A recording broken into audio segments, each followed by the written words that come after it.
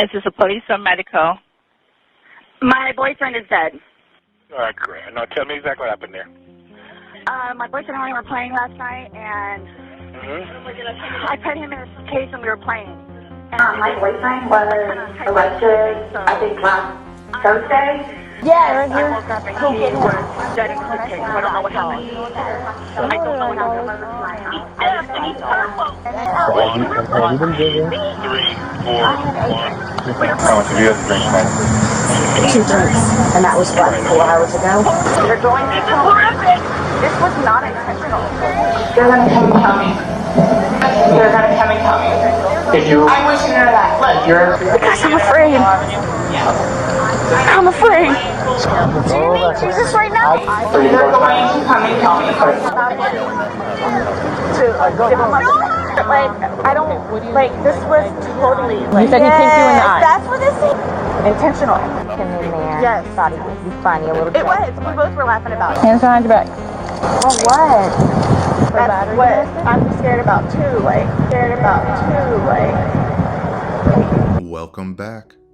We have finally made it. Today we are covering the interrogation video.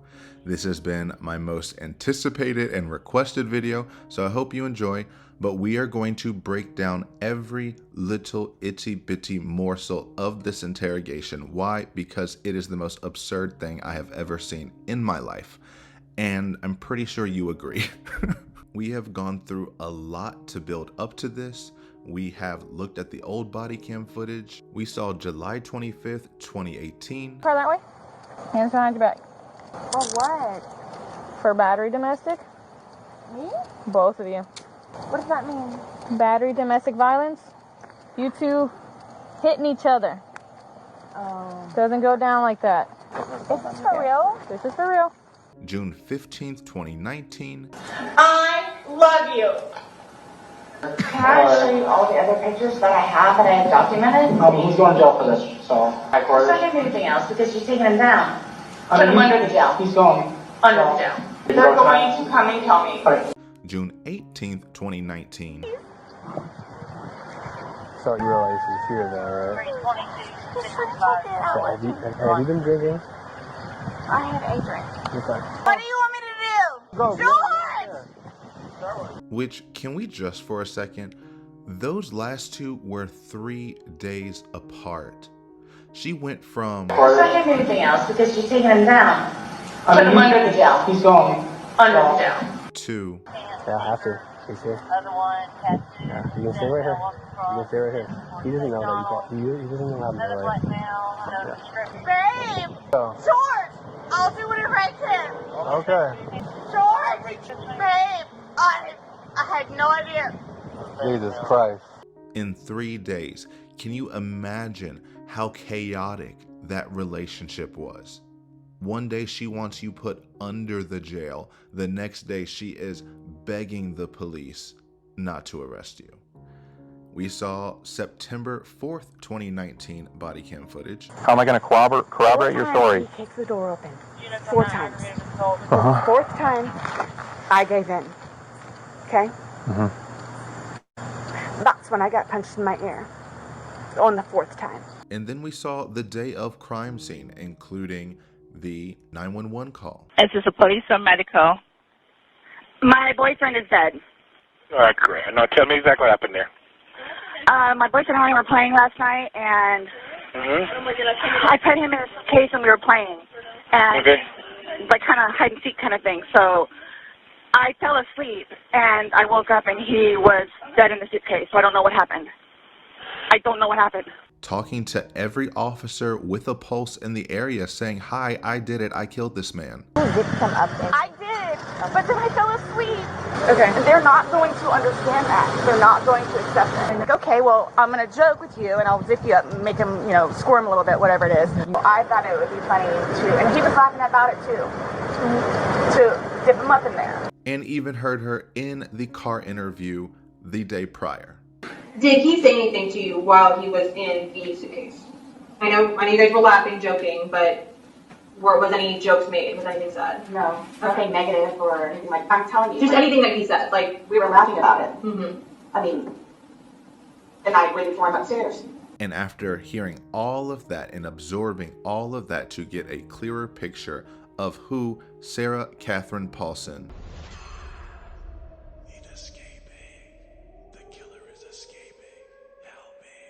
truly is. Now we have a better understanding of what happened that led her into this room. Some warnings I will give.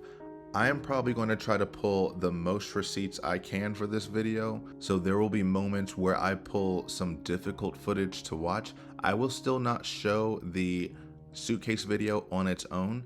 When we get to that point in the interrogation, it will be in the bottom corner of the laptop, but you don't have to look at that. But aside from that, you will only hear the audio that is in the interrogation video and then the audio from Sarah that I isolated without George in it. All right, future scar cutting in. I'm going through and editing this. This is just going to be my signifier for when I cut into things because, you know, I may make my appearance here and there, kind of like a director's cut kind of thing. I also want to give the warning that I will be replaying clips here and there, but every time I replay them, I want the context to change more. And so it should reveal a little more about what we're watching in the interrogation and put more things into context. So if you see some things get repeated, play along and see if your understanding of that clip evolves as you see it again. Okay, back to the show. And in order to pull all of these receipts, I had to scour the webs and look at all the other true crime people who have done such amazing work on all of this, cracking the case, giving all of this new information. Here's a big list of channels that I'm referencing from in this video. I'm sorry if I forget any. I will have links and names in the description for all of these channels. Please make sure you go over there and support them. They do amazing work and really have helped me see my whole picture. We all have our own views of this, but they definitely helped me put this picture together. And then the final warning is I will be saying every single opinion I have. Do not expect to watch this interrogation through. This is my monologue performance, my magnum opus. I really need to not build this up. Lower your expectations so that you're pleasantly surprised. But all that to say, I don't want to hear in the comments that I talk too much because I will laugh at you and I will encourage others to laugh at you as well. So let's dive right in and see how this interrogation resulted in this outcome. Do you understand that if we were to proceed to trial in this matter, and if you were found guilty, the lowest permissible sentence that the court could levy in this case would be 22.5 years in the Department of Corrections? Do you understand that?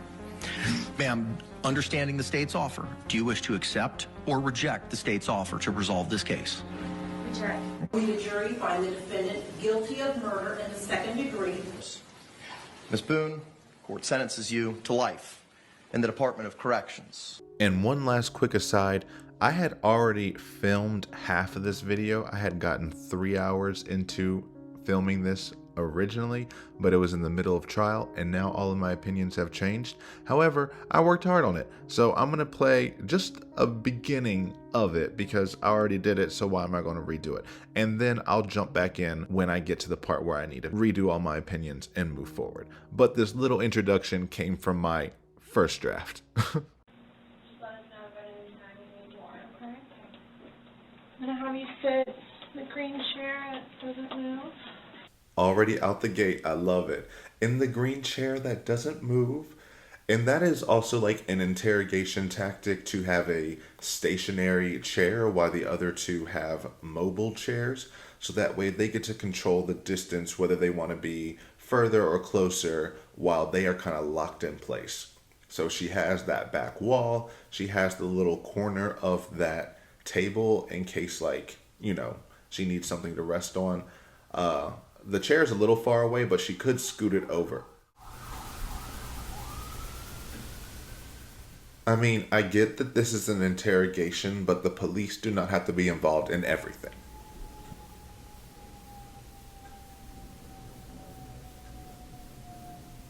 And Paulina the Plane said she was going to be heard as well. So right off the bat, it looks like everyone is excited for this. And there's a lot to look forward to because this is probably one of the biggest cultural train wrecks of the century. Like, this was a cultural reset when this dropped. Like, we all checked ourselves and kind of felt a little better about ourselves and our life choices after this one dropped. So we are going to take our time. I'm going to get out every little opinion that I have in me, including this one. I love that she can't move the chair.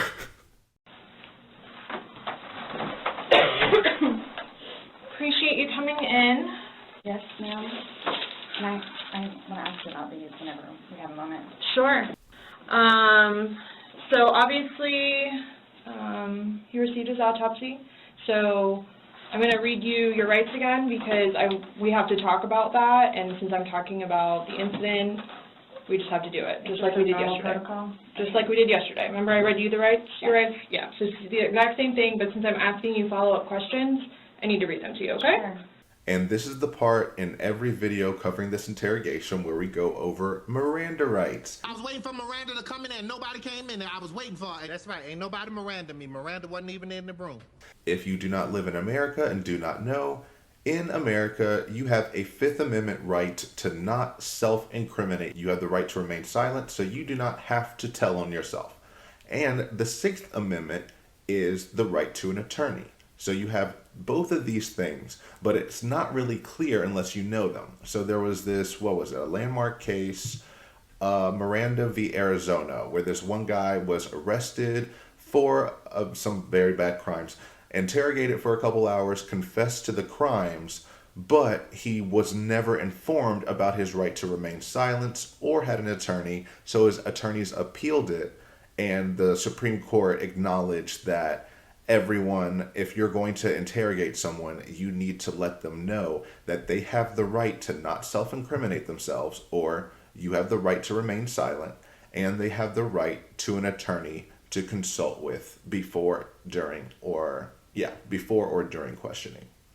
So yeah, that's where this comes from. Super important. You have to read these before any interrogation. An interview turns into an interrogation. You know, Sarah likes to throw that word out interchangeably, but they are different. I always say all squares are rectangles, but not all rectangles are squares. All interrogations are interviews, but not all interviews are interrogations. An interview turns into an interrogation when you are in custody of the police and they are moving to question you.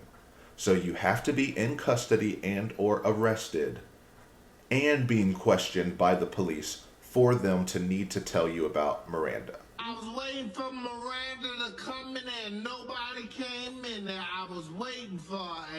She is not currently arrested. However, the moment she stepped foot in that police station, she was in police custody and she was not leaving that day. All right, so you have the right to remain silent. Anything you say may be used against you in court. You have the right to talk to a lawyer before and during questioning without charge.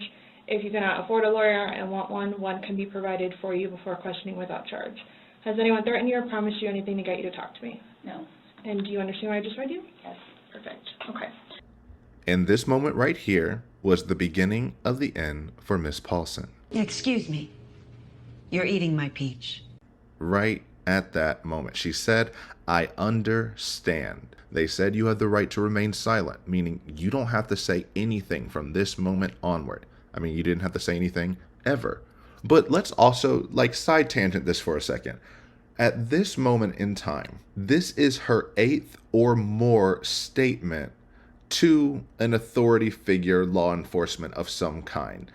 No way. I want to see the receipts. The 911 call that could be brought in. Is this a police or medical? My boyfriend is dead. All right, great. Now tell me exactly what happened there. My boyfriend and I were playing last night, and I put him in his case and we were playing. When the medical people got on the scene, which is still on the 911 call, you can hear her talking to them, telling the story too. Okay. Yeah, unfortunately, you sit down too long. There's nothing we can record him. No, he's my boyfriend. Is your boyfriend? Okay. Does he have any kind of metaphors? No. No, not that I know of. When the first woman officer arrives on the scene, her first interaction, 3. What's going on? Who is he to you? Boyfriend? Yes, for like 3.5 years. What happened? He and I, drank last night. No problem. Like, he and I were putting a puzzle together. We've been doing some artwork together. You are putting a puzzle together? Yes, we have a puzzle that we started in there. Okay. We've been doing art, taking stuff off the wall to make new art put up there, like having a good time with one another. But we're drinking. We had a bottle of wine last night. Okay. So then it's like, we decided to play hide and seek, right? Then she talks to the male officer why the woman is going to go talk to Brian. Are you guys serious? Like, this is really bad. Just from playing hide and seek. This is protocol, man. We have to follow. She doesn't get too far into things, but she is talking to him about some details. Then the woman officer comes back for a second statement. At any point, she doesn't have to say anything. So I was like, okay, well, I'm going to joke with you and I'll zip you up and make him, squirm a little bit, whatever it is. Honestly, she could have called 911 and said, my boyfriend is dead. Please come help. And then that's it. She could have hung up there. She could have just stayed on the line saying, I don't know, I don't know, I don't know. None of that is illegal. But she did. They asked her what happened and she told them. These are statements that can and will be used against her. So the second time she came back, that was 5. Then she says, here are the detectives. So remember I said the detectives were going to come out and talk to you and go from there. You know what I'm saying? They're here. They're from there. Decided to play hide and seek, just being stupid. Okay. So he decided to get in the suitcase. So I thought it would be funny and he was laughing about it too, to dip him up in there. They talk to her briefly outside. Then they go back inside. She actually calls them back in because she still wants to paint George's family as murderers. So that's another statement. I'm really scared. They're going to think I killed him. Why would they think that? They always have said that. They've always have said that. Then they have the official car interview. 2 fingers. Okay. Yeah, so I'm figuring he'll get it. He'll get it. But then I wanted to go upstairs and waited for him, and eventually I guess I fell asleep. After the initial investigation is over, at the end of the day, you can tell that Sarah is worn out.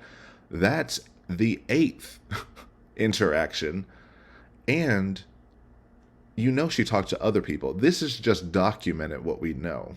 But she definitely talked with other officers that were not just these ones that we see on the body cams throughout that day. She did nothing but give statements that would be used against her. They tell you right there, anything you say can and will be used against you in a court of law. And I think it's because when we're taught about the police growing up, we're not taught about the weight of the Miranda rights or of that statement. We just assume that is just something they say. You hear it on the cop shows, not realizing it's a literal fact. They will use everything you say against you. Y'all need to go the Ruby Frankie route. She said nothing. The jig was up. They found that she abused her kids for all these years. Said not a word. You don't have anything on you. Is there anything you have on you? We're just here to talk to you. Do you live down here or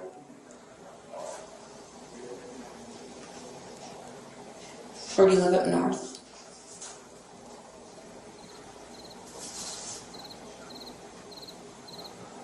I can wait all day, so it's up to you if you want to talk to us about what's going on.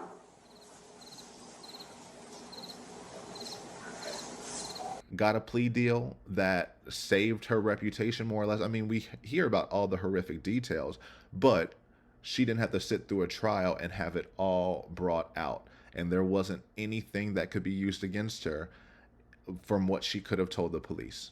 She played it smart. Bad mom, terrible mom, glad she's in jail for almost the rest of her life. Yeah, pretty much the rest of her life. But she played it smart. She did not say a word. Sarah is going to do nothing but say words. I'm going to say this is her 9th statement she is giving to the police. So this morning we went to his autopsy, and we were informed of some injuries that he has by the doctor. So so he's got scratch marks to his back. I know what that's from. Okay. And it's called a contusion. Do you know what a contusion is? So, like, basically you're getting hit, and then, you know, you get a mark from it. You'll get bruising, like someone hit you or something like that. It's called a contusion. So he had some injuries to his left shoulder. He had a cut near his lip. We could see his mouth was a little I haven't laid a hand on him. Nobody said you did, but now it is all we're going to be thinking about. She is going to do nothing but make wild admissions this entire time. It's almost mind-blowing. Why would you bring up, they are just listing off the injuries, and you're saying, I didn't lay a hand on him. No one brought that up. You did. We're literally just telling you what happened to him. And that's another thing to keep in mind. Chelsea and Scott just came from his autopsy this morning. So they heard all of her lies the day prior. And now they saw the injuries for themselves, saw the body for themselves. Well, I mean, they saw him the day prior, but after the autopsy. And so they know all of this information along with the videos going into this. So they know she's full of it from moment one. Okay. Also, too, he fell off my son's bike. Okay. So I don't know. And he's notorious for running into the wall or the hall tree. That's suspicious. That's weird. And you want to know what else is funny? It's almost comical how stereotypically abusive that story is. Like, literally, that is the go-to cliche of, oh, she was so clumsy. Oh, she ran into the wall. She accidentally ran into the cupboard. Are you kidding me right now? He's clumsy. He ran into the hall. He fell off of my son's bike.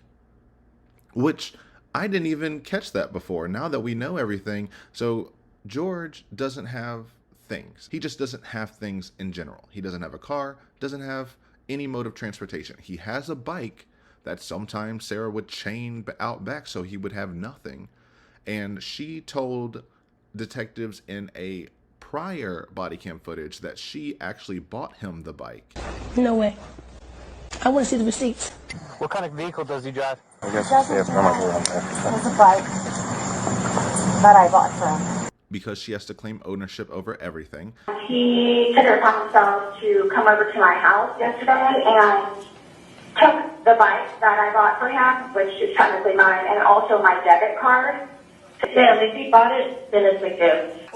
He didn't. Okay, that's fine. And now she's saying it's her son's bike, unless the son has another bike. But then why is George on his bike? I don't know. It can be any of these, but if it is her son's bike that she just lets George use sometimes, but then chains up out back, that distances it even more from George. She says she brought it for him. Now, it might not have even been for George. It may have been for the son, which is fine, but just distances less and less things that George owned or had access to without Sarah's permission. I don't know. It's wild for me to try to explain away injuries he has before they even asked you how he got them. They literally are just telling you he has them. And you are inserting this language, which is then going to transition it into them asking you, how did this happen? Why? Okay. What about the scratches? Because there's also sex? Yes. Okay. Because there's also like a scratch on like the back of his neck, like kind of like going, but it's like going straight across. I have no idea what that's from. That's a lie! That's a lie! But yeah, this is a lie. She knows where those scratches are from. That's her go-to method of attack. No way. You know, and then the next morning you see her outside and bruises on her face, or him out here with like scratch marks everywhere, bruises everywhere, you know, it's like... That's what Brian says. I want to see the receipt. She many times would use her claws. I mean, I had scratches on my neck at times, on my arms, I mean... That's what everyone who saw scratches and marks on him said, that they saw scratches on him constantly. I want to see receipts. Did you ever see marks or bruises on him? Yes. Okay. Like what? Scratches on the neck. Scratches. That is her go-to. So to say that all of those times was sex is bull. And she knows that. That's why she takes that deep inhale and exhale, because she thought about that, being like, okay, I know I scratch him. I know I claw people. That is my go-to. So what do I say? What do I say? Oh, it was sex. And then Chelsea's like, well, there's that one scratch that's long across the back of his neck, which makes me think that if it was on the back of his neck, either he may have been in front of her and she's reaching around and clawing, but if it's one scratch, he also could have been turned walking away and she swipes at him and does that. I don't know how, but she marked that man up constantly. And they're all recent. Like they occurred recently. It wasn't something that occurred post or that occurred a week ago or 2 days ago, 3 days ago. They definitely occurred, you know, the night leading up to when he was. In all honesty, we have not gotten into it. That's a lie. That's a lie. In all honesty is trying to use convincing language. It's, if you're telling the truth, you don't need to say in all honesty, you just are being honest, which is telling us you went at it, which we know is true because the neighbor said you did. He said that then he hears the arguing. He said it's normal. He's in his bedroom. He can hear the I hate you, going back and forth, you know, at a pretty much high volume, which is their normal arguing voice. This continues on pretty much throughout the night. Okay. That's why, like, the only thing I thought you guys were going to ask me about, which I was going to be honest with you anyway, are the scratch marks on his back. Mm-hmm. Everything else, I have no idea what it is. She says that so casually, but that is another terrible admission. You are saying you thought about it. You thought about what the police would ask you and if he would have any injuries on him. Meaning you thought that the police would find injuries, attribute them to you, and you were going to go ahead and come clean about, yes, there are scratch marks on him. So you lied a little bit earlier when you said, I didn't know what those scratch marks were, which is also wild to me because she's like, what are the scratch marks from? They're from sex. And this one scratch mark, I don't know. How? Why would that not be from sex either? So she's telling on herself. She knows there's more injuries than just the scratches. That's why she's saying, that's all I thought you were going to say. Or maybe she didn't. Maybe she didn't know how many other injuries would show up, and she just assumed that they would only find the scratches. It still means she was up that night thinking, what are they going to find on him, and what are they going to ask me? No idea what it is. Nonetheless, I've had my son over the house too, so... There she go, using her son again. She uses him every single time she sees the police. I'm going to start keeping a counter of it because she's going to keep doing it non-stop. Well, your son was there when? When was he last there? Oh, gosh. From my understanding, he was there like last Tuesday? I don't know if it was Tuesday, but yes, he was there last week, so... Well, we're talking about Sunday. Yeah. We're just talking about what occurred Sunday. And this is how she hides time. She knows the son wasn't there yesterday. She knows the son wasn't there that weekend. She knows that son wasn't there until early the past week. But because she hides time, me saying I've had my son over can be at any time. She knows that saying it the way she said it implies to the police that he was over there. And she wasn't expecting her to follow up with, so when's the last time? Oh gosh. And then she answers for her. Wasn't it Tuesday? And now she has to admit it was Tuesday. Something tells me she would have said that it was sooner if the detectives didn't already know the answers. Also, what does your son being over have to do with anything? People are abusive around children constantly. Luckily, people said you two were on your best behavior around the son, or the best behavior by your metrics.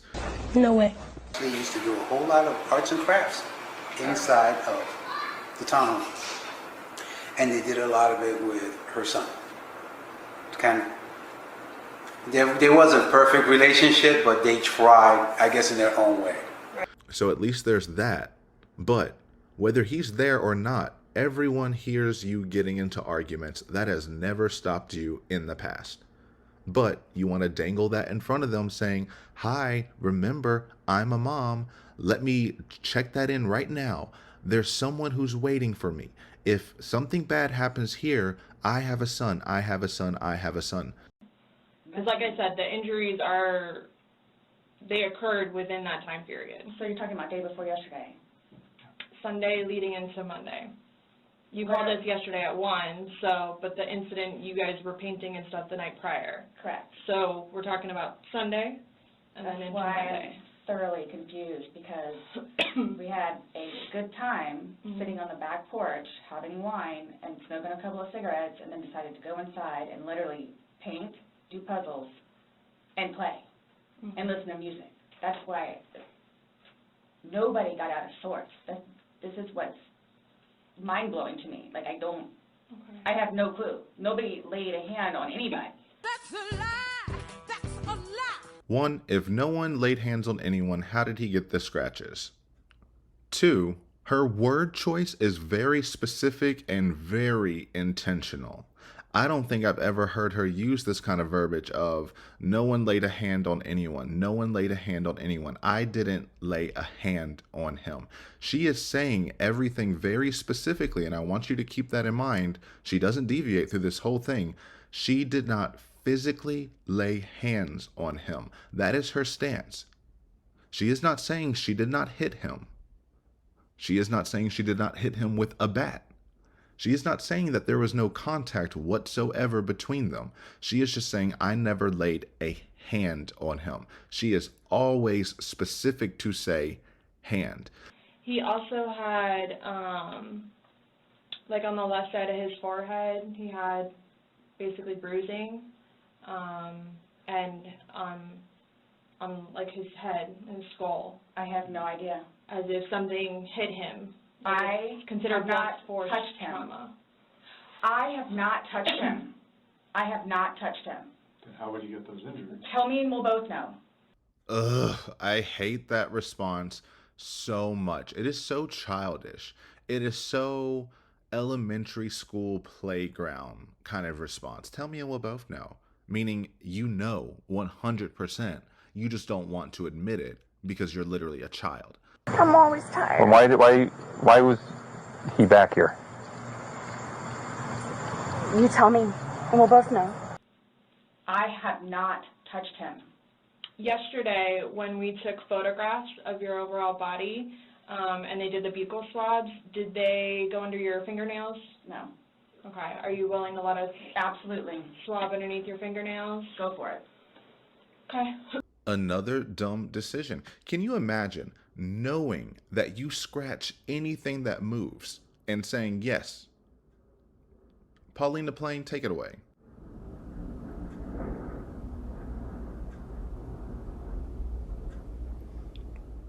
You say, yes, please swab underneath my fingernails. It's because, again, you're trying to convince them that you're innocent. You can't convince DNA that you're innocent. And DNA can live under fingernails for around 24 to 48 hours, depending on if she showers or not. But I mean, to be honest, that hair is as stiff as a board, so she might not have showered. I don't know. I don't live her life. Thank God. But yeah, those are just more rights that she just threw out the window. Yes, take my DNA, swab underneath the fingers, do anything you want. I have no idea, and I don't want to seem out of sorts, but I have no idea. We had a good day. It was a good day. We've had good days lately, even considering everything that's going on with our jobs and life in general and ex-wives and everything. It's been good. Like, I don't even know where this is coming from. That's a lie. That's a lie. Well, that's not what you were telling everybody yesterday, literally the day before, when you decided to go around and to tell Abraham, George's friend / someone who works at the apartment complex, and Melissa and some other people, that y'all were not having a great day. That George actually drug you by your hair that weekend. No way. I want to see the receipts. The last physical fight that they had, she mentioned it to me, Melissa, and Mr. Gene, when we were all standing outside, and she's like, I want to speak to you, and Gene walked over to an officer and said, is it okay if she speaks to us? They said we would prefer not, but that is her choice. Right. We did not ask her any questions. She had told us that couple of days ago, they got into a fight where he grabbed her by her hair and dragged her down the steps. Okay. And that would probably be a day or two before this situation happened. So, was it a great day or was it not? Are you lying to them now or were you lying to them? When are you not lying is the question. Yeah, you said the last physical was probably, you said, I think, what, a month ago? Where you got the injury, right? You said that was a month ago? A few weeks, give or take, yeah. A few weeks. That was the last, like, physical altercation between the two of you? You said a month ago he hit you with a curtain rod. Yeah, with a curtain rod. That's why I can't believe you guys didn't take that either. Wow. Did she really just say, I can't believe you didn't take that either? As in, I can't believe you didn't arrest George a month ago when he hit me with a curtain rod and when I called the police again? She is just so unaware of her own self. The self-awareness is not there. She doesn't, and it's because probably the year of alcohol abuse, but she has no concept of reality. You are sitting in a police station the day after it is officially known that you killed your boyfriend, and you are asking the police, why didn't you arrest him? You know, the man I killed? Mind-blowing to me. She's trying to victimize herself even in here, because she can recognize any injustice done to her, but not a single injustice that she inflicts on other people. If you think that he should have gotten arrested for hitting you with a curtain rod, why on earth would you think you are not getting arrested for killing him? She also doesn't realize that that can add to motive. You were mad the police did not take him away the last time you called him. That's why you didn't call the police again. That's why you took it into your own hands, right? I'll get, in all capitals, rid of him. Then it'll be, in all capitals, better. Ugh. Torres. That's why you locked him up and didn't call anyone else to help, because the last time you called for help, they didn't lock him in a box like you wanted. So you did it yourself. Like, we've been good. I don't know if, like, it's since the last time he got out of jail. Like, we've been good, and he's been having his classes and seeing his probation officer, who's amazing. Yeah, she's talking about the last time he was in jail, which was from that September 4th, 2019 body cam footage. This was the one time she left him in there. She did not go get him. And he spent 39 days in there. And why? This incident, she said that she was punched in the ear. The police officers found a little scratch with some dried blood on the inside of her ear. There was actually a battery the prior week with notable injuries on that same exact side. My belief is that it's the same scratch from then and that she just picked it because, one, there was no swelling, there was nothing else. I don't know anyone who's gotten punched in the ear and a tiny scratch was left on the inside of their ear. Even if he were wearing a ring, there should have been something else with it. That's just my belief. Whatever. But the thing that she keeps bringing up, because she forgot to mention the hit in 2 retellings of this story. She forgot to mention the hit. Because what mattered to her is what he said. No way. I want to see the receipts. I was called a and a bitch. Okay. And I'm not a mother to my son. Okay. All the while, nonetheless, I was sleeping before that. Okay. I was called names. Okay. So you guys were smoking a cigarette and he was calling you names, being verbally aggressive with you. Verbally abusive. Before that, where I'm like, I don't want to get hit anymore. So I'm just going to go downstairs and smoke a cigarette with him to try to calm him down. Okay. So you're saying, okay, I'm trying to get a timeline of things. So start. I go downstairs, smoke a cigarette. The whole time I'm being belittled. Okay. Pardon me for saying talk shit about. And then? I walked off barefoot. Okay, so when did he hit you? You said he hit you. That was in the bedroom. When? I just asked for a Well, timeline. he woke me up. Okay. He woke you up. By hitting you? Is that what you're telling me? Or what happened? I need you to He kicked the door open. He's kicked the You're door. adding a lot of details that I need you to be very concise with. Yes, sir. When I'm telling you, I need a timeline of the events. Yes. How am I going to corroborate your story? He kicked the door open 4 times. The 4th time, I gave in. Okay? That's when I got punched in my ear. On the 4th time. Where I was like, don't do it anymore. Just go downstairs. Go smoke a cigarette. And that's what I did. Okay. And then I walked off barefoot. Okay. And on the phone, you told me that you attacked him as well. And that was the last incident before he got arrested. Her story made no kinds of sense, but the true thing that she kept consistent was she was mad he called her names and he called her a bad mother. That's why she literally ran to Brian's house to her son, which she then shows off to say, look, I'm a good mother. Da, da, da, da, da, da. But yeah, so this is what she's talking about. He was great after he got out of jail the last time I sent him there. And why did I send them there? Not because he actually hit me, because I forgot about that twice when I was telling the officer. But do you know what I did tell the officer twice? He called me X and that I was a bad mom. Can't do it. So keep that in mind every time she's talking about this last arrest. It's all him. He had to take these classes. He had to do the probation officer versus the person who had the actual bad behavior that night and who has never changed their behavior. So, What do you mean by good? What's your definition of good? the probation officer, No, you said you guys have been good. What's your definition? I've been good. I don't think you all understand. He comes at me all the time. He comes at me. That is just such a wild response to me on every level. One, what's your definition of good? You mean the probation officer? No, Sarah. No one gives a flying F about the probation officer. We're talking about the relationship between you and the man that was found dead inside a suitcase yesterday. Okay? We're focused on you two. Also, what is this response? The question is, what's your definition of good? I've been good. I don't think you understand. He comes at me. How do we get here? That makes me wonder, what did she hear in her head, question-wise? Because that wasn't the question that she was asked. She wasn't asked, have you been good? But no, you'll also find she likes to distance whenever anyone else refers to them as we. She distances. She can refer to themselves as we all she wants, but other people she distances to where it is her and him. So you don't get to talk about us together.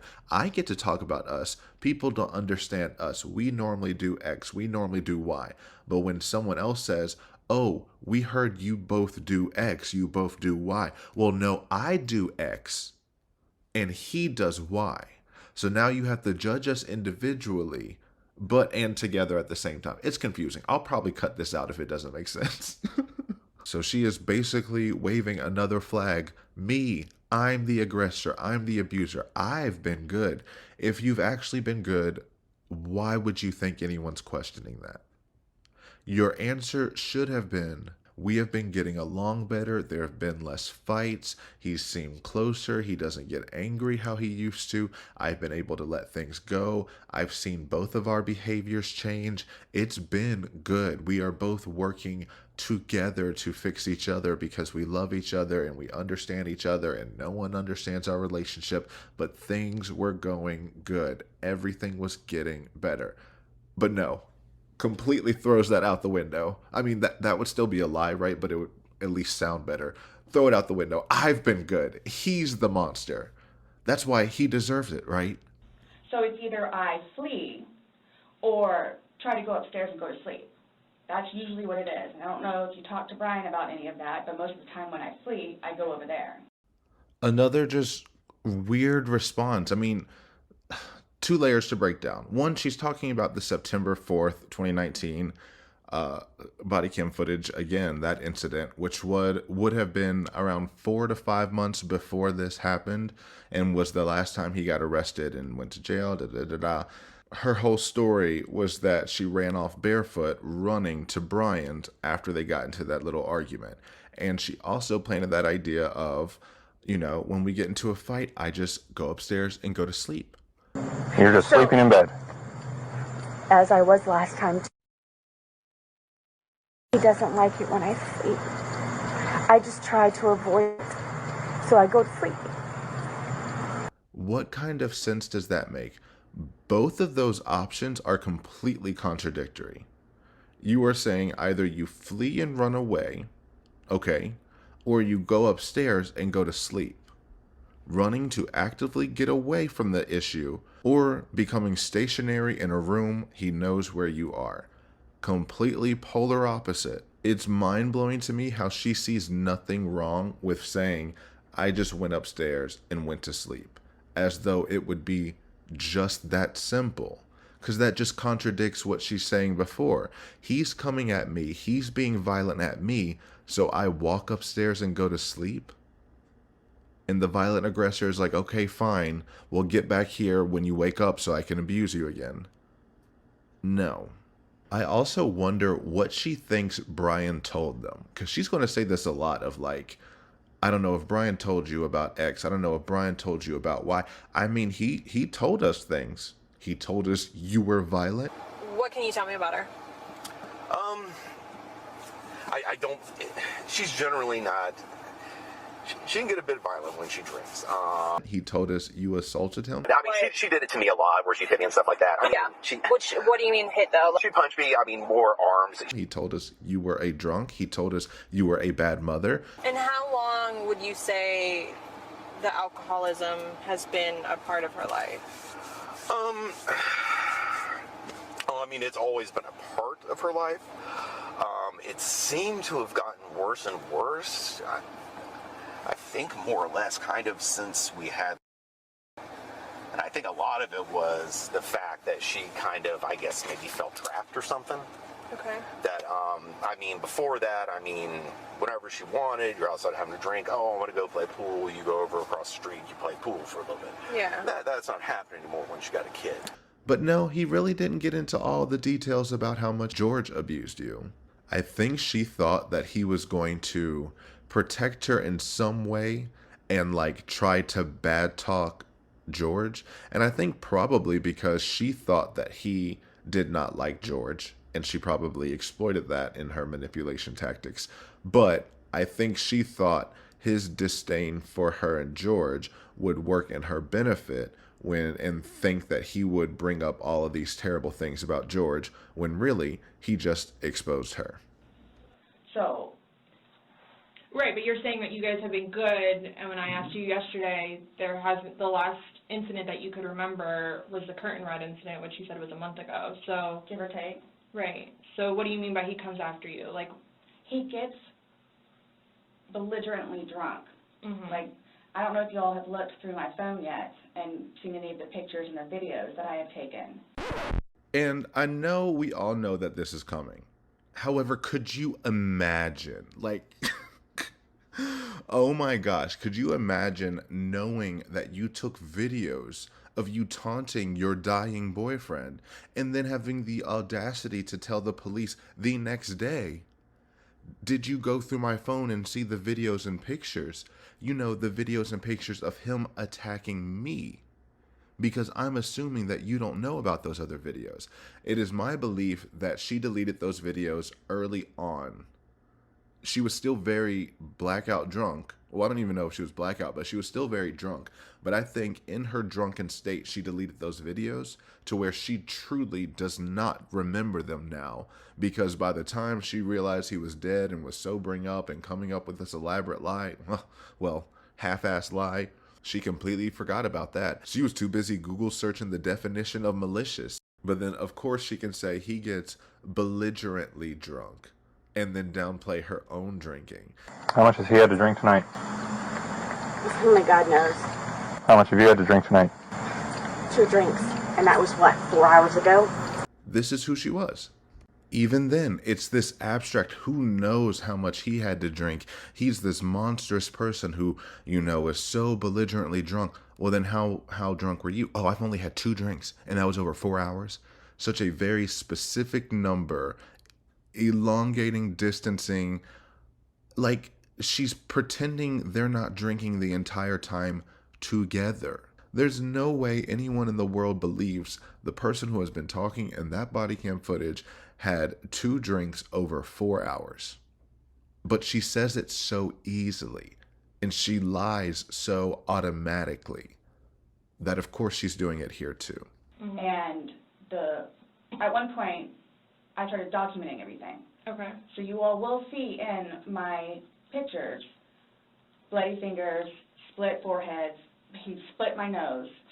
I've got this. Right. I don't know if Brian told you about it, where I had to have almost I had one really bad surgery, but then it got really, really, really, really bad, where I had to go like 4 or 5 more times afterwards for them to tend to it, from him poking me in the back of the leg.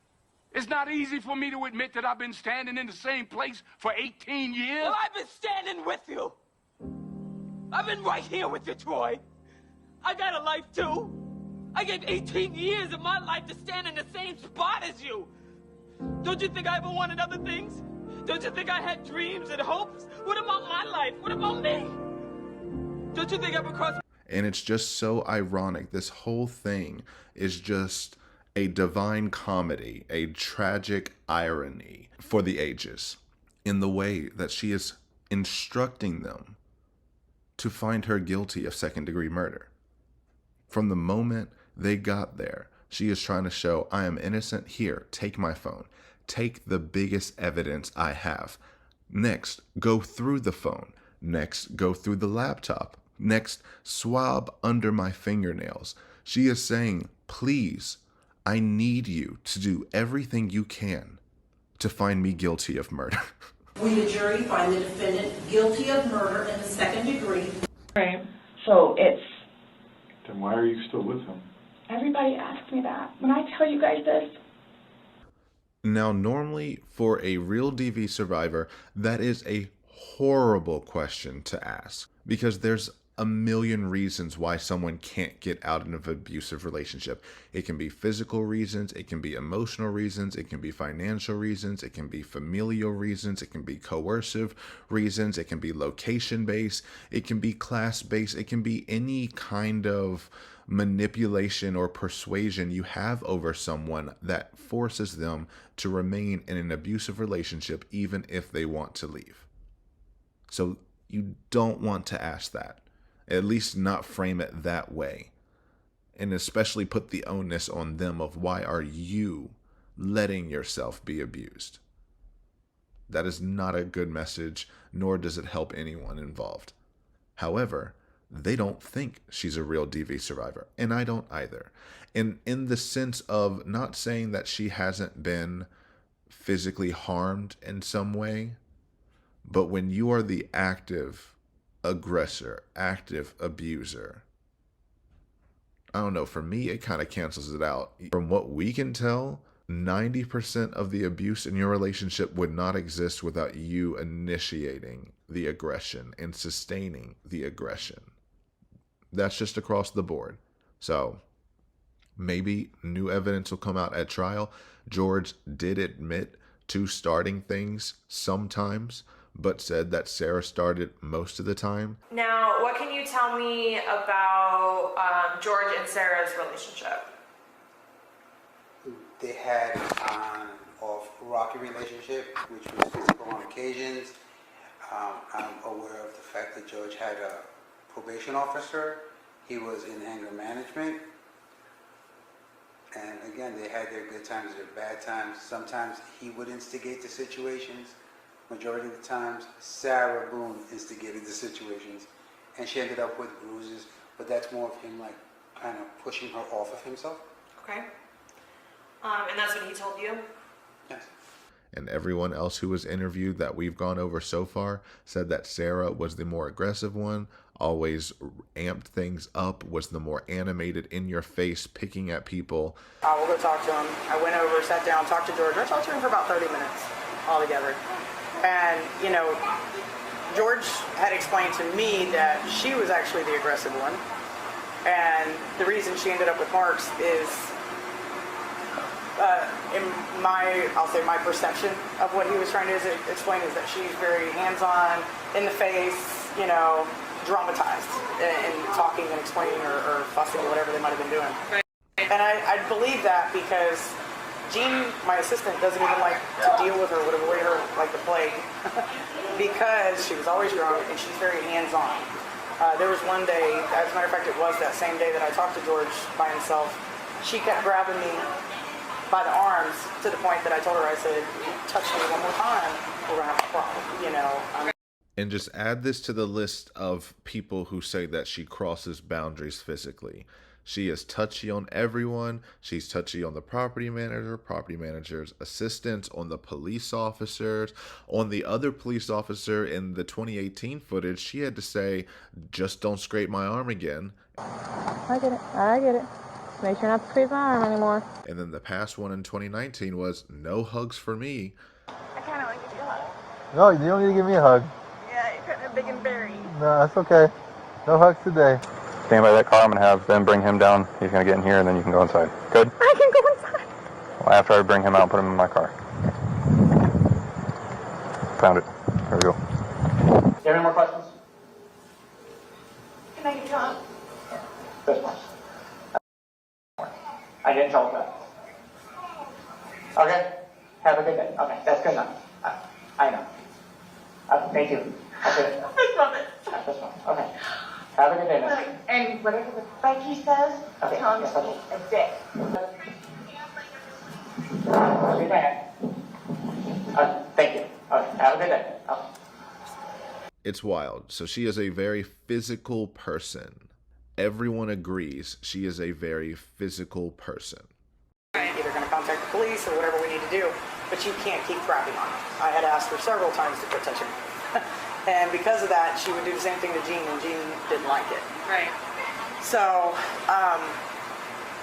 you know, that's what he was explaining to me, is she was always the touchy one, the aggressive one, you know, not that she was hitting him, but she would be like in his face, or she might, you know, push him, or, you know, little things like that. Combine that with using claws and being drunk and belligerent, it's not a cute combo. And it's not the victim that she is trying to portray herself as. But yes, don't ask that. I really love him.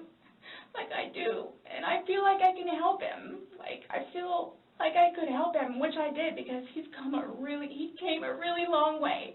So much I don't like about this. One, I get why she's doing it. I don't like it personally. I don't like that she's already tense shifting of, he's come a really long way. Strike that. Came a really long way. Like, damn girl, he died yesterday or 2 days ago. You already shifting to past tense in terms of his progression and what he was doing actively in life. It's, I don't know. For me personally, it seems wild. I don't know why I feel that way. Maybe that is very normal, and maybe you feel like that's a normal thing. But to self-correct and then saying, I was helping him, I thought I can help him, I really loved him. No one believes that. That fake ass crying. That's why I zoomed into her face so you could see that weepy face, which then immediately goes away. Emotions don't just click off our face. They meld and they transition. They can transition quickly, but it's not just like a pop, pop, pop, especially if you're getting emotional. You can't just drop a sadness, a fake cry, or you can't just drop a real cry that instantly.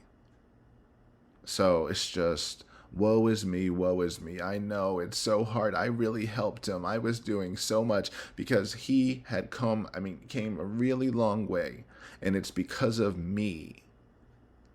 I could never imagine. She has no idea the context of this. I want to do a thought experiment sometimes of taking her answers in the light most favorable to her and how she believes police or the detectives should take her answers or will take her answers.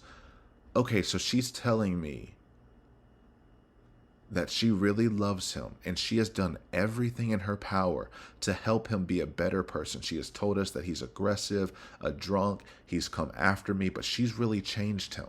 She's gotten him out of this, I guess, alcoholic, abusive life when all the evidence shows she's the one who brought him in there.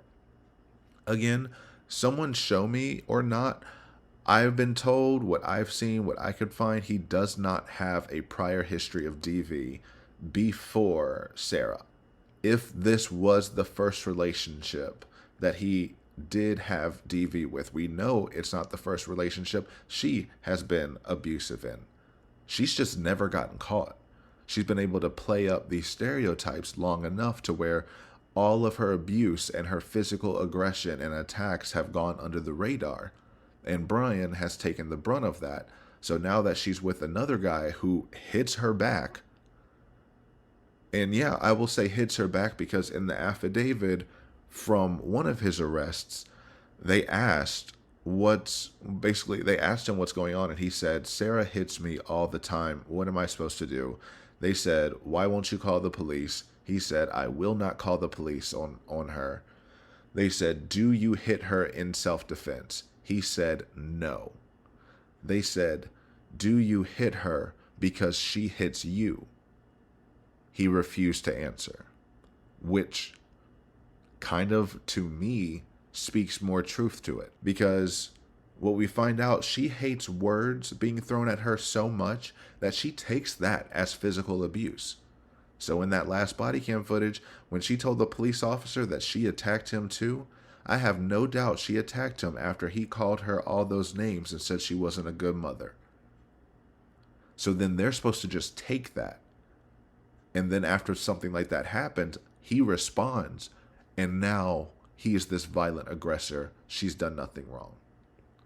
I don't know. I don't buy it. I don't buy any of it. Yeah. From where he was in Philadelphia to moving back to here and to dealing with everything else that he's been dealing with, I've really helped him. I've bailed him out of jail, 3 times. I've gone to every single hearing and every single arraignment, everything that I did for him. Gone to see all his public defenders, go to the state. I've gone to the state. I did everything for him because I'm trying to help him, because I had hope in him. And he was trying. He was really trying. She is saying, I have helped him. I have bailed him out of jail 3 times. I have gone to the state. I've seen the public defenders. This feels very abusive to me because we know she's the one who got him arrested. How are you helping him when you are the one getting him arrested? She called the police 16 times in the past year before this happened. But you bailed him out 3 times, so that's you doing everything you can to help him. 16 times. And you could have gotten away every time. And you kept bringing him back and bringing him back and bringing him back. But this is you helping. And he was really trying. He was getting better. This is destroying your defense now. What the fuck is going on in here on this day? And right here, to the police officers with this fake-ass weepy face, she is saying, he was getting better. He was trying. He was really trying. And I believe that. And that's what makes all of this more heartbreaking. I believe that he's done a lot of bad things. I believe that he did more good things than anyone has mentioned yet. So I don't know, but that's just the assumption I'm getting by his whole vibe and how people are talking about him in hindsight. However, according to her, he's never done a good thing in his life before she came in it and made him better by calling the cops on him 16 times and having him arrested. But the fact that she was his savior and got him out, that means she is helping him. What kind of logic is that? For someone to abuse you by calling the police on you constantly, but because they are the ones who bail you out, they are actually helping you be a better person. And that's what she thinks is happening. She thinks she's helping him every time she gets him sent away. Or at least helping him be more dependent on her and seeing her as the better person, treating her better. That's her idea, is I'll send you away, and when you come back, you will act better. And then she has this idea of, I can lock you up, I can get you out, I can zip you up, I can zip you out. And the last time, she didn't bail him out of jail, and this time, she didn't unzip him from the suitcase.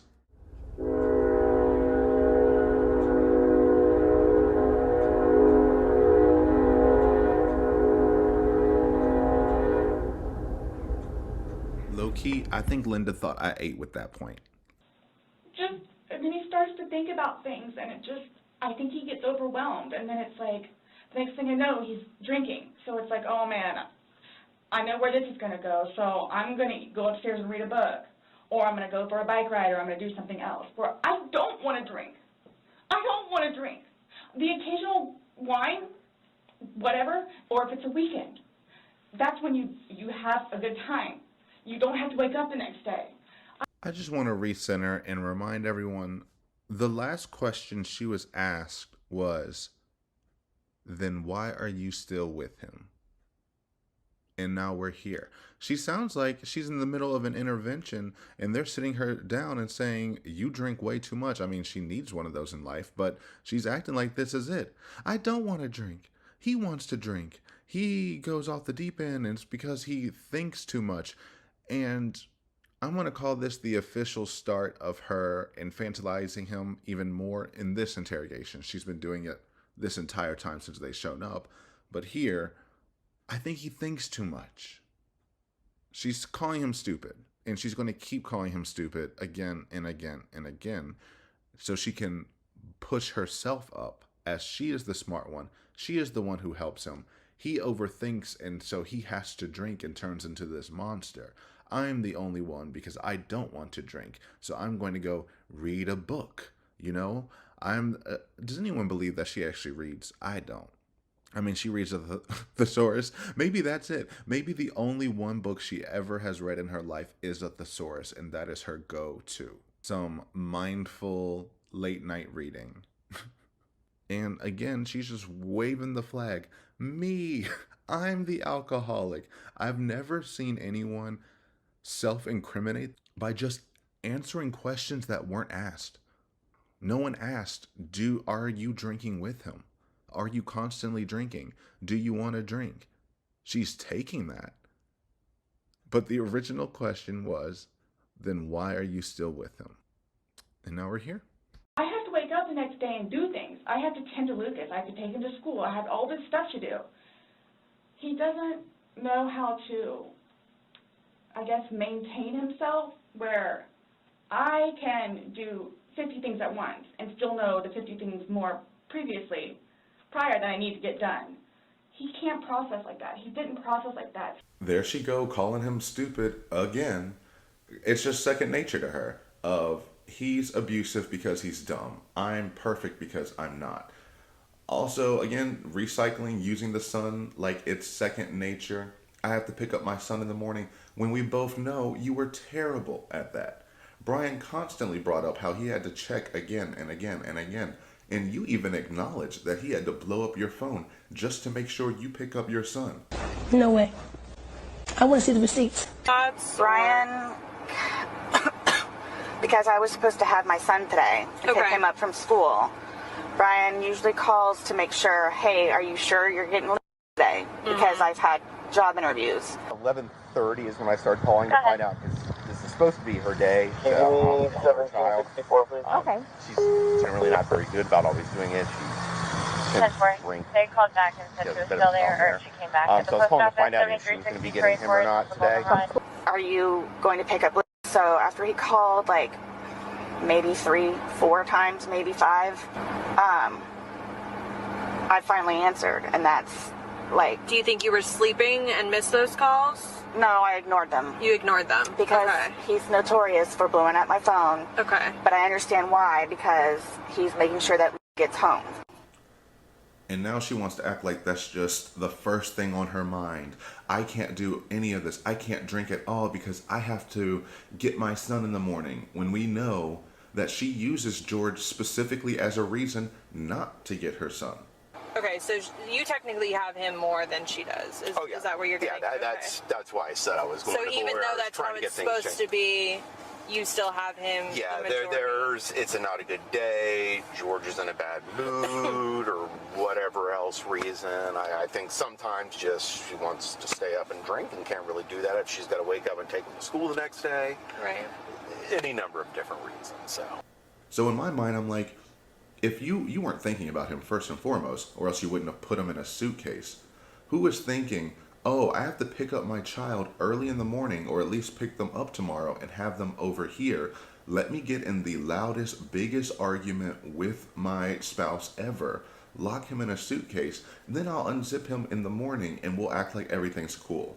And I'll have my son over and it'll be fine. George will have calmed down after spending a night in a suitcase that I left him in, and it'll just be a great day. No.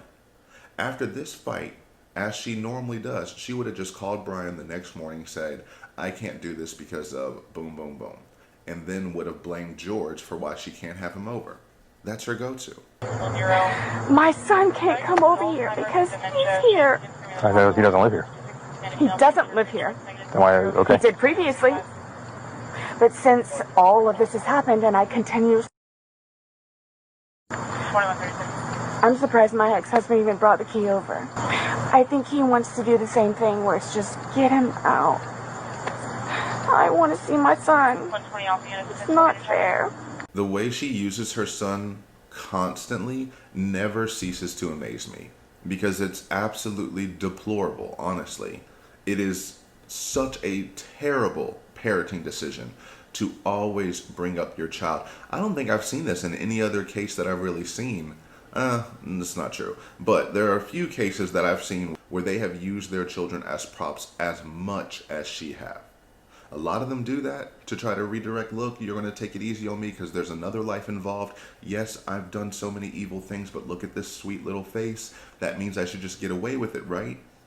That has been her whole personality. She'll never let it go. Anytime she gets into a wall, I have to bring up the son, because that's a redeeming quality about myself that people empathize with me over. I can't imagine how she was when she was pregnant.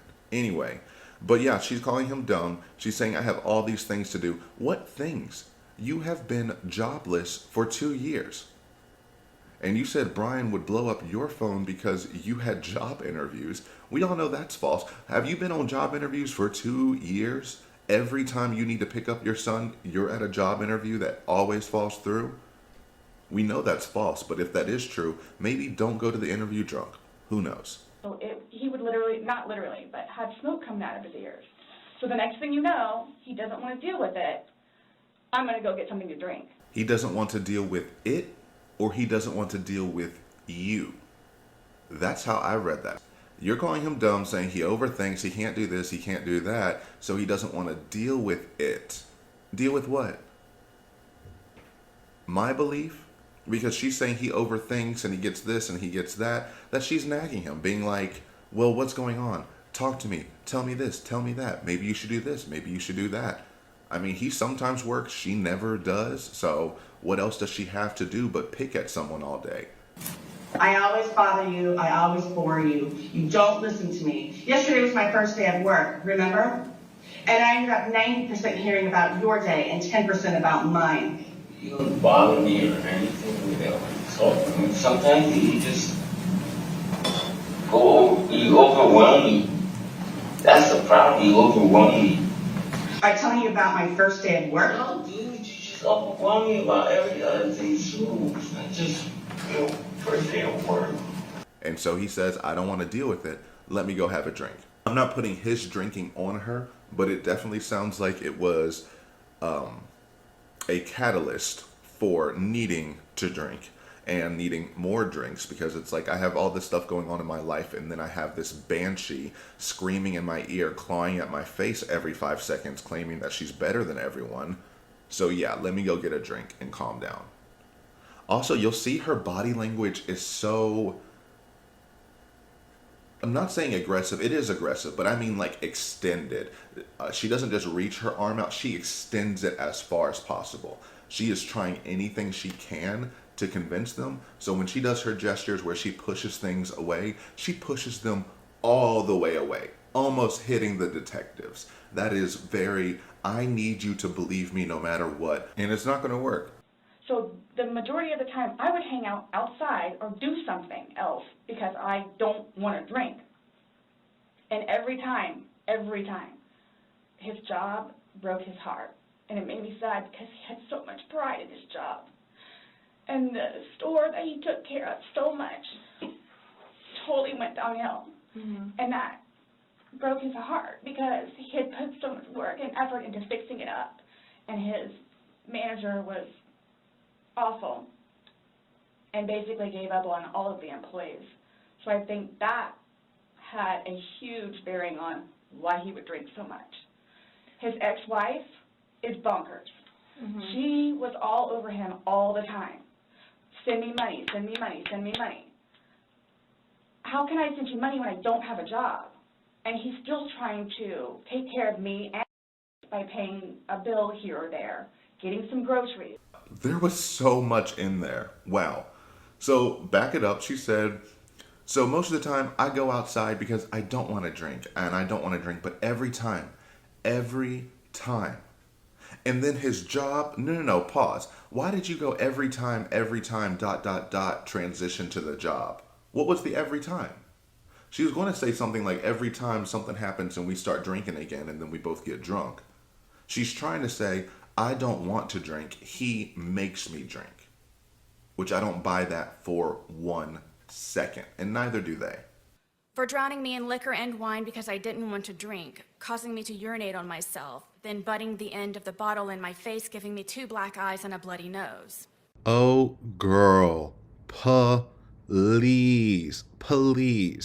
After literally your nickname being Drunky the Bear. Her nickname's Drunky the Bear. Because she knows she couldn't land that airplane of a lie, she transitions to his job.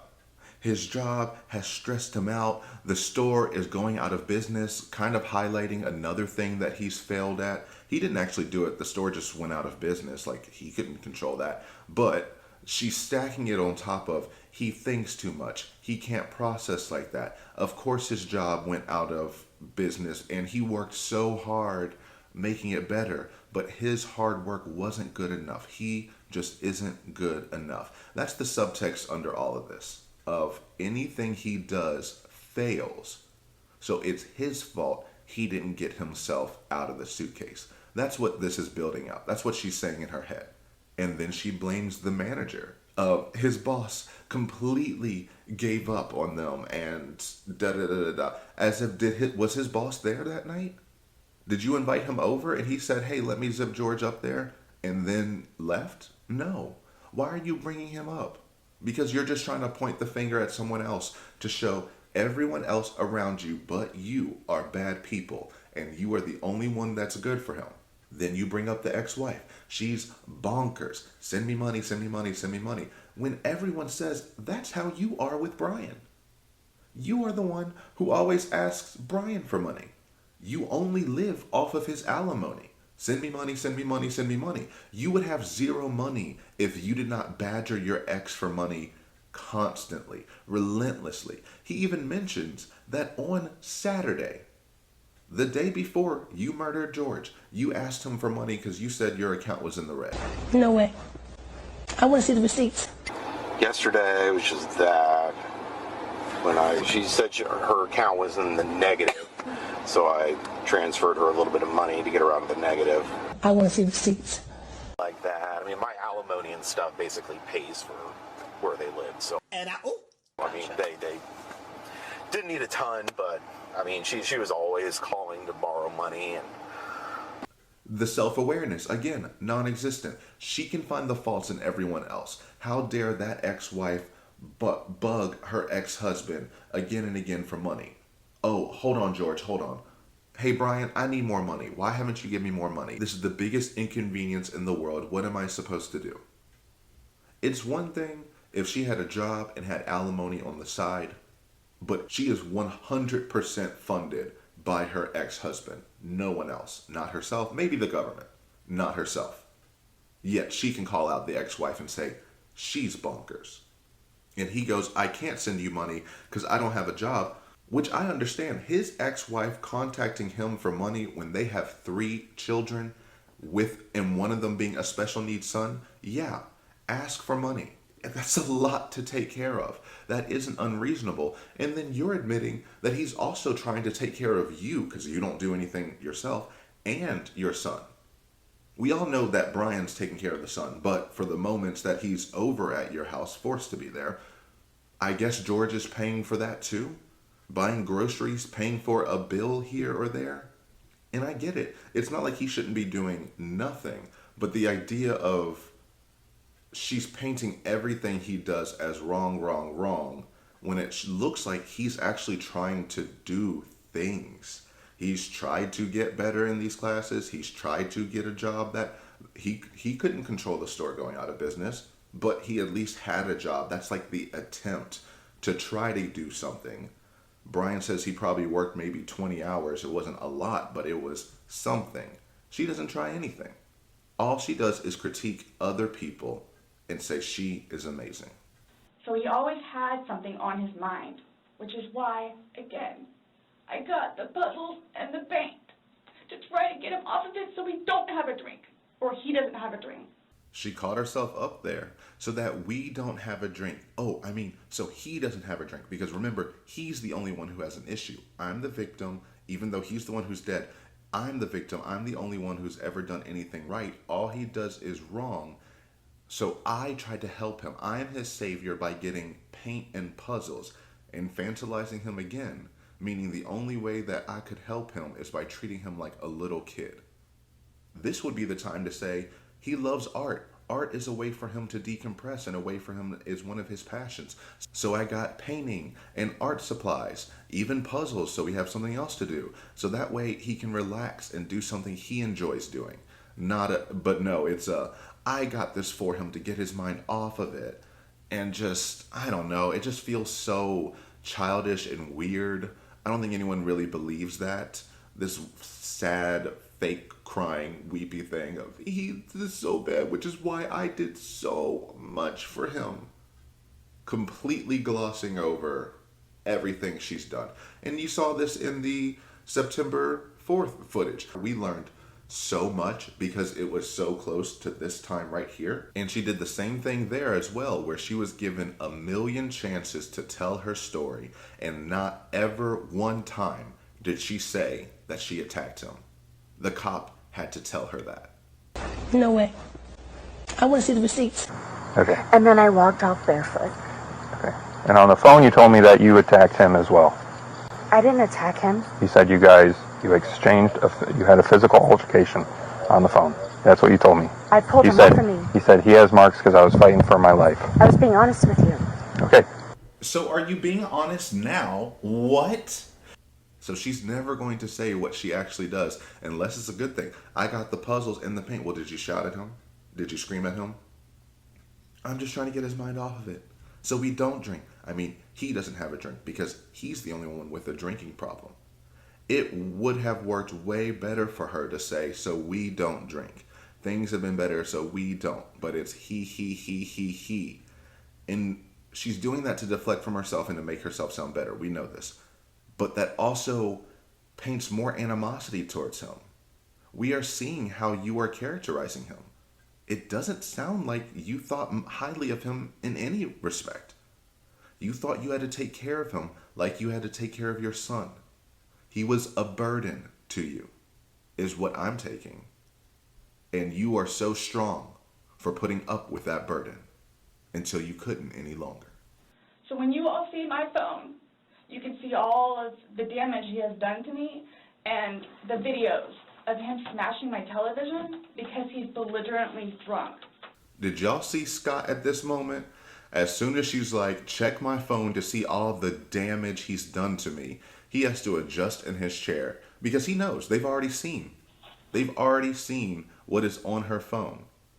And this is also like an interrogation tactic. So investigators and interrogators aren't supposed to show their emotions, right? So what they do is they kind of release that tension elsewhere. I noticed Chelsea does it at the tip of her fingers and like the tip of her feet. They'll shuffle a little bit, or she'll fiddle around with her fingers a little bit. And Scott kind of adjusts himself. I think they do a good job, of not giving it away too much.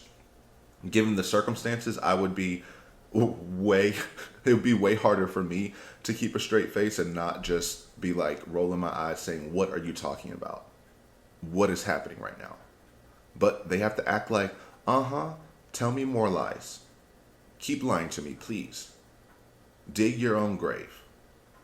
Just a mess. How can you tell them to look at your phone? Well, most of the time, I just don't want to be there. and I try to help him. I try to calm him down. Eventually, he just passes out.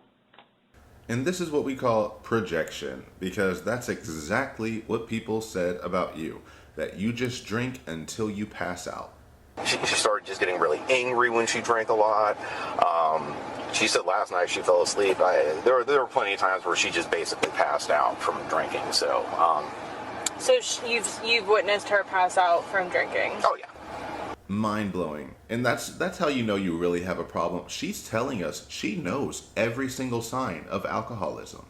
And she knows every single bad sign of alcoholism to the point where she can call it out in everyone else. Yet everyone else says that all applies to her. And that's why she distances herself from him as much as possible. Because if she had to accept that they are both living with alcoholism at the similar rate in the same home, metaphorically and physically, then she'd have to acknowledge that she has a problem, that she is part of the problem, and that she is mostly the problem.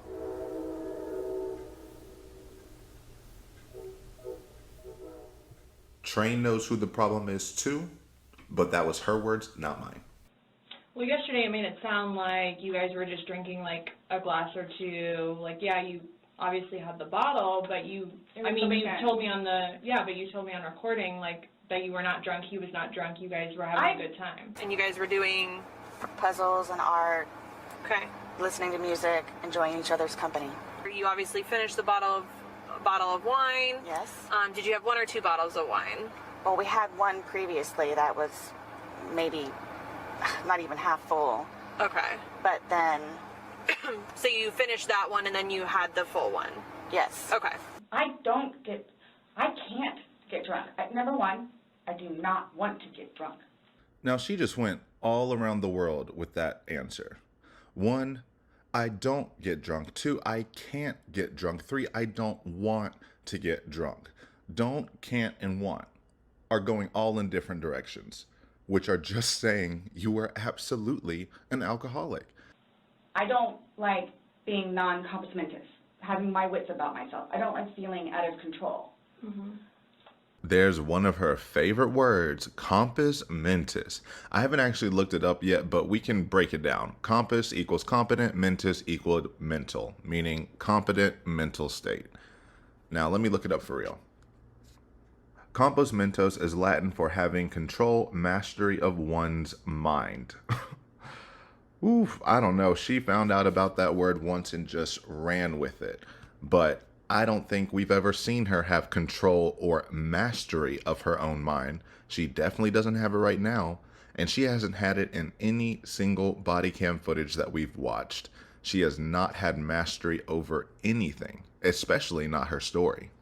So I'm just saying you're making it sound like he's a raging alcoholic today, and yesterday I was kind of asking you those questions and you're like a little defensive, like, no, we're not alcoholics. I'm not. We are not, you know. There she go again with that thing I brought up earlier with the separation of the we and the I. She can refer to themselves as we all day, every day. As soon as she says, you told me y'all weren't alcoholics. I'm not. Meaning you can't group us together. I am not. He is. Even though I've been telling you we aren't and we are okay. But if you do throw that on me or on us, I'm going to make sure you throw it on him and not me. Which is just a pattern that she's done through all of this. She's in survival mode right now because she's getting a little defensive. She still has no idea how screwed she actually is. Court sentences you to life in the Department of Corrections. She just thinks, oh, I can steer this conversation back. This is just a misunderstanding. They're just not understanding. I'm not the issue. The person I murdered is. I mean, that's really her argument. Her argument is I did nothing wrong. He killed himself. But yeah, you're going to say you're not an alcoholic. You don't want to drink. You don't like to drink. You can't get drunk. How come everyone in the world says y'all were drunk constantly? No way. I want to see the receipts. Her main problem is she can't stop. Okay. I mean, she can't go out and have a glass of wine with dinner. Right. That's not a thing she can do, because once she starts drinking, she will continue drinking basically until she out. Did they both drink a lot? Yes, Yes. Okay. in excess. What? In excess. They didn't drink to drink. They drank to sunrise to sunset, all the time in between. Okay. They almost always seem either like tired or like tweaked out. Tweaked out? Yeah. Okay. I do know that I have seen both of them intoxicated as early as 9 o'clock in the morning, and I mean staggering, falling down, intoxicated. Both of them. Sarah was actually wandering around the property very drunk, barefoot, not properly dressed. I'll say it like that. How did she sound? She sounded like crazy, like she always did.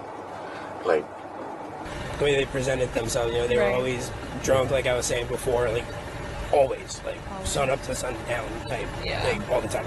And it was like, I guess people just didn't really want to interact. Yeah, because it's like, you want to say you are compos mentis, complete control and mastery over yourself. People said you couldn't even master walking. You could not function through the day. Internally, you couldn't make it through the day without being drunk. While you were drunk, you barely made it through the day, and no one wanted to interact with you. But you have been denying that and pushing that away and reframing it as it's everyone else's fault. No one understands me. I'm not the one who gets drunk. He is. I'm not the one who wants to drink. He is. I can't get drunk. So like at this point, she's arguing with a mirror. She's arguing against herself. They are not really pressing her yet at all. She hasn't felt the heat yet. She is giving herself the heat. They are asking very introductory questions, still very maybe level 2 questions of we're poking a little bit, seeing what is the truth, what's not, but we haven't confronted you with your lies yet. Right now, we're asking you for a coherent narrative. You're contradicting yourself in the moment. So they're calling out that contradiction. So you think that is an attack on you. Hasn't started yet. If she had just answered the question, she would have been better. Actually, if she had stayed silent. Here's the thing. Also, if you do speak with the police, if you notice things are turning this way, stop talking. Get a lawyer. Because another thing people don't get, after interrogators give you your Miranda rights, give you that warning, they will never bring it back up again. They will never tell you, you should get a lawyer. Would you like a lawyer? They are going to let you spiral and spiral and spiral, and you can get as animated as you want, you can be as confrontational as you want, and they're never going to say that at any moment you could walk out of this room. Well, you can't walk out of this room, but at any moment you could end this interview. You could stop us from asking you questions. You don't have to say anything. At any moment, you have that power. You also have the power to send yourself to jail. But you guys were both sober on Sunday, to your knowledge, because when I said you went and passed out, you were like, no, I didn't pass out, I just fell asleep. So now it's kind of like, what is it? Were you guys drinking and it got out of hand and it got physical? No. Or is it... Well, she gave herself away again. Like how she got so animated and so big over the top that she just turned on a blinking arrow pointing at her saying, me, I did get violent. If it didn't happen, you would not have reacted this big. No, no, no, no, no. If it did not happen, you would easily be able to deny it without it turning into this thing. Let's just take a hypothetical of you and your bestie did something bad. They end up dead. And it was over a dare, right? And then their parents come over and say, well, what happened? Did y'all shoot each other? No. Did y'all get in a fight? No. Did anyone dare anyone? We told him not to dare anyone. Did anyone dare? No. We didn't dare anyone. We didn't dare anyone, especially that dare didn't lead to someone dying. You see what I'm saying? I know that's like a weird example, but it's the thing that you don't want us to know is often what you show the easiest. If you are trying to hide a detail, that means you are overreacting to overcompensate for it. If we asked her, did you fly off the roof? She says she would easily be able to say no. If we ask her, did you burn the unseasoned casserole in the oven? She would have said, no, I didn't burn it because I didn't cook it. But that would be an easy denial, right? This, something that she does not want to get on. She does not want to be seen as aggressive or for anyone to think that they got in a fight at all. And on some level, it's like, I get it, because you think that if I admit to us having a fight, that means I did it on purpose. However, you not saying that makes it 10 times louder. And she's already loud. Can we talk about that for a second? How loud she is in this small room. And I can't tell, but I think the rooms are carpeted. Carpeted floors absorb sound. It should not echo as much as it is. But she is just yelling at these officers. And she's going to do it for the next hour or so of just, this is her talking volume. Can you imagine being in a house with her and you're having an argument or even a disagreement? She goes 0 to full projection over anything. And you want to argue back and forth with her? She is used to overwhelming people. And that's what she's starting to do now. She can't move. She can't get too animated right now, but she does have her full projected voice of, you will listen to me. No. He's dancing with my dog. You can see that too on the pictures, him loving the dog. He loves the dog and dancing around, having a good time, and just being happy kind of thing.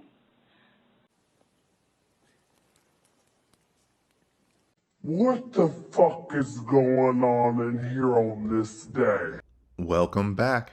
Okay, we're back to present day, but I had already put a lot of effort into that first half of the video, so I wanted to put that out there and now transition back into my opinions, because what's a better time than any to when she's bringing up the dogs? The dogs, I just want it all to be known. The first opinion she is giving about these dogs is that he loves the dogs, because 4.5 years later, all that goes out the window. And now he hated the dogs, he abused the dogs, he wanted to kill the dogs. For terrorizing and threatening my blind and deaf dogs by leaving the gate open I built to keep them safe.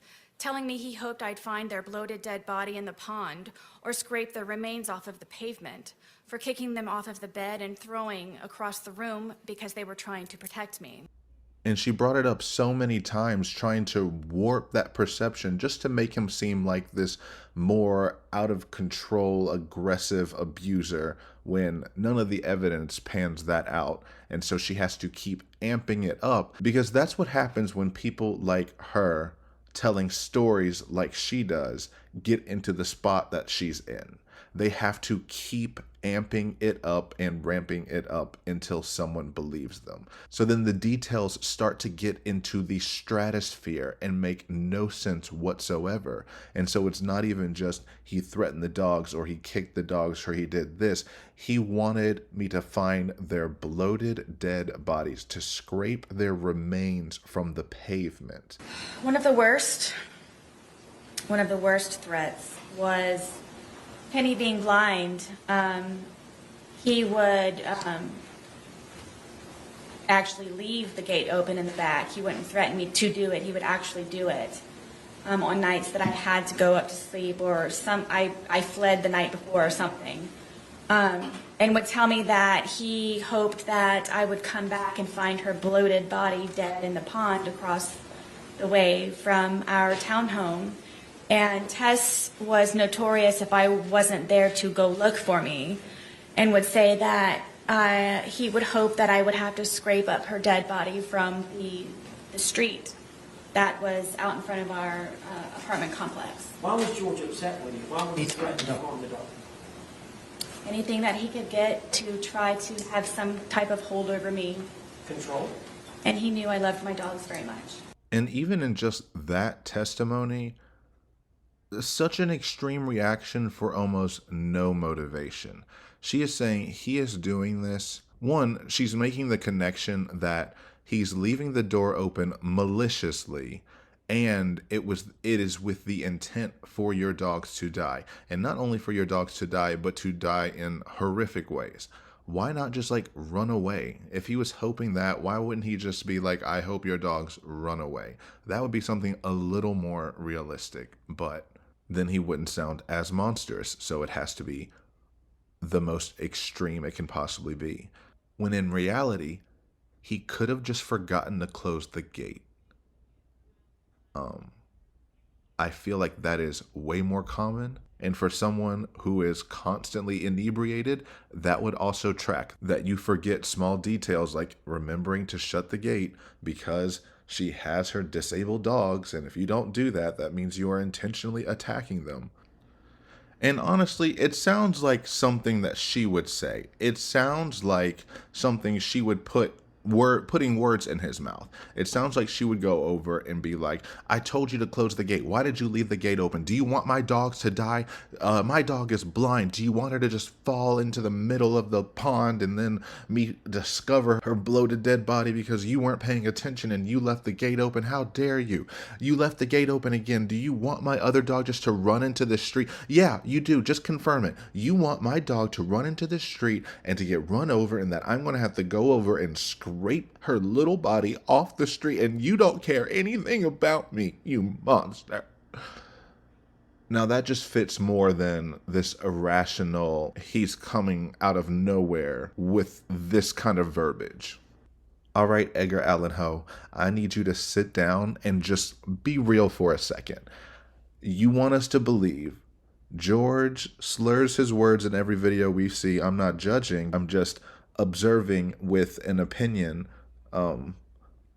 So you want me to believe that he is coming up with this articulate prose just to incite fear.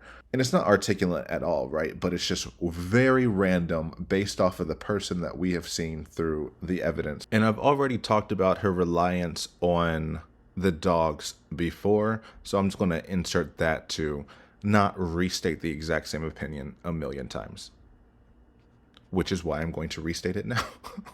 But then we got to back up to these damn dogs again.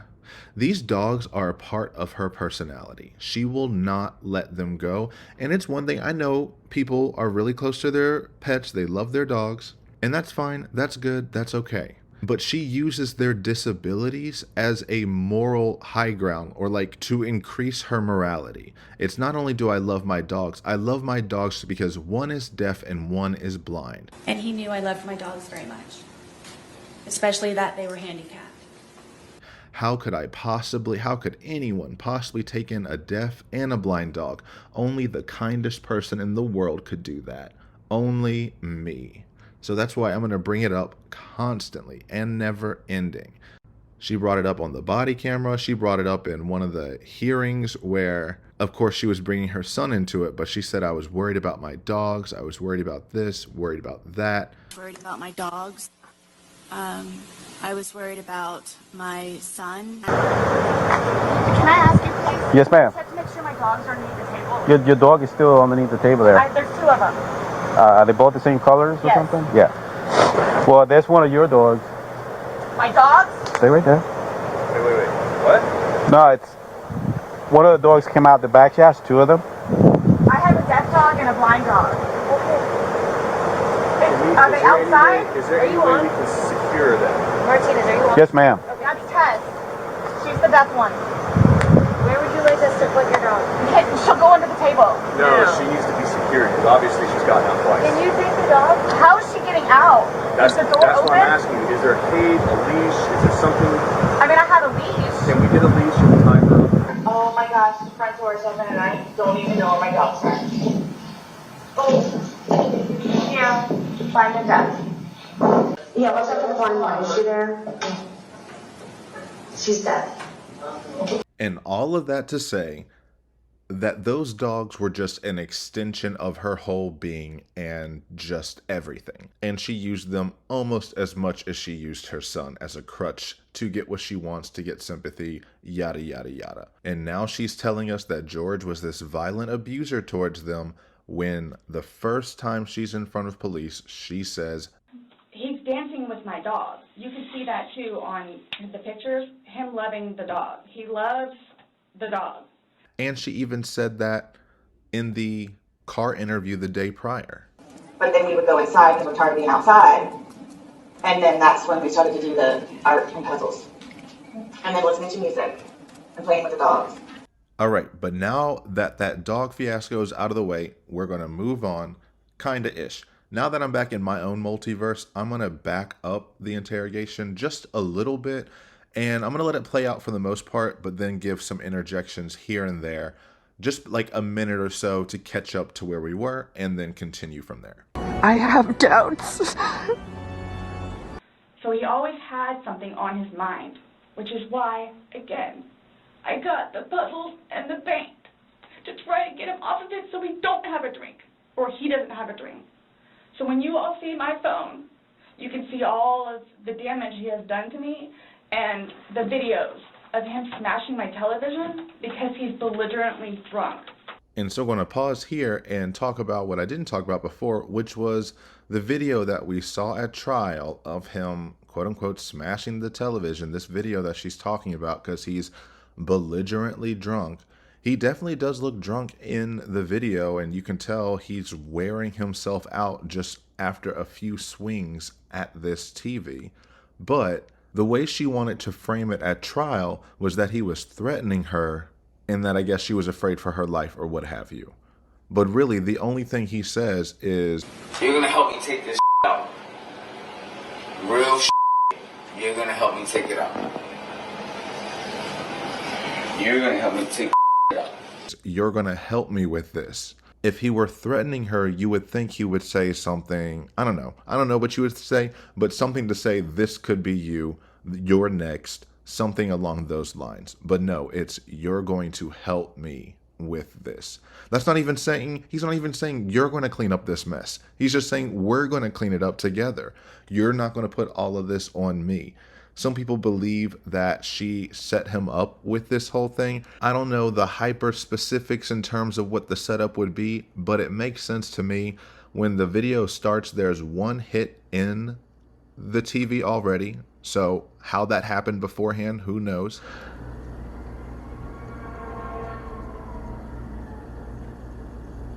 They heard you again. They are always waiting for you. Anyway, it's also, he is pointing the bat at her, which when they showed it as a still frame looks intimidating until you actually see it in the video and it's like, okay. But if he were really threatening and he pointed the bat at you, she doesn't waver whatsoever. She keeps filming like it's nothing. She's not saying anything. And that falls in line more with the setup of, I don't know if she set up the whole thing to begin with, but it looks like she saw something she could take advantage of and pulled that phone right out and said she's going to shove it in his face later and say that he did this and he did that, gaslight the F out of him, and then do what she's doing now and saying he got so belligerently drunk that he did this. Don't mind me. I just happened not to film the part where I was yelling at him and telling him, I dare you, go ahead, do it, I dare you, you won't do it. And I dare you, I dare you, I dare you, I dare you. Yep, look at it. Where most of the time, I just don't want to be there. And I try to help him. I try to calm him down. Eventually, he just passes out. Well, yesterday it made it sound like you guys were just drinking like a glass or two. Like, yeah, you obviously had the bottle, but you told me on recording like that you were not drunk, he was not drunk, you guys were having a good time. I can't get drunk. Number one, I do not want to get drunk. Still such a wild answer. Like, she's tripping over what even to respond to. None of those questions were asked, but I don't want to, meaning she does always. If you don't want to get drunk, then don't drink. If you don't want to get drunk, then why are you spending every last penny you own on alcohol? If you don't want to drink, are you doing it to watch George drink it all? And that's why you yell at him saying, I know how much vodka was in there, enough for 2 people to have a really good time. I know how much vodka was in there. Enough for 2 people to have a really good time. And who drank it? I want it to be documented that I'm leaving you, which means that you're getting out. You say that because you don't want to drink? Okay. But even in the car interview, for a while, we only had one part of it because Chelsea's recorder died in the middle of it, which the laptop dies in the middle of this one. They need to get their electronics together. Why is all of their equipment dying in the middle of interviews? So she had to do a second recording, which is the second half of what she said, which makes so much more sense, some of the things that they brought up, because I always just assumed, oh, it just cut off there and we don't have access to that. She must have just had those answers in whatever way she gave them, in whatever way they documented them. Now that we heard them, we're like, oh, this all makes sense. So yesterday, you 100% told them that you were not drunk, that you both were compos mentis. You even said that you both could drive. At that point, I mean, I don't know how often you drink, but would you say that you were under the influence and he was under the influence, or? Well, I mean, we weren't drunk. Weren't drunk. Okay. We weren't drunk. I mean, we had a handful of glasses throughout the evening. Mm-hmm. So, I mean, we weren't like inebriated where you couldn't drive. You could still, I mean, we were compos mentis. That's what I'll say. Both of us were compos mentis. Okay. You have to explain that one to me. Yeah, I don't know what that word means. I mean, we had our wits about ourselves. Okay. That's why he and I were playing. That's the thing, though. This isn't a trick question. You're at your home. You're consenting adults. If you're drinking, say you were drunk. There's no law against it. Right. Nobody's judging you. You're at home. Neither one of us were drunk. Okay. We were just I'm just at trying the to giddy let stage. Okay. That's what it was. Listening to music and dancing with the dogs. Okay. Well, luckily his blood alcohol level will show us at the autopsy as well too. So, you know, we have that as well. And I don't like being non-compos mentis, having my wits about myself. I don't like feeling out of control. Mm-hmm. So, I'm just saying, you're making it sound like he's a raging alcoholic today, and yesterday I was kind of asking you those questions, and you're like a little defensive, like, no, we're not alcoholics. I'm not. We are not, you know. Instant deflection, instant repulsion of the idea that she is an alcoholic. This is the biggest, well, up until her M for Scarlet Letter murderer. For destroying my reputation and integrity. For my M for murderer Scarlet Letter. Her Scarlet A was being labeled an alcoholic. She had to reject that identity at all cost. And you will notice, especially here, it is the thing she is the most defensive about. Even when it would help her to say, yes, I have a substance issue with alcohol. I abuse alcohol in my life, and that's why this happened. She can't do it because this is the biggest insecurity in her life at this moment. And so she will contradict herself and talk herself in circles just to duck, dodge, bob, and weave away from that label that always seems to find her anyway. She has no issue calling George an alcoholic. She does it as easy as breathing. Like, she'll do this all day, every day, acknowledge that. How much have you had to drink tonight? Oh my God knows. How much have you had to drink tonight? 2 drinks, and that was what, 4 hours ago? Have you been drinking? I had a drink. Okay. I know that they don't want him to be with me, but he and Are they gonna tell me that he's an alcoholic? probably. Okay. Are they gonna tell me that you're an alcoholic? They'll say that, but they don't know. They assume. And when it gets turned on her, the other person who is drinking right next to him all day, every day, all jobless day, all jobless every day. Well, not every day for George. He was only jobless for 2 weeks. I can't stress that enough. He was only jobless for 2 weeks versus her 2 years. But because of the way it lines up, we kind of equate it to, oh, they were both unemployed and they were just a mess at the time this was happening. I mean, they were, but not to the scale that we originally thought.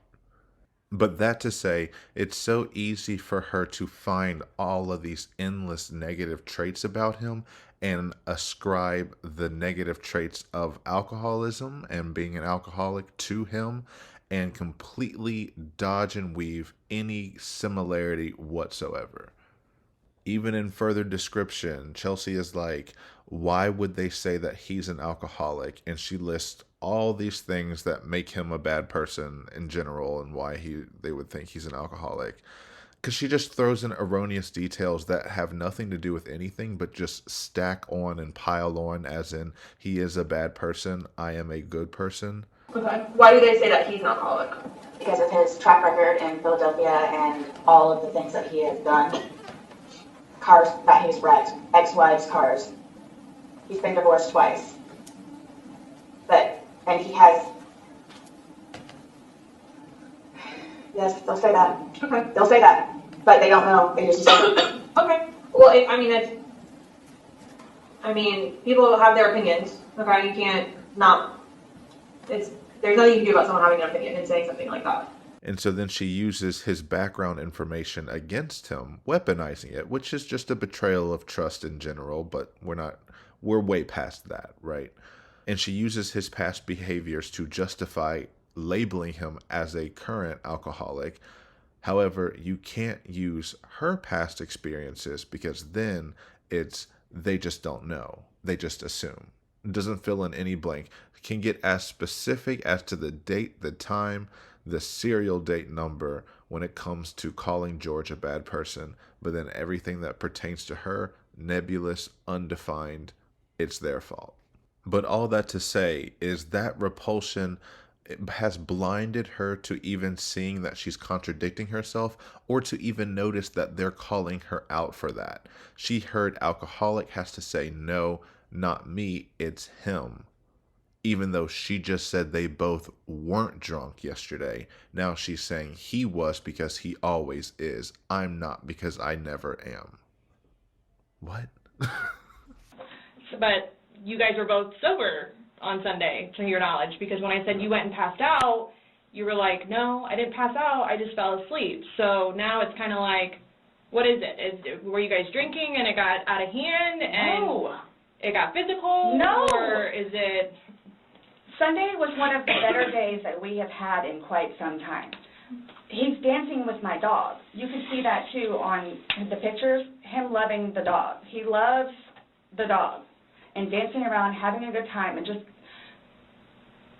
being happy kind of thing. All right, now we're caught back up to where my original past half, whatever, ended and where I backed up, whatever. We're now caught back up. All right, now that we're caught back up, just one other thing that I wanted to bring out there is that last thing. She sounded so hesitant when she was just saying, like, she's saying, this is one of the better days that we've had in quite some time. That does not look good for you. If this is a good day for you, then your life sounds like hell. Oh my gosh. But she reluctantly says he's dancing with my dogs and just having fun and being happy.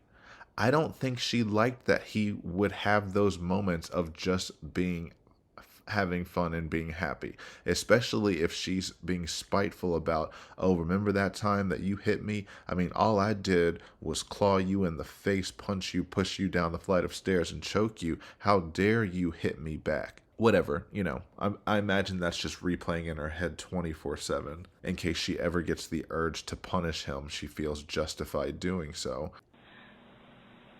He doesn't know. I can get like maybe 2-3 glasses of wine and I'll be fine. But I have to have my wits about myself because I don't know what to expect. Well, let's talk about Sunday. What was Sunday? How were you, how many glasses of wine did you have? How many glasses of wine did he have? The bottle was gone. I mean, I don't know if you poured any out. Yes. No, that was from previous. You said that there was a half bottle left over. Yeah, about this much. Mm-hmm. And then that you had went, I don't even know how the wine, how'd you guys get the wine for Sunday? I'm guessing he went to Publix. Does he leave the house and you stay home, or do you go to Publix? Sometimes I'll go with him. Okay. Did you go with him Sunday to Publix? That's a lie. That's a lie. And this is where you see that her lies surrounding alcohol are so automatic and deflective and distancing. Is deflective a word? No. It is right now when we're talking about Sarah. Because we now know that she did go to Publix with him. We know that they went multiple times. So like that whole thing was a lie. At approximately 12:15 p.m. Could you please identify the victim and the defendant on this video? This is the defendant and this is the victim.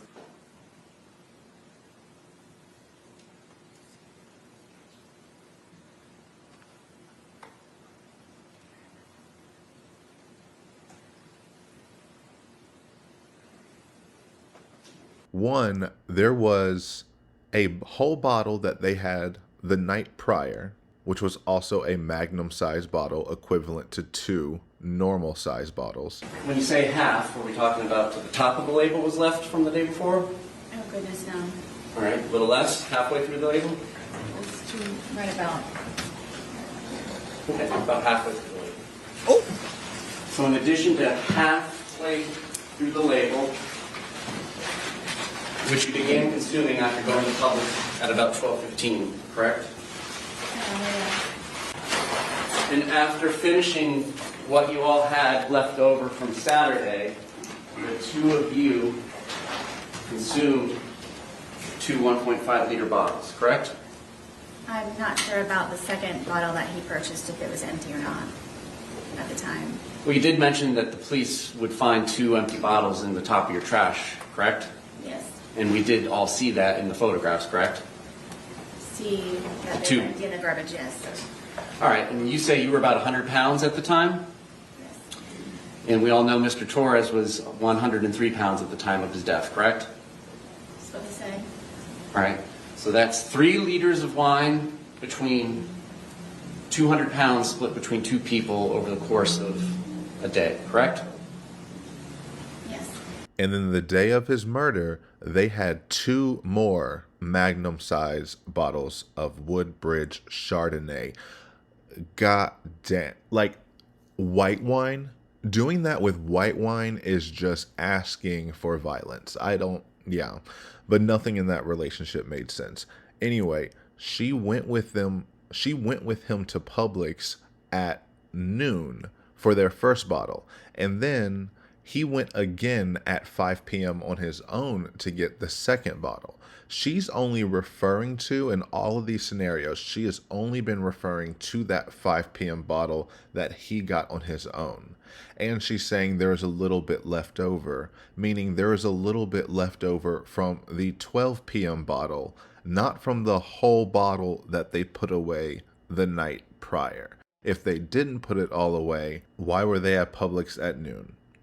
Also, on both of them, they only got 1 bottle of wine. That is how their life was. They were living bottle to bottle. So most of the time what happens is, because the convenience store where we get cigarettes is here, and then Publix literally is cattywampus to it. Okay. So what he'll do is he'll start, go by Publix, and then on the way back, catch the convenience store. Okay. So Is that what he did Sunday? I'm guessing that's what he did, because the next thing I know, he's walking in with a bottle.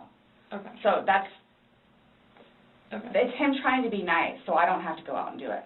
Plus there's stuff that are around the house that I had to take care of.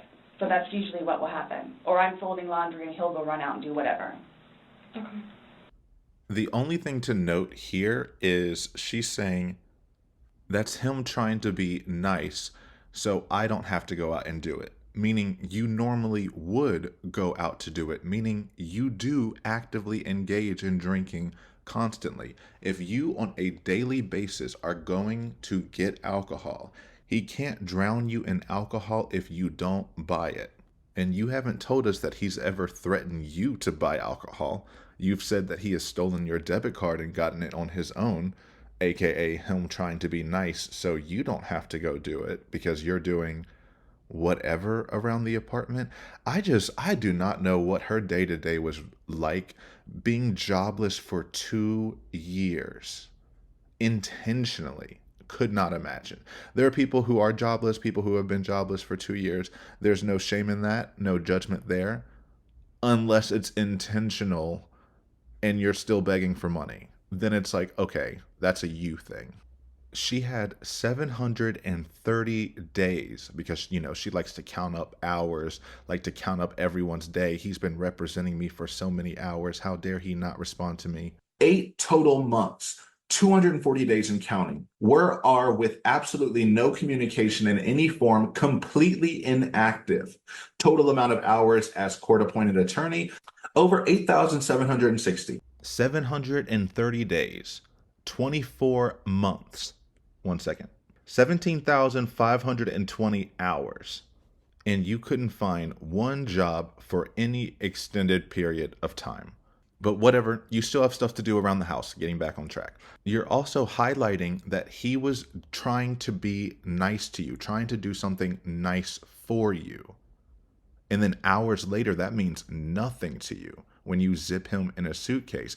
Any nice thing he ever did doesn't matter. You're angry off of the alcohol you got drunk on that he got for you to enjoy, for both of you to enjoy ideally, but that's not how that relationship worked, and that's not how you work even to this day. So if by your account, he was dancing with the dog, he was having a good time, we were playing the music he wanted to listen to, it was a good day, but you couldn't let that happen.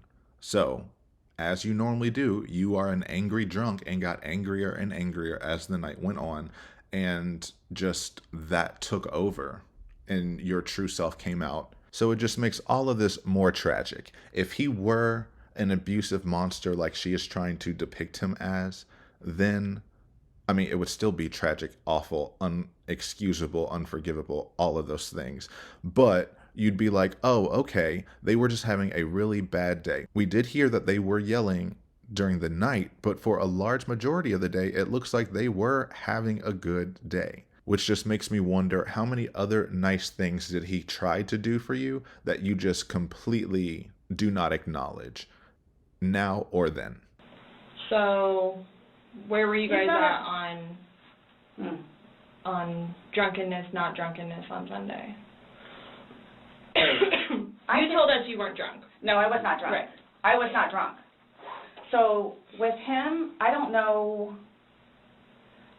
I know when it's like, oh, okay, man, where I have told him, slow down. It's starting to catch up with you. Slow down. Slow down.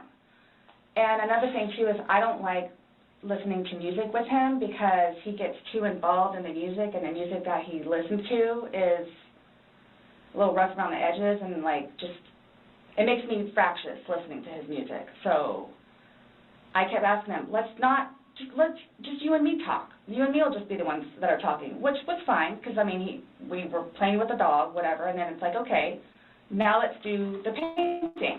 We just did the puzzle, took a break, now let's do this. Sure enough, sat down, we're sitting in there talking, laughing, talking about new movies, we're watching movie trailers while we're doing painting and all that other stuff. So it's still background noise to him, because I think that's what he's used to, is having background noise. Where me, I can sit in here all day with not a peep. But he always has to have some kind of background noise, which I didn't mind because the trailers were cool. And he was interested in showing them to me, getting excited about movies that were out or upcoming. So she just completely deflected from the question and just completely went in another direction. It starts with the question is, where were we on drunkenness, not drunkenness? Meaning, where were both of you? She goes, well, with him, because she has to focus on him. Ma'am, he is the one who has passed away. We don't really care that much when it comes to the alcohol about what he was doing. We are more concerned with what did the alcohol do to you that allowed you to zip someone up and then walk away. We want to know what you were going through. Because at the end of the day, it doesn't matter what he did that entire night. He could not zip himself in there. It was you. And she goes, well, I know when I need to tell him it's starting to catch up with you. Slow down, slow down, slow down. Repeats it 3 times, or says it 3 times, to really underline the fact that she tries to control his alcohol intake. So while Miss Loud Baddie claw anything that moves, yell at anything that says a single word she doesn't like, is sitting here judging someone else about how drunk they are getting. She is that person who judges everyone and doesn't think they're drunk whatsoever. So in all the slurred body cam footage, all of the just over dramatic stories that make no sense, the presentations, the jumping up and down, the changing emotions on the face 30 times in 2 seconds, all of that, she thinks she is completely fine. And she can tell someone else that they need to slow down, slow down, slow down. Which I believe that is her normal go-to. The drunker she gets, the more she tells him he needs to slow down, not we need to slow down. And after she repeats the slow down just to try to instill he's the one who has the issue, I'm the one who tries to hold him back, which again, if you had any self-awareness, that looks even worse for you because it just shows a pattern of control that you had and required over him non-stop. And that control leads right into the and another thing, completely departing from the question. I'm not going to answer that. I'm moving on from that. And another thing, I don't like listening to his music because it's a little rough around the edges. She's trying to lead into a microaggression there, trying to say, he's the Hispanic male whose family says I'm the blue eyes white dragon. My blue eyes white dragon!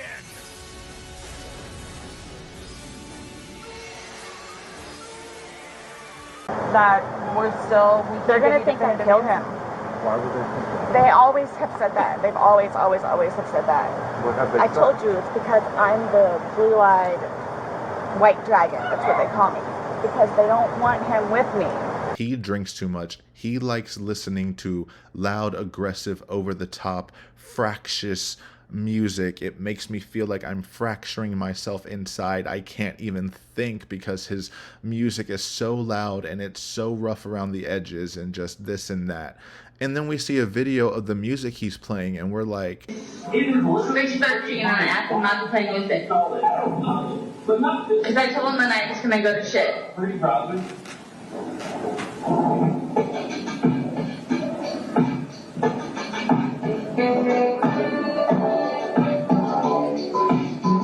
huh. So this is the rough around the edges music. I'm sure it's not just that, but it's just funny that what she films is him blasting that music and not him blasting any of these whatever she would consider rough around the edges. Maybe she considers anything with a rap in it is rough around the edges. But to reinforce the control, she says, so I tell him, can we turn off the music? Let's just you and me talk. She's trying to justify while she is controlling him putting the music off. It's not because she just wants to turn his shit off. It's because she wants just me and you to talk, just us. Let's just let it be you and me. It's no, you didn't like his music. You wanted him to turn it off. Maybe you kept talking to him. Maybe you didn't. But the intention wasn't, I would like you to turn this down so we can talk. It was, I want you to turn it off because I told you to. And if this conversation continues, then it continues. So we're playing with the dog. Then we do the puzzle and then we take a break and then we do painting. It's just, yeah, camp counselor Paulsen over here is directing her drunk 9-year-old to do arts and crafts here and there. She has an actual 9-year-old that she neglects, and then she has a drunk spouse she treats like a 9-year-old. And then saying, while we're doing that, we're watching movie trailers that are upcoming that he was excited about. Honestly, that is a little side part to all of this that was also a little heartbreaking to me. The fact that you were watching movie trailers, he was excited for movies that he never got to see, and he was trying to share that excitement with you. Every single action that you're depicting before we actually get to the murder itself was him doing good things. You didn't say he was angry all day, he was insulting me, he called me this, he called me that, he was mean to me, and then we thought that we could just do all these arts and crafts and just have a good day. No, he did nice thing after nice thing, trying to support you, trying to involve you. And you said, which is fine because the movie trailers were interesting. What if they weren't interesting? It's kind of like that phrasing of, which is fine, meaning I allowed this to happen because it wasn't bothering me because it was actually interesting. If I didn't like them, then we wouldn't have done another thing that he wanted to do. or wanted to share with me. But then it's just that one note. I want you to remember this. He just needed background music. He always needed something in the background. While me, I can just sit in here all day without a peep.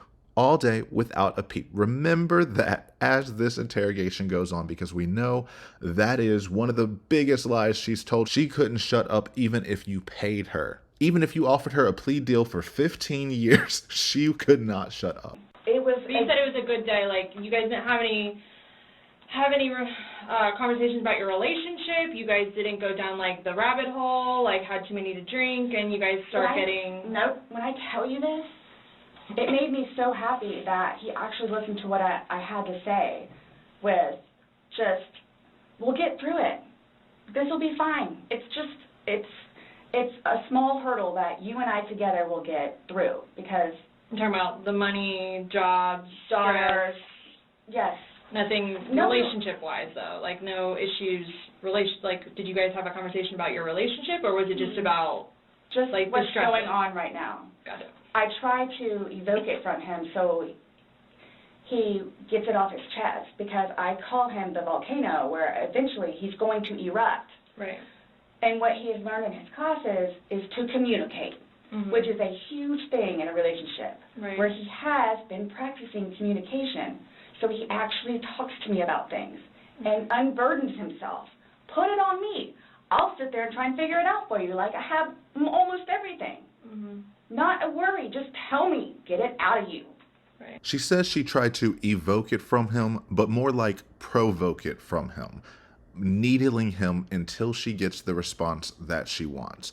Even in this little last 10 seconds of this clip, she crams in so many talking points about the conversation that she was having, not even the actual conversation, just the frame around it of, I know you're going to be a volcano, so I need you to get it out of you. Tell me all your issues. Do not leave a single thing untold to me so I can figure it out. Sit there with you in your space, giving you no privacy, no personal business, and figure it out for you like I have almost everything. As in, I've controlled almost everything about you. I have had influence in everything you have, could want.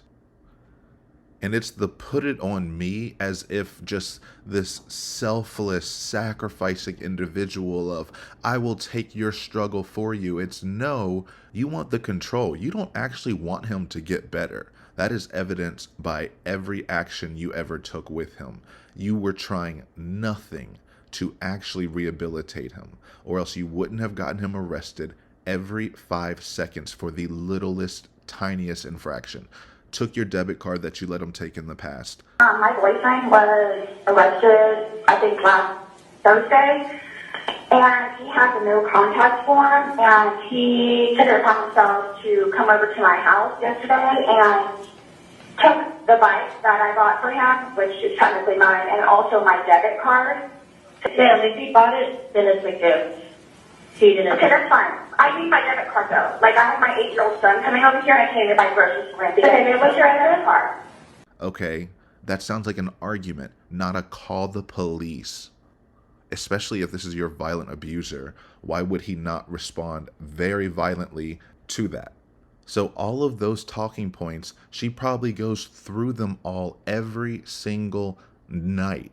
Anytime he has something on his mind or is acting in a way that she is not familiar or doesn't like, then it's, I'm going to needle until you tell me every little thing, and then I'm going to give you the solution that you need to take, regardless of if it's actually applicable. She thinks she's smarter than him, so obviously it is the correct choice. And I imagine that she would belittle him if he tried to push back on any of those suggestions on how he should run and handle his own life. And I'm sure fights broke out if he went against it and was like, actually, I'm going to figure this out on my own. Well, I was just trying to sit there and figure it out for you like I have almost everything.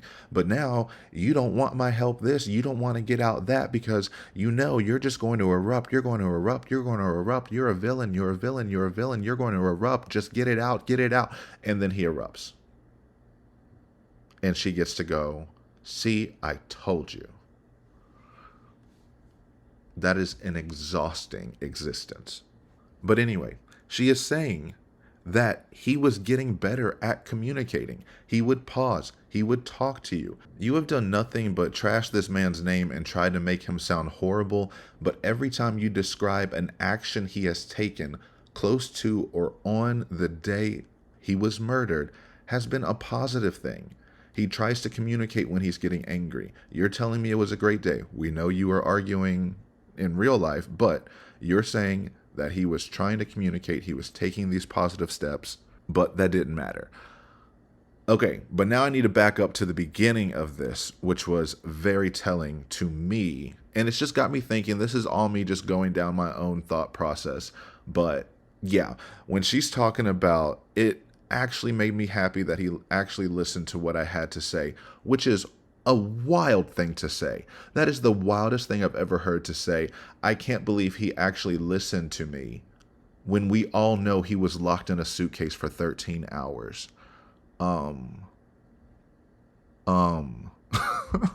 What? And it's only crazy because now we know she testified that she only felt comfortable talking to him because he was locked in the suitcase. The suitcase had, for me moving it around, was flopped over. So while it was like that, I thought at that point I had a moment to, I guess, take the time to talk to him while I guess he was not able to get out for a moment. So you flipped it. Which right there is absolutely insane. Why he wasn't able to get out for a moment? He didn't get out for over 12 hours. What do you mean for a moment? Because you have to downplay it and minimize it. At no point was he ever able to get out. That's when I went over and decided to videotape to just see the, I guess the gist in it for him to understand that right now I feel safe and right now I have the ability to actually speak to you in a manner that normally I would not have the ability to do. Yeah, I bet you did feel safe in that moment. I bet you felt powerful too. You talked to him like that all day, every day. You talked to him like shit whenever you could. This was not an abnormal conversation. The nasty, visceral, disgusting tone you have in that video is the same one we see throughout all the videos on your phone. Love y'all whoever watches this video. No, that's not approved. So it's going to be a good day all day. Yes, it is. Even when All day. I shave all of this All off. day. Yes. Even when I shave all of this off. All day. It's going to be an amazing day. You can stop filming now. It's not good enough. That she loves and cherishes.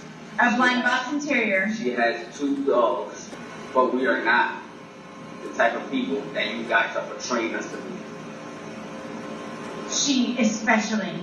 She is not that type of person. Good person. Great person. Angel. Best thing that has ever happened to you. Yes, ma'am. You know, how about we forget about that? No, we won't. I'll never be. No. Are you going to be nice tonight? Yes. Yes. I promise you, I used to choose Go for a walk. by myself. Yes. No. Don't ever be a woman. Don't ever. I can't.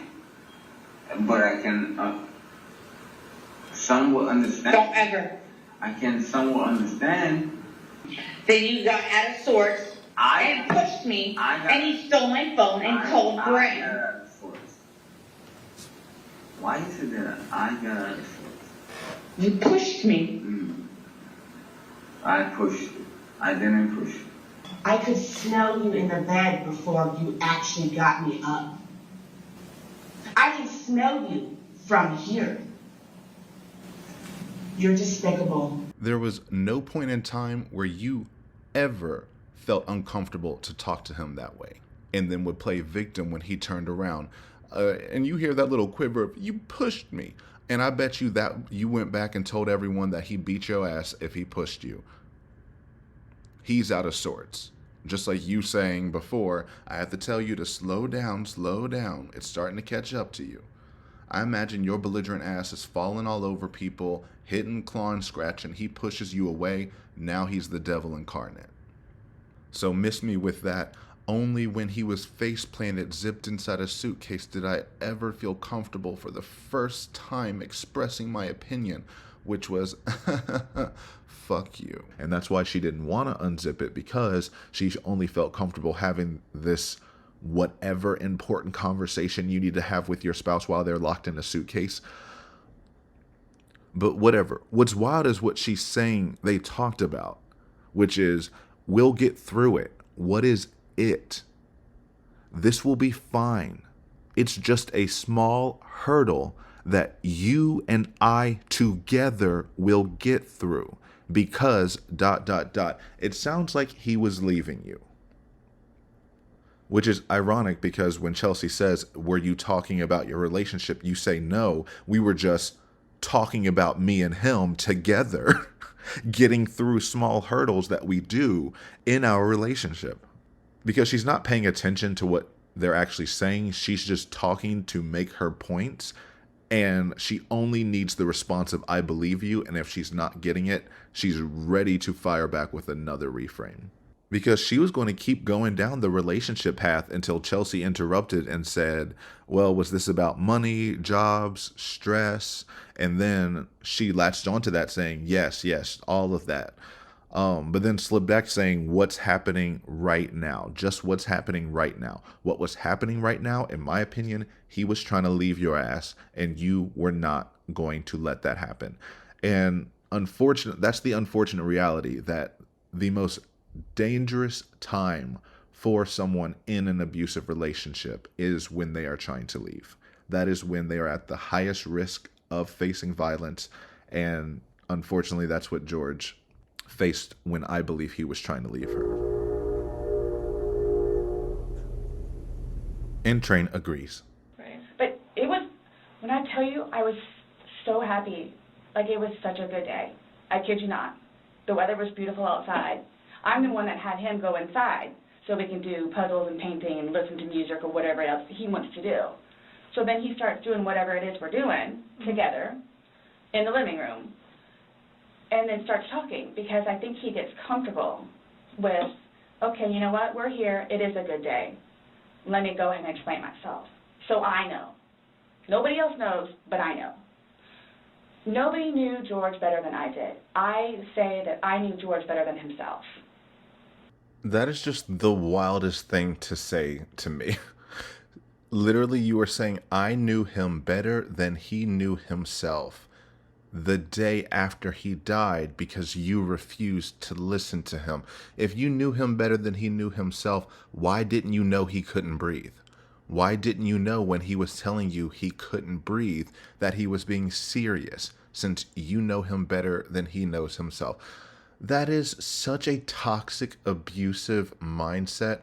If anyone in your life holds that belief, or if you hold that belief about someone else, take a step back and just check yourself, remind them that we are all individuals. No one knows anyone better than that person knows themselves. Maybe you can make the argument if you're a parent and you know you've been there their entire life, but even then, that's a stretch. Like, this man was 42 years old. You knew him for 3.5 years of his life, yet you knew him better than anyone. Nobody knew George as well as I did. I'm going to say his mother knew him better than you. I'm going to say his father knew him better than you. His sisters, his brothers, his daughters, his sons, his ex-wives, his friends from Philadelphia, and probably his manager at work. I'm going to say everyone else in his life knew more about him than you, because you only wanted to focus on what you wanted to focus on. And if he was talking or doing things that you didn't want to do, turn the music off. We're not going to talk about this. We're going to move on to this next event. So around you, I'm sure you did know everything about him, because he was only allowed to be whoever and whatever you wanted him to be at that moment in time. She's saying this because she wants you to know that I am the responsible one. I'm the one who knows how to do everything right. So obviously this is just a huge misunderstanding that everyone just needs to kind of get over, because there's no way that I, the perfect partner, would do something like this. I mean, I knew him better than he knew himself. I knew him better than anyone else in his life. There's no way I could do this. But then she's also skipping details of like, so we went inside and did whatever he wanted to do, even though this whole time you are telling us you are the one who has guided him exactly what he wanted to do. Oh, he wanted to listen to his music? Turn that off. Let's work on the puzzle. Let's work on the painting. Let's play hide and seek. I highly doubt that the woman who has controlled every single aspect of the night is going to instantly give it up to him and let him decide, oh, well, he wanted to play hide and seek. No, I'm going to guess, well, one, I don't think that happened at all. But if the word hide and seek did come up in that night at all, I'm banking my money that Sarah's the one who said it, especially given that she had a text where she used it before all this. Ugh, your quote-unquote dad hit me in the face. The next text is, hide and seek, I shall.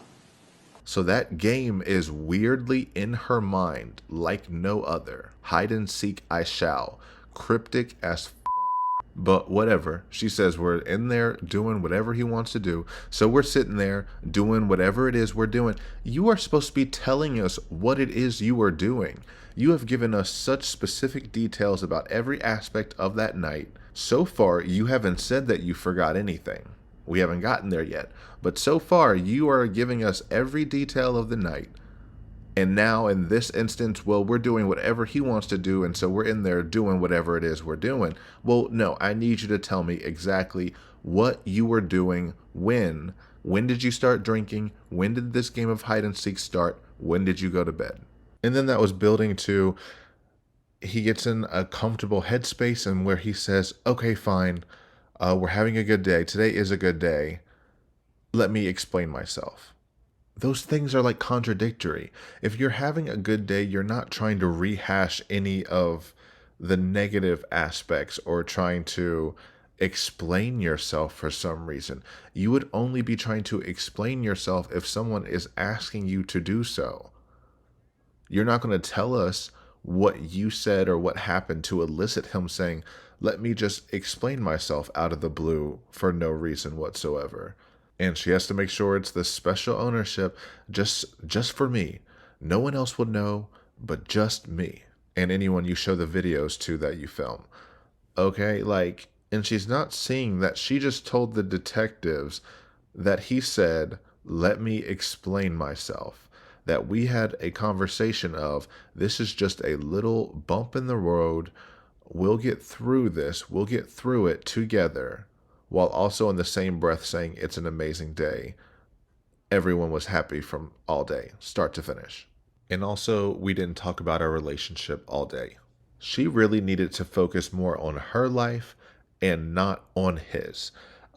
Psychologist Dr. Barry on YouTube, she had a really good definition that she brought up about codependency in relationships and how codependency is an over-functioning in someone else's life and an under-functioning in your life.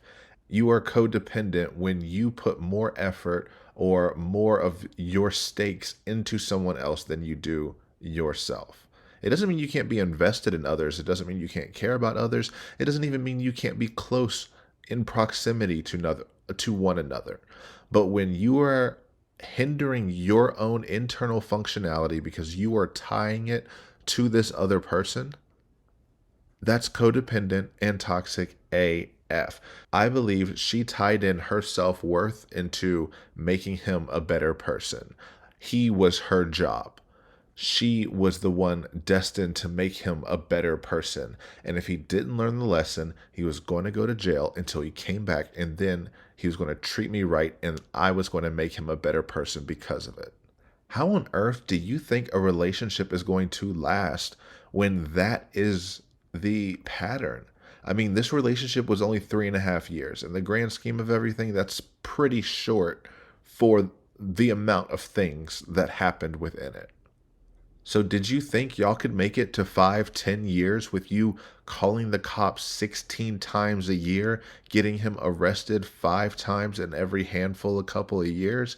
That you'll grow old together and look back on these fond memories of you calling the cops over a debit card?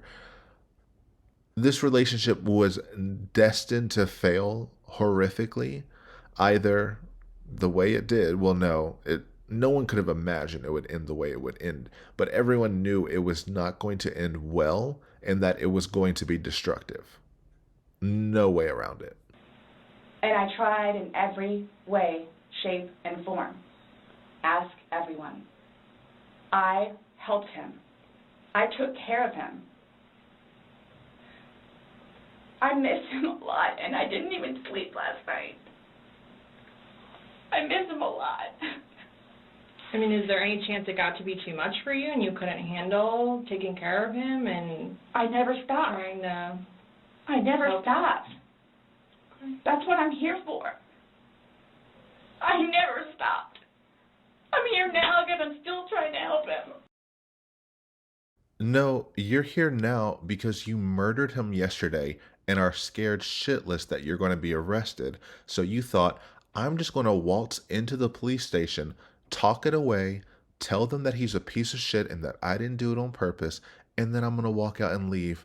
And we find out she bought a pack of cigarettes before walking in, meaning she just bought them, saying, I am going to go through this whole pack of cigarettes once I leave this police station. It's going to be an in and out. I'm going in there to retrieve my phone, and then I'm getting out of there. She admitted multiple times, this interrogation was unbeknownst. I had no idea I was being interrogated. I was just there to get my phone, which I believe that's all she wanted. She only wanted to go there to get her phone and to tell her story. Hence why she has a whole packet of questions next to her. So when Mr. Owens was trying to say that this whole statement was involuntary, that they were going to get a statement out of her, she came there with handwritten questions. Pages of handwritten questions. Every single one of those questions that she wanted to ask the police is her waiving that right and her wanting to engage with the police, wanting to respond to them. She had a story that she wanted to tell, and she was going to tell it. I helped him. I took care of him like he was a child. Really? You took care of him? You helped him? Is that why you kicked him out so many times and sent him back to his parents? Just to bring him back whenever you felt like it? Was that you helping? Was that you helping when you kept calling the police? Was that you helping when you asked the police to have him removed? Was that you helping when you would call the property manager on him to get her to put the fear of God in him? Was that you helping when you would yell over the phone with his brothers that tell him that you're beating me, tell him what you did to me, trying to get a rise out of people, trying to get him to be in confrontations with other people? Was that you helping? Was that you helping when you ripped up his birth certificate? Was that you helping when you chained up his bike to the AC unit out back and withheld his other paperwork from him? Who knows if you ripped that shit up too? Were you helping him when you kicked him out of the house to where he had to set up a tent in some random person's yard because he had literally nowhere else to go? Your parents are only going to deal with that so many times. Were you helping him when you told him to go on a walk in the middle of a conversation just because you were mad about something? Were you helping him when you were berating him outside of your bedroom just because you were mad that he drank vodka so that you couldn't get drunk? Was that you helping him? Were you helping him when you threatened to cancel the plane tickets to go visit his daughters that he hadn't seen in years just because you were upset? Was that you helping? Was that you helping when you asked the police to please put the fear of the police in him? Was that you helping when you called him weak, despicable, belittling him, provoking him? Oh, and I don't know, hitting him with a fucking car? Was that you helping? Oh, okay. And then to top it all off with the ask everyone. Now, that's an interesting word choice to me because there's a difference between saying ask anyone and ask everyone. Asking anyone is saying, you could pick up anyone out of the crowd. I am confident that my reputation precedes itself and that they will tell you the same reality that I have told you. Ask Everyone is saying, I went to every single individual. I have cornered and trapped all the avenues and all the individuals that he could tell his story to. And I told them my story. And I told them to tell him to eat a dick if he says anything to the contrary. And then when we do ask the other people, we always find out that they have only spoken to you. And that anyone who has spoken with both of you always end up saying you were the more dynamic, erratic, dominant, loud, possessive, in-your-face, animated partner. But you are right about one thing. You never stopped. You were going to win at any cost against him. You were going to beat him into submission. And if he wouldn't listen to your fist, you were going to make him listen to someone else's fist, or you were going to make him listen to those handcuffs. Either way, you were going to make him listen no matter what. And that is why you are here today. Yeah, we just don't, I mean, it's unexplainable how he got these injuries, and I have no idea. you were the only one with him. 100% right hand to God. I have no idea how he got them. Nobody touched anybody. Nobody touched anybody. Okay. I mean, there are so many moments, but this is a big moment where you should have said, if I am hitting my hand saying nobody touched anybody, maybe I need a lawyer. Her eyes are bugging out. 100% right hand to God. Fun fact, just for anyone out there, swearing on anyone, swearing to God, swearing to any higher power, swearing on anything does not help you in a legal case. You do put your hand on the Bible or whatever religious text that you'd like to opt for and swear on that before you get on the stand, but doing it right here in this interrogation does nothing to help you. It only draws an error on you even more, because if it were the truth, we wouldn't need you to swear on it. You should be able to prove it.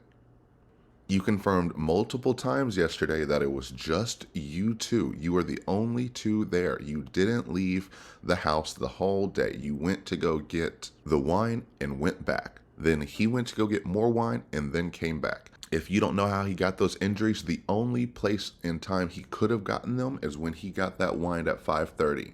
You would have seen injuries on him if that happened. But no. You are saying it was a great day, everyone was happy, everyone was laughing, nothing was wrong. But now he's marked the F up, bruises on all sides of the face. And these are like huge or like deep bruises. Not just little, oh, I bumped into the hall tree or I fell off of her son's bike or whatever. I haven't laid a hand on him. Okay. Also, too, he fell off my son's bike. Okay. So I don't know. And he's notorious for running into the wall or the hall tree. So Okay. But the key is hidden in that one word. Nobody touched anybody. Nobody physically with our hands touched anybody. I don't believe that, but I believe she needs to believe that in order to tell her lie. She knows she beat the F out of him with that baseball bat, but she will revolve around nobody touched anybody, nobody laid a hand on anybody. Did you hurt each other? Did you get in a fight? Was there any contact whatsoever? We know the answer. But she wants you to believe no, just ignored the bruised, battered body in the suitcase. He did it all to himself. You had mentioned that you would take photos, videos, kind of like a proof and just in general. You in danger, girl. Yeah, I started documenting at one point, but that was way before, I think, the last time that he got arrested, where he was flying off the deep end. Okay. But then I had him bailed out. I got him out of jail. Right. But because he had violated the pretrial diversion, this time it's probation, so you don't have a choice in it. You have to go to see your probation officer. You have to go to these classes. It's court-ordered. Mm-hmm. Where it took him a while to get used to it and understand, they're not messing around. I even went down and met his probation officer, which I say she's wonderful. That's one of my questions too I need to talk to you about. Hugged me and said how much she knows that I take care of him. She called me personally one time when George was at work, when he was working. 42-minute phone call. She and I just saying how grateful she is that George has me. And she knows how hard I'm working to help him, just as she is and just as the classes will. So once he started actually going on a regular basis to the probation officer and then to his substance abuse class and his, I don't know what BIP stands for, Matters Intervention Program, and actually listening to what it is everyone had to say, he changed. Like I could see a change in him. This one section has taken me so long to film and re-record just because the more I think about just this little section, the more it reveals about her psyche. The way she views her life is a matrix of her own creation. The question was, because Chelsea is over this, you said that you started documenting things, you started taking videos, photos. It's like building to the actual turning point of, why are you not understanding? They keep bringing up, did you make any photos or videos? You should be putting 2 and 2 together of they are going to be asking you about something on your phone, but she hasn't. She instantly pivots away. Or maybe she is. Maybe she's in this 4D chess brain to where she's making these 1.5D moves. Maybe she knows the phone can look bad either way, so she's just building it up one-sided of, look, he looks bad before we actually get into the phone stuff because I don't want to talk about the phone stuff yet. Let me tell you how much of a piece of shit he really is by let me bringing up this arrest out of nowhere. You didn't ask about it, but I'm just going to bring it up, especially since this arrest that I'm about to bring up is not the reason I started documenting. My answer is I started documenting before this arrest that I'm about to go on a tangent on and completely dodge the rest of the question. So let's follow her down the yellow brick road to Lau Correctional Institution and see how she got there from here. On this night, September 4th, 2019, we've watched a lot of clips from it, but I'm going to string it all together. The overarching story is apparently there was an altercation that night that prompted Sarah to run to her ex-husband Brian's house where her son is at. Then she called the police saying that she wanted to go back home. And even originally on the 911 call, when she first starts, she sounds completely fine. She says, this is not an emergency, but I just want to go home. It's not technically an emergency, just, you guys have been there so many times before. I'm not there, but I'm just trying to go home. Because, you know, she uses the police like Uber. And on this phone call, she doesn't even know what she wants them to do. She wants them to figure out solutions that she will just agree to. And they keep asking, do you want us to escort you or this or that? No, I don't know, like, if he's there or not. He knows where I hide my keys. Okay, what we can do is we can meet you a block away from the residence and go with you to the residence. I don't know. I tried calling him to ask him to leave if he's not already. So I have my 8-year-old that I'm trying to watch out for right now. So I'm not really sure what I'm supposed to be doing. I just want to go home. So like everything else, she literally calls them to make it their problem. Hi, I had this problem. I want to go home. And now I'm just going to sit here and wait for you to figure it out. We can meet you when you're about 5 minutes to a block away and go with you to make sure he's not there. Okay, well, okay. I'm about to be honest with you, kicked out of my apartment because you guys get called so often, and like the brigade comes and this, that, and everything, and like the neighbors complaining about everything. I'm trying to avoid that. I just want to go home. And now it's the police's fault. I'm going to get kicked out because you all keep getting called so often. ... By me. I'm the one who keeps calling you so often. Why? I'm calling you for stupid shit like this where I don't even know what you want, what I want you to do.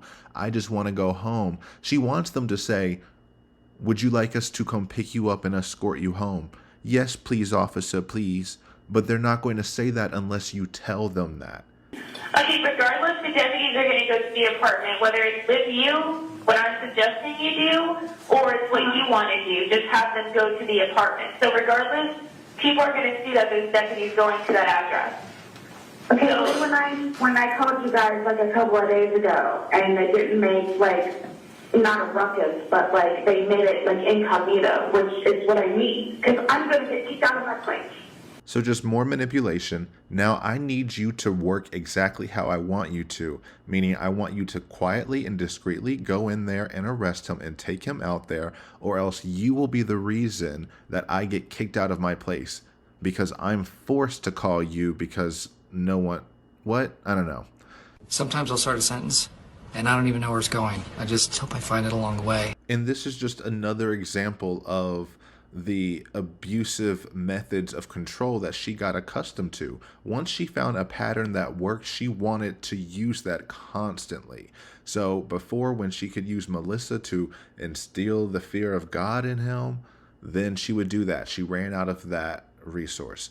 Then she's calling the police. Oh, now she came in and she got the police to discreetly get him arrested while he was asleep. Oh, that's great. I'm going to call a few days later and try to get the exact same treatment. He made me upset for whatever reason, and now I want you to just discreetly come in and wreck his shit up. I don't want to get arrested. I don't, because I fought for myself, and I have my 8-year-old, and I just want to go home and sleep in my own bed right now. But I did fight back. I'm not going to lie. So it went to the point to where they offered her to talk to a police officer. I didn't even know they did this. They just said, I know we are 911. Do you want to talk directly to a police officer so that you can, waste their time with this bullshit? Or what I could do is I can have the deputy call you about the matter. If you want to speak to a deputy directly, and if you want to do that first before having us respond out there. Yes, please. Okay. And so she said, oh, yes, please. So she talked directly with the police officer before getting their escort because her story didn't make any sense. She still didn't know what she wanted to happen. However, this is George allegedly going off the deep end. And also on that call, we hear her saying he shouldn't even be there. He's off the lease. I would like to go home, but I can't go home because he's there. Okay, do you have some sort of restraining order against him, or? He has a no contact. Okay, well, there was an altercation earlier, and I'll be honest with you, there was an altercation earlier. So that's when he came in, the altercation happened. So that's when I left. I fled, barefoot.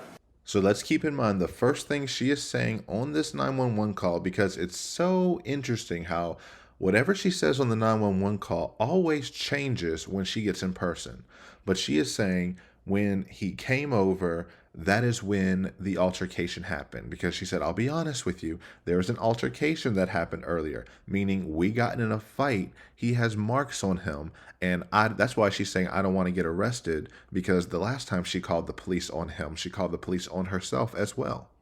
So every time she's calling the police and she's acting like this, she is telling on herself that she was just as, if not more, I'm more inclined to say more violent, and definitely more primarily aggressively violent than George was.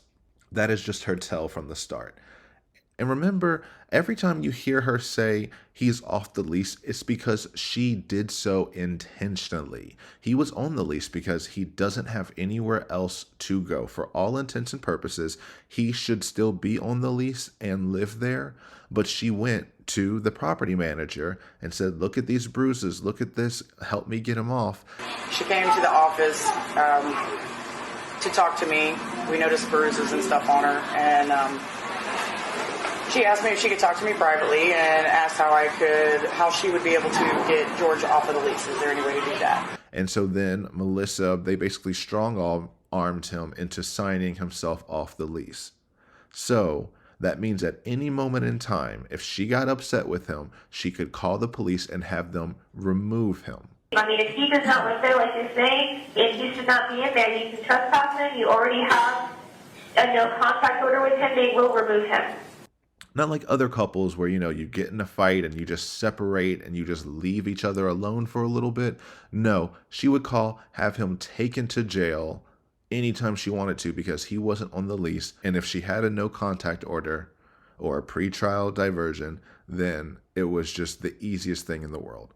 So we'll notice as the story continues, it gets progressively more animated as though this was this humongous attack.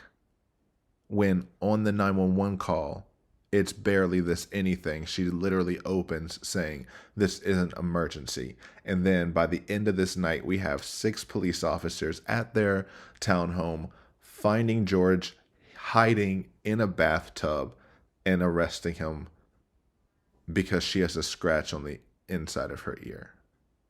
So, but that's him going off the deep end. Right. Now I'm going to let her tell her story when the cops actually arrive. Originally, we saw earlier that she introduced her son to the cops as soon as they got there, and then they drove her to her place. They went and talked to him. I'll play George's conversation after this so we can have Sarah's version in mind to contrast how they are speaking to George and how he is responding to them, just to see the 2 different worlds we live in, where one is in this hyperbolic nonsense land and one is in a tragically abusive relationship. Actually, we're going to swap that. We're going to start with George's, because after she set the stage for this big bad boogeyman of I can't go back there because he's there, he may be hidden there, they finally find him hiding in the bathroom, not being aggressive whatsoever. They try to get him to say his side of the story because they can see he's injured as well, and he won't say anything. Something that is very common from abuse victims. No. Did she injure you today? Did she hurt you? Mentally, maybe emotionally, or whatever? Any physical injuries? No? I'm the one. I'm always the one. Perjury, I'm saying that. You're not saying that.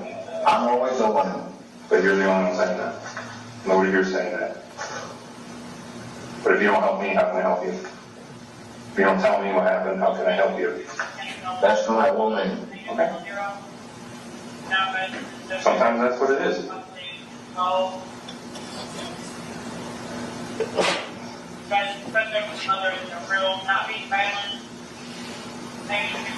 that as much as you want to give me?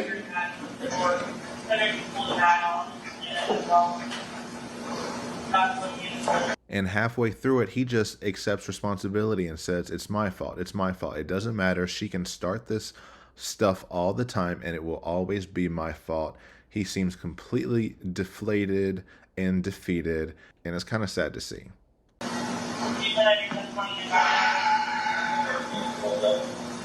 I am, what I'm going to say, I'm actually wrong right now.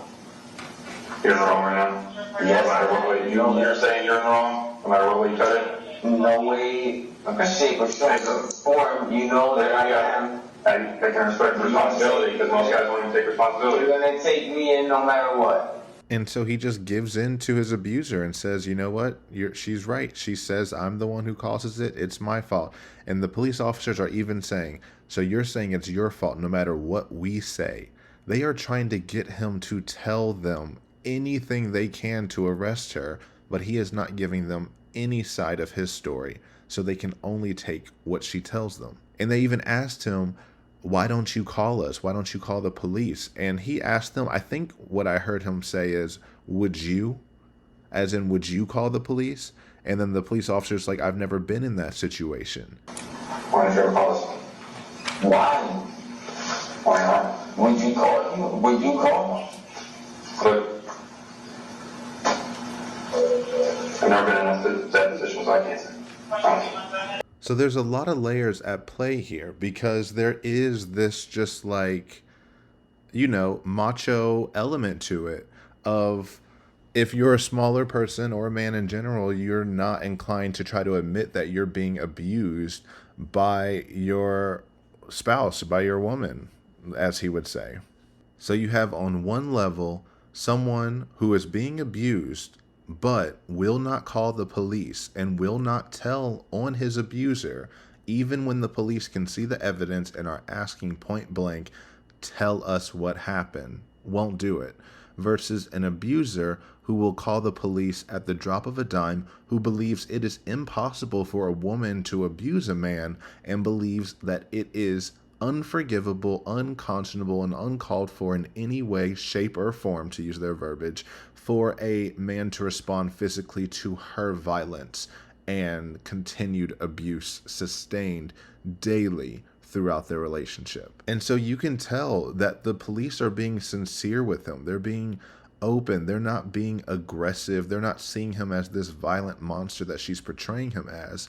And now that we've seen more of a realistic interaction that you would have with a police officer, you're being asked questions, you're getting answers, or you're not getting answers, but it is just what is being told matches what is being seen.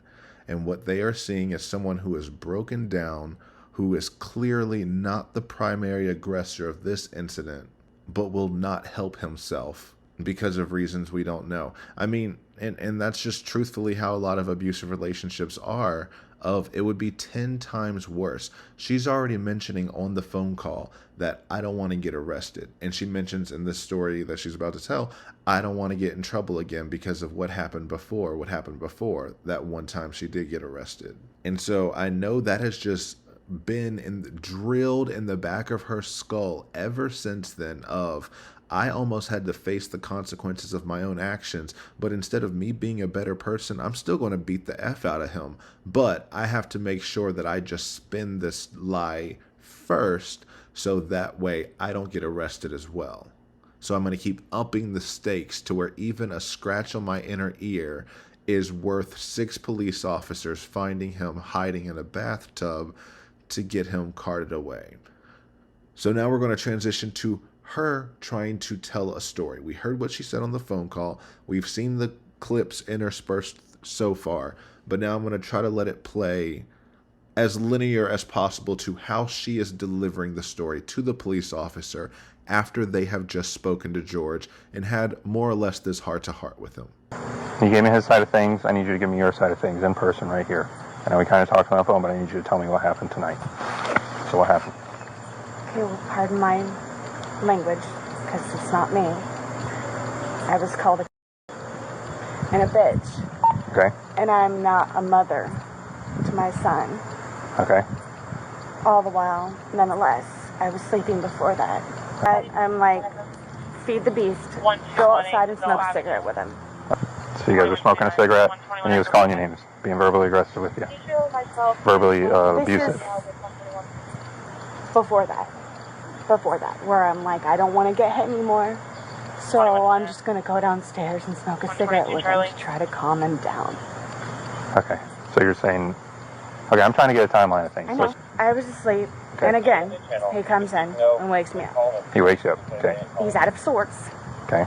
So I'm trying to figure things out. Okay. Where it's like, don't make it worse, just go downstairs with him. Because he gets mad at me because I go to sleep. Okay. I go downstairs, smoke a cigarette. The whole time I'm being belittled. Okay. Pardon me for saying talk shit about. Mm-hmm. And then? I walked off barefoot. Okay, so when did he hit you? You said he hit you. That was in the bedroom. When? I just asked for a timeline. He woke me up. Okay. He woke you up. By hitting you? Is that what you're telling me? Or what happened? I need you to tell me. He kicked the door open. He's kicked the door. You're adding a lot of details that I need you to be very concise with. Yes, sir. When I'm telling you, I need a timeline of the events. Yes. How am I going to corroborate your story? He kicked the door open 4 times. The 4th time, I gave in. Okay? Mm-hmm. That's when I got punched in my ear. On the 4th time. Where I was like, don't do it anymore. Just go downstairs. Go smoke a cigarette. Okay. And that's what I did. Okay. And then I walked off barefoot. Okay. And on the phone, you told me that you attacked him as well. And I didn't attack him. You said you exchanged, you had a physical altercation on the phone. That's what you told me. I pulled him off of me. He said he has marks because I was fighting for my life. I was being honest with you. Okay. So what happened? Because you didn't include any of that in there. This is what happened. But you didn't include any of that information in the story you just told me, so I'm trying to get a timeline of what happened. Then I come downstairs.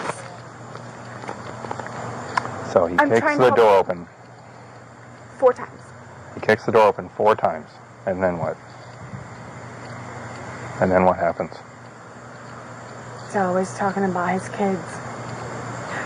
Pardon me for saying, and a bitch. And not a mother. Okay. And in my mind, here's the real reason for this whole night. They got in an argument. He called her a C word and a bitch and said she's not a mother. And then ... she ran off barefoot fleeing.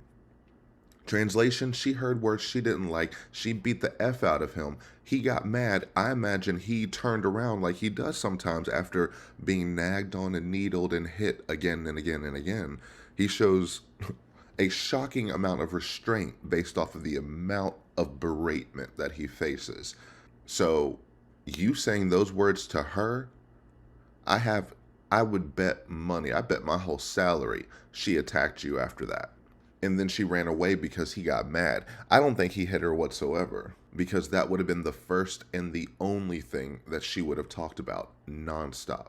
But we already see the dichotomy between the police talking to George, where they are very empathetic, they're having a conversation, they're trying to hear his story, versus when they're talking with Sarah and they just know she's spewing lies that make no sense. But there is a little scratch on her inner ear with dried blood in it, so they have to try to take it as fact because the actual victim isn't saying anything. If he were really the violent, evil abuser that she says he is, he would be blaming her. He is finally admitting that she is the one who always starts stuff, that she is the one who hits him constantly. But he's not telling them that she hit him that night. She started it tonight, so they can't do anything.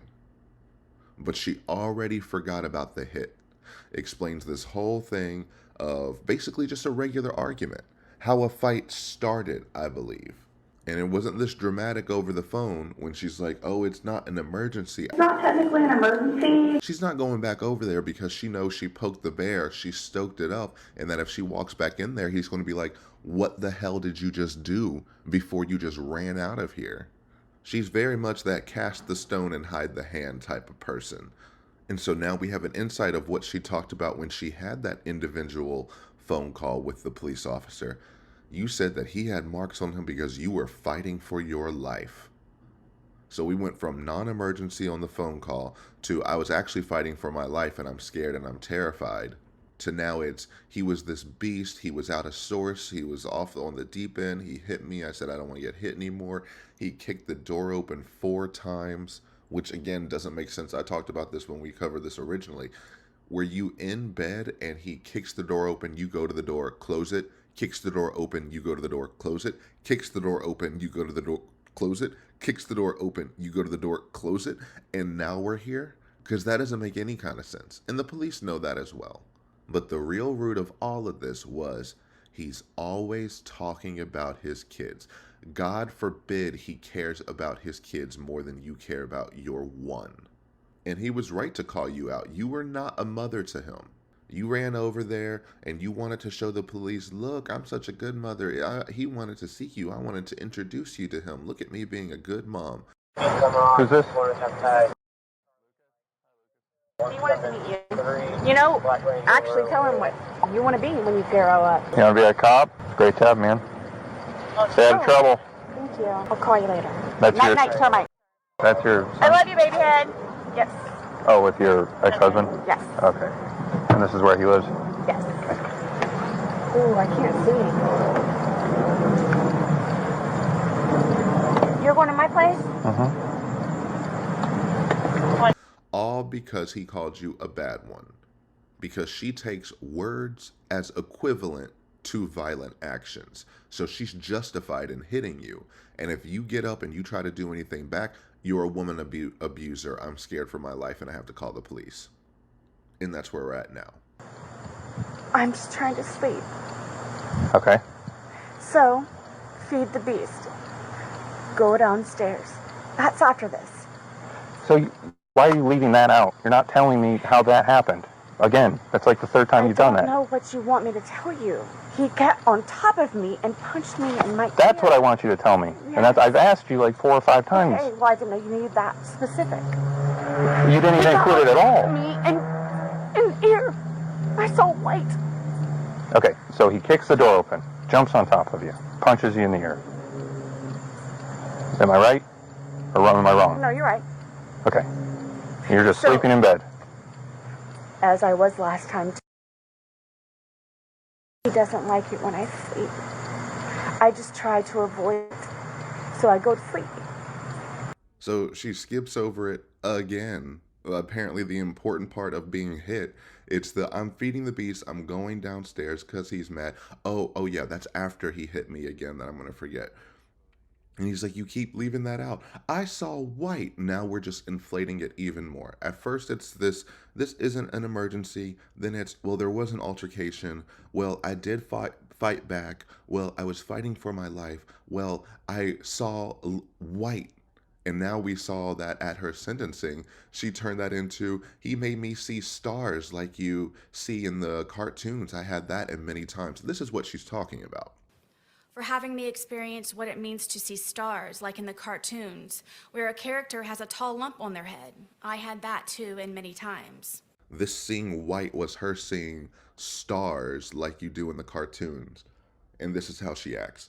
But we know all of this is just even more of a lie. She's like, and you're just asleep. As I was last time. You were not asleep.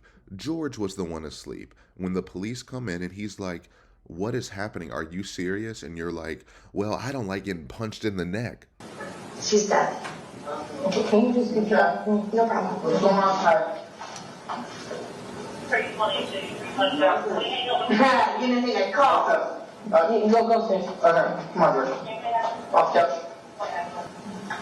No, baby. Sarah, are you serious? Yeah, I don't want being punched in the neck.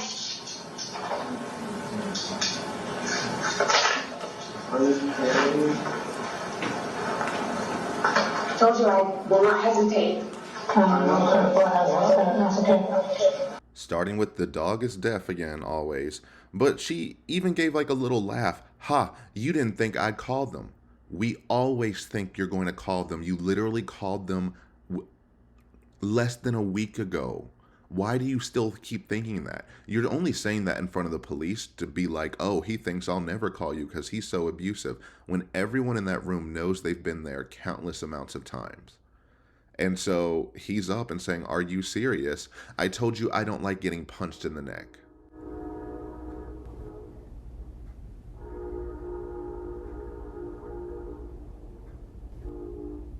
Well, Linda doesn't like it when you punch him in the neck either. How you got punched in the neck, and just notice she says, that's all she says. All she says is, I got punched in the neck. If he really beat her, she would have gone on, I got punched this, I got hit that, I got punched this, I got hit that.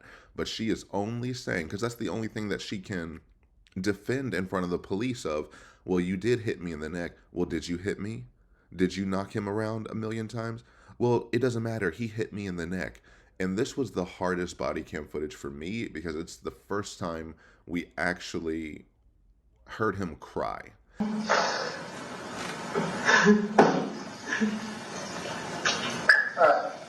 George, I want to talk to you. I want to ask some questions. I have you in handcuffs, so I've got to read you something real quick, okay? Do you understand? Yes. All right. You have the right to remain silent. Anything you say will be used in a court as evidence against you. You understand these rights as I've read them to you? Yes. So, what were you two fighting about tonight? We weren't fighting at all. And I understand if I'm asleep after an argument and I didn't think it got that explosive and then the police show up after she's the one who's starting it, I'd probably break down too. And it's horrifying to just see of this is how she treated him every day. because what she's doing right now, this was like 3 days after he got out of jail, when he went to jail on August 31st, and now this is September 4th, and she called them back again. And those were genuine emotions, not like what she's trying to put on now. Nothing that she has ever presented ever since she murdered him has come close to the sincerity of the emotions we just witnessed from George, who was ambushed while he was asleep. And that's why she's on the phone like, you all will keep getting called out here because of you. We are all seeing this is such a non-emergency. There are actual people in domestic violent relationships that are pummeled, that are almost unrecognizable because of the assaults and the beatings that they go through. This is literally nothing.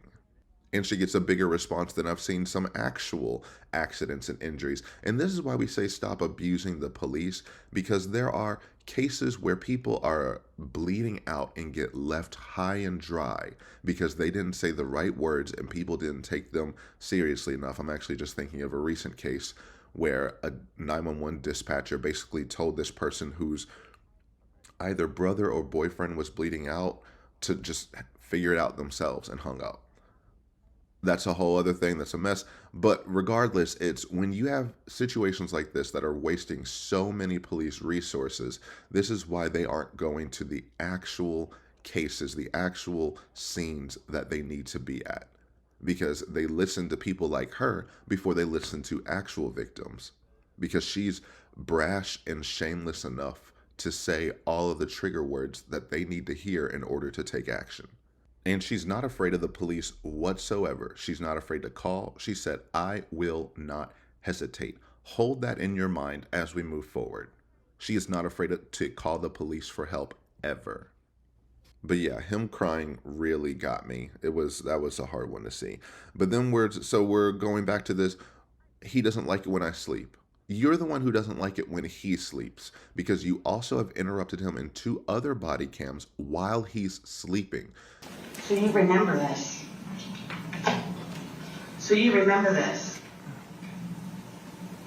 Are you drunk right now?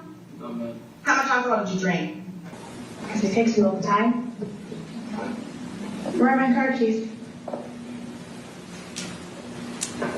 Where are my car keys? Where are my car keys? Where are you with that? What are you talking about? No, they're not. You took them. Sarah, I didn't take your car keys. David? Where are my car keys? Where they at? All the time. What in the world are you talking about? They're in the... They're there with... No, they're not. Sarah.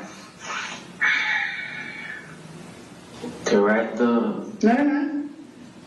You took them. And why don't you walk away with them? Why would I take your freaking car keys? So you're not going to curse now?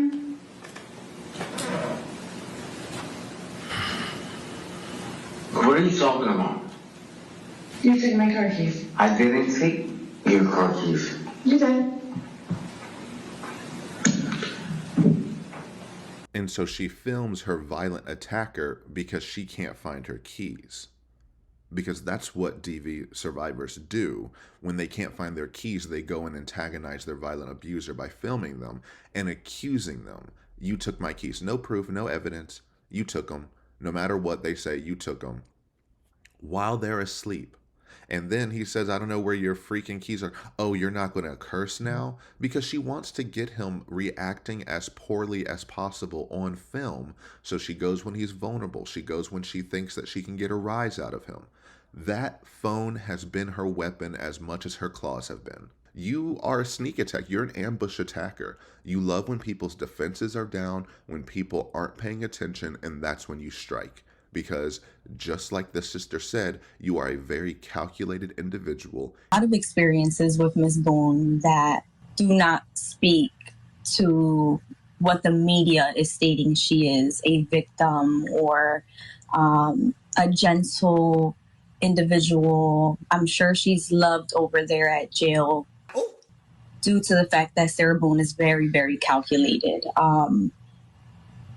She by no means is a kind and sweet, soft-spoken woman. She is very calculative, very devious, very conniving. And you think all your calculations will end in your favor. And all of your bull has finally caught up to you, and you are exactly where you are supposed to be right now. Okay. Do you see what I'm saying? I just would rather sleep. I'm always tired. Well, why was he back here? You tell me, and we'll both know. Well, he's been here for days. No, he hasn't been here for days, and you guys haven't been getting along all fine and good. He was here, what's today? Wednesday? Mm-hmm. I'm going to say he was here on Monday. His bike is here. His clothes are here. Get what you have to get and go. He doesn't like it when I say that. That's why this happens. And so now the start of the argument is her telling him not to come in. I thought it was when you were asleep and he comes in your room after kicking the door open 4 times and wants you to go downstairs and have a cigarette with him. Now it's, well, he was here for a few days. No, he wasn't. He was only here for 3 days. Okay. And his bike's here. His clothes are here. His birth certificate's here. Basically everything he owns is here. He just got out of jail, but I told him you have to get and go. Go where? You have made it abundantly clear he has nowhere else to go. If his parents are accepting, which I'm sure 90% of the time they are, but that is not his place of residence, and you know that.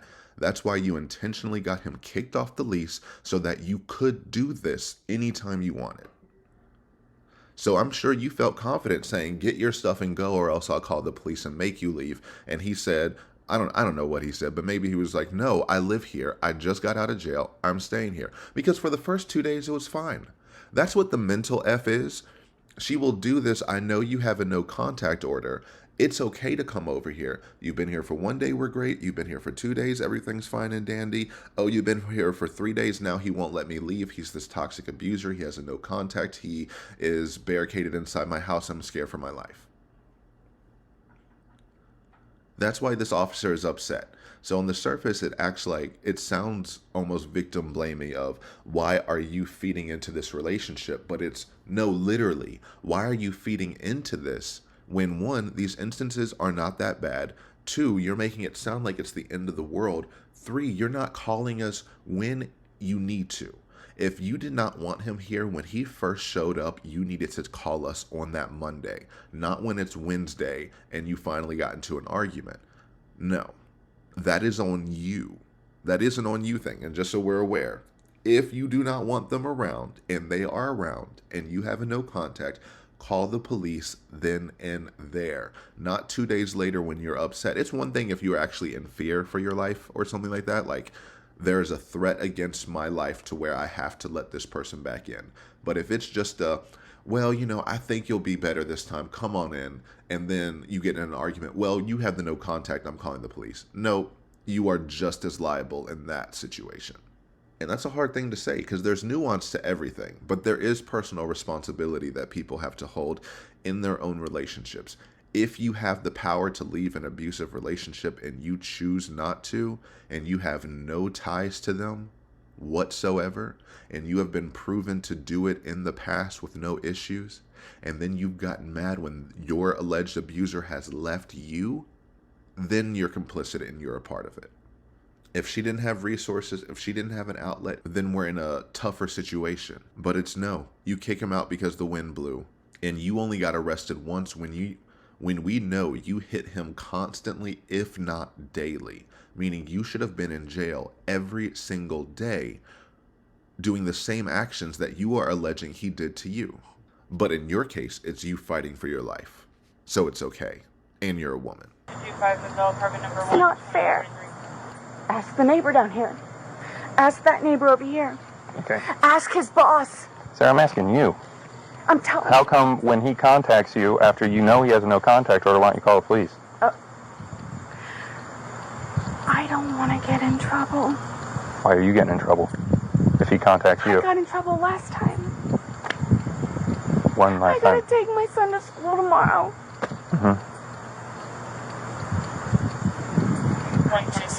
Sleep in my bed. It's not fair. Remove him, please. Sarah, I'm going to do my job. Don't worry about that. What I want to know is why you're not doing your part in all of this. Because I'm afraid. I'm afraid. So when he contacts you 3 days ago, why didn't you call the police? Knowing that he's not supposed to be contacting you. Why are you doing that? I would love that. His whole family despises me. I'm afraid That has nothing to do with it. Yes, it does. Okay, but you called us tonight. Yes. Right? Because that. Okay. There's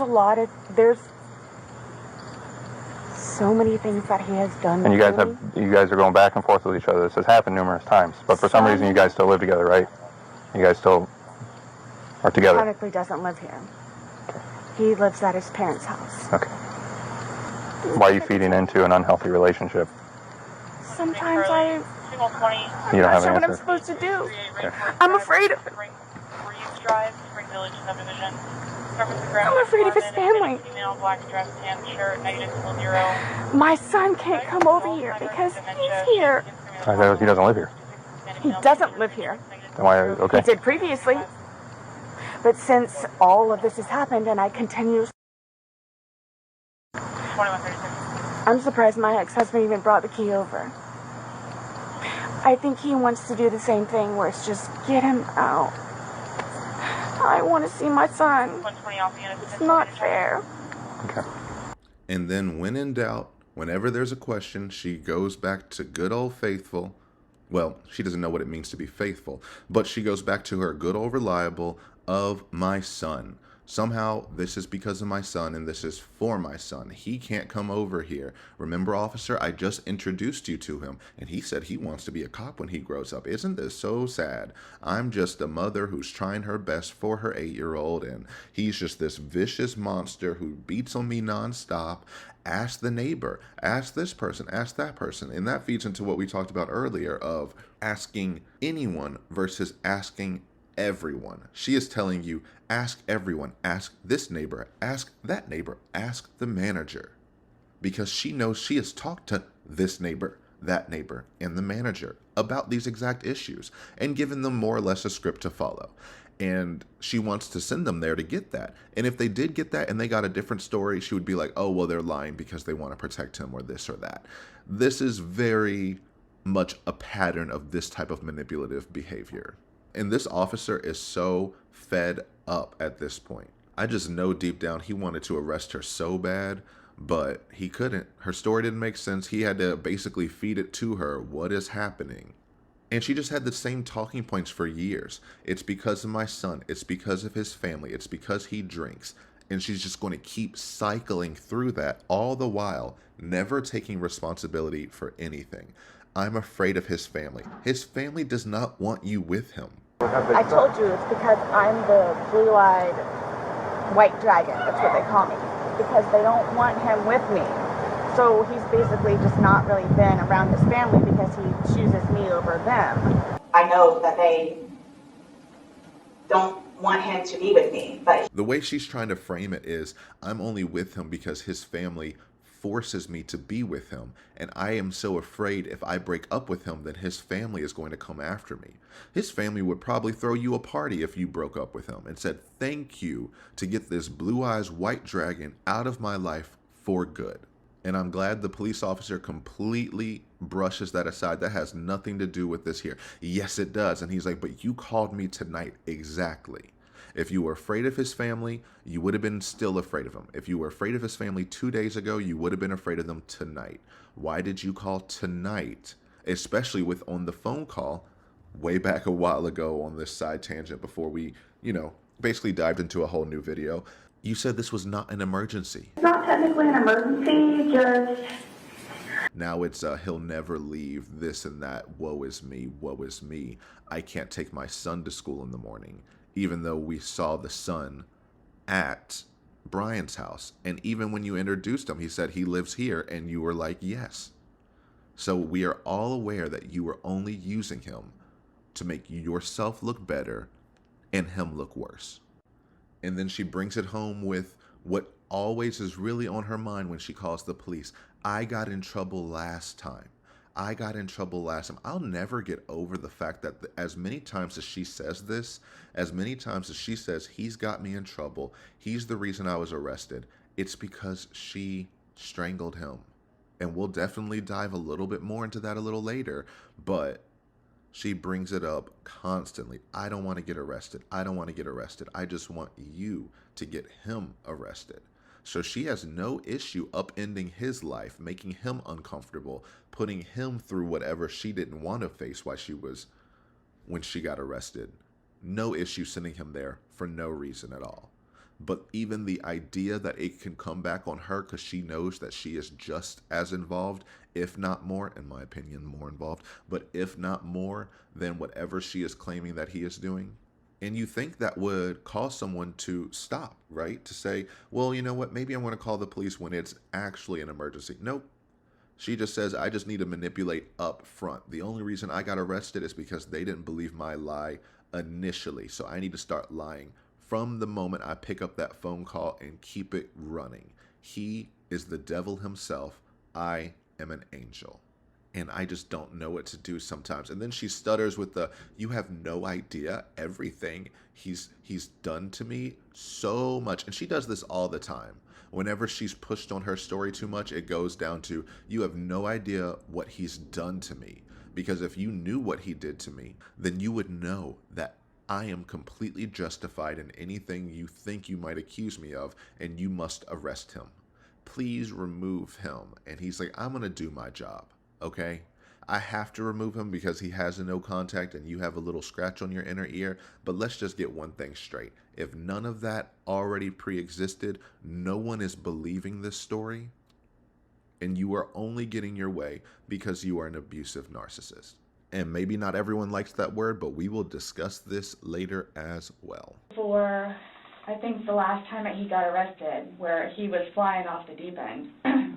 Okay, we have now returned from that side tangent, but all of that is just to contextualize this one statement of, after everything you've seen, she has filtered that down to what she is telling the detectives was him flying off the deep end.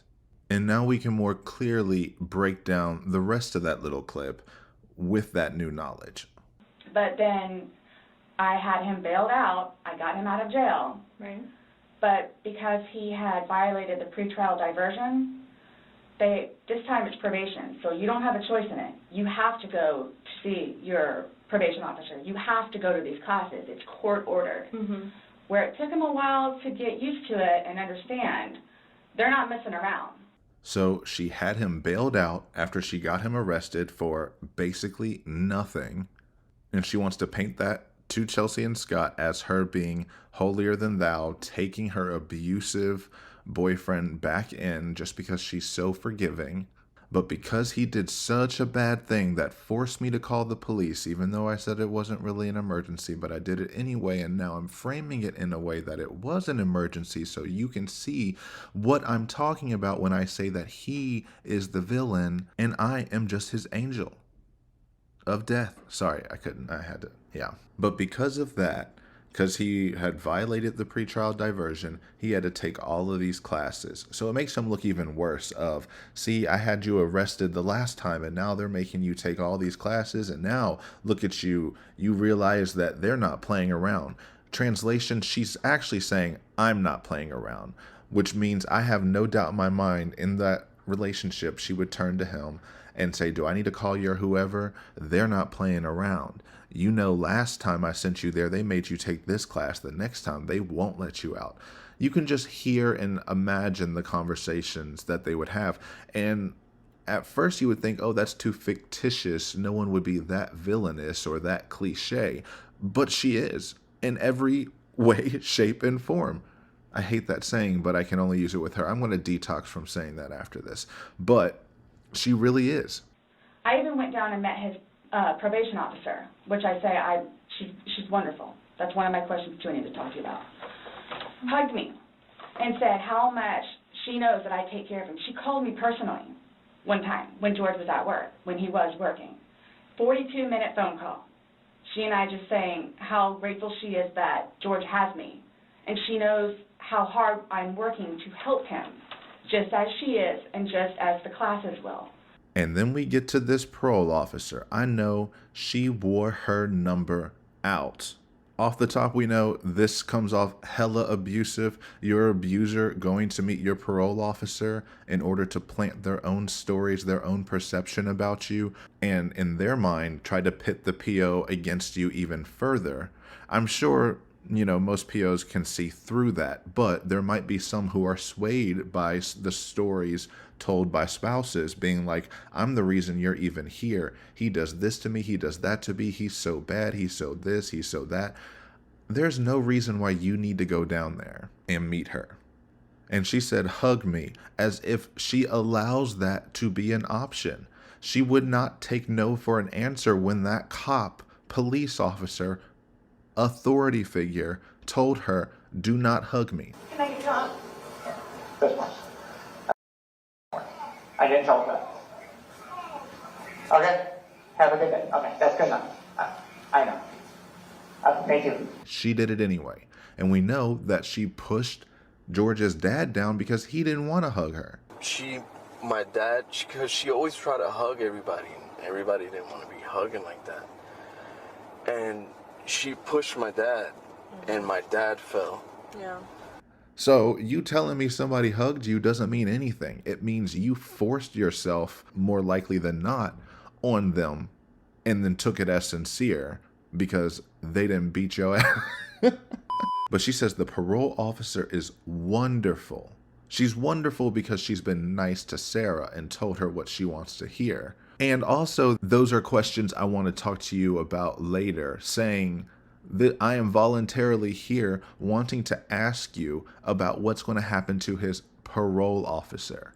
If there's any question about her being coerced into giving these statements, out the window. She wants to talk even this far into the interrogation, even after they've more than made it clear, we think you are the murderer. You still say, I have more questions for you. But of course she does. And she hugged me because she knows how much I take care of him. And she even called me personally. She called me personally as if George had his own phone. He didn't. You were the only number that he could provide her.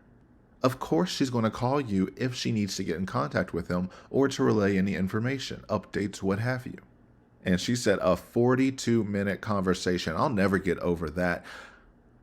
You expect me to believe that Miss Parole Officer decided to clear her schedule 45 minutes, 42 minutes, just to tell you how amazing you are and how happy she is George has you, as if she does not have other parolees besides George. It's not a 1-to-1 ratio. She's not over here calling every single parolee's family saying, oh my gosh, you're incredible, you're amazing, let me talk to you. No, it was you would not let her off the phone, and you probably kept saying, I've been trying so hard, and I know he's been making progress, and it's just because I've been doing this, I've been doing that, and she's been going, yes, thank you so much, oh yes, I'm so grateful, I'm grateful that he has someone like you. Yes, I'm so glad that you are so hyper vigilant over every aspect of your violent abuser's life, whereabouts, and updates. There's nothing strange about this whatsoever. And she knows how hard I'm working to help him. How does she know unless you're telling her? I don't imagine George is up there saying, hi, she's doing this, she's doing that, she's helping me so much. Unless Sarah ordered him to do that, then I could see that happening. But more likely than not, it was her saying, look at all of these things I've been doing. Yes, I see. Thank you so much. He's really lucky to have someone like you. See, everyone knows that I make his life better. 911, what's your emergency? Please get him out. He looked at me wrong and it was very violent, and I have an 8-year-old, so I can't get to sleep if he stares at me like this. Can you please just get him out of here? He's not on the lease.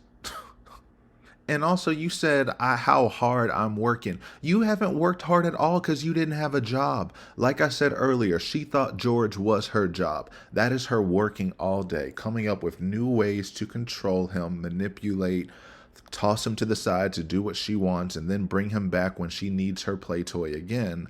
That was her work. And she tense shift again here, but it was natural because it was condescending. She called me personally while he was working, when he was working. She had to edit that because she wanted you to know that he hasn't been working. Not like before when she's tense shifting because he has passed. This one had a different tone to it. I'm nitpicking at that point, but it's just a little, okay. So once he started actually going on a regular basis to the probation officer, and then to his substance abuse class and his, I don't know what BIP stands for, Batterers Intervention Program, and actually listening to what it is everyone had to say, he changed. Like I could see a change in him. And now we're caught back up to where we were before we went on that long side tangent from the last time he was arrested. And just to tie this section in a bow, of course she's saying once he went through these classes, she finally saw a change. He changed once he did his Batterers Intervention and VIP. VIP stands for Victims Impact Panel, not Batterers whatever she said. And a victims impact panel is like when they have survivors or victims come in and basically tell people what happened in their life. So if, you had a DUI for drunk driving, you'll have maybe a survivor or someone who lost someone in a DUI accident come in and tell you how it affected their life and how impactful it was. And it's normally very powerful to actually see those impacts because they get to see, oh, this is what I've been doing to someone who's been going through this type of abuse. All of these things are things Sarah desperately needed herself, and maybe if she had taken these classes, she wouldn't be in the situation she was in. But even in this moment, I'm recognizing he changed. I could see a change in him, where before lashing out, he would think about it. And would always come home and show me his papers, and we would look over his papers together. Where it's like, wow, you actually are learning this in class? And some of the stuff that they would show them, like videos, he would come home and be like, Sarah, I'm so sorry for what I've done to you. Because for a video that he watches to make him feel that way, where it's like, oh man, I have done her wrong. But he's changed. He changed. And that's why you're still with him, even though he's done all these things to you. And when I tell you I love him, I love him. Highly doubtful, or you wouldn't have been able to do what you did to him. I think you loved the cliche, the idea of him. You loved what you thought you could form him into. Because y'all both were lost in the same addiction. Yeah, I'm sure y'all had a good time when you had a good time, but when you realized he's an actual human being who acts autonomously in his own way, you didn't like that. When you thought you were making him quote-unquote better, and he didn't take your suggestions or want to do what you wanted him to do, now he's abusive. Now he's a terrible person.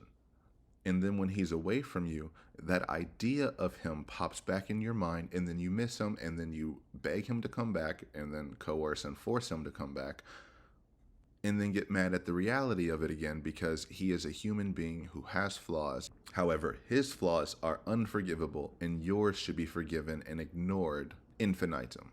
But it's so wild to me to say, he would come home and tell me, Sarah, I'm so sorry for what I've done to you.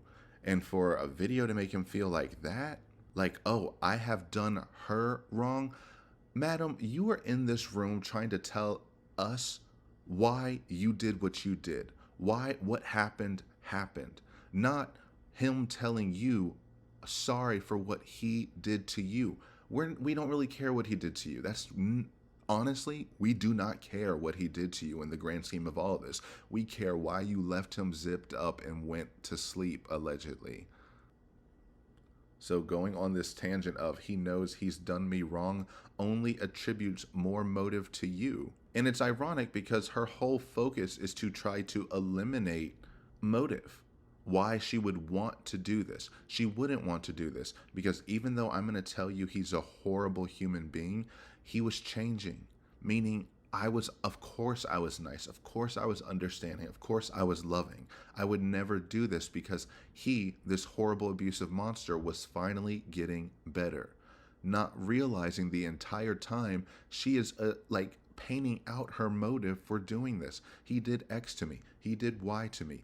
I withstood through all of these beatings. I withstood through all of these court processes, bailing him out, and every single thing is another ding against her. And she treats him like a literal child, Oh, what did you learn at school today? Wow, they're actually teaching you this in class? This is literally stuff I heard growing up. When you would go to your grandparents or your parents and say, look at this weird math problem or this weird science thing. What is the powerhouse of the cell? The answer is mitochondria. But we also know that that's a lie from the footage that we saw at the trial, where she's not saying, oh, wow, these are your papers. You're so excited to show me these. You're actually learning this in class. And she may have done that before, but on that one video, she's saying, go get your R-word paper. Don't hit women.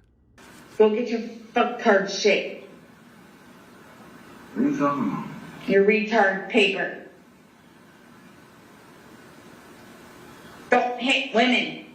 And she's saying it in this vile and nasty way. So I don't believe that she accepted that knowledge as a, wow, you really understood, you've done me wrong. More likely it was a, see, I told you. Yeah, this is exactly what you did to me. Look at your paper. We're going to hold on to this. We're going to laminate this so that whenever you go off the deep end, you can go look at your little R-word paper and remind yourself on how to treat me. When you love somebody, you have limits. Everybody tells me that. All my neighbors don't tell me that. The office, property manager. At some point, somebody gets enough, then they have to do something to defend themselves. I would just flee, and I don't know if you would like to see it on my phone, or I think it's actually on a laptop. I actually, because, and you have to understand too, I have, like, prior to classes in P.O., kicked him out. How many times? I had him arrested. How many times? But you also went down and bailed him out. I know. The next day. I know. First, who are you getting loud with? The way she is so comfortable at raising her voice around police, I am shocked. That just shows her comfortability walking through life and the control she thinks she has in any given situation. But it's like, you are the one who just brought up, I had him arrested how many times? I had him kicked out how many times? And you also bailed him out. So don't bring that up if you know that you were also feeding into the cycle. She wants this to be a woe is me, I had to put up with so much. Look, prior to classes in PO, I had to do all this, so I just learned to flee. And if you'll see on my phone, I actually would just, and then she cuts herself off and say, you have to understand how many times, the operative word being time. She's been dealing with this for a long time, not realizing that this all adds to motive. What she is painting in her mind is that if I tell them I've been dealing with this for so long, I'm so strong, I've been helping him, my go-to reaction is to flee. And I know you're going to believe me because the police always believe me in my mind. So I am trying to get you to understand I would not do this because I had no reason to do that. And even when we got in arguments, my go-to method was to flee. And it's landing completely flat because all the evidence shows the opposite. And so you're just adding to this idea of, yeah, truly, you had enough. And by enough, I don't mean enough of the relationship. I mean enough of him disobeying you. But she wants you to know that everybody tells me this. Everybody tells me that people have limits, that I'm too good for him, that I'm better than this. Everyone tells me I'm better than him, and I still try to sacrifice myself and help him. You stating you kicked him out and you had him arrested is what absolutely shot your defense during trial, because you had options. You were trying to run battered spouse syndrome, which is, I'm in constant fear of assault. I have no way out. I have no resources, no help, and this is the only option that I have in order to escape my abuser. And none of that applied to her because she was the abuser. She had no issue logistically leaving him. or getting him out of her life, and would even hold on to stuff. I'm sorry, it's like if you're holding on to his birth certificate and you're holding on to his personal paperwork or whatever and not giving that back, that's you tethering yourself to your alleged abuser. If you were really trying to get rid of him, you would get rid of all of his stuff. If you were actually able to get your violent abuser to listen to you and they leave when you, quote, kick them out, then give them all of their things. Give them no reason for them to come back. Change the locks, get the protection, and if they still keep coming back, call the police.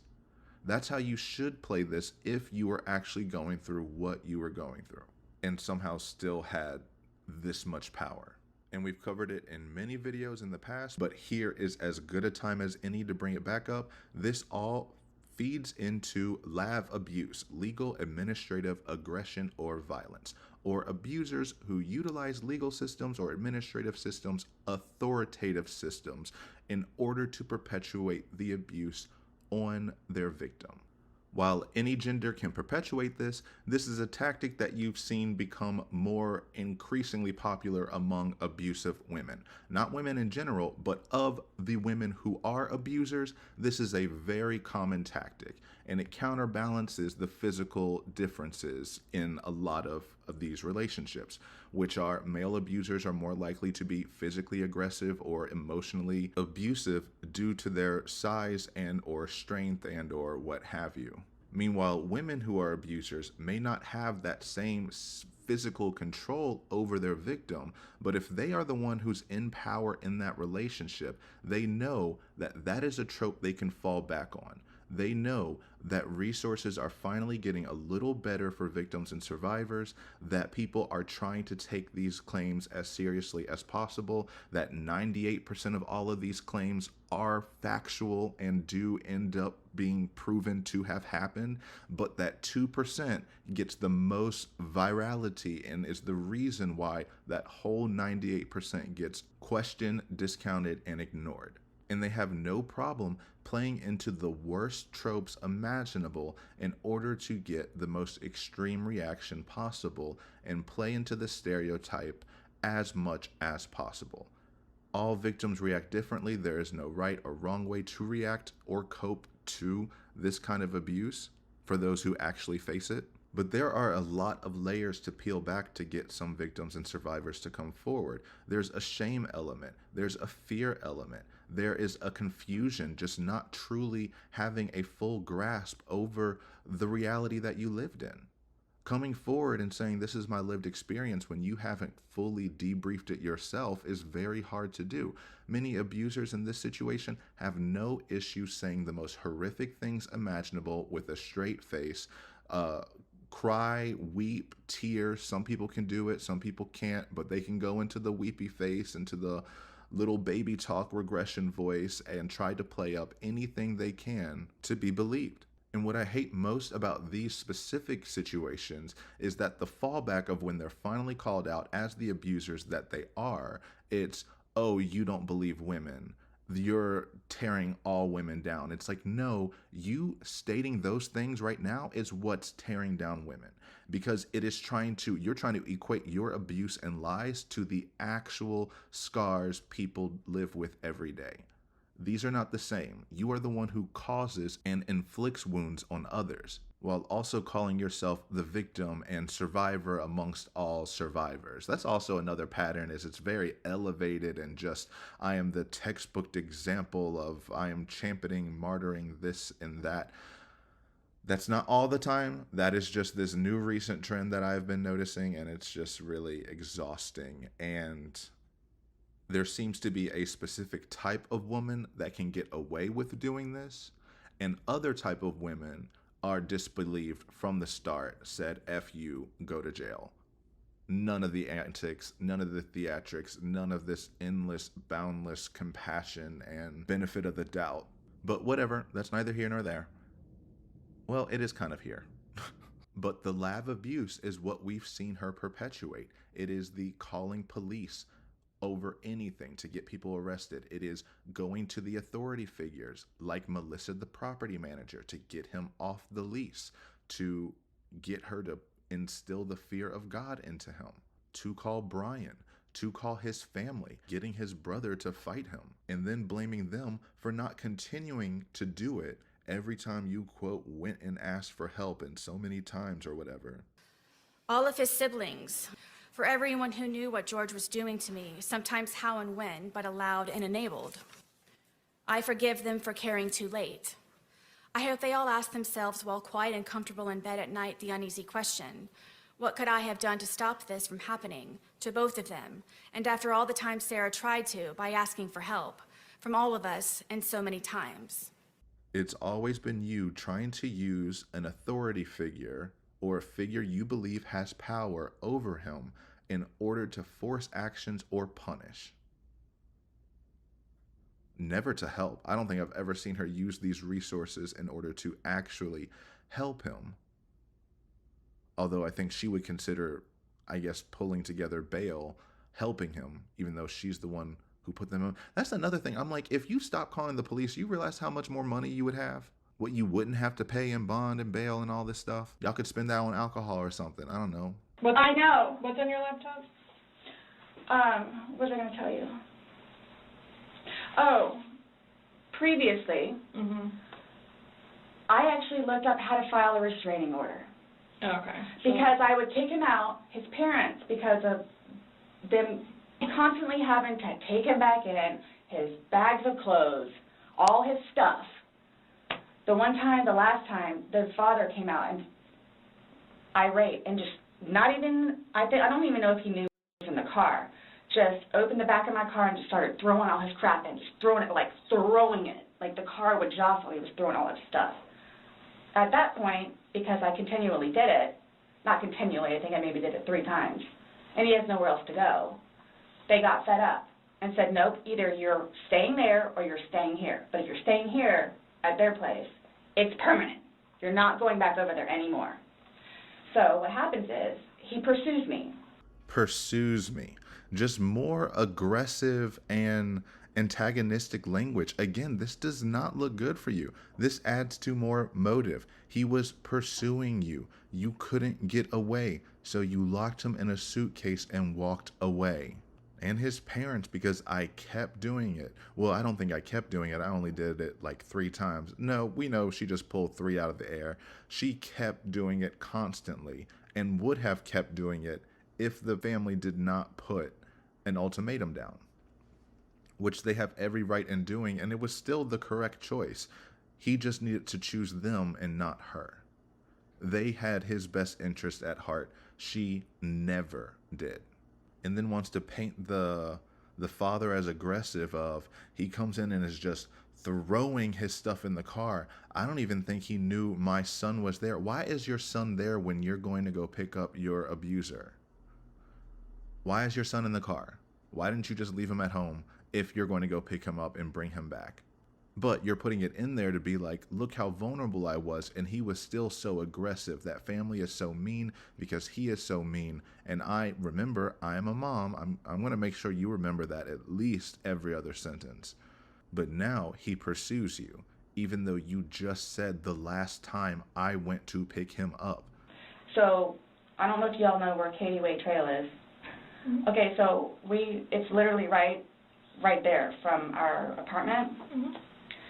Would ride his bike to work, but before he would leave extra early and come up to the wall, stand on top of his bike and poke his head over because he would know that I would be outside having my morning cigarette and cup of coffee.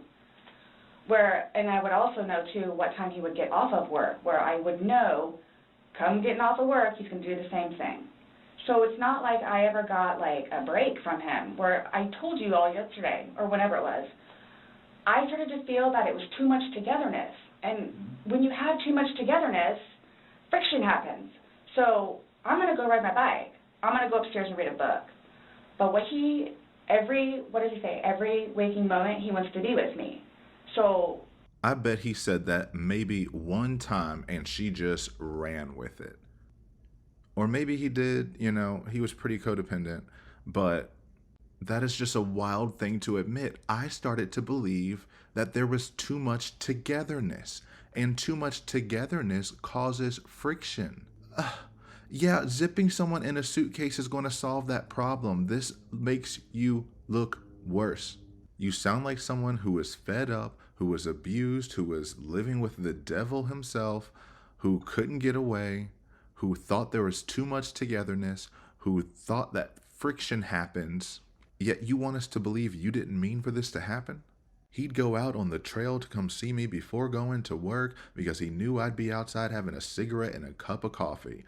You know, the casual breakfast of champions. And if you know that, why are you outside at that time? Oh, because you're a heavy smoker and that's what you do. As soon as you wake up, you want your cigarette and cup of coffee. And if that is true, that means you were awake early the day of and you knew his body was there way before you called the police at 1 p.m. We're not there yet. We'll get there a little later. But if you know he's trying to see you at that time, just don't go out at that time. Like, no one forced you to have the same routine. You didn't have a job. It's not like you were forced to do anything. You had no responsibilities besides, you know, hopefully doing the bare minimum to take care of your child, but nothing above and beyond that. And you're telling me he would get up early to come say hi to you. That's another good gesture. You keep saying he's this terrible person, and then when you describe actual actions that he did as of late, another positive one. He would try to come say hello, but you thought it was too much togetherness, and he would do the same thing on his way back from work. If you know when he goes to work and when he leaves, why are you out there at the afternoon as well? Why? Because I think she wanted to check on that. I think she liked pretending to be annoyed at that, but really expected it. And if she didn't get it, she's probably upset, being like, oh, well, were you talking to someone else? I see that you were too busy to come say whatever, and I got out there early and this and that. So it's like there's no way of winning with her ever, right? So I have no doubt in my mind, if he didn't do that, there would also be a fight over that. And mind you, our townhome is either upstairs or downstairs. So it's like, if you would like to sit downstairs and watch a movie or play on the laptop, look up some jobs, you're more than welcome to.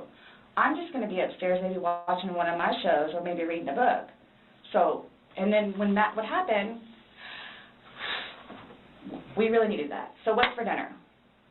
And then we would cook together and eat dinner and then crawl in the bed and watch a movie.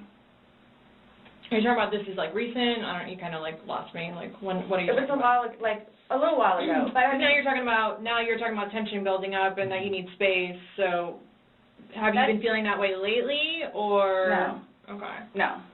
Yeah, she caught your ass there because you were just going on this whole spiel. You literally just said, I was starting to feel that there was too much togetherness, and that too much togetherness causes friction. I started to feel that it was too much togetherness. And when you have too much togetherness, friction happens. Chelsea, 10 seconds later. So did you think that there was too much togetherness and that you needed space? No, not at all. That's just why I went on this whole diatribe about upstairs, downstairs. You can stay downstairs and I'll be upstairs reading a book. Even though we know from the body cam footage, she would order it. She would demand, I told you not to step foot up here, and I told you to stay down there. I want to go to sleep. Go downstairs. Okay, yeah. I know. I'm leaving you, and I'm going to try and cancel plane tickets. No. Because I don't do special things for people like you that are doing this, like, to me, after I asked you at 1:21 in the morning. I wanted to be asleep. I wanted to stay asleep, which is why I got in the bed at 8:30. I told you not to step foot in the bedroom. So what do?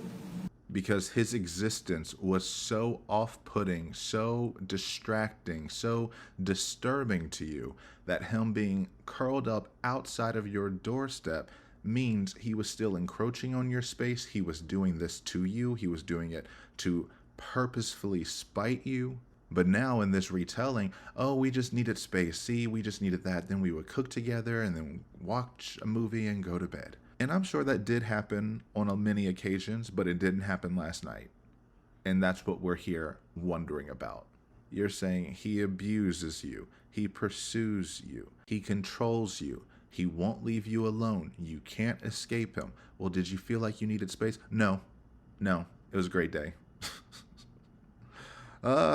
She won't see how she's just, every single response is her digging the hole even deeper. We've got a whole lot of the interview still left, good Lord. But even if it had stopped right here, right now, there's still more than enough here to convict her. That's how screwed she was, and how every single subsequent answer completely buried her. We haven't even gotten to the video yet, and that would not have mattered. She could have ended it right here. They never show her the video. They get to court. Now, can you imagine? She sees it for the first time in court. I mean, her lawyers would have had the discovery and would have shown her by then, but just the idea of her witnessing for the first time in front of everyone else. She'd say, objection, I don't want to watch this anymore. Okay, my thing is, too, so you all know, I hate that you can't talk to her, but Dee, his ex-wife, when I say a monster, she's a monster. Like, she withholds their children from speaking to him. So he gets upset about that, and then she, like, completely berates him about money, about the father that he is, what he did to her, all this other stuff. It doesn't matter.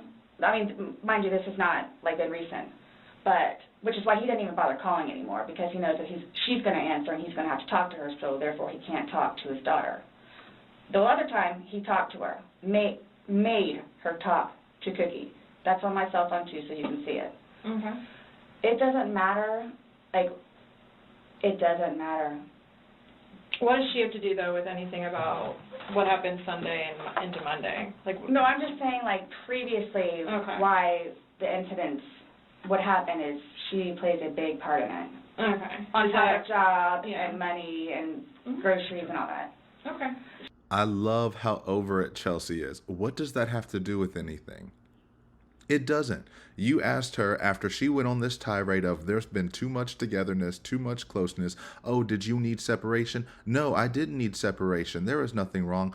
Also, what you should also know is that his ex-wife is a monster. You know, his ex-wife in Philadelphia, who it was physically impossible for her to somehow show up last night and be in that room with you and zip up that suitcase herself and then leave. It's her fault because she's a monster. Because that's why he would drink so much. Again, we don't care how much he drank last night. He did not cause his own death. You did, by zipping him in that suitcase, and he could not get out. And that's not even factoring in the other injuries that he sustained before you pulled out your phone. But she just needed to deflect on someone else, so it's not me, I'm not bad, it's the ex-wife who's bad. And also, she talks about how bad of a husband he was and how bad of a father he is and everything he's done to her. See, detectives, he's really bad. He's not just bad to me, he's bad to all women. And he's a bad father. I know he called me a bad mother, but it's actually him who is the terrible father. Even though all of his kids love him and have been very vocal about that, it's him, not me. You know, my son just tells me he wants nothing to do with me. We don't owe you anything and are waiting for you to be guilty so we can get out of here and away from you. I don't want to deal with you anymore. I'm going now. Click. Yelling at me so loud, the phone is distorting. So loud, former husband, his father, came in and told him to stop being mean to me before hanging up. But he's the bad father. Sunday, when I tell you this, I have no idea. I have no idea. Is there anybody else at the house? Nope, it's just me and him. Horrible admission. Got rid of 10,000 defenses right there. Anyone else there? Nope, just me placing myself at the scene of the crime and him, the victim of the murder. She's so dumb. Since talking yesterday, do you remember any like timelines better? Like what time you guys were playing? What time he was zipped up in the luggage? What time you went upstairs? We started because we cleaned the house a little bit, did some laundry. You started the activities around 4, you said? Yes, around 4:30ish, and then... You just said that it was dark when you were playing hide and seek, and I'm just curious if you remember... But when we were outside, that's where we would start, and talk about things, and then eventually I was the one that had him come inside so we could About do what stuff. time, do you remember what time that was, is what she's asking. And you said you went up to bed around midnight, fell asleep around 12:30-ish, but those were the only times I have. So I have 4 and I have midnight, so there's a big gap. So I'm just curious, like, if you recall when you went upstairs to hide in the shower, or like when we started to play hide and seek. Yeah. Well, we went inside probably about, if I had to guess, we weren't out there too long, maybe about 6-ish. Then You're talking about from hanging out outside and like. Okay. Well, we have 2 beach chairs that are out there and just enjoy the weather.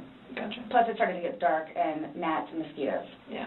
So now we've moved to time frames. This is something that she has needed and had to dodge since moment 1. And from all accounts so far, as soon as she gets inside, she stacks all the events on top of each other. We were doing the puzzle, artwork, music, movie trailers. It all stacks on at one time. So this could happen at any moment past now what she's saying is 6. We know that George went and bought the second bottle of wine at 5:30. So that lines up of he gets back and then they go inside and drink their night away. But if she is saying that they went inside around 6-ish, which who knows, he went and got the wine at 5:30. We know from the roommate who returned home, I think from school, that he heard them arguing starting at 7 that night. I would say probably a little later in the afternoon. A little later in the afternoon there. Probably around like 7 o'clock is like, because I feel like that's when like the drinks are settling in and they get a little more violent toward each other, you know, and it's like. And we know by George's brother that by 7:30, after their 4-minute conversation, he could hear Sarah coming in there yelling as well, mad that George is talking with his brother on the phone. And then she starts arguing and telling him that, no, tell him what you've been doing to me, you choked me, this and that. But he was calm, and he was like, okay, I gotta let you go. And then he said, I love you, and then I told him I love you. And basically, that was it. So within an hour and a half of them returning inside is when shit hit the fan, and they're already arguing. They may have been arguing earlier in the day, but they at least had that reprieve when George left and got more wine. So they were separated for that moment, time to calm down. You come back, it's kind of like refresh. They crack open a fresh new bottle. She said he did it because he was trying to be nice to me, because I had to do all this other stuff around the house, and then an hour later we're already yelling again. So she can't get too into time frames. Anything past 7:30, she can't get specific, because she would have to admit, well, I mean, she can't admit it, but we know for a fact now that they were arguing all night, starting at least at 7:30, if not earlier. So we have no idea what actually happened.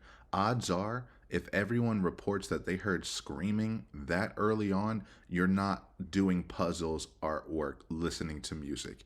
You're shouting and screaming about your relationship that you keep saying that you weren't talking about that night. So she has to duck and dodge time frames because it all blends together. It was all arguing, fighting, yelling. It gets quiet. He's in the suitcase. He's dead. Now you have 12 hours to figure out how to clean up the mess. And then Chelsea's like, do you remember any time frames, you know, when he was zipped inside the suitcase for the rest of his life and never to be let out again? When y'all just, you know, finger painted, who knows, whatever you're doing that night. Because she's talking about it so casually, even though this is jaw-dropping to them right now. If they were allowed to show their actual feelings, jaws on the floor at what is happening. But Sarah is talking about it like it's nothing. Like it's just, let me explain this little mishap, this little mess up, what happened yesterday. She's not distraught at all, genuinely. She's distraught over what's going to happen in the future, not what has happened. So she knows that if she just phrases it casually, she's going to talk about it casually. And she is. So let's go inside. I don't want to be out here anymore. Okay. All right, let's go. So we're doing whatever. We did it for a while because that puzzle, I don't know if they took it or they saw it. Worked on the puzzle again, finished it, started to paint. Well, started listening to music for a little bit, started to paint. Can we turn the music off? No problem. Start at the top, paint, whatever. Maybe, gosh, that puzzle, we worked on that for probably a good hour and a half. So 8 o'clock-ish? Is when you went to hide upstairs originally? No, that's when we were like painting. So then it's like, okay, well, I don't want to paint anymore. Let's just, come on. Okay, you want to play hide and seek? What he does is, okay, tag, you're it. So it's like, okay, we know. Okay, take off. Mm-hmm. That's what we did. I'm going to say that's what you didn't do because none of it makes sense, right? The timeline's all over the place. This puzzle, she is obsessed with this puzzle. This puzzle means everything to her. All we did all night for an hour and a half. I don't know anyone, even people who like doing puzzles, who are doing puzzles for an hour and a half straight, especially two drunks who yell constantly and fight about everything. No way in the world they are sitting down and putting a puzzle together for an hour and a half. However, I've talked about this in prior videos, how this is like convincing evidence. So it's when someone sets up a scene or they know a fact about a scene that can anchor their lie. And if you see that that piece of evidence or if that little thing is there and you can fact check it, oh, there was a puzzle there, that means the rest of the story must be true as well, when it couldn't be further from the truth. I wonder, I'm just guessing they did start the puzzle. I don't even know if it was today, but at some point. And I'm wondering if she tried to complete more of it to make it look like that's what they were doing. But odds are they just didn't clean up, so it was already out. And she's like, yes, let me look around everything in the apartment. The puzzle, yes, that's what we did all night. We didn't argue. He definitely didn't try to leave me. It was the puzzle. We were just trying to put everything back together. That's what this whole situation is. It's just a puzzle. We love puzzles. And so she says, we worked on that for an hour and a half until around 8. And then Chelsea's like, oh, is that when you went and hid upstairs? And she said, no, that's when we were painting. I thought that's when you were finishing the puzzle. No, at 8, that's when we were painting. And we said, I don't want to paint anymore. Oh, so you want to play hide and seek? And tag, that's your it, so we know. And that's what we did. So you're saying from 8 p.m. by this current timeline, to line up her entire timeline so far, she never admitted to going to Publix at 12 to get the first bottle of wine, but she has admitted that George went to Publix at 5:30 to get the second bottle of wine. They woke up in that morning, they decided to clean the house so that they can enjoy themselves and get drunk while being productive or something, I don't know. 5:30, there's a new bottle, they're outside on the porch playing. In the future, she says they were playing on the dartboard. She doesn't mention the dartboard even one time in this interrogation, even though the events happened the day prior. Then they come inside, they do music, puzzles, paint, artwork, hide and seek. And all of that finished by 8 o'clock. So from 8 to 11, 12, when the first video starts, and we know he is in the suitcase. We actually know he's in the suitcase by at least, I think it was 11:03 is when that first picture was taken with him in the suitcase. So this time block of 8 p.m. to 11:03, you were playing hide and seek the entire time? I'm going to say no. I'm going to say this is all a lie. And then you went upstairs, and then he didn't come up, and you came down, and the suitcase was there originally because you guys were planning to do donations, so it was already there. Have you guys ever played you said you played hide and seek like probably 3 times in your relationship. Mm-hmm. When you have played, have you ever zipped him up in a suitcase prior? No. Okay. So it was just kind of like that prop was there, and it was there, yes, and it was in play because... Why do you say it like that, though? I would never do that. You would never zip them up in a suitcase? Well, I mean, we were playing. No, I know, that but time, but... Scott honed right in. Why did you say it like that? Because she said, you've played this, I guess, before, and you haven't zipped someone up in a suitcase and left them there to die before? No, It was just there. It's a prop. She is desperate to try to distance this as much as possible. And I get that, but it's like when you overcompensate that much, it, again, just those warning flags, ding, ding, ding, this is something that you should pay attention to. And then her answer, so why would you say it like that? Because I would never do that. Even though the only reason we're here is because you did that. And he's no longer alive because you did. Her inability to accept reality is almost as shocking as how easy it is for her to lie about it. Bon appetit! The suitcase originally is in our closet, buried all the way to the back. If you, I know the CSI people saw our closet. Our closet needs to be cleaned out really bad. My son's clothes need to be cleaned out really bad because they don't fit him anymore, and I'm tired of looking at them. So he took it upon himself, including that suitcase, to take it downstairs so we can get all of our clothes, our donations and everything, and just leave the whole thing by the clothing and shoe thing at my son's school. Just another lie I don't believe, because we've talked about this before. George doesn't have things. We found out that suitcase is George's, which is even, like, just hit me, even more heartbreaking. He was locked inside of his own suitcase, which was a faulty suitcase that was broken. And you would kick him out every 5 seconds, which I imagine is why all of his stuff was in trash bags, because his suitcase was not good, or it wasn't enough to hold all of his things. But now you want us to believe you were going to take your son's clothing. Always got a reminder. Remember, hi, I'm a mom. We were going to donate all of his old clothes to the school by putting them in a suitcase we're also donating, a broken suitcase that we're donating. I don't know anyone who's done that, who's put the clothes in the suitcase and then donated the whole suitcase. Normally, it's just separate. You have a bag of clothes and then you have the suitcase. I don't know. That's so weird to me. So that's why it sounds like a lie. The truth, again, that I'm more leaning to is that he was trying to leave your ass. I do believe, like you said, the suitcase lived all the way in the back of the closet, and that he did take it upon himself in order to pull it out to try to pack his own stuff. That's why they had his papers in there. I think someone said they had medication in there or something, but the things that were in the suitcase were his belongings, not the son's clothes that were going to be donated. It also makes no sense, I've brought this up plenty of times in the past, to take the suitcase downstairs away from the room where the clothes you want to donate are in, and then take it downstairs, and I guess in this fictitious story, you were going to take all the clothes that you wanted to and then bring them downstairs as well. It's not like the suitcase is going to be that heavy when there's a lot of clothes in it, I guess. I don't know.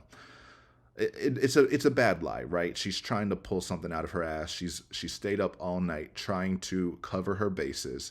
This was her story. That's why you see her arms outstretched fully. She is pushing away, saying that we are going to donate all of it, as in, I'm getting it out of my life. I need to distance myself from that suitcase and whatever is in it as much as possible.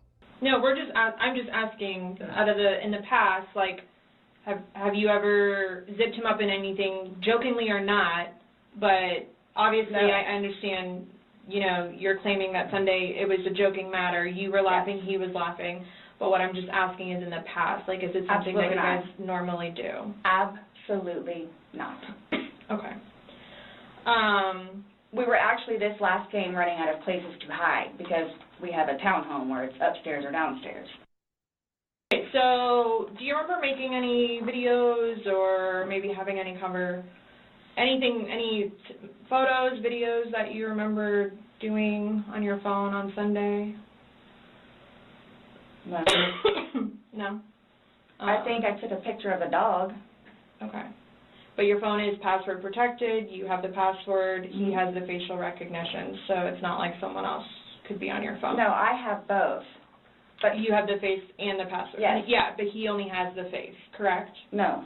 To be able to get onto your phone, you told me that he looks at the phone. Oh, I misunderstood. I thought you were asking if I did. Yes, it's me. Okay. Does he have access to your phone? Because you said it's a shared phone. Okay, how does he have access?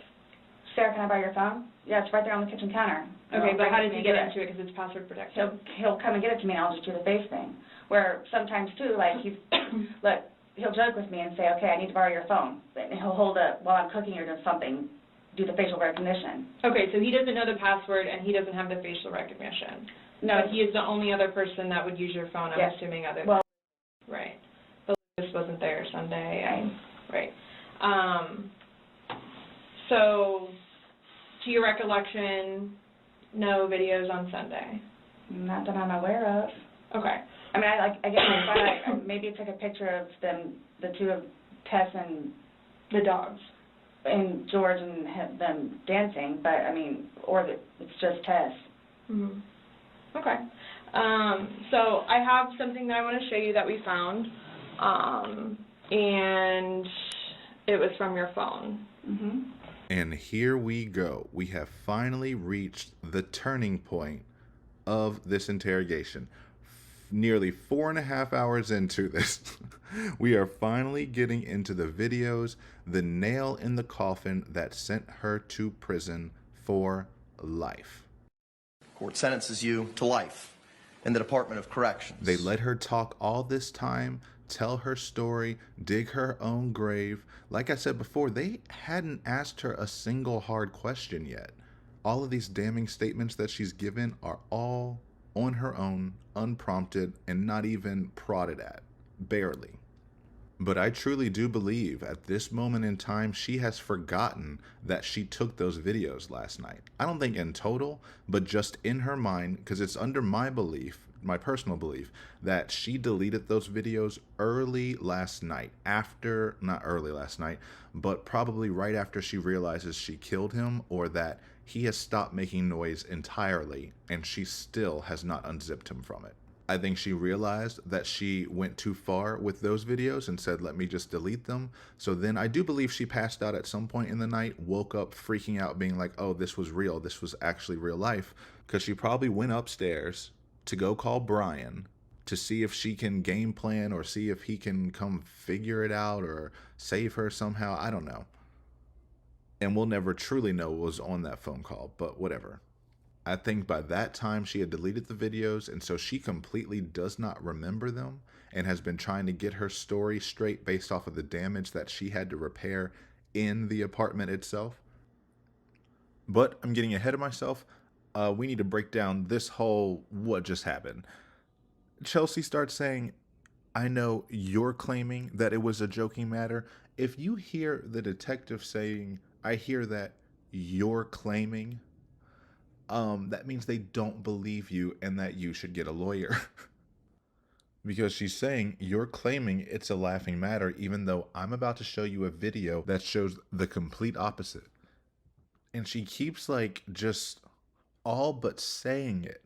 Did you take any photos or videos? No. And she's not taking the hint. So that's why I believe that she truly forgot it, because she doesn't really know how to hide emotions or thoughts. She has many tells and is very blunt about everything. If she had remembered those videos, I think she would have been redirecting again and again and again, and she definitely wouldn't have told them to go look at her phone. I'm the only one who has access to the phone. The dumbest thing I've ever heard, just another terrible admission. This video, which it's a snuff film on it. You filmed yourself committing the murder. This is on your phone. You are claiming it is your phone, correct? Yes. No one else has access to this phone but you. Yes. Originally you said that George had it, but now you're saying, no, it is only you. Which, side note on that, is even worse. It's one thing to say we share the phone and then someone has it primarily. She had the phone locked. Is it password protected or it's password protected? Does George know the password as well? He doesn't know the code, but he does the face thing. His face will recognition on it. You have the password, he has the facial recognition, so it's not like someone else could be on your phone. No, I have both. But you have the face and the password. Yes. Yeah, but he only has the face, correct? No. To be able to get onto your phone, you told me that he looks at the phone. Oh, I misunderstood. I thought you were asking if I did. Yes, it's me. Okay. And the only reason why I have that is because I lost 2 phones previously where I can't, before I had the passcode was somebody else being able to get into my phone because I lost it twice. So that's the only reason why I have it. Oh, like that's the reason you put a password on it, Yes. just in case you lost your phone? Yes. But that doesn't explain why George doesn't have the passcode. You're saying you were putting a passcode on the phone because you don't want anyone to have access to it if it gets lost or stolen. Cool. That doesn't explain why the person who is supposed to be the other party in this communal phone does not have the passcode to open it. And you wanted to save face in the car interview and said, oh, but he has the facial recognition. Now the next day, the truth slips out and he doesn't have access to either. Meaning you had sole control over the phone. Even if he got the phone away from you, he could not call 911. I mean, he technically could, but in, a logistical sense, if you are a drunk person trying to call 911 and not thinking about the emergency options, if he would even do that, right? Even if he would pull himself to do that, he couldn't even get in the phone without her permission or without her knowing. And we've seen by what the brother just said that even when he's speaking to his family, 4 minutes in, she comes barging in because she gets to dictate how long he is allowed to use her phone. That just like the whole phone thing is the most wild thing in this entire relationship. And that's exactly why it was her undoing. And then when George gets a phone on his own, you call him slimy from it because you're saying that he's cheating on it, meaning you found the phone that he did have to himself and you went through it. And then you got mad at what you found. That's why I said in another video, if you snoop through your spouse's phone and you get your feelings hurt, that is on you. Sorry about it. But that just reinforced her control and grip she had over that phone to control him. He didn't even know his parents' phone numbers. When she was getting him arrested on that June 18th body cam footage, they kept asking her, what's his parents' phone numbers so that he can call his parents? Because he didn't know it. And she took a lot of pride in having those phone numbers. And she even brought it up when the detectives were initially interviewing her and asking her, because she kept saying, are you going to tell the parents? Are you going to tell the family? I mean, I have everyone's numbers because she holds ownership over those numbers because she holds ownership over him. And she decides who gets to talk to them and when and how. So I will give you the numbers if that's what you need, as if they need anything from her. And they said, no, we're going in person. And then she lost her shit. Okay, but will you guys tell me, so you're telling me, you won't call whoever it is without telling me, right? No. I mean, I have all their phone numbers. We're not calling, we're not making phone calls. We're actually going to speak to them in person. Yeah. We That'll are. be later They're on. going to, okay. It'll You'll be know later. prior to us making any I'm contact. not going to be here. Okay. They're going to kill me. Which it never blows my mind how many times since the moment they arrived, she has said her life is in the balance, that she feels afraid for her life, as though her victim was not afraid for his life the night before. Whatever. And of course she had to throw her son in there, no one else but you, because literally Chelsea was playing prosecutor right then and there. This is your phone, correct? No one else can get on this phone but you. It is password protected, face protected. It is your phone. You just admitted not even George could have gotten on this video. That's just another defense. George couldn't have set up this video himself. It's not actually a defense. But you have locked yourself into this phone and then had the nerve to say, well, my son can get on it. And we've already established, and your son was not there on the night that you killed him, correct? Yes, okay. Now we can move forward and let me show you why you will be going to prison. Mm-hmm. Can you see it? If you need to move it around, go ahead.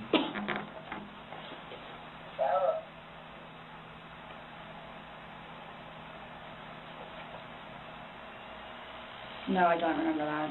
For everything you've done to me. For everything you've done to me. Your battery's about to die. Shut it down. Oh, okay. It was at this moment that she knew. She fucked up. Boom, and there it is. The face crack of the century. If anyone ever asks if there is a God, I will show them this video, and I will say, explain that.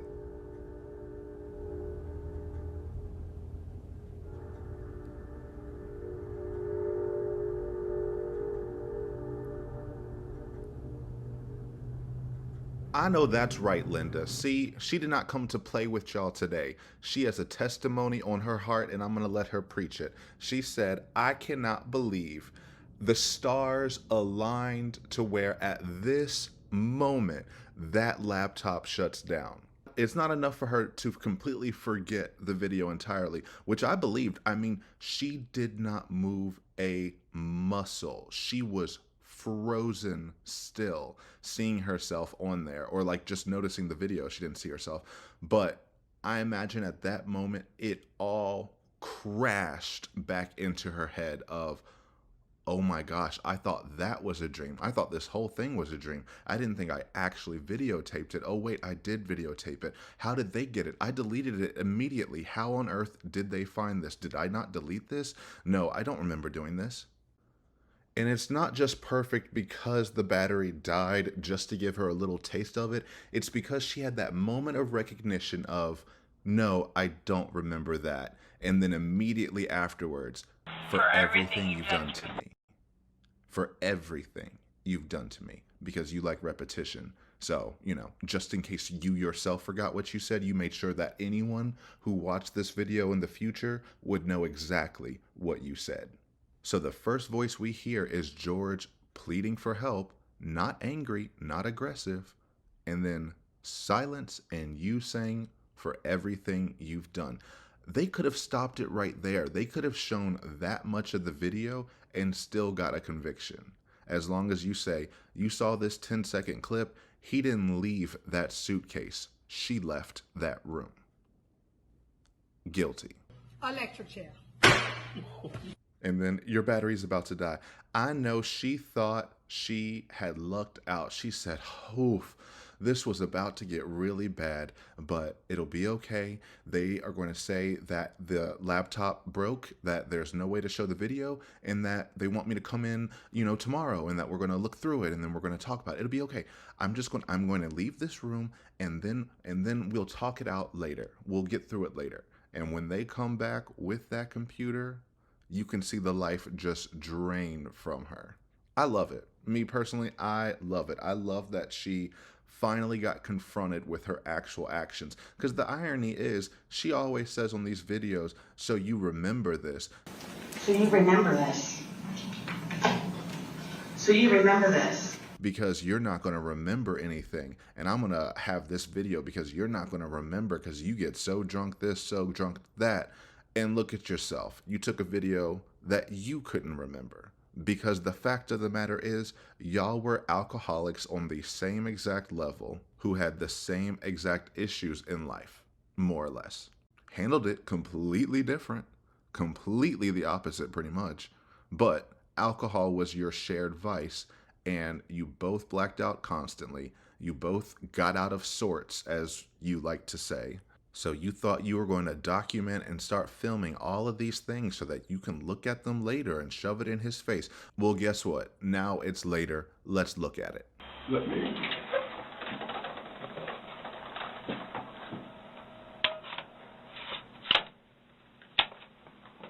The battery doesn't last very long. It used to last a lot longer than that. I don't know what happened. Okay. Let me just grab something. All right.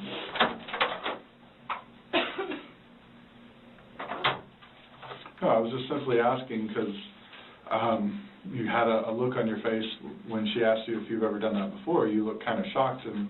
No. Okay, but why did you say it like that? Like, I don't think you all understand who I am, where... Okay. Well, tell me. I mean, I've always been a straight-A student. I am an outstanding mother to my son. Okay. I excel at everything. Okay, sidebar real quick. This is absurd. You just saw a video of you on film. Well, you saw a video of you filming yourself killing someone. And you have the audacity to say, I made straight A's. I excel at everything. I'm an outstanding mother to my son. All lies. Everyone knows these are all lies. But it begs the question of, how did we get here mentally? How did she get to the position of, in this moment, when I'm under all the pressure in the world and I'm being accused of literal murder, what do I need to tell them to preserve my innocence or to get them to believe in me? Oh, I made straight A's and I'm an outstanding mother who's excels at everything. Huh. As in, do you excel at trying to get away with murder? The answer is no, but do you think you excel at that? And I've talked about this in prior videos, but the root of this, I think, is surrounding gifted kid burnout syndrome. And what is that? Basically the double-edged sword of all of these talented and gifted programs we have for students growing up, because it instills in the child's mind that either you have higher expectations or you are better than those around you. And when you're in school and out of school, it can affect you in different ways. In school, it puts undue pressure and all these stressors to live up to that talented and gifted moniker, to be worthy of these special classes, these special grades, these straight A's that you feel entitled to, or have now attached your worth to, which happens so easily with kids when you praise them on something. Then their whole being becomes obsessed with receiving praise for doing that action. So something tells me, let's say she did get straight A's. That was her whole personality. She thought she was better than everyone because she made straight A's. However, the way this negatively affects people after school is that sticks with you. And you judge your current lifestyle, current success, current goals based off of what your prior projections were going to be. So I think in the past I've used the example of the valedictorian who was supposed to go to the Ivy League school and be this successful CEO. Let's just say they got the straight A's, they got the valedictorian, they went to the Ivy League school and they didn't get the job they wanted. They're in hundreds of thousands of dollars in debt, and they had to get a transitional job like most of us had to do in the service industry or in any other profession that gets shit on for not being as prestigious as the jobs that kids are encouraged to pursue when they're younger. I say this having had been a server for 6 years in the past. It's a job that people look down on.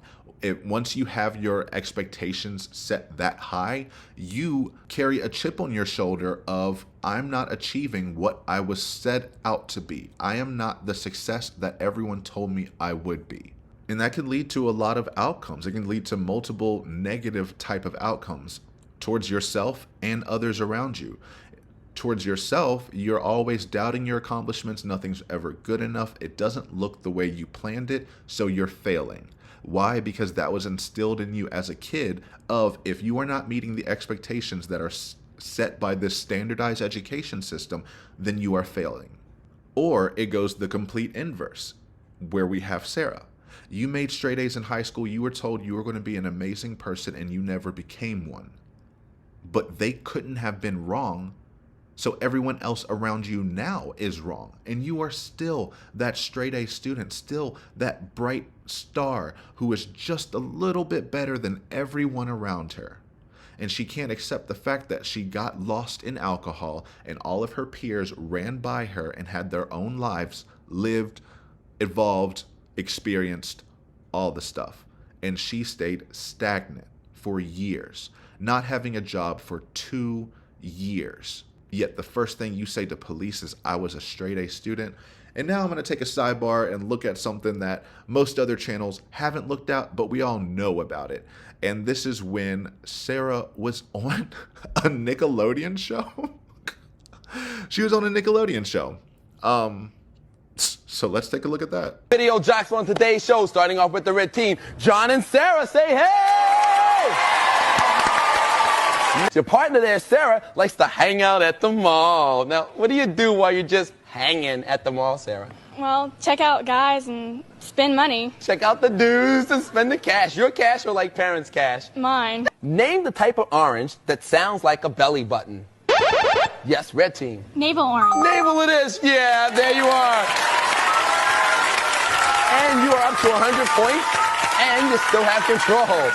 The audience likes the navel thing. Andrea, tell them what they just snagged. Concourse is exciting. Say cheese, red team. That's yours. And you get to move. Oh, hang on. We're not worthy. Yes, we are. And we are back right now for round 2. I have Mark of the yellow team and Sarah of the red team going to play the face-off Crater Ranger. Now, in positions, please. Ready, set, go. I just know that black man did not get paid enough for all that. But he tried. And so it's wild to see her like that because you can already see the traits that exist that carry over until now. Not her being like, I want to go to the mall and spend money and talk to boys. Well, 30 years later, that still seemed to be her only two loves, money and flirting with boys. But like I said, she was told as a kid, you have a very bright future. I mean, you make straight A's. I mean, you were on the Nickelodeon show. You are going to be a star. And she can't give that up. So every time we see her trying to devalue George, it's because she's carrying the weight of all of that mediocrity, honestly. All right, that's my soapbox about the talented and gifted programs. I get it. They're really toxic at their core and they do way more harm than good. And they instill these type of ideologies in people that they carry with them, even into their murderous 40s. I would not do that. You wouldn't lock somebody in a suitcase? Well, I didn't completely lock it. I mean, I opened it with one finger. I left enough in there for him to get out. Okay. And I wasn't planning on going upstairs and going to sleep. Okay.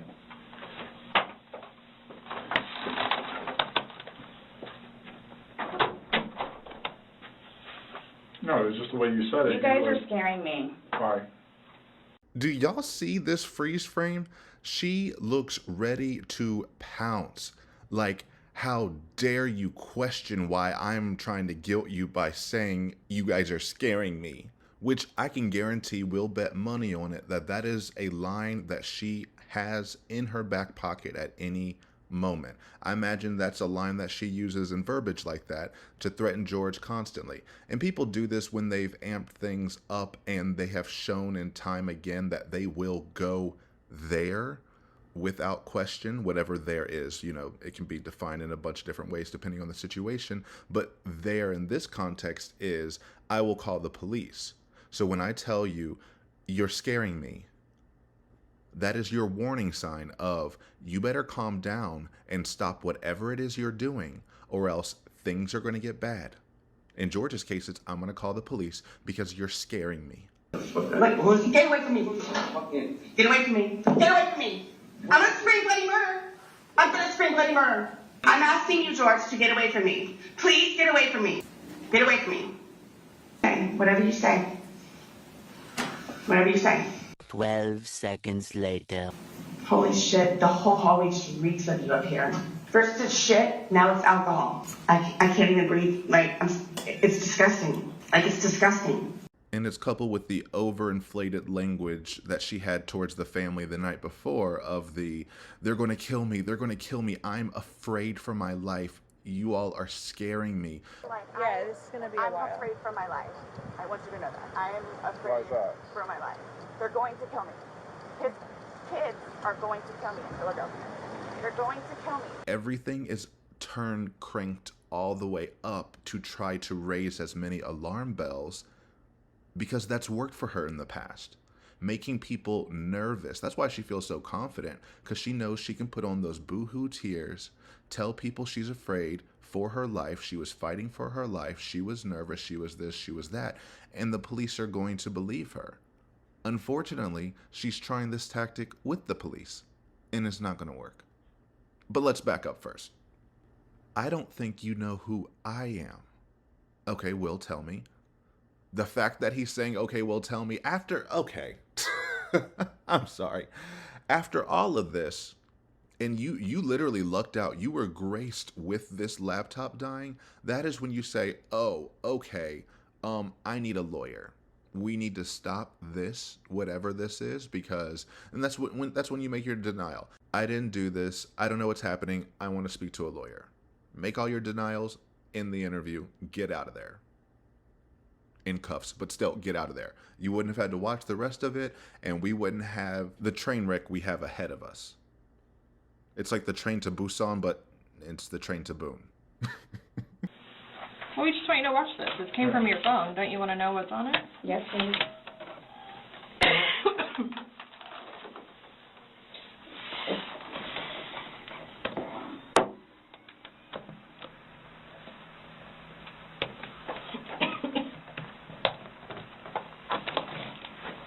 Is it long? Because I don't know how much I can take.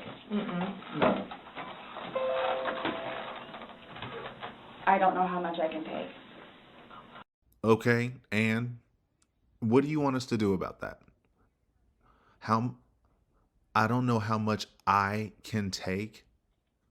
Perspective, she doesn't know her. Never came across that word. Her thesaurus just kind of skipped over perspective. Actually, wait, no, it didn't, because she had a whole little effing point about it in one of her letters to the judge. So you think she would have some understanding of the concept of perspective. You don't know how much you can take in the context of someone being confined in a suitcase for 12 hours. I will never understand how she doesn't get the tragic irony of the phrases she uses when she does amp it up. Maybe because she's just so used to living in that flowery, intense, everything is to the nines world, that she just has no concept of you are looking at someone who literally died in a suitcase, and you are saying, I don't know how much I can take, the person who put them in there and left them there. And you want to know how long it is? You tell me. You're the one who said you were compos mentis, weren't drunk, could drive. I don't know how to find her.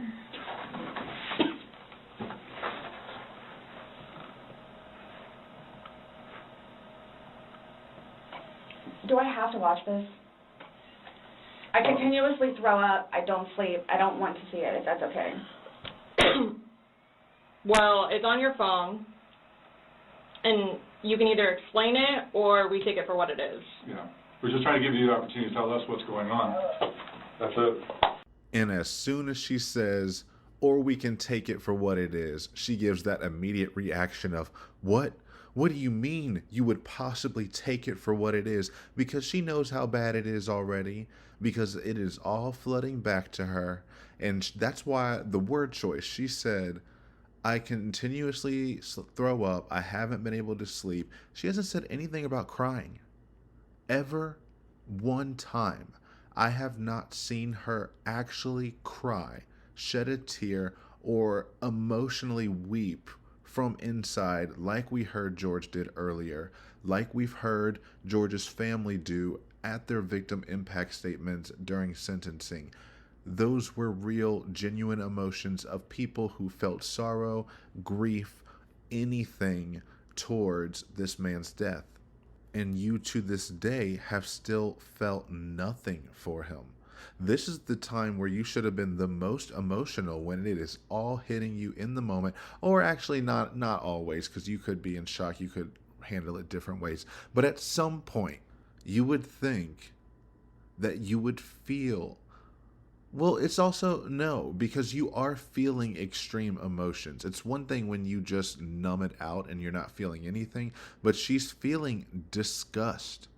She has felt disgust ever since that 911 phone call where she called him purple 1,000,001 times for no reason. Blood coming out of his mouth, and I don't know if he had an aneurysm or what happened.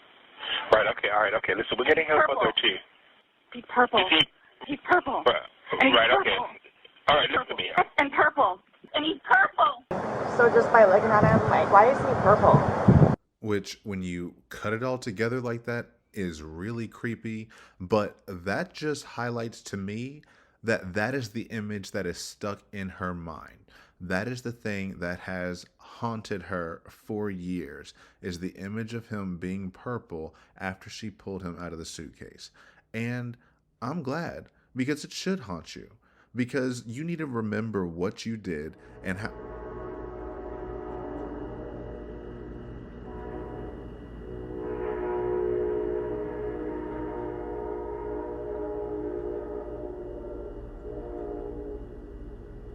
Okay, Linda is on one tonight. And people ask, do I insert these myself? No, these are all organic, all timed. I mean, it just based off when I, choose to record, but always coming in at the right time. Wow, yes, she is absolutely right. You should be haunted by that image, and the fact that you repeated and honed in and underscored and could not drop the fact that he was purple is indication to me that that is something you will never forget, nor should you. It's that long? 2 minutes. For everything you've done to me. For everything you've done to me. You. That's you, your voice. Stupid. That's my name. Don't wear it up.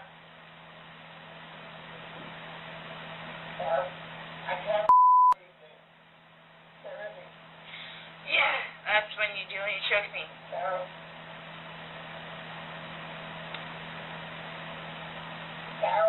I don't want to watch it, please. Oh, you don't want to watch it? I mean, it's your handiwork. You know what? I would have trolled her. I would have been like, you told us that we should look at all of these videos of all the damage he's done. I would have said, okay, would you like to show us the other videos on your phone right now? Yeah, pull up any of the videos of him damaging you, and I bet you she would say, I have all the time in the world.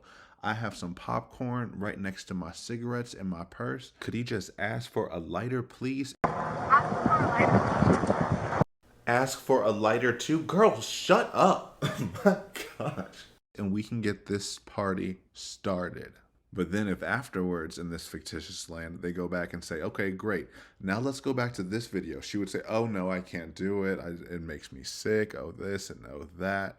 I get it. She doesn't want to watch it. And to answer her question earlier, no, you don't have to watch this. You don't have to watch this whatsoever. You do not have to be in that room right now. People, use your rights. Ask for a lawyer. The interview stops. 8 times out of 10, they are not waiting for your lawyer to show up to continue questioning. Either they're going to let you go and call you back when they want you, or they're going to arrest you right then and there.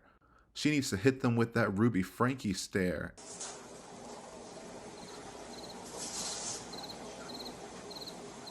And then she could just be on her merry way to jail. But at least she wouldn't have made a fool of herself beforehand. Also, that was the one thing with Ruby Frankie that made me laugh so much, because good for you, girl. You used your right to remain silent, as you should, but you didn't say the magic words, which were, I would like to speak to a lawyer. So that's why they just sat there and said, I can sit here all day if you want to respond to us or not. I can wait all day.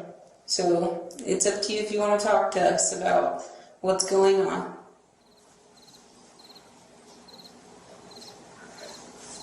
And she just stared daggers through them. In my mind, I interpreted it as, see, I know the rules. You know you're not going to get anything out of me. And I'm like, yeah, you were almost there. The finish line was right there. If you had said, I'd like to speak to a lawyer and then stared daggers, then they wouldn't have had you in that room. They would have either sent you to jail, what have you, waited, all the other stuff. But it wouldn't have looked so uncomfortably awkward the entire time. But that's neither here nor there. You don't have anything on you.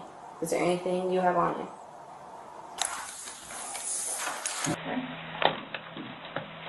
Last time we talked to you, you had said that you put him in the suitcase, he had 2 fingers hanging out.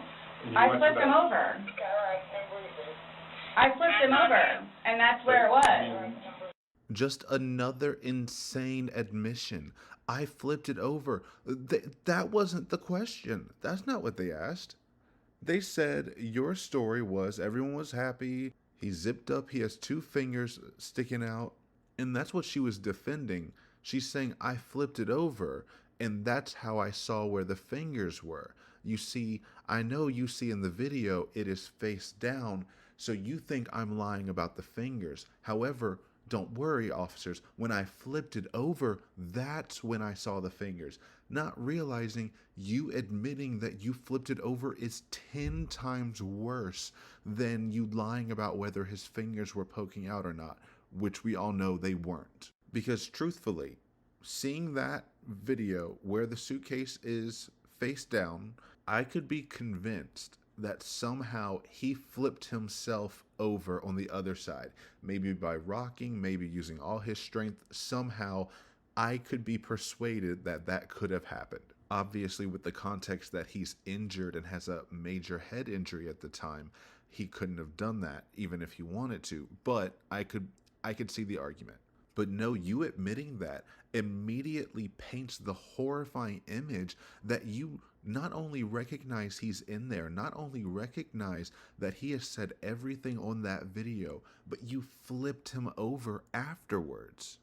Meaning you felt the weight of this full man in this suitcase multiple times. These are all very intentional actions, very willful. You cannot accidentally do these things. It'd be one thing if somehow he got in the suitcase, somehow he fell down the flight of stairs on his own, and he just landed with the suitcase down, and then you didn't touch it, and then somehow your phone just slipped out, and then, you know, somehow you had a laughing fit. Whatever. Somehow you get those videos and you didn't touch it, and you said, oh, I was too fearful, I didn't do anything to it, that's why I didn't unzip it or anything like that. I was just too fearful of it. I thought it was like a knife wound where if you pull out the knife, it can make things worse. That if I moved him, maybe it can make things worse. I don't know, right? None of this makes sense, but there's more things to argue. But when you say, I flipped it over, it's like that means you 100% knew the status of that suitcase. You knew there wasn't a hole in it because you were up close and personal with it multiple times. You handled it multiple times, putting it in different positions, like some sadistic art installation or something. I could not imagine just the anger that has to sit in one's heart to be able to do something like that. It's one thing to make the initial first few decisions and then feel like, oh, I've gone too far, I don't know what happens, and then I just make mistakes. It's no, she just kept going. It just kept getting worse. There's 2 different videos and a still picture where, yeah, it shows you flipping him in different positions and him saying that he can't breathe and you saying This is upside down. So in order for him to have gotten into it, it was flipped up. Right. It was flipped up normal. Yes. Like as if you're packing something. So this is upside down. Guys, this is killing me right now. So this image, it's upside down. What? This is killing you right now? Oh my gosh. Like, I know it's coming, right? It still shocks me every single time. This is killing me right now. We're in this room because we've been talking about a man's death, someone's life that I ended the day prior, and I'm telling you, this is killing me. The idea of you showing me a video I took on my phone, obviously with the intent to replay it at some point. I was going to watch it at some point and relish in it at some point. And if he didn't die, and if he only came out begging, grasping for life after this, she would have still enjoyed that video. But because he died, now it's horrifying. Now she can't watch it. And just the hyperbole, the idea of this is killing me. She is equating this to George. And that just goes back to what I said before about the inflated language. She's used to saying phrases like, you guys are scaring me. I'm afraid for my life. This is killing me, in order to escalate situations and get what she wants and get her way. So we saw in the body cam footage where George was I mean, the one, it still is the hardest one to watch. I will agree with that. But it's the one he's standing against the wall and she's just sitting there being like, don't look at, berating him. Don't look at me. Don't touch me. And then yells, don't touch me. You get on your fucking little bike and go to fucking work tomorrow. Don't look at me. Don't come close to me. Don't touch me. Do you understand? What do you mean? Just amplifying it, because there's no reason for her to have said it in that way unless she was trying to make sure someone in the hall or on the other side of the wall, bars, would hear that and garner their own interpretation. And all that's to say that she uses language intentionally to provoke or to stop actions. So I can guarantee she's used that in the past and used that with George multiple times, even at small little arguments or any little thing that might cause discomfort. She brings it to the 11. Well, fun fact, you are sitting in a room with 2 homicide detectives, so if something is really killing you, you have 2 of the best resources right in front of you to help you solve the case of what is actually killing you. Because I think it's guilt. And then this small video that occurred 11 minutes later, it's flipped over the other way, closer to your dining room table. Okay. Now he's obviously still in there. So he didn't, how did it go from the back to the front? I flipped it. My plan was not to go upstairs and go to sleep. Well, that's what you did. Yeah. But not intentional. No, you told me you went upstairs because you were getting ready for bed. Stopped here. Okay, but Where's here?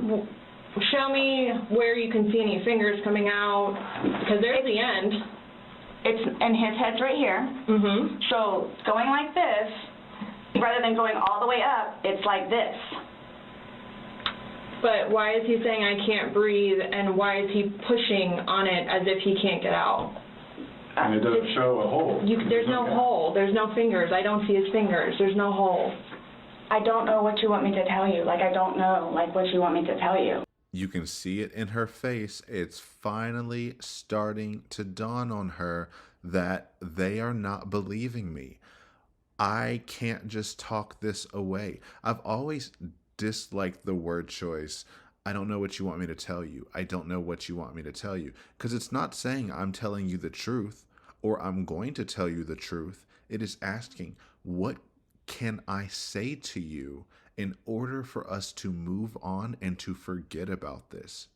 It's one thing to say, I don't know how to explain it better, as in I have an answer, I have a truth, I just don't know how to explain it in a way that you can understand, because I am sure that if you understand the explanation I have, that all of this will clear up and it'll move on. She's not saying that at all. She is saying, I don't know what I need to say to you to get all of this to go away.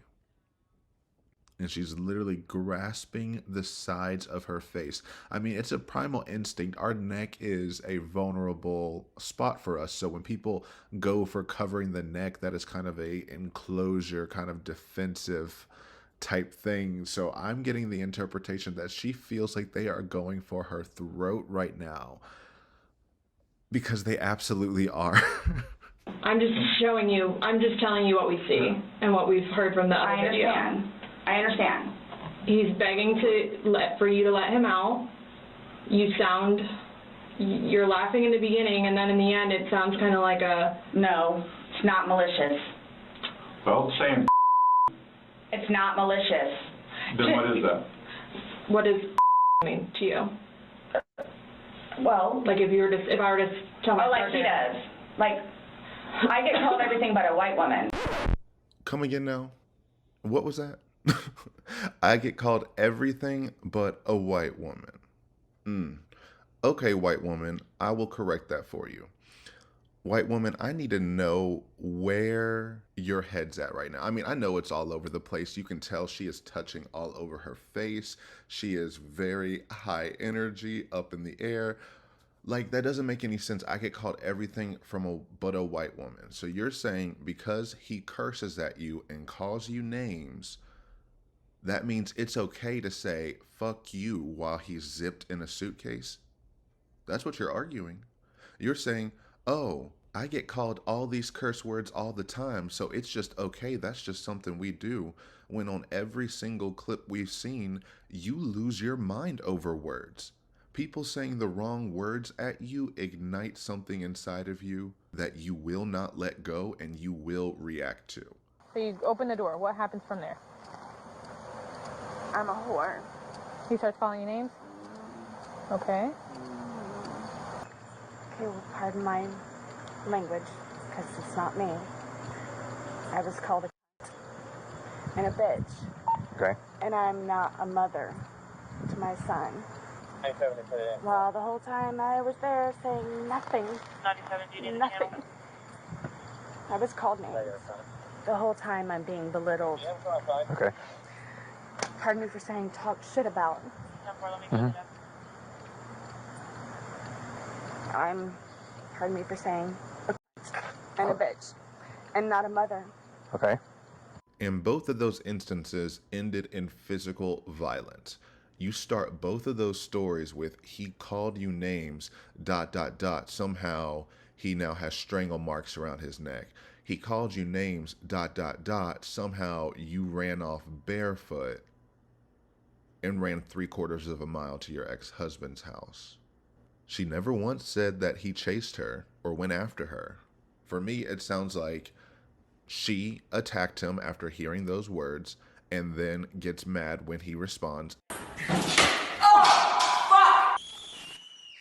Because like she said, she's not used to men hitting her back, which understandable. They shouldn't, in general. But I would bet money she grew up knowing that if she hears those words, she's allowed to hit, slap, or scratch. And then if you respond, it's, oh no, you're actually hitting me. I was just responding to the words you said, because to her, words mean more than actions. He allegedly hits you all the time, you bail him out the next day. He says you're a bad mom, you leave him in there for 39 days. But because he called you names, you are justified in saying anything to him ever. And also, you're not calling him a name. You are declaring, fuck you. That's not calling him a name. That is saying, I'm acknowledging what you're saying in the plight that you are pleading for, and I'm telling you to fuck off. I don't care. That's on you. Because if she has ever been slighted, her actions are always justified. I can guarantee that if he could have gotten out of the suitcase, let's say it was halfway unzipped and he did halfway get out, if she came back over and tried to put him back in the suitcase, and let's just say he shoved her after being locked in the suitcase for, let's just say 15 minutes, let's say she had a heart half grace and there was a hole and he got out of there, and he shoved her to get her away from him, no doubt in my mind she would call the police on him. Which segues into her first answer when Chelsea's like, I'm just showing you what we're seeing. She can't handle it. I understand. I understand. No, you don't. Even to this day, you do not understand what is on that film that you took. If she's allowed any media in prison, the only thing she should be allowed is this video, to be able to watch it as many times as she would like and as many times as it takes for her to finally get what she is looking at.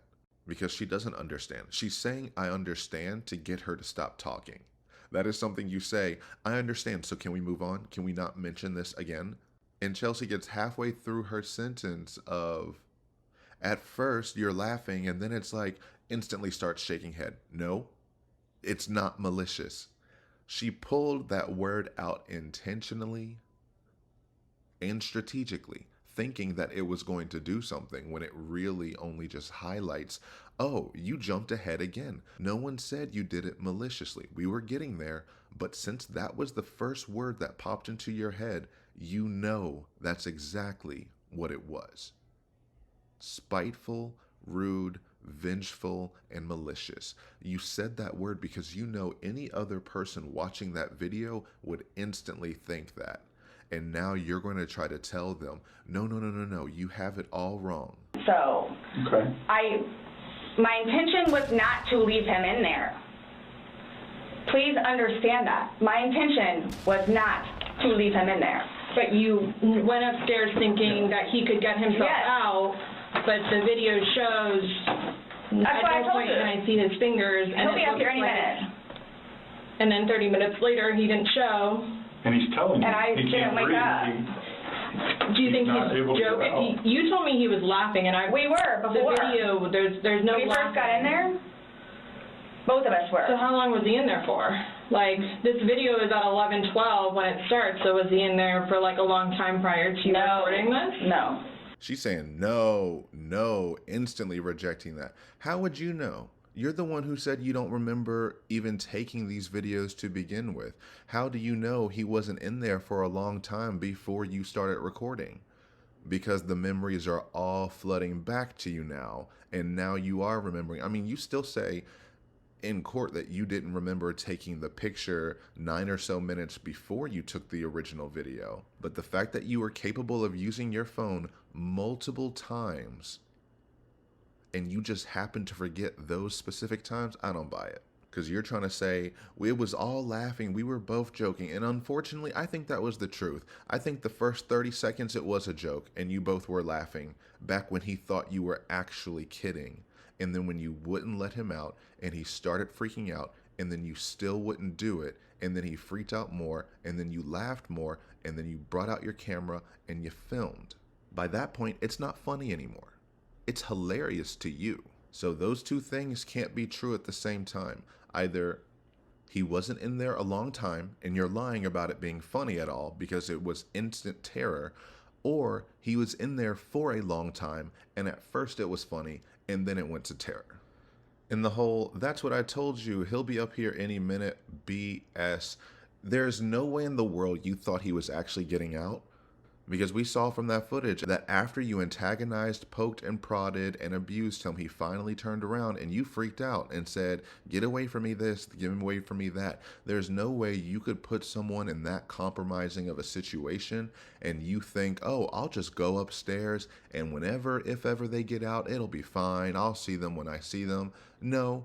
You went upstairs because he was yelling a lot and you said, I'll put you in timeout. Don't worry, loser. You're a dummy. I'm the smart one because I got straight A's. Don't forget that. I'm smart. You'll be fine down there. I'm going to come back down and I'll let you out after you calm down, you loser. How dare you try to leave me? And then I guess I go to sleep. You can't just accidentally go to sleep. Let's say you went upstairs, I don't know, to brush your teeth, rinse out with mouthwash, whatever you said that you did. You're not accidentally lying down. You have to intentionally lie down. So you got on there saying, I'm going to rest for just a second. I imagine you went to sleep smiling because you were happy with how much control you had over him. You were happy that he was begging and pleading for you. You loved the control. And you said, I'm going to take a little power nap and then I'll get up and I'll let him out. And then you woke up and it was a few hours later and he was dead. No. So it goes from funny to no longer funny, but you're the only one laughing. But I didn't think that he was, like, panicky. Like, Oh, bullshit. Of course you knew he was panicky and you loved it. That's why that was the first word that came to your mind. She tells on herself constantly. She keeps saying, no, it wasn't menacing. No, it wasn't intentional. No, I didn't know he was panicky, meaning it was malicious, it was intentional, and yes, I knew he was panicking. So pushing up on a suitcase saying, Sarah, Sarah, Sarah, I can't breathe. George has done that in the past before, too, where it's just like he thinks that he's woe is me kind of thing, where it's like, He's never been locked in a suitcase, that's where he couldn't get out, so. It's kind of, I thought it was the boy crying wolf. Another one of the most wildest things I've ever heard. The day after murdering someone, oh, I thought he was the boy crying wolf. George has done that before in the past. You know, that begging you heard on that video that we just watched? Yeah, George has done that a lot. And so he's always, woe is me, I'm losing consciousness, I can feel the life drain from my eyes, da-da-da-da-da-da-da. He just likes to cry wolf all the time. Translation, I threaten his life constantly, and I ignore his pleas constantly. So if we're balancing this out, she's calling the police over little scratches in her ears, over being looked at wrong, over being called names. Meanwhile, she is admitting, I have heard him in that same state of panic so many times that I can ignore it. That I can say he's calling Wolf, that I can say I wasn't actually going to just leave you in there, calm down. Kind of thing. Okay. And again, my plan... But nowhere in there is he laughing, is he joking, he is begging. And you're the only one laughing. Okay. And you're the only one saying derogatory comments, like you're mad. No. Please don't... I don't mean to sound negative, and I don't know if I can say this, but, like, it's like you guys are kind of trying to, like, feed me. Like, no, I'm just trying to show you a video that you no longer want to watch because you probably don't want to know the outcome of how and what you said. Well, I know what... You know what's on that video now? No. You remember making that video? No. Why don't you remember making the video? Probably because we had been drinking. But you weren't drunk. And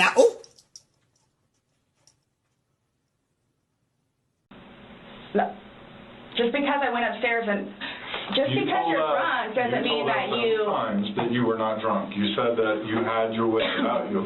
You said he had his wits about you. Mm-hmm. You said that you don't like not having your wits. In my experience, if somebody cannot remember doing something to the extent of making 2 videos and taking a photo, they are intoxicated. Okay. I understand where you all are coming from. I understand where you all are coming from. No, you do not. Because if you understood, you would have asked for a lawyer and would have been out of that room by now. But no, you think you can still talk this away. Wild. You can see it all start to catch up to her now. She's starting to get a clue of, this is not going to be like every other time I called the police. This is not going to be like the 16 other times I called the police this past year involving George. This time, it's going to be different. All of those past body cam footage we saw where they questioned her story and just gave up, realizing that they're not going to get a coherent story, but they have some evidence that they have to run with, and she's pretending to cry and all of this stuff. Still haven't seen her cry legit, not even one time. Which, why wouldn't she video that? Why wouldn't you video record yourself? If you're videoing all of this, why would you not video yourself crying after an attack or something? I don't know. But she's trying to say, I see where you all are coming from, to reverse it and to get them to extend. Only if you could see where I was coming from, we would both have the same understanding, and we would both understand that this was an accident, just a misunderstanding, and that we can move on. And I'll come back here tomorrow and we can work this all out. I can just tell inside she thinks, I just have to make it to tomorrow. I just have to make it out of this room and I can fix everything the next time. I'll get my story straight and all of this will go away. But then tries to stop them. I don't know if I can say this, but it's like you're trying to feed me. It's like, no, you're trying to feed them a BS story and you're mad that they're not just accepting it. All the other police interactions you've had, they have tried to push back on your story not making sense. You just stay true to your guns and then they give up and they just go along with it. But she is right. She wasn't mad. She was so far past mad, it is unconscionable. She was mad earlier in the night. She was mad when he was on the phone with his brother at 7:30. When she pulls out that video camera, she is on cloud 9, pure bliss at triumphing over her victim. She left mad and angry at 8 o'clock. We're at 11 p.m. and she is pissed. Malice doesn't even feel like a strong enough or correct word in this situation. It's just like sadism. You got off from torturing him because you thought you were justified in doing so. And now you're mad when people are saying, explain yourself, and you're like, well, I didn't mean for that to happen. No, you didn't mean for him to die. You did mean for this to happen, though. You just didn't know what having this would mean. Just like everything else I've talked about in the past, she complains to get what she wants, and then when she gets what she wants, she doesn't know what getting what she wants means. I believe it's the same thing here. She wanted him locked up. She wanted him confined so that she could laugh and have power over him. She didn't know what that would mean. And when it meant that he died, now she's like, shucks, I didn't mean it. Babe, I had no idea. Jesus Christ. Well, we're just trying to make sense of it. We're trying to figure out what We're trying to you're saying. figure out this You video. explain it to us. We're listening. I just did. Like, we were playing, and then, like, I thought it was... My plan was not to go upstairs and go to sleep. My plan was not to... He'll be up here any minute. But you willingly went upstairs and went to sleep. No one forced you to go upstairs and get My ready plan for wasn't bed. also to leave him in the suitcase. So why didn't you take him out? Because I went upstairs, and then I fell asleep. But why didn't you consciously think, he's asking to come out, he can't I didn't do it breathe. intentionally. Hold up. Pause everything. Did y'all hear that? Scott, did you hear that? Chelsea, did you hear that? She said, I didn't do it intentionally. She needed to interject, completely cutting off your sentences, your conversation, just to get that thought out there. That is a survival action in my mind. Like, what does that even mean? What did she think would be the best outcome from saying it like that? Of, I just need this to stop right now. I didn't do it intentionally. As in, if I blurt it out fast enough, that means they have to stop and I win. Just another terrible admission. I don't know if I'll go back and re-edit this and start tallying up all of the horrible admissions that she has made that has just destroyed more defenses again and again and again. If I did, the number will be here. If I didn't, it's a lot. My plan was not to. Now you're saying you had a plan? Who does that? Who says the next day after a murder and the detectives are obviously saying you did this intentionally, or else you wouldn't be saying that you didn't do it intentionally, and so you say, my plan. You had a plan for this whole accident, quote unquote? Okay. Sure. And if it was a plan, it was a shitty plan. You said it wasn't my plan to go to sleep and it wasn't my plan to go upstairs, yet you did both. You failed at whatever this plan was pretty poorly. Was there any part of this plan that you did succeed in? Why did you need to go upstairs as part of your plan? That's the biggest thing that we need to hear in this plan, that you somehow know what was a part of and also don't know what was a part of it. At the same time, you just know it wasn't malicious, even though every action was. What do you think is going to happen if you leave somebody in a confined space like that? Well, I thought by not zipping it up all the way, it would be okay. My plan was not to leave him in the suitcase. And what was your plan? Waiting for him to come upstairs. You said you were up there 30 minutes. After 30 minutes, somebody not coming up. Knowing that the last time you saw him was in the suitcase, 30 minutes later, you're like, maybe I should go check on him? Maybe I shouldn't? No. That didn't cross your mind because it didn't happen. That's like an assumption. Like, that's what you all are thinking. Just. We're asking. It's the whole. You tell us. It's the drinking. And there we have it. We finally have the first admission that it was the drinking. After all this time, you telling every cop imaginable, I had a drink, I only had 2 drinks, I had a glass of wine, we only had 1 bottle, we weren't drunk, we were in the gay stage or the gray stage, I can't remember which one she said. Home, you're consenting adults. If you're drinking, say you were drunk. There's no law against it. Right. Nobody's judging you. You're at home. Neither one of us were drunk. Okay. We were just I'm just at the trying to giddy let you know stage. Okay. That's what it was. We were all compos mentis. Now, it's the drinking. And she's known that since the beginning. That's why she's tried to repel that label as far as possible, even though anyone with any normal rationale would see that is the best defense you have always had here, is that we were both drunks. We both had substance issues. We both abused alcohol. We were not in our right minds 90% of the time. We were in an abusive relationship that was off and on. Police were involved often. Emotions escalated quickly. It was alcohol. We had no idea what was happening. That's not actually a defense, right? But it's way better than what she actually went with. It's something that you can argue more of when you're talking about mental state, when you're talking about intention, more than you can with this, which looks horrifying. Every time she keeps saying my plan, as in I was cognizant and aware of what was happening, and I had foreseen a future of what I thought would happen, which is that there's an imaginary hole that I left there, and my plan is now to wait for him to come upstairs, and he will. And even though he told me, the last recorded words I ever heard, and I'm sure there was more words after you turned the camera off, were, Sarah, I can't breathe, begging you to let him out.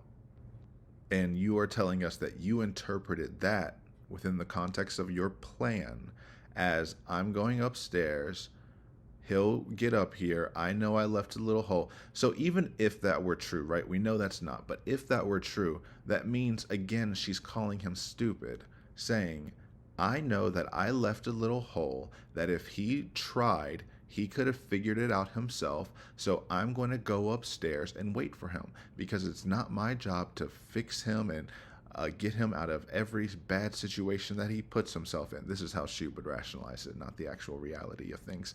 But if this were true, then she is saying, I literally waited so long that I passed out, thinking that he would get out because I had left this microscopic imaginary hole in there.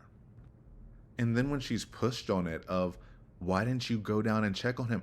Because I fell asleep. As in, someone forced her to go upstairs and forced her to fall asleep so that she obviously forgot to let him out. What are you not understanding? I just willfully went upstairs and fell asleep. It's wildness to me.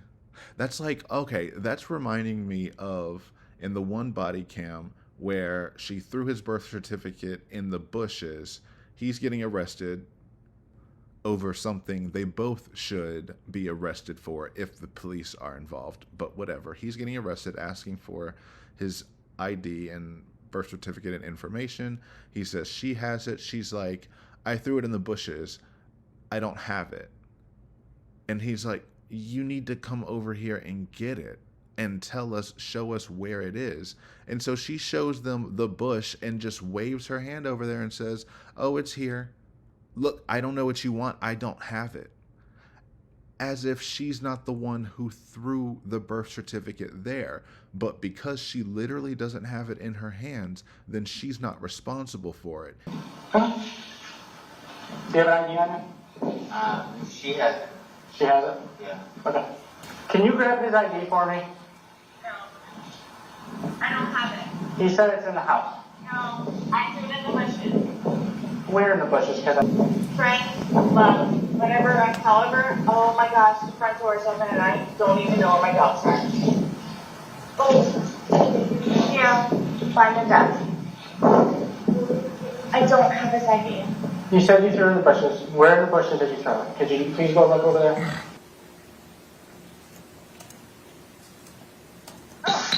Where were you? His brother and his ranting mother came over here, so it should be somewhere in here if they didn't find it. I don't have it. Even though her actions are what caused the document to disappear. Similarly, she did all the actions here of zipping him up, filming him, taunting him, going upstairs, and then when they're asked, well, why didn't you go back down and check him? Well, I fell asleep. I wasn't there. What do you mean? I was upstairs in bed asleep. That's why I didn't check on him. What are you not getting? That's a weak connection, but it makes sense in my head.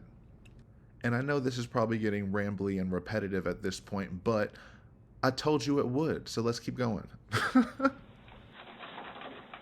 That's what it is. It's the drinking.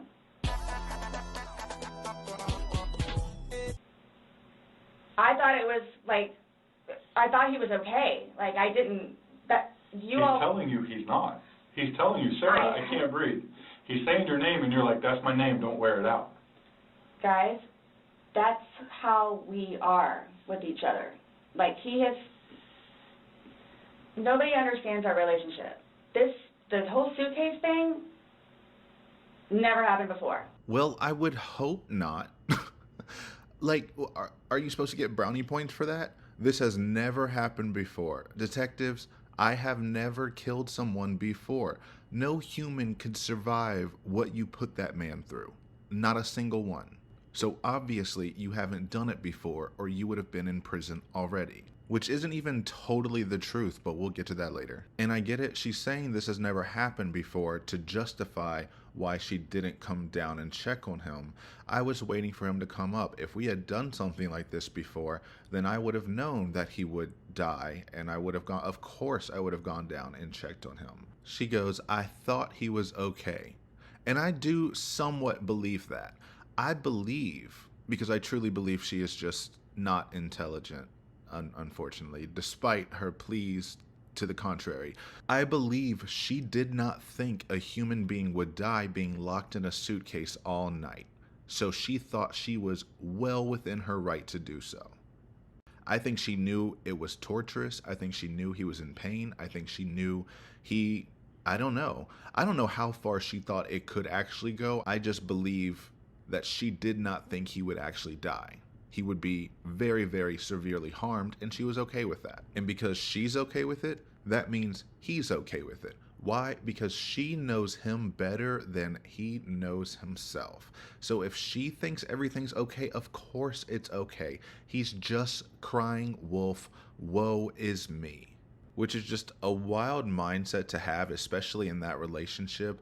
I don't believe George was not intelligent. I just believe Sarah knew more words and was more overwhelming and berating to where she could appear like she was smarter than him just because she could overwhelm him with smart sounding things and little tricks here and there. I got a life too. I get 18 years of my life to stand in a safe spot as you. Don't you think I ever wanted other things? Don't you think I had dreams and hopes? What about my life? What about me? Don't you think ever crossed my mind to want to know other men that I wanted to lay up somewhere? So she would use that to control their entire relationship. I can completely see her being the one to guide all the decisions or be insistent on it and to make a whole fuss about it if they don't go with her plans because she's the smarter one. So I imagine their substance abuse issues just kept getting worse because, you know, in her fictitious, perfect mind, it's okay to drink. I'm not the one who's drunk. I never get drunk. So I know we can do all of these activities. We can go through bottle after bottle after bottle, and we're still compos mentis. We're not drunk. Why? Because I can say the word compos mentis, which means I'm not drunk. If I say I know you'll be fine in there, and you say, no, you won't be, I'm right, and you don't know anything. So pipe down. Would you leave someone else in a suitcase? Would you leave Lucas in a suitcase jokingly? Because it was a joking matter. You put him in there jokingly. Would you leave jokingly in there? And you love and you I love wouldn't do George. that to him either. I wouldn't do that to him. What do you mean you wouldn't? You did. This isn't an hypothetical. I wouldn't is something that's like a hypothetical. In a hypothetical situation, I would not do. We are in a very literal situation where you did. Also, I said just a few seconds ago, we'll get there when we get there. We're here. You did do this before. You did put your son in a suitcase. And you zipped it up and thought it was funny. And Child Protective Services was caught on your ass because you decided to post it on Facebook. And luckily, there were some concerned, appropriately so, concerned parents online who saw it. Allegedly, it was a joke. There's a few pictures where Brian unzips him.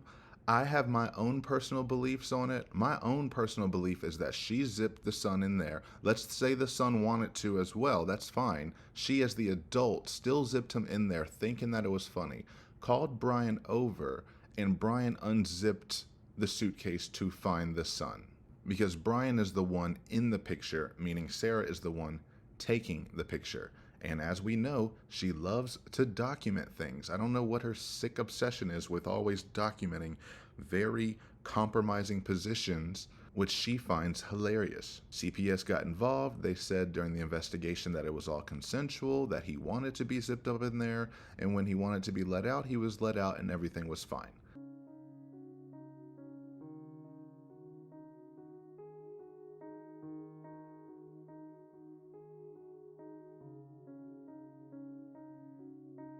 That was investigated 4 years ago, and both our investigators and Department of Children and Families realized that it was consensual. The kid wanted to get in there. The kid wanted the picture of being in the suitcase.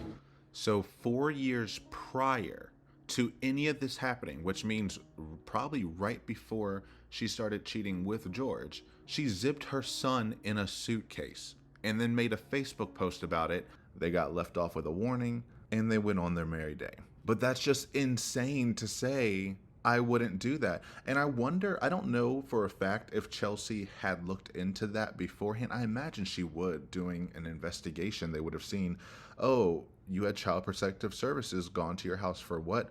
Oh, zipping someone in a suitcase. Huh.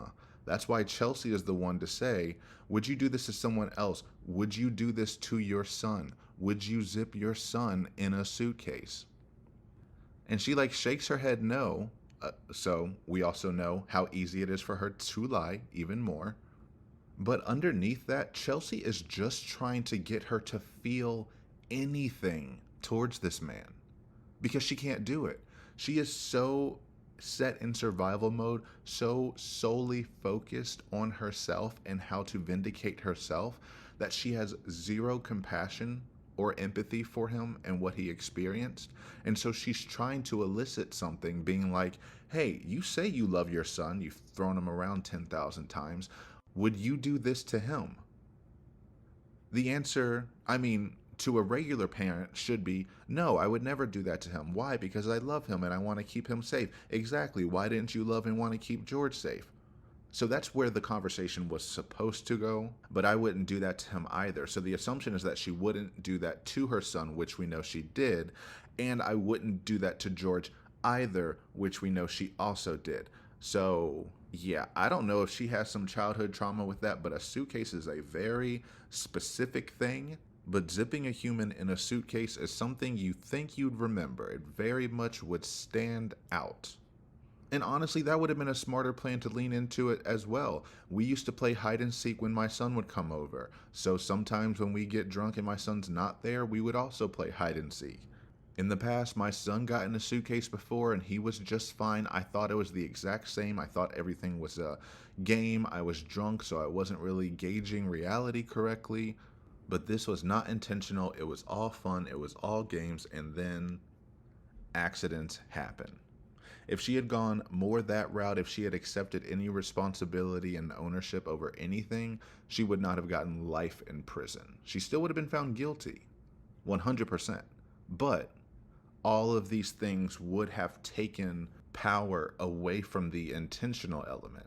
We could actually believe that this was just a freak accident in a drunk, abusive relationship and that things just happened. But no, you are adamant that you are not drunk. You are adamant that you knew he was okay. You are adamant that you had a plan and that the plan would work and that he would be okay and come up and join you upstairs. So I just... Well, it's not like, again, I don't think you all understand. Like, it's... it's not that was not my intention. Well, y'all don't have any idea what I've done for him. But by your acts, and that's exactly right. You get to the point where you've done so much for somebody and they don't show you any appreciation. He did. Not by your words in the video. I don't get that. He did. Because you bring up the fact that when he's choking you, you can't breathe. That's how you felt when he cheated on you. You couldn't breathe. And you verbally several times told him just you. Well, you said it in the video, but you won't let us play the rest of it. You don't want to... When I say cheating, it's on his phone. Okay. Cheating is cheating. I think so too. Then why would you say he didn't cheat on you? Because it's a horrible admission and he didn't actually do it. He was, I guess, unfaithful over the phone. Everyone has their own different metrics for cheating, what have you. But to say, he didn't cheat on me, it was on his phone. Well, cheating is cheating. I think so too. It's because she needed a win. And she's going to do this because she's backed into a corner, literally. And anytime there's a little win where she is correct, she's going to grasp it, even if it's detrimental to the argument and lies she is trying to put forward. But let's go ahead and take another detour and explore this little chunk, because there's a lot in here. One from the little chunk before when he's saying, you're over there saying, that's my name, don't wear it out. Guys, that's just how we are with each other. No one understands our relationship. You're damn right. No one understands this relationship whatsoever. No one wants to understand, because relationships like yours do not last, are not healthy, are not successful, and only harm themselves and those around you. And also, that's not how you both are with each other. That's how you are with him. We still have yet to see him in these huge fits of anger where he's just being cruel and saying all these things and all of those things and just being rude and this and that. She's the only one who has displayed cruelty. The whole, that's my name, don't wear it out, like you're literally elementary school students. She definitely was that bully on the playground pushing you into the sand, and you're like, Sarah, what the? That's my name. Don't wear it out. Now where's my sliced cheese? But it's so childish and dismissive and rude and insulting intellectually, because people know when you're using baby talk with them. But it was your go-to. And it's wild how all of these little isms are repeated in all of these different videos, and it just shows that she has a set vocabulary that she reuses a lot. Tell me and we'll both know. She loves using that one. How would you get those injuries? Tell me and we'll both know. You tell me, and we'll both know. So she developed that habit because people would say her name a lot in reaction to things that she was doing. So to respond in a spiteful way, you know, I'm making assumptions, right? Like, this isn't 100% the truth, but I like making big, bold claims. Who cares? Why not? So back when she was just a little Sarah Paulsenette, you're eating my peach. She developed responses like these to objections to her behaviors towards others. So when she wants to express to those people that she is not going to listen to them and do whatever she wants anyway, she needs to say, that's my name, don't wear it out. Stop bugging me. I don't care what your plight is. Brian, I don't care if I left my son at school. I don't care if I'm choking you, George. I don't care if you can't breathe at all. All woe is me, boy crying wolf. Sarah, Sarah, Sarah, Sarah, Sarah, don't do this. Sarah, please stop. Sarah, I can't breathe. Ba, ba, ba, ba, ba. That's my name. Don't wear it out. But this leads us to this whole cheating fiasco mess disaster. Because in one video she filmed, it's her pretty much berating him about cheating or whatever. She won't let it go. He wants to let it go and saying, we're going to have a good day. She can't let it go, and she's just rude and just nasty about it. So I think he's saying her name for some reason, and that's when she says, that's my name, don't wear it out. So they're both connected. So we'll look at that, and then we'll get into the cheating. Because we got those text messages at trial, and ciao. And this cop car. How about you get an umbrella and call me Camille underneath it? Yeah, how about we forget about that? No, we won't. I'll never be. No. How about we keep going on? We hear enough of it out here in reality. Are you gonna be nice tonight? Yes. Yes. I promise you, I used to choose. Go for a walk. By myself? Yes. No. Go for a walk. No, I'm just gonna chill out. If that's the case, I'll just chill out. So much like this.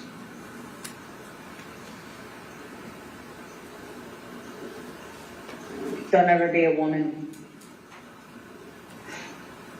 How can I be a woman? Don't ever. I can't. But I can somewhat understand. Don't ever. I can somewhat understand.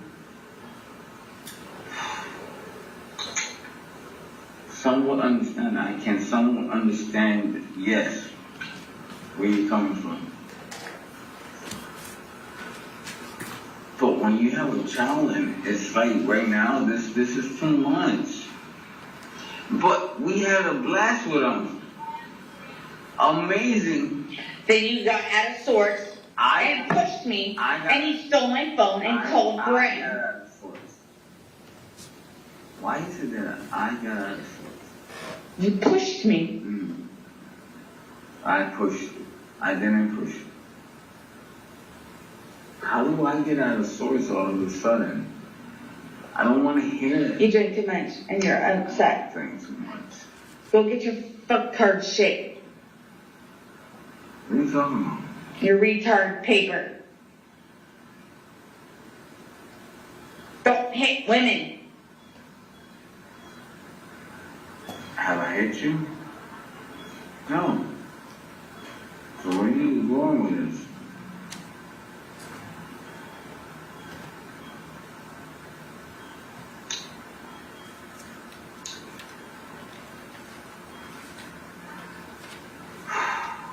I'm turning this off. Tell me whatever else you have off. I get it. You can film me, take a picture of whatever you want. You can tell you're automatically drunk. I'm not doing. Do I ever get a blast? No, I don't. I'm not doing anything to you. No, I Sarah. never do. I'm not doing anything to you, Sarah. That's my name. Don't wear it out. Sarita. I'm not doing anything to you. Yet. It's not yet. I will not. Now, there is so much to break down in that footage alone, but we will cover different parts later on. The important thing to remember right now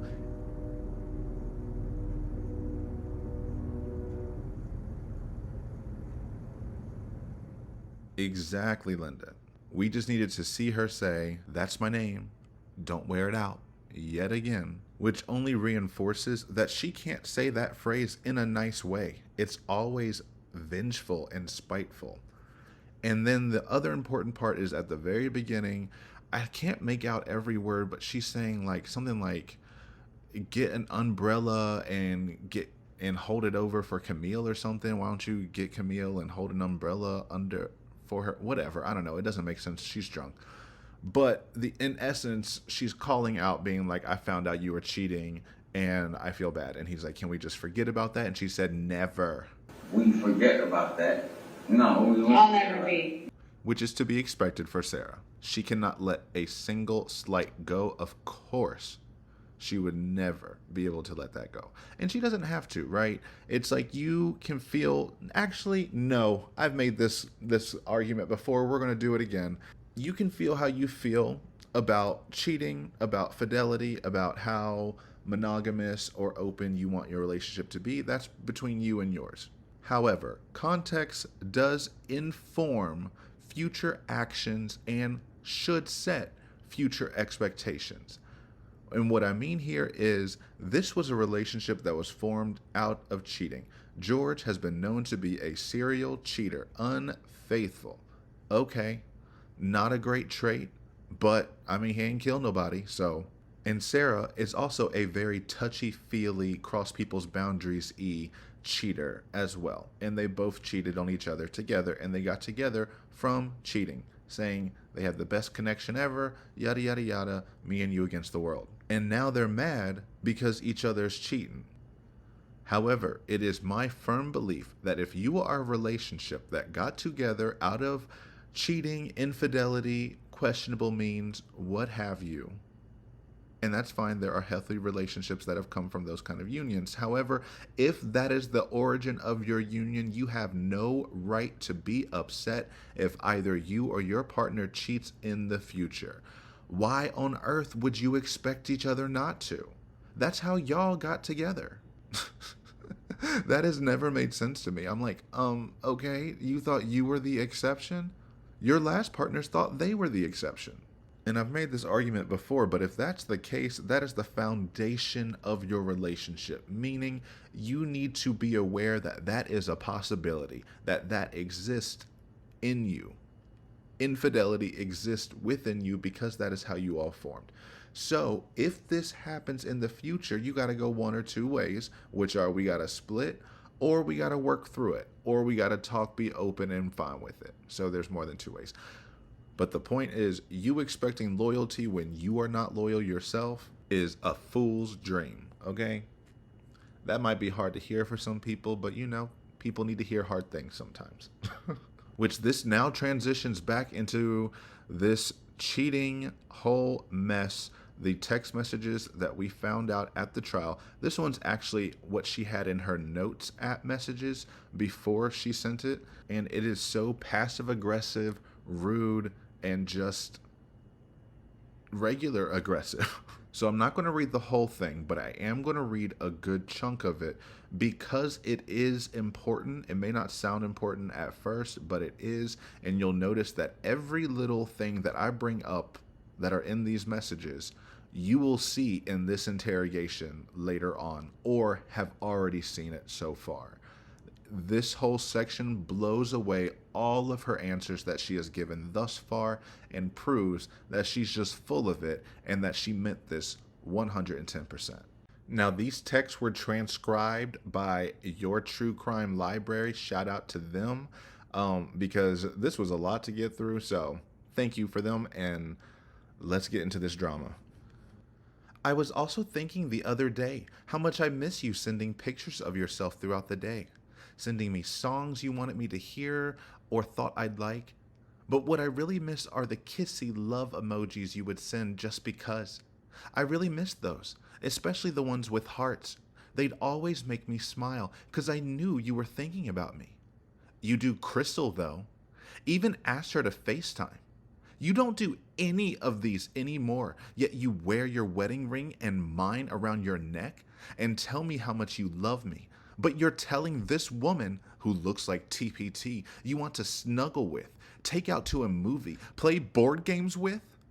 Sending music, cutesy, kissy love emojis to, like you used to me and could have been but decided to her? Telling her you want to woo her, sweep her off her feet. How do you think that makes me feel? Why don't you say that to me? What would you do if you found me having this convo with Ben or John or anyone other than you? I'd be beaten to a bloody pulp. One of my favorite sayings from Crystal's Facebook, you loved along with so many others, was losing someone who doesn't respect or appreciate you is actually a gain, not a loss. You don't, or have you ever respected or appreciated me? Y'all don't have any idea what I've done for him. But by your acts, and that's exactly right. You get to the point where you've done so much for somebody and they don't show you any appreciation. He did. By your words in the video, I don't get that. He did. Because especially the appreciation part. Only taken advantage of and disrespected me as a woman. Here's another one you loved. You can't compare me to the next girl because there is no competition. I am one of a kind and that's real. You made me at one point in our relationship think I was your no competition girl. I know I will be someone's, not yours anymore. You will never find another like me. I found everything on your phone, all your messenger texts, telling Christine you want to meet up with her when she's here, calling her beautiful, thanking nonchalant Quay for adding you and calling her exquisite, telling Pamela Erickson good morning and sending pictures at 12:38 a.m., messaging Camille, then the whole 2-day convo with Crystal. How dare you? And send pictures wearing my wedding ring? You're a cheating, lying scumbag. I will never trust you. Why don't you put your mugshot up? Or I will, since I have your phone, and log in and tell everyone why you're in jail for the 3rd time. Let them know you beat your wife and she put you there because she couldn't take it anymore. Mopeds, Section 8, I dream of Janine then and now. Hillary Clinton, all your Facebook shit. Levi's, all the stupid cats you were hoping would make me like you again. PS4, and all your porn. So disgusting. What you watched at what time on what day? I'd say a prayer for your kids and parents because you've sworn on their lives you weren't or would again. Nonetheless, knowing especially how much it hurts me. Same sick, lying, untrustworthy creep you'll always be. I want nothing to do with you ever again. I've become a different person since you've been gone, with less stress, anxiety, and worry. I feel safe, comfortable, happier with you not here or seeing you at all. I can say, though I do have heartbreak after going through your phone, thank you for always proving me right. I knew when you told me your mom gave you one, you'd be back to your slimy ways. You will never change. I hope it was all worth it. All of it. Including losing my debit card for the 3rd time to buy beer cigarettes, which put you back where you belong. I know for a fact you were not worth any of it for me. I just can't believe after everything I've done for you, including all I did to get you out of jail, you do this to me. This is cheating. As you like to say, you, quote, haven't stuck my dick in nobody. You would have already if she lived here, or any of the other gross skanks you've been trying to be friends with. Eventually, you'd probably send one of your old ridiculous dick pics. Only God knows what you've been doing on Instagram or POF. Plenty of fish. What have you ever done for me, rather to me, other than causing heartache, pain, and sadness? I wish you'd try to change my mind like you said you would hers. Does she put scar gel on her wounds every day and have permanent nerve damage where she can't sleep at night from being stabbed in the leg? Has she lied to numerous sheriffs about being beaten? Has she been arrested for fighting for her life? Does she have a baseball bat for protection against you? Has she ever been strangled? Has her debit card been taken and lost over and over to go buy cigarettes, beer? Has her car been taken drunk to go buy more alcohol in the middle of the night with no license, not caring if you destroyed one of her most important necessities, especially having children? Do her kids have a counselor because of you hitting her in front of them? Lied to DCF so they're not taken away or her arrested? If she has pets, have they been kicked and told how much you hate them? Has she ever had a black eye? Has she been lied to over and over about watching porn and promised on her children it won't happen again? Has she had multiple complaints against her where she's been threatened to be evicted? Has she supported you in everything and given feedback to make sure you go in the right direction? Gotten you your ID, birth certificate, and voter's registration card in every aspect so you can actually be an adult with the proper credentials? Done your taxes? So much more that she hasn't done for you or any of the other bitches you're trying to start something with. I have. I can't say have a nice life because you make it shit. You do not anyone else just like you did mine. Son 2, you won't be missed, snake. For someone who doesn't like them, you're extremely cold-blooded and can crawl on your belly like no one I will ever meet. Dirty cheater. Enjoy your filthy porn and jerking yourself off secretly so your parents don't see, and your ugly new girlfriends. I can't wait to finally be with a real man, Ben, who will and has taken care of me, even in the few instances we've gone out. Treats me with respect and like I'm not, quote, one of the guys. I'm free. As you told Crystal in your messenger text, you're single with a little cutesy dancing dinosaur. Wow. Now you really are. You're desperate, disrespectful, and disgusting. You will never change. I'm always right. You'd think you would do things differently by now so I wouldn't have to be. You've made me feel so ugly inside and out after this, especially calling other women beautiful, love, and exquisite. Not me. Feel good about yourself. We used to have fun and you say nice things to me. Now it's dead like you are to me. Thank you for letting me see your true colors. No wonder you like gray and black so much. Keep collecting stones. You're a heartless, selfish human being. You feel nothing. I will again with someone else, and you will still be the same lying, cheating fraud that you are. Wow. Just wow. That is a lot. That's a lot. And this was in her notes app on June 26, 2019. This is only 8 days after she got him arrested on June 18th, 2019. And that was over the debit card fiasco. My boyfriend was arrested, I think, last Thursday. And he has a no contact form. And he took it upon himself to come over to my house yesterday and took the bike that I bought for him, which is technically mine, and also my debit card. Sam, if he bought it, then it's a gift.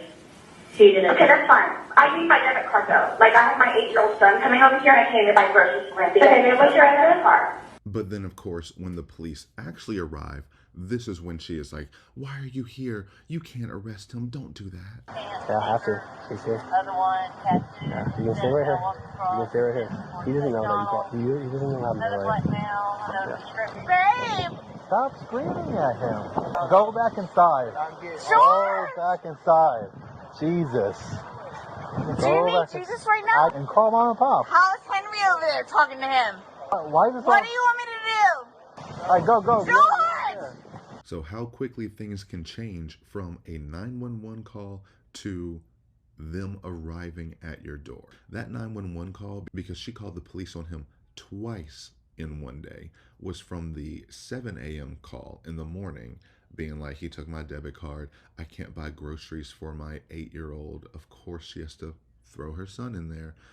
It's probably because she actually needed to go buy alcohol, but saying for her son makes everything seem more important and bigger and more abusive than it actually is. So they come at 7, they go by his family's place, they don't find him, they go by his work, they don't find him. They respect her wishes and just leave it alone because she said she didn't want to get him arrested originally. Then he comes back around noon or whatever, and she calls the police on him again and then tries to blame it on someone else, saying she told me to. Either her friend told her to, or the judge told her to call if she sees him again or something like that. Either way, she did not need to call the police at all on that day. She was not harmed in any way, but she sent him to jail, and he was in there for, I think, weeks over a debit card and her sorry attitude. Because this was only 3 days after the June 15th body cam, where she said, Don't give me anything else because you're taking him down. Put him under the jail. He's going. Under the jail. which just means the month of June was just a chaotic mess for them as a relationship. I mean, it feels like every month was, but June, they were really on one, or she was really on one. It goes from under the jail to I'll do whatever I can to you'll never change, get out of my life, you're dead to me. And this was his everyday life. That just means when she got him arrested on that day, she went through his entire phone. Still mind-blowing to me. I stand on 10 toes about if you look through your partner's phone without their permission, you deserve to get hurt. Because that's a betrayal of trust as it is, right? You can't just say, oh, well, if you don't have any secrets, you have nothing to hide. It's like, okay, you are intentionally looking for something in order to be upset or to harm yourself. Not to harm yourself, but to like upset your feelings. And when that happens, you're shocked. Because if you look on there and you don't find anything, you're still going to, quote, find something, because you couldn't have looked through it without finding anything. That would just mean that the whole searching expedition was worthless. So then you find something else to pick at, and it's still just this betrayal, this just invasion of privacy in my mind. It's one thing if y'all have that open conversation of, Here's our passcodes to our phone. It's okay if I'm not in the room. You can look through it. That's great. That's healthy. Live on that. But if you don't have that permission and you do it anyway, that does not make you in the right for finding this out. It still doesn't make his actions correct, but ask first. And then if he says no, ask for a better explanation. You know, if you're really hung up about it, you can keep going with it, but it's just doing it without asking, trying to be secretive about it, and then being shocked when everything happens. If you don't trust your mans, if you don't trust your womans, if you don't trust your person, odds are they cheating anyway. And you were just looking for the answer to confirm what you already knew. And so that's the nuance. If you search and you're not upset, you know, that's fine. Like, you search through it, you found their confirmation, you're like, I knew it. And then you keep moving. Okay, you did your thing. You handle your business. You went in with a mission and you did what you did. But if you go in there saying, I just have to know, and then you find out and you are just destroyed inside, well, what did you expect to find? And in most cases, it's not going to be him talking to 6, 7 other women, because damn, he was busy on that phone. But it's the other things too. It's you looking up the mopeds, the Section 8, the Hillary Clinton. Like, you're going through his entire search history, looking at porn. She has something against porn, and I'm sure it's rooted in insecurities and probably religious beliefs or something like that. But the way she brought it up like 3 separate times of, I can't believe you're looking at porn, which is another thing, that if you think your partner looking at porn is them cheating on you, y'all need to have a long conversation about why you feel that way. Because odds are it's rooted in an insecurity that is kind of unfair to put on the other person, in my mind. There's always room for conversations, discussions, compromises, what have you, but to label that as cheating and then hold them to that standard of, oh, you looked at X, how dare you? Especially when it's like you're in a relationship where your partner is continuously emotionally abusive, odds are you're not going to be attracted to her all the time. Not saying that that's like, oh, that means you're justified in going out and sleeping around or whatever, but it's like if someone's looking at porn, it's better they look at that than actually cheat. And it's not like it's this gateway drug of, if they're watching this, that means they will cheat. Odds are it's reverse of, if you try to put harsh boundaries on things like that, of you can't talk with other women, you can't look at other women, you can't do this, you can't do that, within reason, right? Like, you know, you loving up and liking every other girl's Instagram, Facebook page, you know what, you have a conversation about that, you say how you feel about that.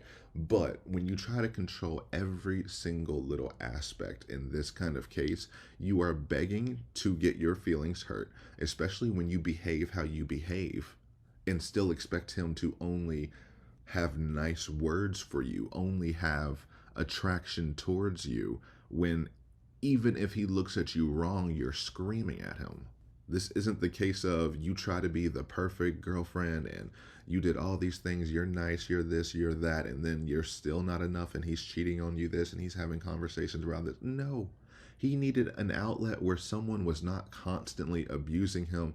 And maybe you said you liked hearing nice words. Maybe he liked hearing nice words too sometimes.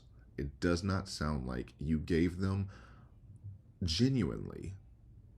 It seems like anything you do positive for someone else always has a string attached and is always transactional. All that to say, go through your person's phone at your own risk. But sorry, like, okay, I swear I will get back to the interrogation one day, but today is not the day, and I have more things to cover in this. That she ended up sending out in parts. She sent parts to George, parts to his family. She messaged some of the women that he was talking to. Just all of the lovely toxic things that just scream, I'm a battered spouse. He won't let me escape. I'm going to try to go through this as quickly as I can, no promises, but she's very jealous from the start. Obviously, he's cheating, or not even cheating. Oh yeah, this all originally started because in the interrogation, she said, he's cheating. No, he's not. He didn't cheat on me. It's on his phone. Well, cheating is cheating. I think so too. Exactly. And you proven in this whole diatribe that you think this is cheating. You even said this is cheating. So just another lie to the detectives. And it's just cruel because it starts happy and then the whiplash of the, oh, we should do this. I'm so happy you do this. I love when you send me songs like that. Well, you do to her. And then I'm going to go on and just rip into you. That is the whiplash he probably lived with daily of you're the best human who's ever lived versus you are Satan himself in the span of minutes. Also, who the fuck's Ben and John? So now you're admitting that you're cheating too? So whoever Ben is that you've gone out with a few times here and there, is that not you cheating? You are actually going out with them. He's just talking to people on the phone. Yours seems like more cheating to me than his, because you brought it to real life. And you also mentioned that your friends introduced you to something on that June 15th body cam footage. So 11 days before you wrote this, you went on some meeting, date, interaction with someone else who you said your friend said was a gentleman, but he was not a gentleman. Okay, so why is he over here today? Can't see what he's doing me over. That's what he's doing. Okay, so I'm not allowed to leave him. You're not. Okay. Tell me what both know. Okay. He's mad because I went out with my girlfriend. Okay. And she introduced me to another gentleman. Mm-hmm. He's not a gentleman. He's not a gentleman. And he got pissed. Because I technically left him 2 weeks ago, which is why he's not here now. And he's mad because I have friends. I have friends. And my friends want me to get out of my gloomy, doomy bullshit. So they try to introduce me to nice gentlemen, whom he is not. And she just says it belligerently, and so I'm like, so you went on a date? Okay. But he's the cheater. Okay. And that's exactly what I was talking about. You guys can't pretend y'all are going to be the exception, your quote no competition girl, when y'all have been stepping out on each other in your past relationships as well. And she also loves to say he was divorced twice. Cars that he's wrecked, ex-wives' cars. He's been divorced twice. And you were divorced once, okay? What? Are we keeping a tally sheet here? Is he worse for 2 divorces and you're not for just 1? I don't think anyone's bad for a divorce, but if you're going to use that as a value judgment. Threatens, how about you put up your mugshots? Or wait, I will because I have your phone and login. You know things victims say to their violent abusers all the time. I'm going to threaten to expose you with something that might bring shame on your personal device that I now have control over and full access to. Definitely a battered woman. She even called herself his wife in this. And there's other things in the past where she has referred to their son to George as, quote, our son, meaning that George formed a connection with him, and then at least in conversations with Sarah, they would reference him as, quote, our son sometimes when he was over. Obviously, you know, there's the distinctions. Brian is the actual father. He knows this. No one was confused about that.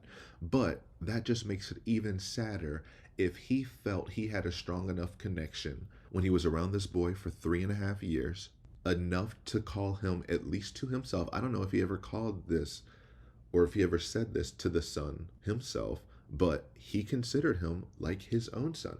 And George does have a son, a special needs son in Philadelphia who he hadn't really seen in years or was regularly involved with. So I'm sure there was some connection there of what you're missing out on or something like that. So the fact that Melissa, the property manager, says that she saw them playing outside all the time and that she only saw George playing with him and never saw Sarah playing with him was also spoke volumes. George was the one I always seen driving the vehicle.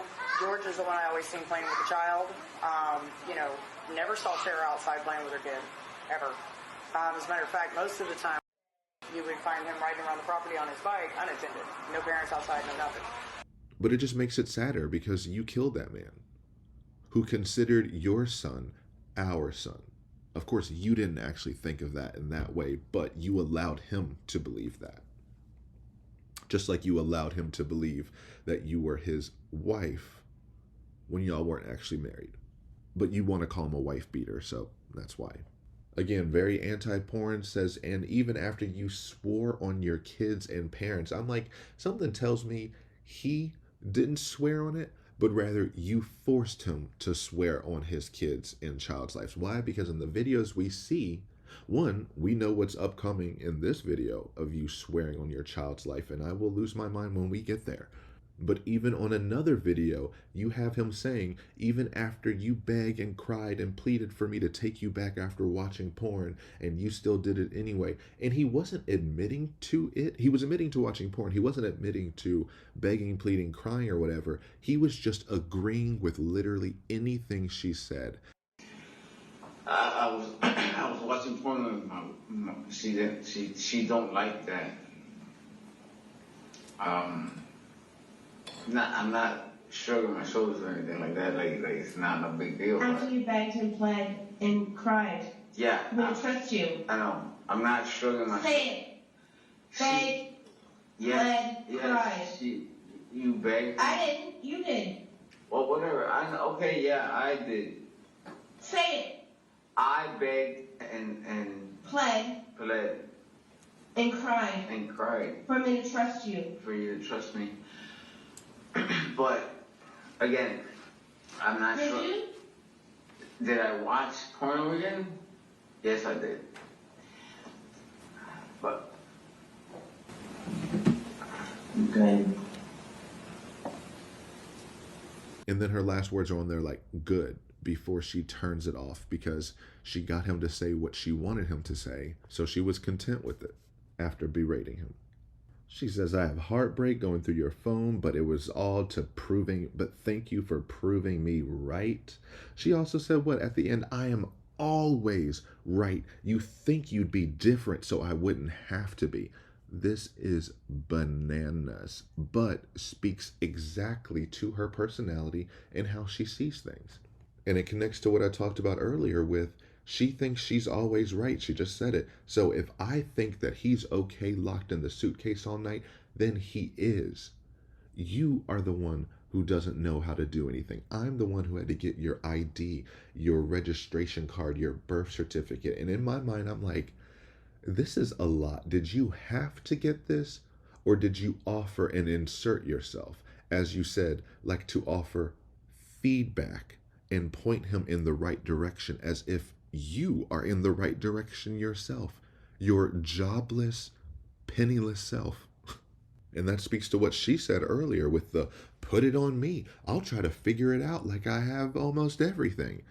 Is to communicate, which is a huge thing in a relationship, where he has been practicing communication. So he actually talks to me about things and unburdens himself. Put it on me. I'll sit there and try and figure it out for you, like I have almost everything.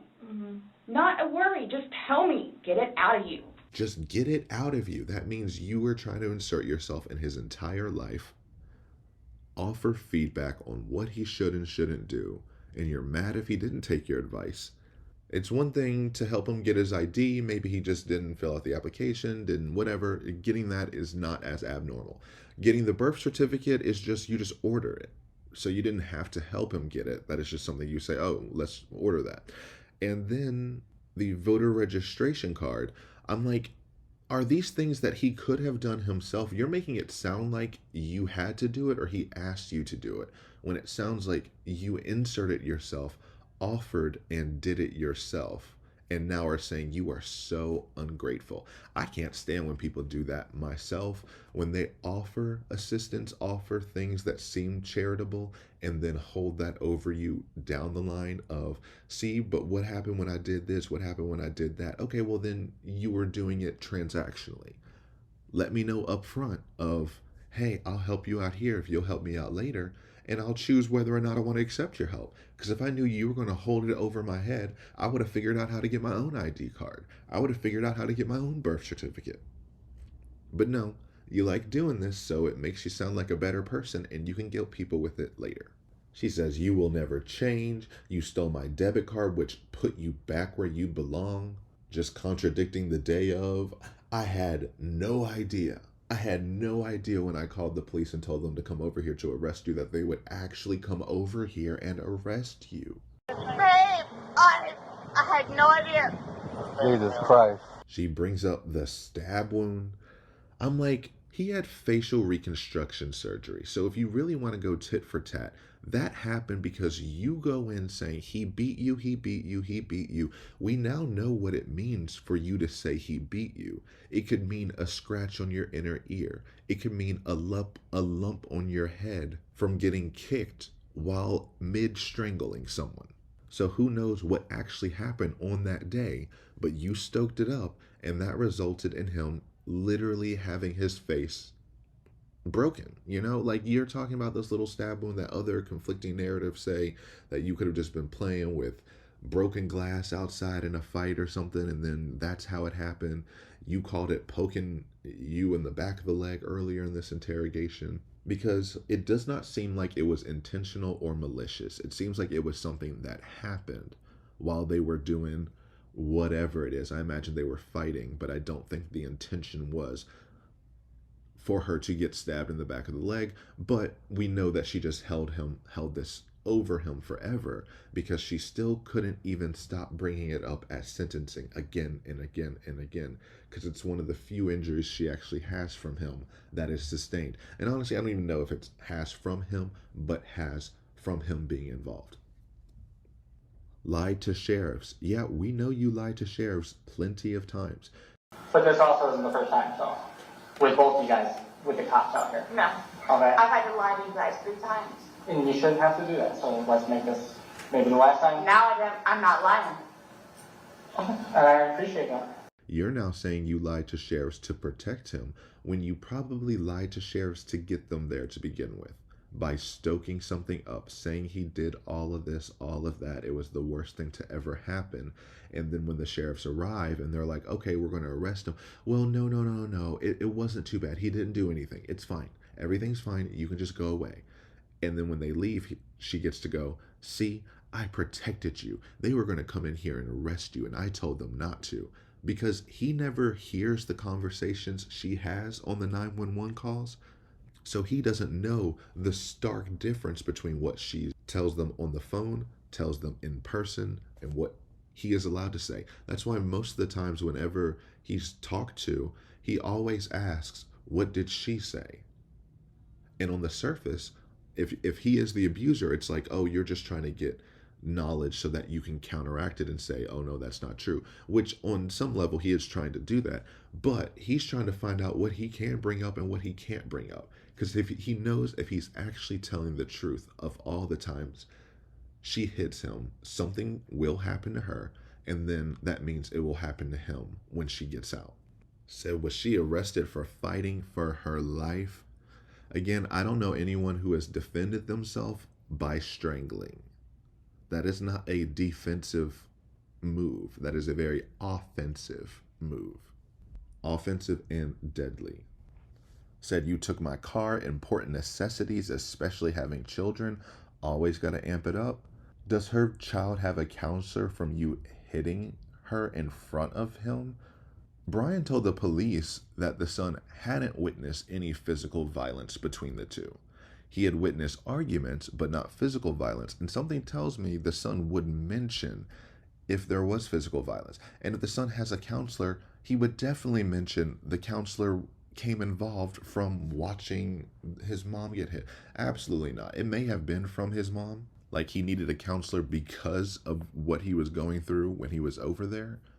But I doubt that he would need a counselor from watching George hit you, especially when he grew up watching you hit his dad.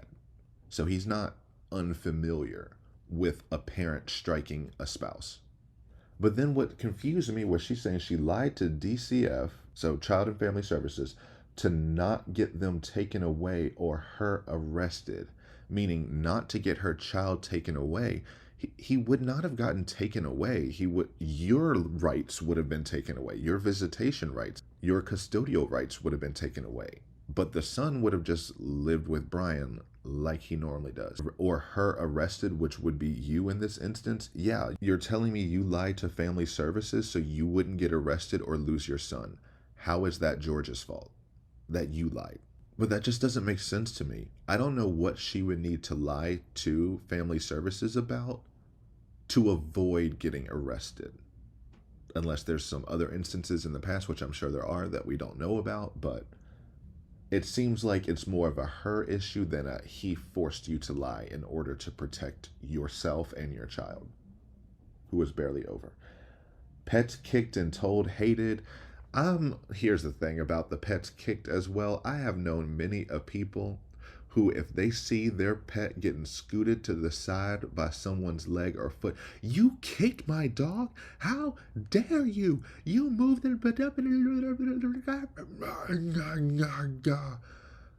I need to go to sleep.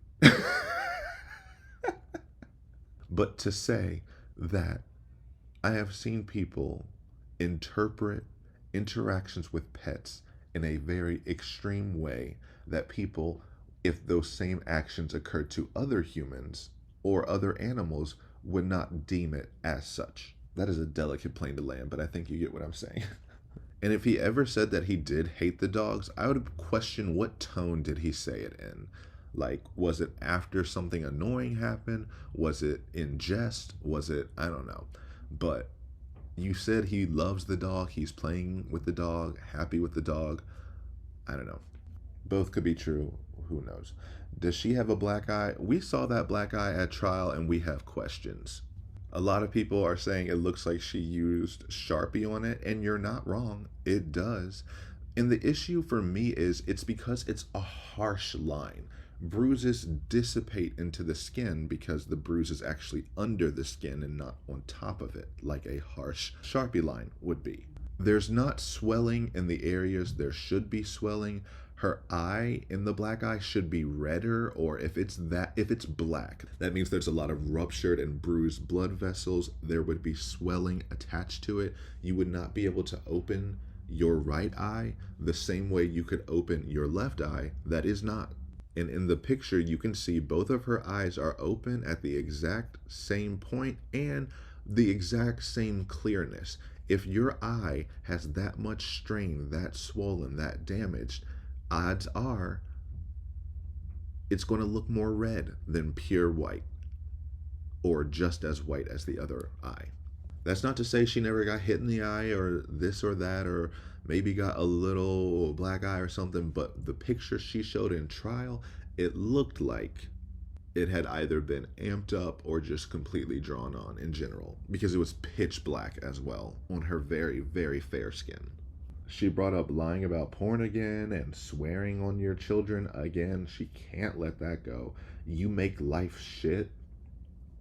You're a snake and you can crawl on your belly like no other. I don't like that line for some reason particularly.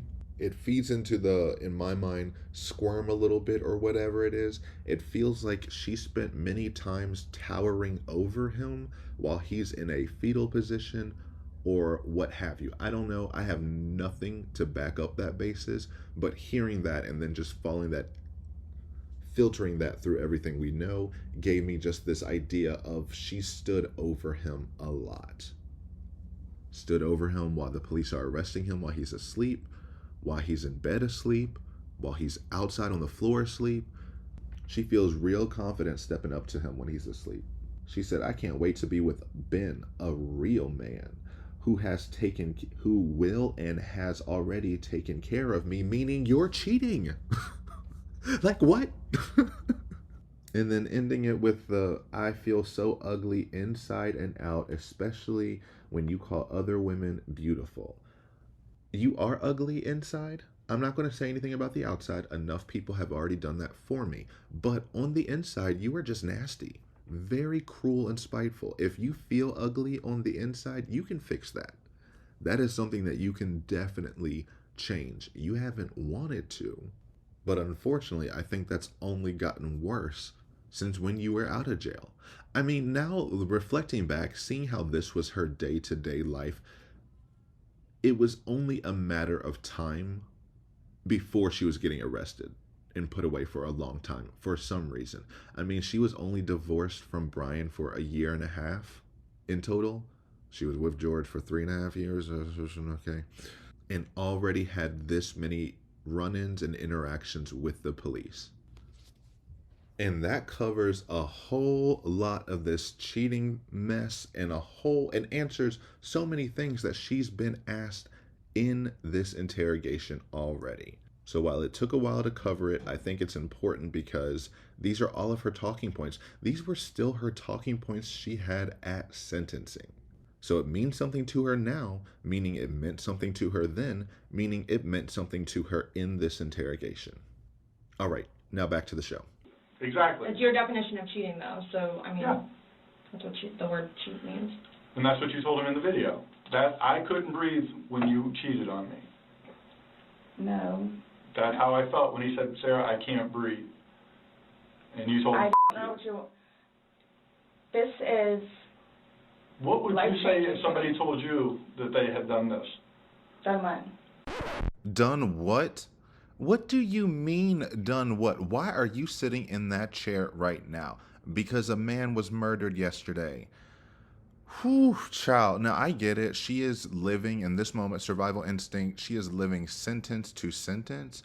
So in her mind, she is thinking, I just told them I flee, I call the police, I get him arrested, I kick him out, I fight for my life, I go read books, I have dogs, deaf and blind, I've bailed him out of jail. So out of all of the story points that she has given, all the lies she has given, she has done a lot in those lies. So I get it. She is saying, done what? What lie are you specifically talking about so that I can defend that? However, you should have the wherewithal to understand if the detectives are asking you, what would you say if someone said they did this? Obviously, we aren't talking about you going to meet the probation officer. We are talking about you zipping him in a suitcase and him dying because of said action. This is why I could never be a detective, because I would have had to pause right then and there and stand up and do some stretches because... Zipped somebody in a suitcase and went up and went to bed. Do you all not think, so you all think that it's like, oh good, I got him in there, now I'm going to go to sleep? Is that what you guys are trying to assume? Or trying to, like... We're just, the video is very portraying of the opposite of what you told us. No. It is not leading up, it is not matching what statement you gave us in the car. So, and that's why we want to know. And I don't remember doing those. The injuries are not consistent with what you told us. So we have a lot of inconsistencies, and this video explains itself. Oh. It really, truly does. You don't think that I have thought about that? Yes. Yes, I do think you've thought about that. I think that's the whole reason why we're here hearing this ludicrous story. Ludicrous going in on the verse, 'cause I've never been defeated and I won't stop now. Because you have not stopped thinking about that. Thinking about the idea that you filmed him dying. At the time when you were recording, you didn't think he would die. I get that. But then when you wake up, came to, and realized that he was dead, which, let's just be clear, was way before 1 p.m. when you called the police, and you remember that you took those videos, I don't think you had it out of your mind how badly you needed this story to work. That's why I think in the moment when your compass mentis 2 bottles deep, you thought, I need to get rid of these videos immediately, and I need to get to work cleaning. Either that, or she just didn't check her photos all night, which I don't see that happening.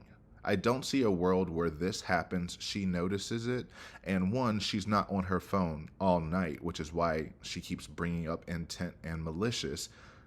She hasn't said those words in any other body cam or any other video that we've ever seen. Like those 2 specific words, intent or malicious. Maybe I missed it, but not that I can remember. And now today, it's the only 2 words she's ever known. It was baby's first words. Mama-licious. Papa, I did it intentionally. So I know she was on her phone. That is the biggest disappointment from trial, is that they did not reveal her Google search history. I feel like Google search histories blow the lid on so many cases nowadays. It's bananas how much is contained in them and how much they line up with crimes. I feel like it would have been so revealing to know what she searched on that night, or to know if she didn't search anything at all. But because she spent all night cleaning up whatever mess was there after he fell down the stairs, she pushed him down the stairs. And even that, I don't think she pushed him down the stairs. She did admit in trial that her hand slipped. She was saying her hand slipped while she was shaking him in the living room, as if that's not a horrifying sight in and of itself. But I think her hand slipped at the top of the staircase, and that's why it came crashing down. I think she was trying to take it down the stairs, but it slipped and it came crashing down. Then she spent that time cleaning up whatever mess was there, because she made sure to point out that there was not a mess there. She got obsessed with that puzzle, crafted her story, and has stuck to that story. Actually, she hasn't, but in her mind, she has been clawing to stick to that story. So anytime they're pushing her on something, she's already told herself, no, these are the facts. So whatever you're seeing, I'm telling you the truth. I spent all night coming up with this lie, so you are going to accept it. So yes, I think you thought about the video, forgot about the video, and now are just remembering it again. Because you did go through a lot. It was a shocking day seeing everyone show up and your whole life flipped upside down. I got one little fight. No, sorry. I got in one little fight and my mom got scared and said, you're moving with your auntie and uncle in prison.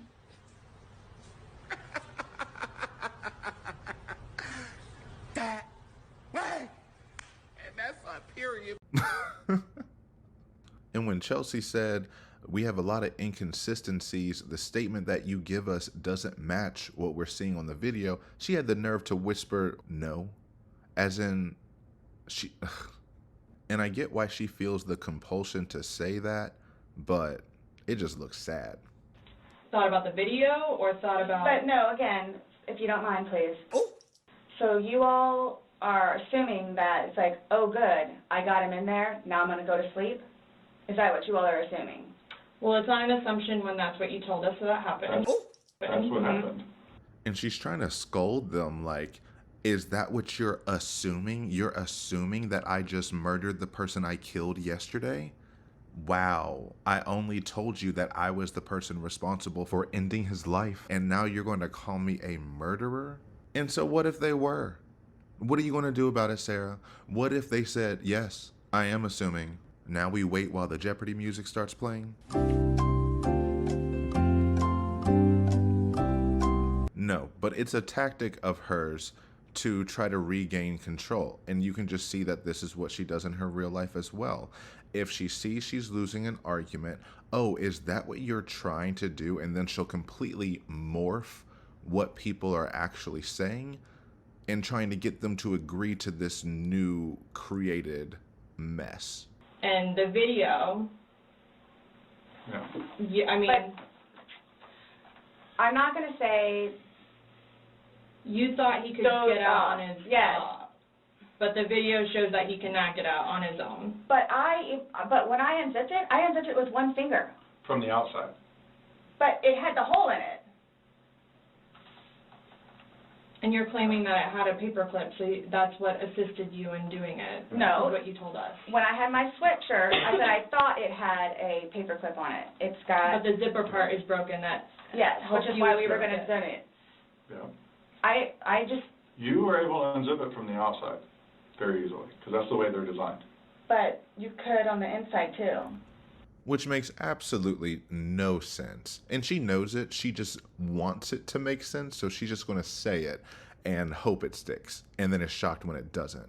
But no, Sarah, you cannot open a suitcase from the inside as easily as you can from the outside, because it is not designed that way unless it is a reversible zipper, which I don't think I've ever seen a reversible zipper on luggage before. Because why? There should never be a moment when you need to emergency escape from a locked suitcase. That should never be a thing that happens. And if it does happen, that person needs to be punished to the fullest extent of the law. And it's so annoying that we're talking about this for so long. The 2 fingers, the holes, even the 4.5 years later, the 2 little fingers, that was the overt action, why she had to beat him with the baseball bat because she's hitting those 2 little fingers. I don't think there were ever 2 little fingers. I don't. We saw the video. In that video, that suitcase is sealed. He may have had 2 little fingers at some point earlier, and maybe you beat him with the bat when you were upstairs. But when he is downstairs and on that video and the suitcase is face planted, there's no hole anywhere. And the size of this hole changes non-stop and never ending. Sometimes it's tiny where he just gets 2 little fingers. Sometimes he has his whole hand reaching out, depending on who she's talking to and how she's trying to dramatize it. When we all know for a fact there was no hand, there was no movement outside of that suitcase whatsoever. He was sealed shut in there. And you did tell them yesterday that this was a very poor suitcase, that it's a bad and broken suitcase.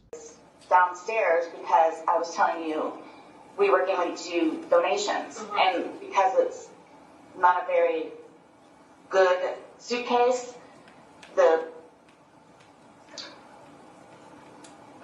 what was the question? I'm sorry. That did in fact have a paperclip attached to it. It's only got one of these, but because I didn't zip it up all the way, he was doing the... You mean it doesn't have, like, the pull part? Correct. Okay, but it... No, I think it's got a, what do you call it? A paper clip. Okay.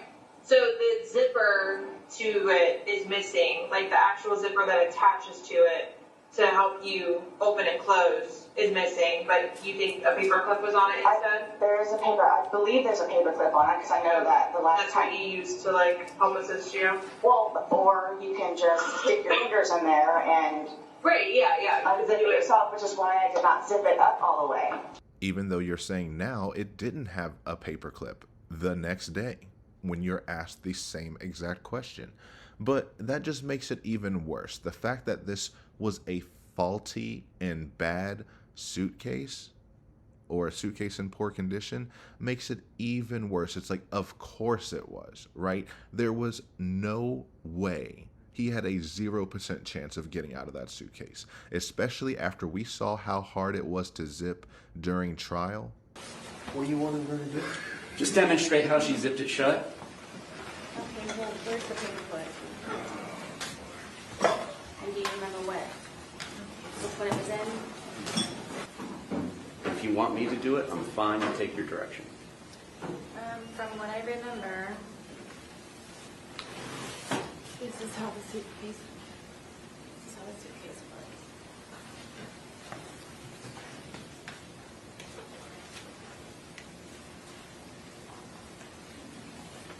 This was up here. This was not this hard either. So this was like here. Okay. Right here.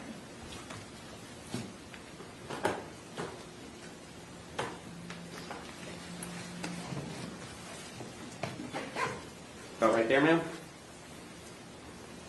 Sure. Okay. I assume this one was much closer? It's not over there? Where did you leave? You asked me where I zipped it. When you say that was zipped shut, show us.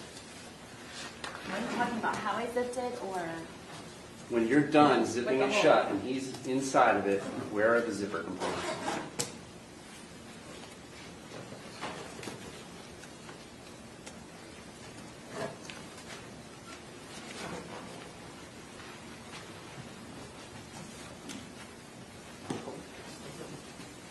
Just tell me what it's at. I mean, it was the corner. I mean, the corner was right cut here? open. I mean, Here? it's not.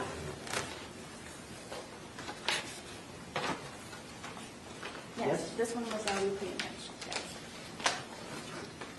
From what I can remember. That's how he was coming with his hand out. It was like this from the corner part. Okay. Thank you. And she wanted to say, oh, well, it wasn't this hard to zip. Bull.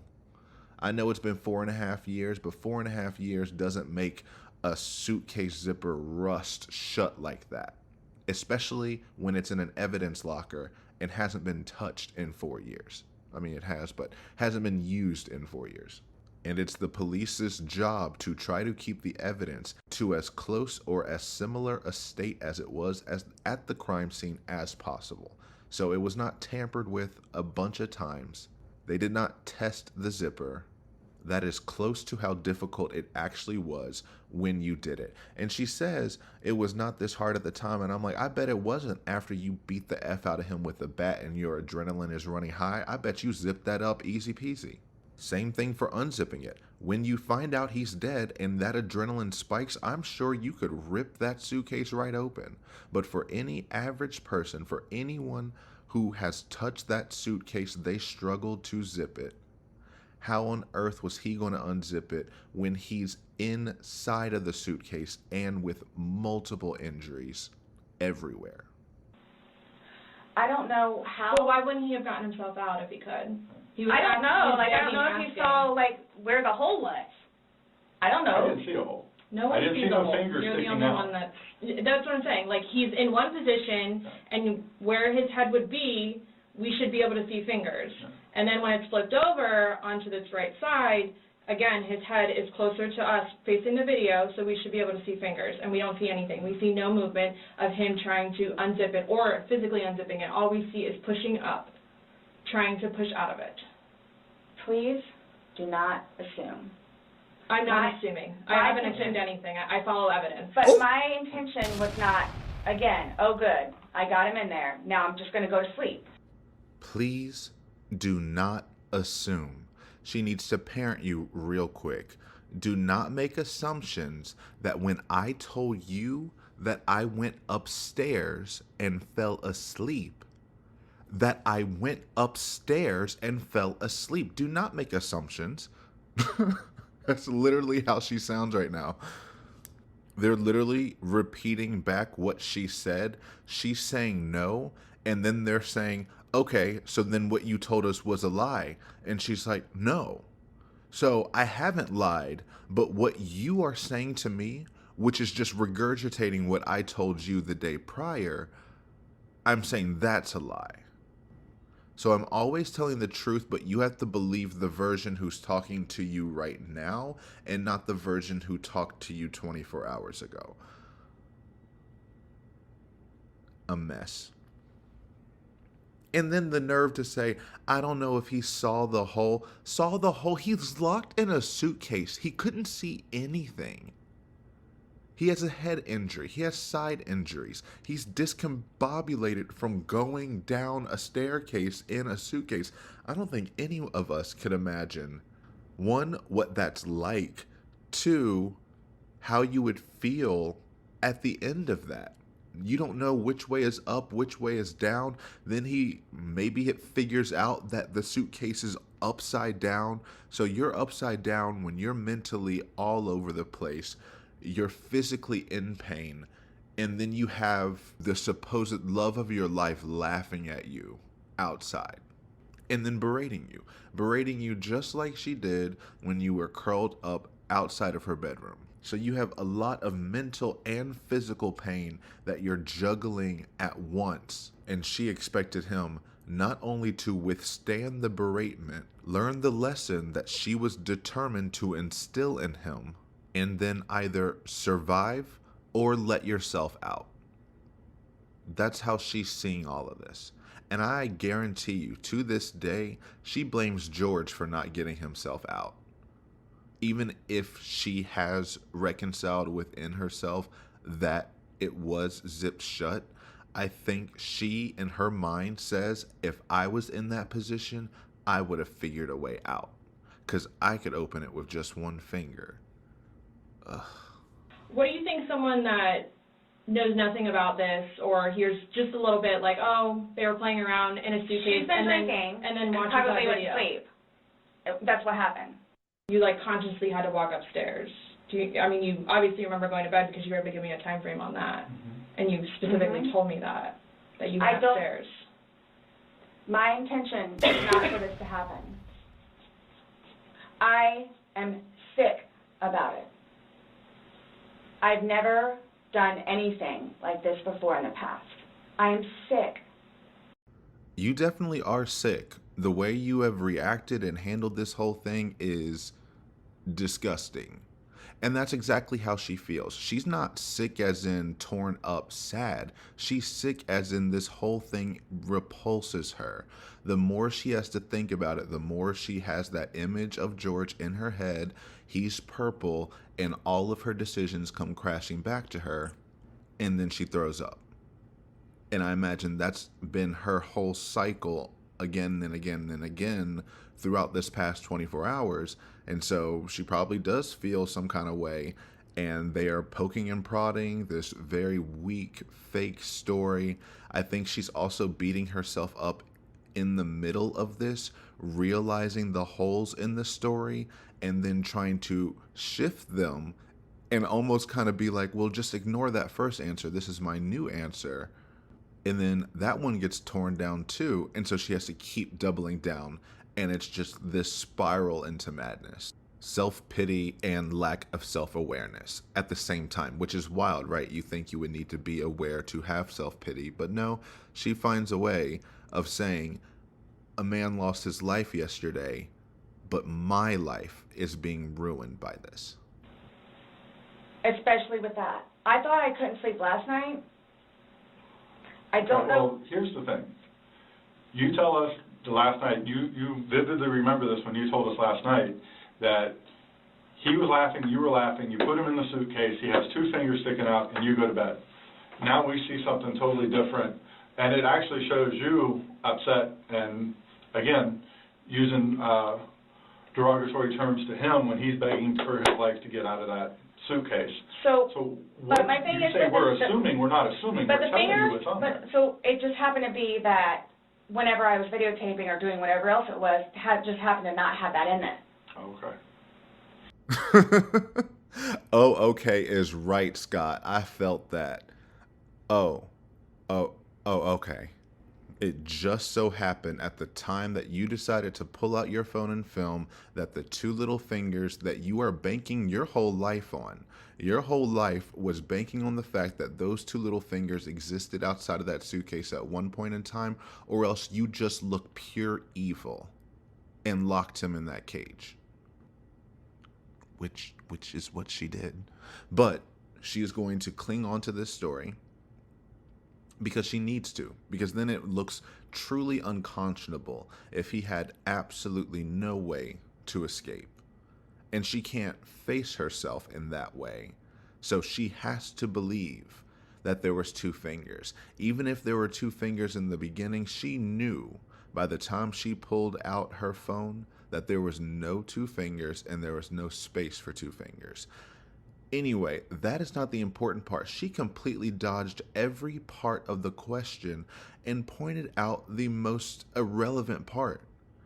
He said, you originally said that this was a happy, fun-filled time. You were playing around. He got into the suitcase. There were 2 fingers sticking out. Everyone was having fun. It was a laughing matter. You go upstairs and fall asleep. She ignores everything about that question except the 2 little fingers part, and just tries to say it wasn't on film to try to avoid the fact that you are saying, you said yesterday that this was a great time. They asked you point blank, did he say anything when he was inside the suitcase?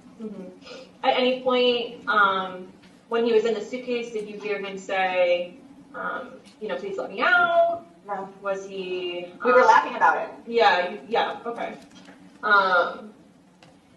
Did you make any jokes about it? Oh, you're in the suitcase, but I know you had said that you were left upstairs and he did basically come find you.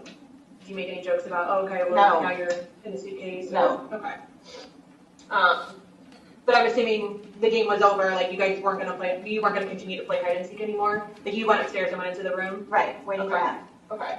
And you said you laid down? Yes, the dogs got in the bed. Do you guys sleep together in the room every single night? Yes. Yes? Okay. You said no. You said nothing negative. We were just all joking, having a fun, happy time. And now you want to run away from that answer. And you also, in the video, you can't see any holes. There's nowhere in that where the zipper separates and you can see a hole. If there's a hole, he's pushing on it, begging you to get out. We should probably see that hole that He you're essentially talking would have about. been able to get out. Huh. Alcohol. Based off what you're telling us, he should have been able to get out. Okay. But the video shows him attempting to get out, begging to get out, and he can't. So that's just what we're trying to figure out. I don't know if maybe you had too much to drink, you zipped it up all the way, and then, I did not zip it up all the way. Okay, well. I did not zip it up all the way. This is horrific, okay? Horrific. It is terrible. Yeah, so Horrific. I don't think I'll ever be right because of this. Ever be right. Dealing with everything else that I have in my life, personally, and then this, Okay. whom I loved, it was not intentional. I will put my hand on the Bible. It was not intentional. I would not do that to him nor anyone else. But you did. Not intentional. You intentionally went up to bed. I didn't intentionally go to bed because I'm thinking, okay, good, he can get out. How did you not intentionally go to bed? You said you went upstairs and got into bed. That's intentionally going to bed. Waiting for him. And he doesn't come, but you don't go down to check on him. So I happen to go to sleep. When I say go to sleep, And what do you it goes normally do off when you whatever go to you're bed? gonna do. What do you normally do when you go to bed? What do you mean? What is a bed for? Going to sleep. Right. So you go to But bed to obviously do you what? can tell too that, like, I've You been go to drinking bed also. to do what? Okay. I love that Scott won't let up, because one thing is she's really good at cutting away a question and honing in on an irrelevant detail or a misdirect and just going down that lane. And she does it really quickly that you almost miss it of like, oh, was that the question? No, she hears a question and then she rewrites the question in her head and then she answers that rewritten question that we're not in on. But, you know, she started this little section by wanting to say alcohol because she is determined that that was her decision, that she is going to now build her defense around another thing to blame. It's not me, it's George. Oh, that's not going to work. Okay, it's not me, it's the alcohol. Oh, okay, that's not going to work. Okay, well, I'm going to make the alcohol work. Says she did not zip it up all the way, had to make sure she slowed it down for emphasis, as if that gets rid of the video evidence. Again, if she didn't video record this, none of this is provable. She could have talked her way to involuntary manslaughter, for sure, just without this and a better attitude. But when you hear her with her such conviction saying, no, there was holes, there was fingers, I'm telling you, I left it almost 3/4 unzipped and this and that, and then you're looking at the video and you're like, it is completely zipped. There is no open seam anywhere. It looks like our intentional counter is ramping up. Sorry if the explosions are a little distracting, but it's fun, I enjoy it, and why not? And then to segue out of the I didn't zip it up all the way, she has to say, this is horrific. This is horrific, homicide detectives. Homicide detectives who investigate murders every single day, multiple murders all the time. This is horrific. This one murder that you are investigating while you're also juggling other cases, this is horrific. Do you know how terrible it is to see a dead body? Yes, Sarah. This is horrific. We understand this. And so she has to repeat it louder, being like, you have no idea because you weren't there. We all understand the gravity of this. You still do not.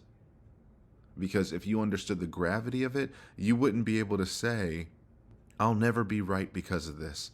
Dealing with everything that I have going on in my life personally, and now this, whom I love, and she can't believe people aren't jumping to defend her after she's telling them she's this amazing person and that he's this shit garbage human being. You are not supposed to care about his life. That is how this manipulation game is supposed to work. And she cannot believe that people care about what happens to him, care about the truth, and care about exposing you for who you are. I thought I was done on this one, but also the intention. I didn't go to bed intentionally. I said, I saw there's the holes there. He can get out. And I went up there waiting for him. That's like saying if someone fell down a well and hurt themselves in the dark well, and the person above is saying, oh, hey, ha, I'm taunting you, but don't worry, I threw some rope down there. They'll climb up out of there and then they'll come see me in bed. Something that is absolutely impossible under the circumstances that the person is in. But unlike that, she didn't leave any rope for him. She didn't leave the hole for him. She left him at the bottom of the well. Now wants her engagement ring back. You kept telling us, hey, I wasn't intoxicated. I wasn't this. I wasn't that. Being drunk and intoxicated, which, yes, okay. You could tell that I had been drinking, but... Okay. So if you weren't intoxicated, then why would you ever leave somebody in a suitcase that's begging to get out, that's telling you they can't breathe? If I hadn't been drinking, you still think it would be the same thing? Where it's like, hop in, I'm going to go to sleep. Is that what you all are trying to do? To portray me as? We're not trying to do anything. Good grief. Exactly. They're not trying to do anything. You are trying to force a lie on them that you can't beat yourself, okay? Because you checkmated yourself last night when you filmed yourself and went to sleep. Well, you didn't film yourself. You filmed your acts and went to sleep. But she can't admit it. She can't admit that she was drunk. It's that same repulsion I was talking about. She can't accept that label even if it would benefit her in this moment. She's trying to blame it on the alcohol, and she can't even blame it on the alcohol because it's so instinctual to separate. She's like, so yeah, you can clearly tell I was drinking, but I mean, you know, I wasn't drunk. You know, being drunk and being intoxicated are different. However, she slipped up here. She revealed something that I just caught for the first time. She said, because he flipped the script, right? He went down her lie and said, fine, well, if you weren't intoxicated, you still did this? Well, how could you? Do you think if I wasn't drinking, I still would say, hop in, I'm going to go upstairs? Is that what you're trying to portray me as? Is that what you're trying to do? But she said, hop in. We know from the 911 call, the first thing she says is, I put him in the suitcase and we were playing. I put him in a suitcase and we were playing. Then as soon as the first humans arrive, the EMTs, she says, he got in the suitcase. And then from then on, she has said, he got in the suitcase. He was in the suitcase and I just happened to find him. And then we both thought it would be funny if I zipped him up in there. Now I'm saying, hop in. I'm going to go upstairs and fall asleep, because that's her diluting the whole situation down, being like, obviously the drinking affected this, because if I were sober, of course I wouldn't do this. You think if I were sober, I would tell him to hop in and I go upstairs and go to sleep? I was completely drunk when I told him to hop in. And I don't actually think she told him to hop in because I think she beat his ass and then put him in there. Because I think he was near the suitcase. I personally think he was packing his stuff while they were arguing back and forth. I hate you. I hate you. Oh, yeah, well, whatever. I'm packing. I'm done with this stuff. Let me get all my stuff and I'm getting out of here. Oh, really? Grabs the bat, attacks.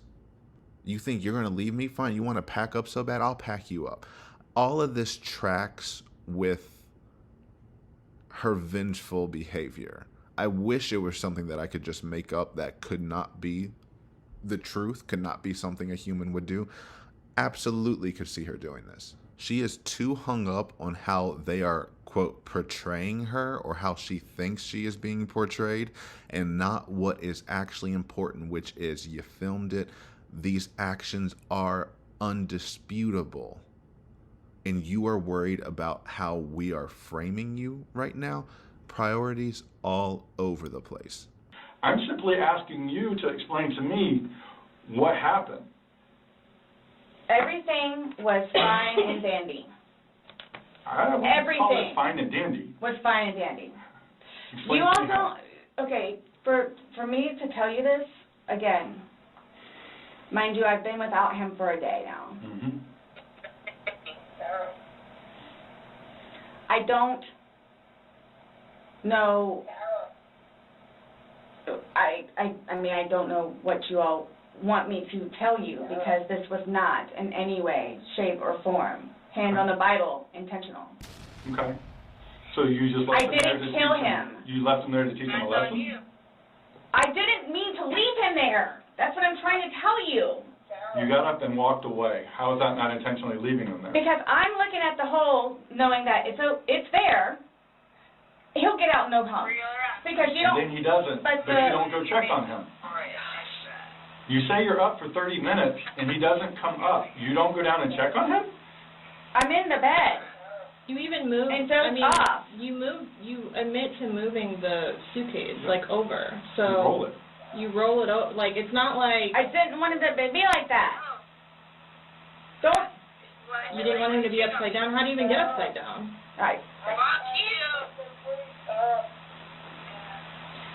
You guys are killing me right now.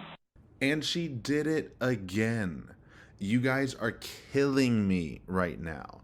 Even though we are here talking about the person I killed yesterday, you guys are killing me right now. Even if you feel that way, how dare you say that? Like, what are people supposed to do? Like I said, this is something she holds in her back pocket to pull out, and it's just this very overinflated language. I'm sure she said this around George constantly. If he got aggressive, if he did anything, oh, you're killing me. I have to call the police because I'm fighting for my life. You're going to kill me.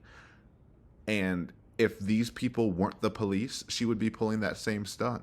She is telling the police officers in front of her, who are feet away from her, not threatening her whatsoever, that they are killing her by confronting her with her own lies. And what I love about it is Chelsea is a savage. She started playing that video because as soon as she said, keep in mind, I've been without him for a day now. And then Chelsea goes, click. But yeah, you've been without him for a day. We know this relationship was off and on. You had him arrested weeks at a time, months at a time, in and out, kicking him in, out, having him sleep in tents. So you've been without him more than a day before. So it's not like y'all were a very tight-knit together couple who's always together, and now you lost your spouse and you feel like you've lost a part of yourself. No, you broke your toy, and now you're mad that people aren't seeing him as a toy because we see him as a human being, and there's no way that you do. There's no way you see him as a human being and can be so detached from his existence. She goes back to the, I don't know what you want me to tell you, like making it your issue. Madam, you are fighting for your life right now and you don't even know it. You don't know what to tell us. You need to figure out what to tell us. Actually, you need to figure out to not tell us anything and to be quiet and ask for a lawyer. You're not going to do that. So if you are going to talk to us, you need to figure it out yourself, because every time you push it back on us, we're going to bury you deeper and deeper with your own words. You said you flipped it over. Still crazy, wild admission to say that you interacted with it outside of the video. But I didn't want it to be that way. Oh, so now we remember what happened that night. Now you remember he's in the suitcase. You remember you flipped him at least once. Didn't tell us that before. Didn't tell us that yesterday. Didn't tell any of the police officers that. But now you have a vague memory of, I flipped it because I didn't want it to be like that.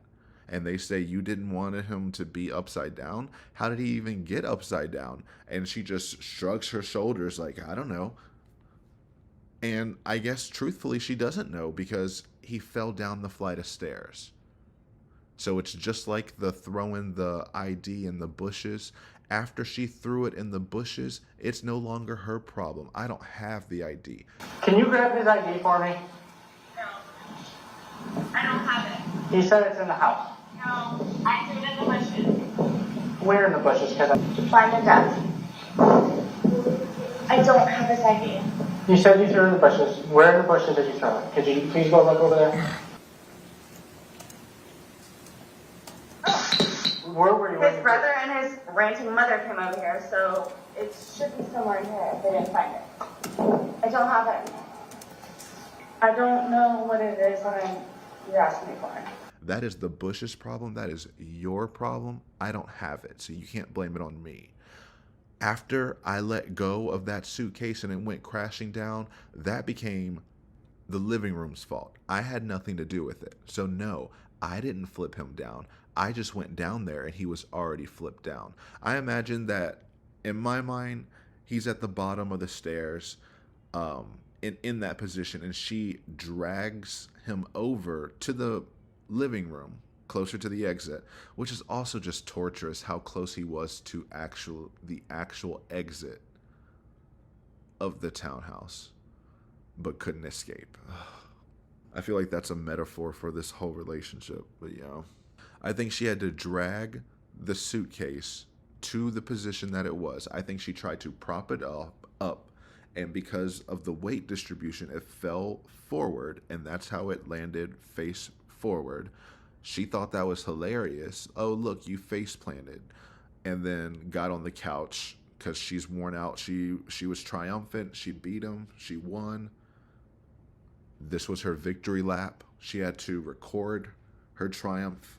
And then after she finishes filming, I believe she says, oh, I didn't want it to be like that, right? You know, I'm not completely heartless. I don't want you to be upside down. So I'm going to flip you over. At any moment, I could unlock it, but I'm going to flip you over. Now I'm a better person, and I'm going to go upstairs. But I like how her words on the video were fighting her words in real life. They're like, you didn't want it to be flipped over? How did it even get over? I didn't want it to be like that. She yells that, and it's really creepy and eerie. You didn't want it to be like that? Well, then how did it even get like that? Guys, fuck you! Just cuts through the conversation. You guys are killing me. That's wild. You're telling us you're not drunk on that video, that you're not malicious, and you literally just told yourself to fuck off. Oh. I don't know how you want me to say it. I'm just trying to figure out what you would expect to happen to somebody when you leave them in a suitcase. I didn't mean to leave him in there. Okay. What's your reasoning for not calling 911 sooner? Because I didn't know what to do and how horrific it was. I called Ryan, and 5 minutes later I called you guys? Not even 5 minutes. Nonetheless, that I had to I was trying to do CPR. I had to get him out and try to do CPR, and then called you guys. And then was continually doing CPR with the dispatch on the phone, where he had me count out loud to help me focus on what I was doing.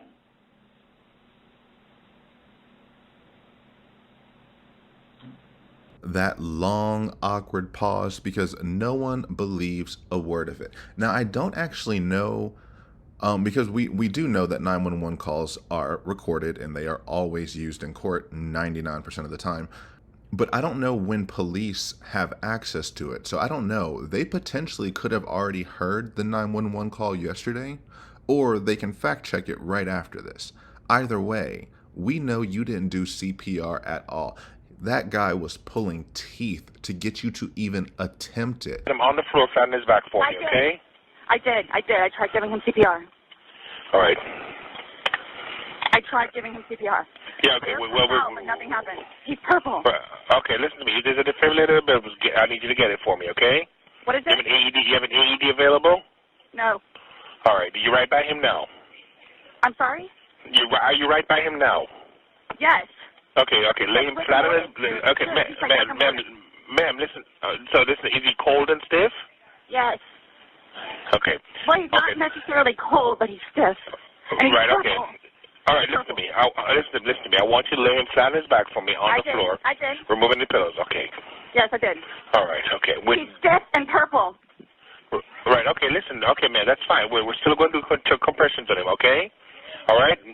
Place the heel of your hand on his breastbone, right in the center of the chest, right between the nipples. Yes. Put your other hand on top of that hand. Baby, I'm telling you. Just by looking at him, you can tell. Okay. Please! Okay, he just gurgled. Okay. Listen to me. All right. I want you to place the heel of your hand. Okay, right between his chest, right between his breastbones. Yes. Put your other hand on top of that hand. Yes, We want to pump his chest to me hard and fast, going to this twice per second. I'm doing it again. Okay, no, just keep on pumping. That's all you need to do for me. Keep on pumping his chest for me. I don't need you to stop and talk or anything. I just want you to count out loud for me, okay? 1, 2, 3, 4, 5, 6, 7, 8, 9, 10, 11, 12, 13, 14, 15. This is mixing. Okay, ma'am, just keep on pumping his chest. That's all you need to do for me, okay? Yes. Come on, please. Hurry up. Okay, ma'am, they're driving here as fast as they can. Okay, don't stop to say hurry up. Just keep on pumping and counting. I'm still doing it while I'm talking to you, okay? Okay. Still doing it. That operator was done by the end of it. She did not want to do it whatsoever. She was disgusted by it. I could tell by looking at him. He's purple. He's stiff and he's purple. Baby, this is not doing anything, basically. She wanted him to give her permission to, oh, well, if he's purple, then there's nothing we can do. So you can just sit there and wait. And there was nothing that they could do at that point. But still, you are supposed to attempt it. Why? Because we never know. And on the off chance that it could have saved his life, we don't want to risk missing that opportunity. It's not going to kill him more if he's already dead. So just do it. But you were disgusted. It made you sick. You've been throwing up all day, all night about it. You didn't want to touch him. That's why you literally jumped and screamed when his body gurgled, which is frightening. I get that. I don't judge that. But it's the fact that you're not willing to touch him and are showing active disgust. It sounds like you don't want to be on that phone call whatsoever. Chelsea says, so what's your reasoning for not calling 911 sooner? Miss Sarah, 911 operator Paulsen, said she didn't know what to do. It was too horrific and she didn't know what to do. Well, you knew what to do the 16 times you called the police on George in the past year over anything, over scratches, over debit cards, over being pushed. He hit you with some rod. I can't remember what she said at the very beginning. And she said, I can't believe you didn't take that either. You knew what to do during every single one of those minor instances. The police were on speed dial for you. You called them when you said, this isn't even an emergency. You would even tell them that you would call them when you didn't know what to do and would blame the police saying, you all keep telling me to call you. Boyfriend?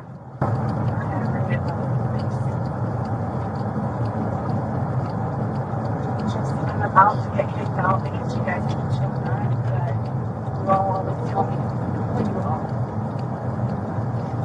But the neighbors have to complain.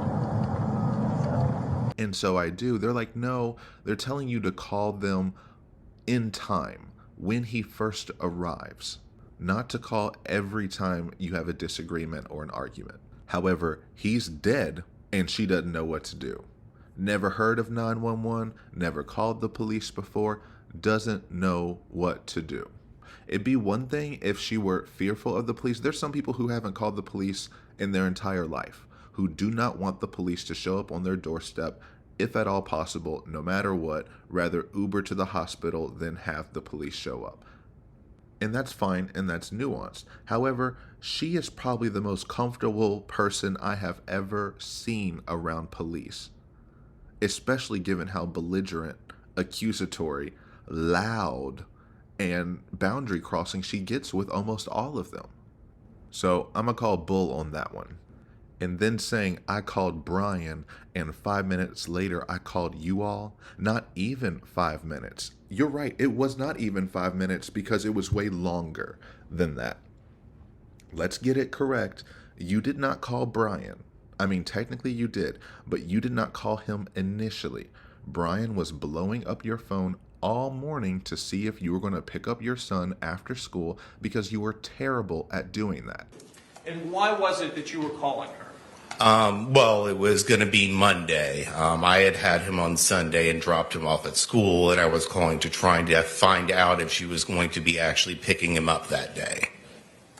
Why would you have a question about whether or not she was picking him up? She wasn't generally very good about actually getting him on the day she was supposed to. So it was not uncommon for you to have to remind her to pick him up or to make sure that she was going to pick him up? Well, I mean, remind or just find out if she was going to, or if she was just going to give him over to me as what happened. Do you remember at what time on February 24th you actually got in touch with the defendant? I think it was like 12:30 or something. And when you actually got in touch with her, what did she tell you on the phone? That George was dead, and if I would come over. Did she say what happened to him? I don't remember if she told me then on the phone or when I got there, but she told me they had been playing hide and seek and that she fell asleep. What did you advise her to do? I told her she needed to call 911 and that I would come over as soon as I could. And this is on your first phone call here at approximately 12:30. Yes. On 2/24/20. Yes. Did she call you again while you were en route to her residence? She did. She called to find out if I was still going to be coming over. And when you spoke with her while you were en route, what, if anything, did you advise her? I told her she needed to call 911 and told her I was on my way, but she needed to get somebody over there. Tell us what she told you when you arrived.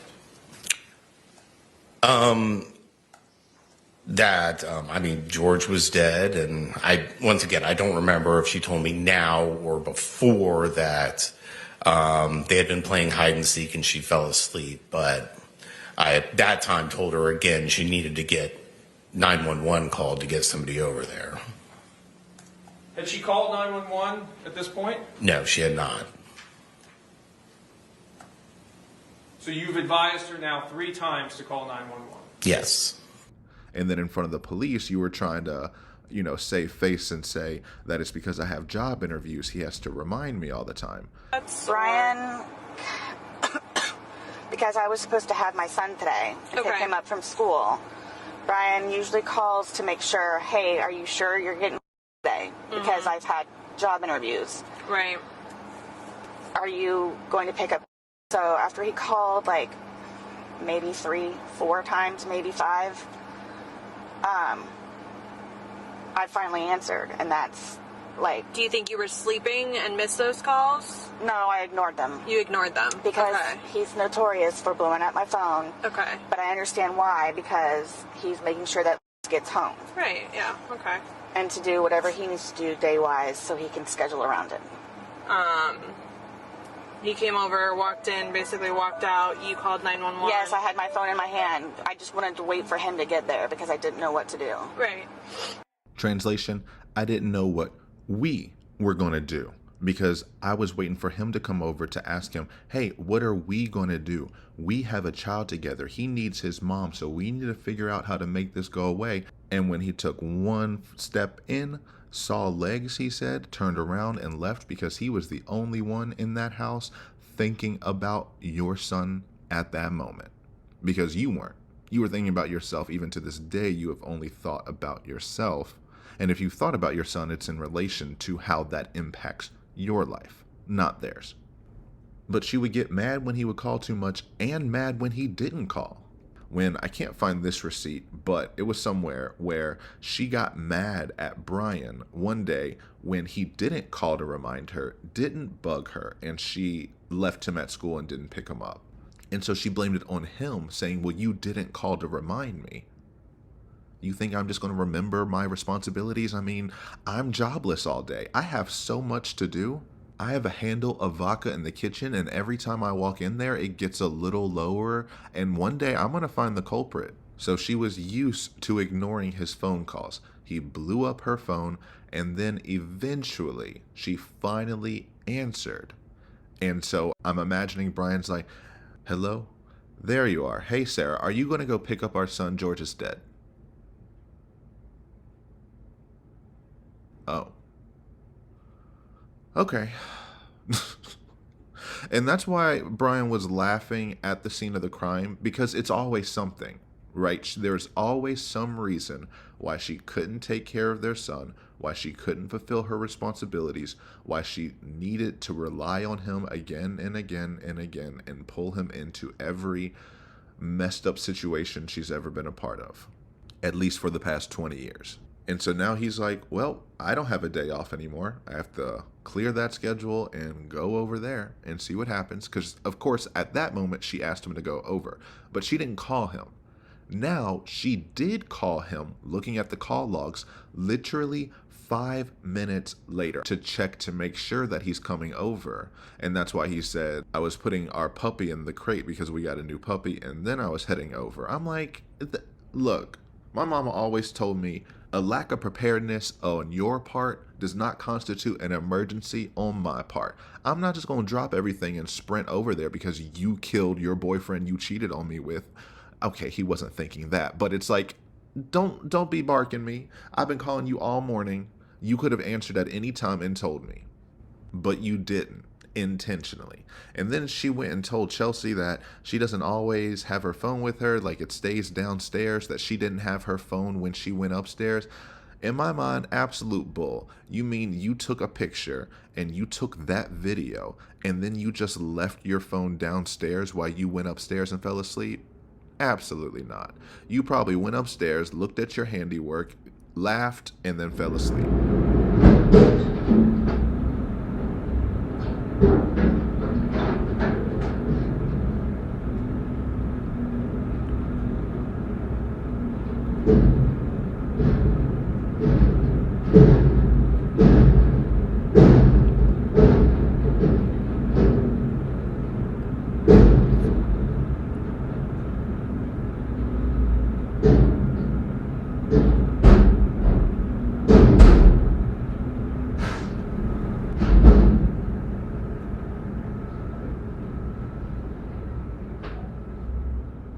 Wow.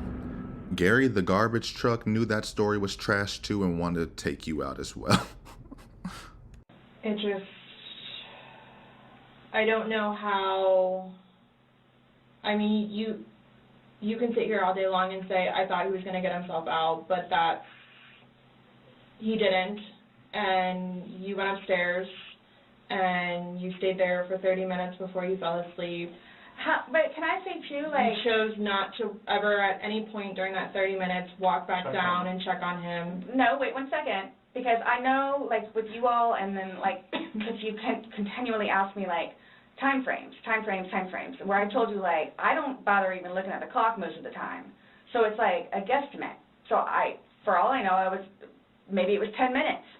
Okay. But the point is, you left the living room where he was begging for help and went upstairs. Regardless of how long you were there, you left. You say, I thought he was the boy calling wolf. Again. Okay. And she says it so deadpan and angry that I think she's legit mad at him for, in her mind, crying wolf again.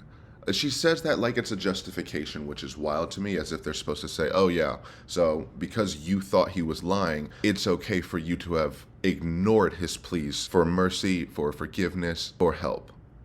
Got it. Also, she just loves to double and triple back down, contradict herself. I say she checkmated herself yesterday because in the car interview, you told them that you knew you went upstairs and it was after midnight because you saw the clock on the wall.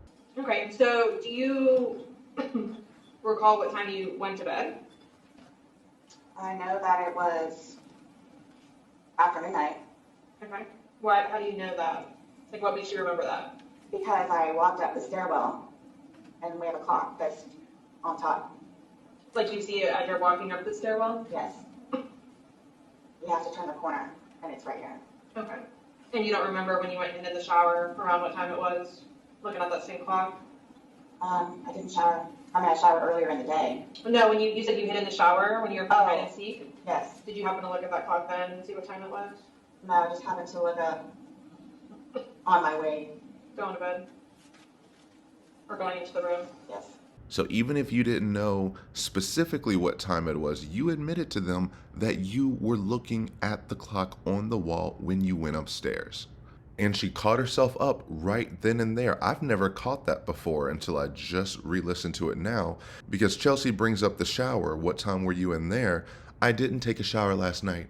I mean, I showered in the morning. No, when you hid. Oh yeah, I forgot that part of my lie. I was in the shower hiding, and I did tell you a very key and pivotal part of the story, because I said I was upstairs hiding in the shower. And while I was doing that very important thing, he was getting in the suitcase on his own. And it was only after he didn't come look for me and I got tired of waiting and I went down and I saw him in the suitcase. Then I zipped him up and said, hey, since you didn't come and look for me.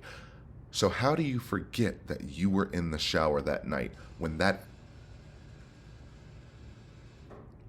ice maker wants answers? How did you forget that night when that is the whole crux on how you say you never noticed he got in the suitcase, or you claim he got in the suitcase when you were in the shower?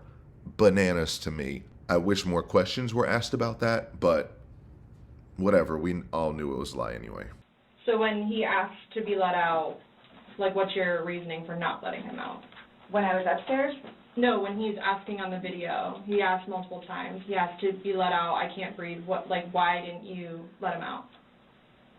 Well, number one, I had no idea it was going to end like that. Okay. Number one. Okay. Number two, just, you know what? I'll give you 5 minutes or so in there. I'll give you 5 minutes or so. 5 minutes for what? Well, based off the video, one video is at 11:12 and the next one's at 11:23, so you actually gave him at least 11 minutes per video recording. So my thing is, when it stopped, he asked multiple times. I mean, why? Why did you not let him out? It's just a simple question. To be honest with you, I don't know. Were you punishing him? No. Just. Well, that's what you're saying in the video. This is what you get. This is what you make me feel like. See, and then it's all backfired on me. Like, it's all backfired on me. And I understand the severity of this. He's dead. It's awful, I know. Okay. It's awful. And I will tell you both this right now, too. I will never drink alcohol again. Okay.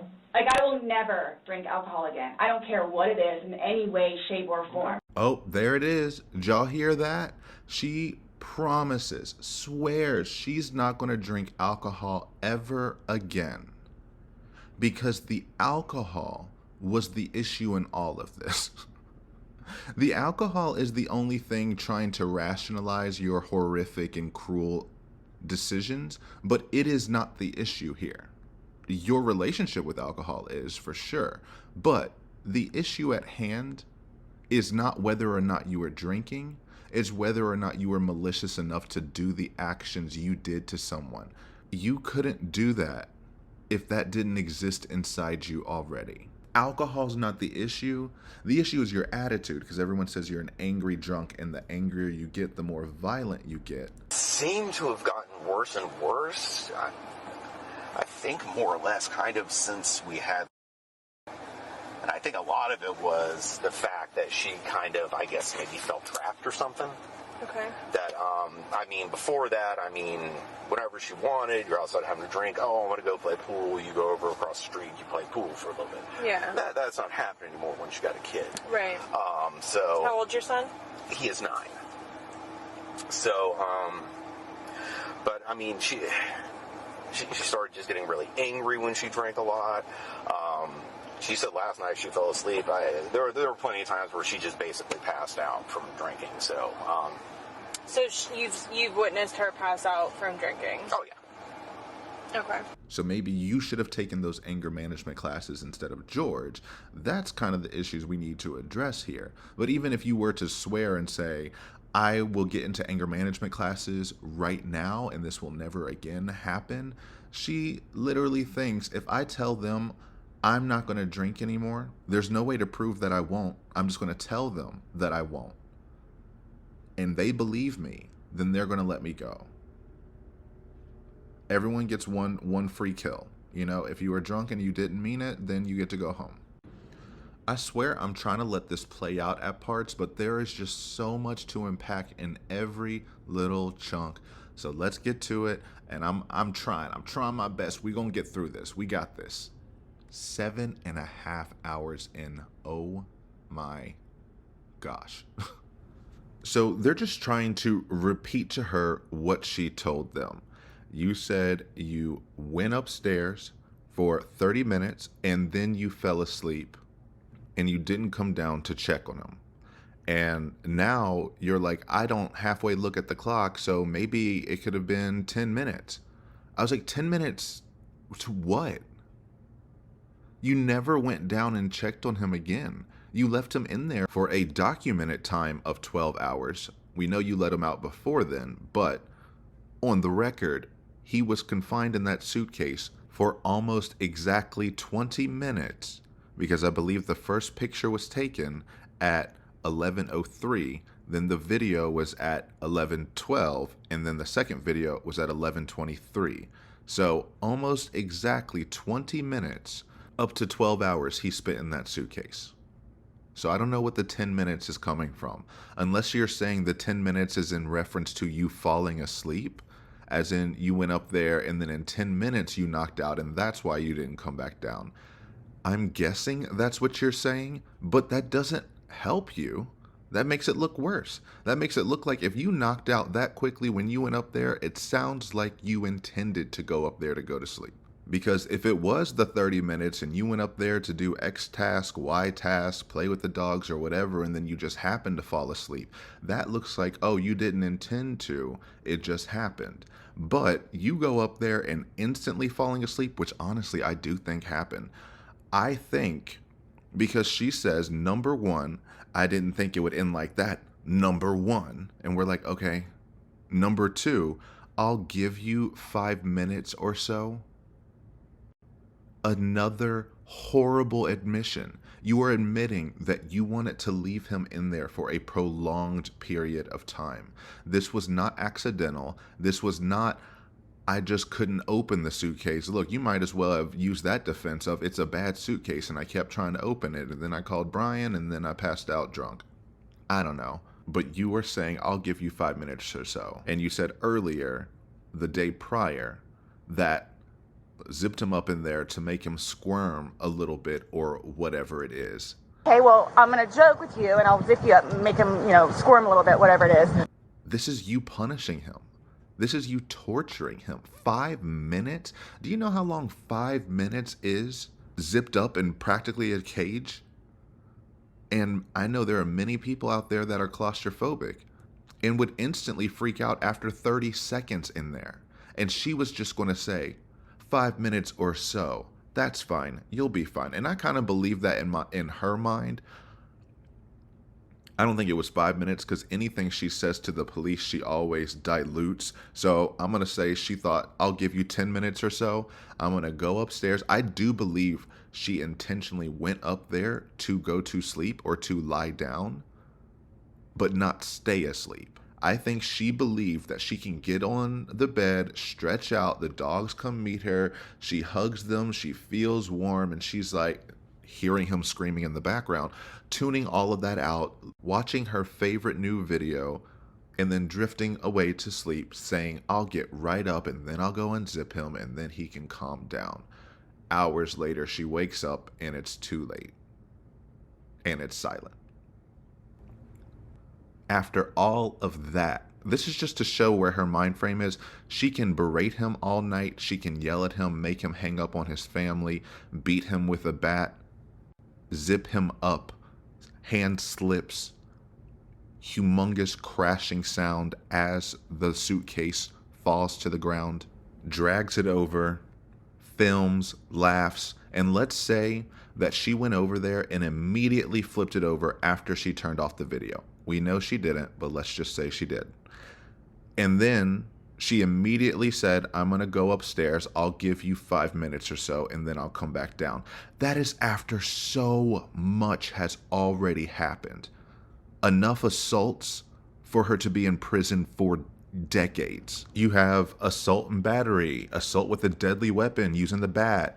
You have false imprisonment, kidnapping, domestic violence, aggravated abuse because he was a vulnerable adult left defenseless while zipped in the suitcase.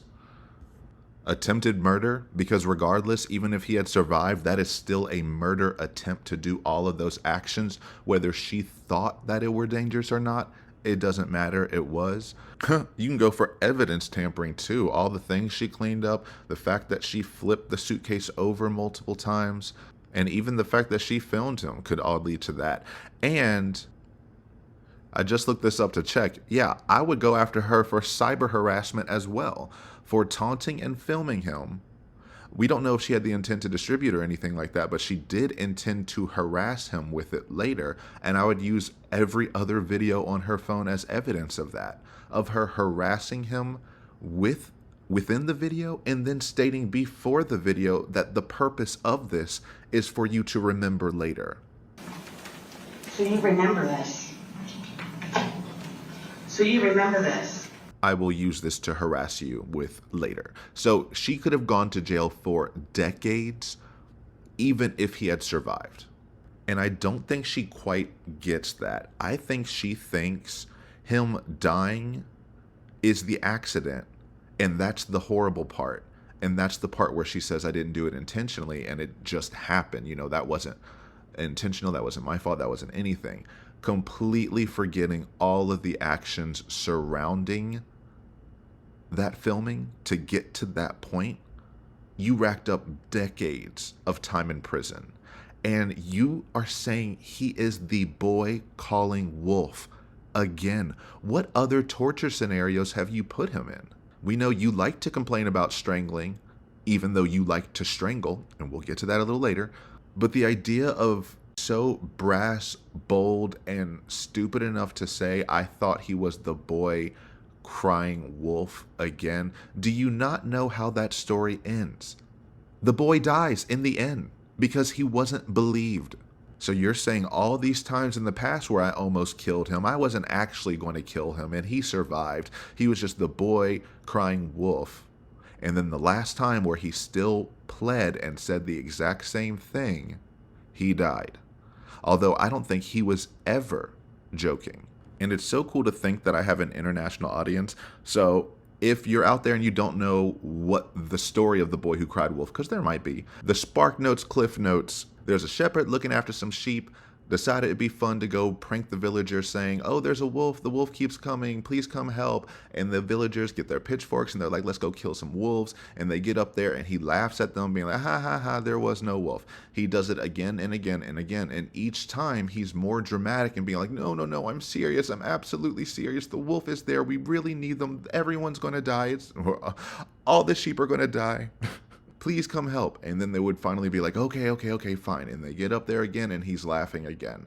So then when the wolf actually shows up and is threatening to eat everyone there, or the sheep, he goes back and says it again and no one believes him. And they said, we're done. You are the boy who cried wolf.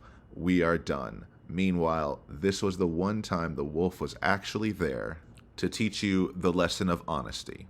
So every time she keeps saying that, she is comparing her life situation directly to that story, saying he has yelled and cried and begged and pleaded before in the past, and it was a false alarm. So like the villagers, Sarah said she was just going to ignore it because of course he can't be telling the truth because I'm the one inflicting the torture on him. And I know everything. I know I won't actually kill him. So go ahead, cry again. I'm going to walk away and go to sleep. And so Scott asks, are you punishing him? And she goes, no. And there's a slight upturn on it as in she's questioning herself. No, I wasn't punishing him. I was just, because, you know, she can't see it as that. That's exactly what she was doing. It's the first opening line she said when she started filming. And they tell her that, and she goes, and it all backfires on me. You see, it all backfires on me. As it should. It is supposed to backfire on you because that means you aimed that gun and pulled the trigger and are mad that it backfired on you. If you didn't say all those words, if you didn't tell the police to go through my phone to see all the damage, I mean, they still would have done it anyway, but for the purposes of this example, if you didn't tell them to go look on this phone, maybe they wouldn't have kept bringing it up in this interview. Maybe it would have taken them longer to get to it or what have you. But you needed them to hear these words. You needed them to believe that he is this monster, and you wanted to show them the videos to prove it. And now it was your cherished videos of harassment and torture that was your undoing.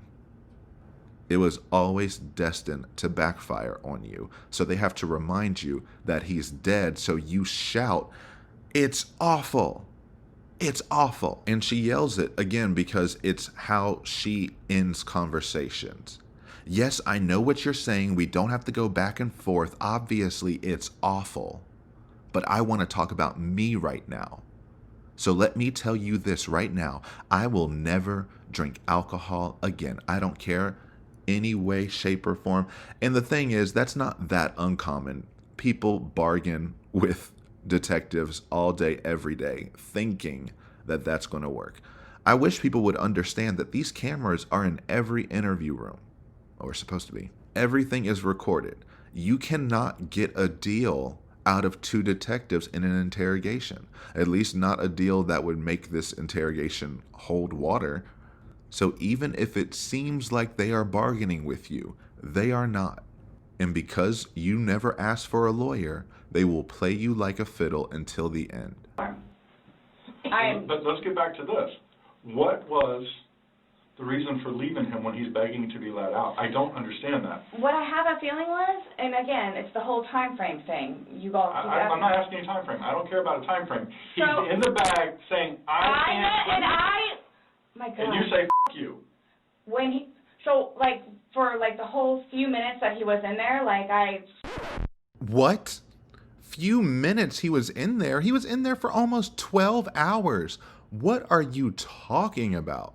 Unless she's saying that on the video, the reason she didn't let him out is because he'd only been in there for the few minutes that he had been in there and he was begging to be let out, and you were saying, "Fuck you, you're just crying wolf, you're fine." And we know the first picture was taken at 11:03 and her video was at 11:12, so he had been locked in there for at least 9 minutes before she films her first video. And she is saying, for the few minutes he was in there, I'm not going to let him out, he's just complaining, he just got in there. As if she has no concept of how oxygen works or how compression works. She probably doesn't know what compression is, but still. Because they're asking, what was the reason for not letting him out? And she is saying, in that moment,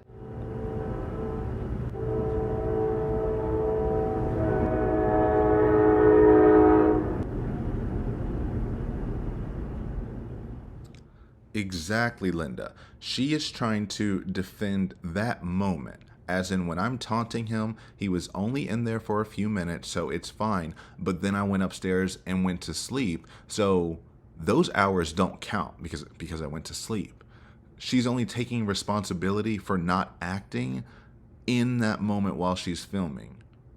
Forgetting the fact that there was time before filming when she got him in there. In between filming, where she then tried to allege that he instantly got violent and threatened to kill her, and so she was hitting him with the bat even more to defend herself from someone bleeding out in a suitcase. And then there was time between 11:23 video and 11:46 phone call to Brian. You could have acted in that time. And then there was the time after you called Brian. So we know you were at least up for 23 more minutes past when the second video was taken, because you called Brian. Brian said that the call was unintelligible, and so he just ignored it. And we heard how slurred she sounded in the video. I don't think she stopped drinking that night. I'm imagining she just kept getting more and more and more. So by the time she calls Brian, I imagine it's just sounds. It's onomatopoeia in like a cacophony poem, just coming through the other end. I killed George. Ooh, go. Which now I'm remembering, she said she went upstairs to call Brian. But then in the recording we just heard from the car interview, she said she left her phone downstairs because it's the community phone and she just doesn't have her phone on her all the time. I don't know what happened. Do you keep your phone on you? Like, is it always in your possession? No. Because it's a community phone between me and him, like if he needs it, most of the time it's on the kitchen counter. Okay. Where it's like he knows that's where my phone is, or hey, after you're done talking to him, I call my daughters. So it's right. It's our phone. No, I get it. I just But no, I don't walk around with my phone on me all the time. Okay. Did you bring it upstairs with you when you were going to bed? No. No. Okay. So it stays downstairs. No. Or is downstairs with him? Yes, he's downstairs with him. Because that's how I heard my phone ringing, and I knew it was Brian because he called over and over and over and over again, which is what he does. So you assumed it was him, but you didn't know Brian was calling you, but you assumed it was Brian. Yes, because he calls back to back to back to back to back to back. So I eventually finally answer. Okay. Okay, so your phone was downstairs. Yes. So her story is a never-ending contradiction of madness and misery. Minimum 11, but yes, go ahead. It's a few. 11, minimum. For one video. Well, in between the two videos. It's Between the 11 two minutes. videos? Okay. Yeah. So what was the question again? When he's begging for his life, telling you he can't breathe, let me out, and you say, F you, why don't you just let him out? What are you trying to prove to him?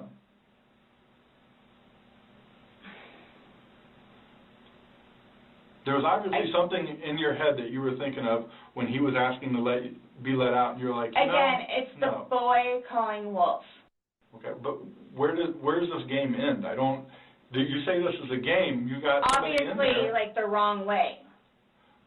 So what was your intention for leaving him in there? And it's not fair. It is not fair. You guys are trying to, again, he's in there.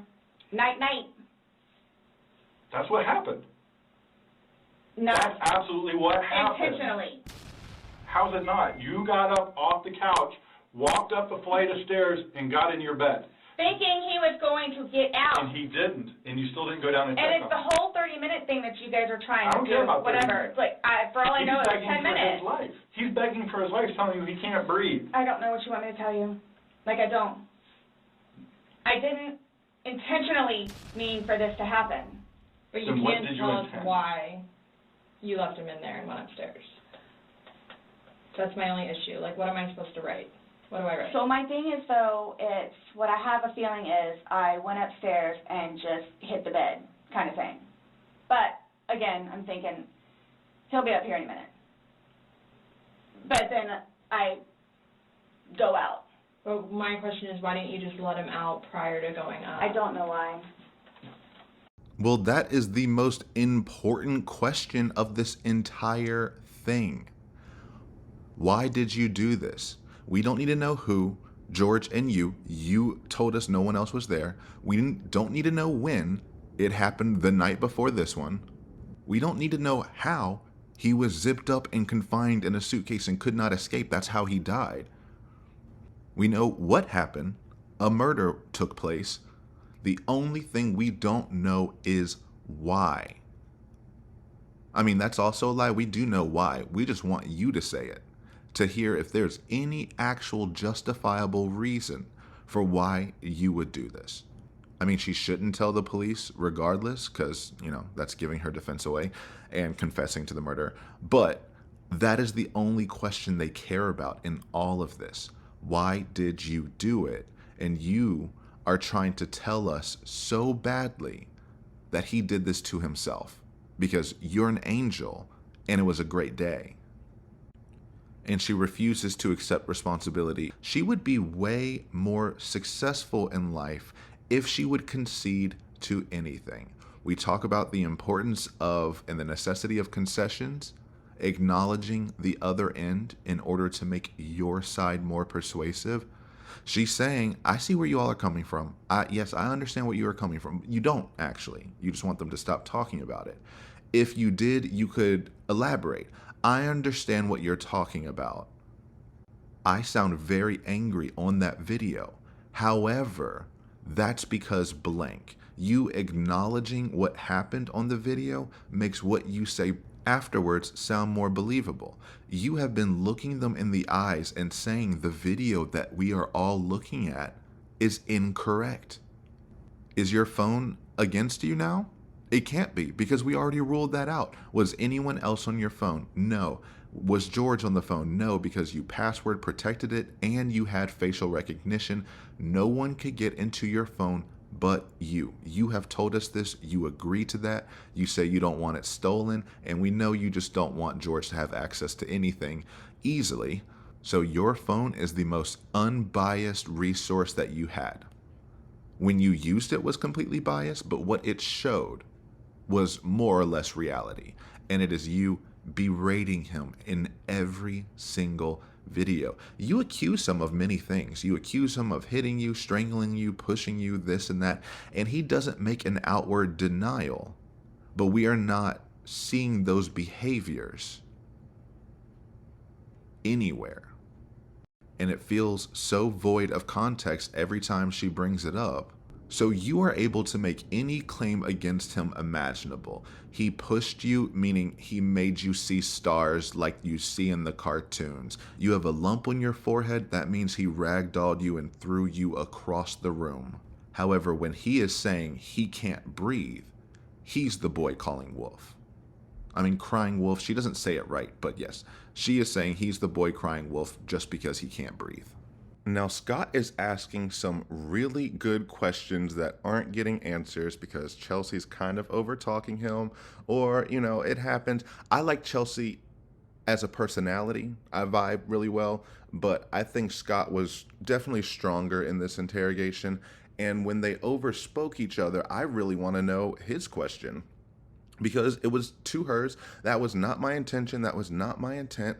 And then they overlaid each other, overspoke each other, and Chelsea's question got the answer, or non-answer, which is why you, we just want to know why you left him in there. What Scott said was, what did you intend? And I can't remember now, he might say it a little later again, but I wanted to know that right then and there when she is saying it's not intended. Why is no one understanding it's not intentional? That was not my intent. What was your intent then? She's never answered that, I don't think. She has said that it was not intentional. She has said that it was an accident. She has said, I'll give you 5 minutes or so, but she has not said what her intent was, because her intent was to punish. She has talked about everything around it and trying to cover those bases. It was funny, we were all laughing when it happened, but you're not explaining why you did it. You said, I thought it would be funny to zip him up in there. Well, everyone else says y'all didn't laugh that night. The laughing stopped around 7. Things were quiet till probably about 7. He said that then he hears the arguing. He said it's the normal. He's in his bedroom. He can hear the I hate you, going back and forth, you know, at a pretty much high volume, which is their normal arguing voice. This continues on pretty much throughout the night, but at right about 10:30, you hear a lot of arguing, right? It gets a little bit escalated at that point. Yeah, it got louder. And then right around 11:15, they hear this, he hears this banging coming down the stairs. He said hears bang, bang, bang. You can tell it's coming down the stairs because it starts and then it stops right next to him. And when it stopped, he said something just slammed the wall. He said it shook the wall. He said that was the first time he's ever felt like the whole wall shake like that. He said after that, it was quiet. He was up till about 1 o'clock. Now you're saying, oh, this was all fun, happy time. I don't understand how you go from arguing and yelling to this fictitious hide and seek thing. It doesn't make sense to me why George would ever willingly get in a suitcase when y'all have done nothing but argue all night. Scott says, you said this was a game, so where does this game end? Obviously, it went the wrong way. Again, you're not answering. What was your intent? Why were you playing this game? Because it makes way more sense that he was going to leave you and you intended to stop him. He's begging to be let out. He's not laughing. He's not having fun. Guys, I know. I don't this know. was supposed to be fun. You were laughing before. Before you said he was laughing, you were laughing, you went upstairs, he had his fingers out of the bag and he was playing. Well, obviously that's not the case. So are you guys, so what is it you're trying to, like... We're just trying to figure out why. Why? What? Why? What was the motivation for leaving him in the bag? Why he was left in the bag? Why the video? I didn't have any motivation. It was me, he and I having a great day, fooling around and being stupid, and apparently me going upstairs and hitting the bed, not going to sleep, where it's like, I'm tired now, I'm going to go to sleep. That's excluding, it's a good analogy for the day, excluding the fact that he's got a bump on the back of his head, a bump on the front of his head, and his lip is busted, and he has a bump on his eye. I don't know what you all want me to tell you. Like, this is not fair at all, Yes. that you all are assuming that that's from me. Then how else did he get them if it was not from you? You are not providing any theories whatsoever. On the day before he died, no injuries. The day after he died, when he's locked in a suitcase all night, injuries all over him. Meanwhile, not a single scratch on you. So it's not even like it was a fight. This isn't even like he was trying to leave and then they got into a fight back and forth. It seems like it was an ambush. She didn't even have a single defensive mark whatsoever. And the fact that she keeps saying, this is not fair, not fair. Again, who are you raising your voice at? She finds the right ones. I will tell you that. She knows the right ones to try every time. The fact that she has not gotten knocked out before now, she has had an angel on her side for that, especially with that mouth. 2 police officers. Mess. That's why it was so dumb of her to say no one else was in the apartment all night. And I just have a feeling, because she can't deny the injuries. She does, but I mean, they're there. I think she wants them to believe that those injuries were something he inflicted on himself while he was in the suitcase attempting to get out.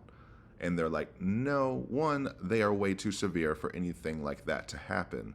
2, that would make this worse. And I'm sure he did have injuries trying to get out of there.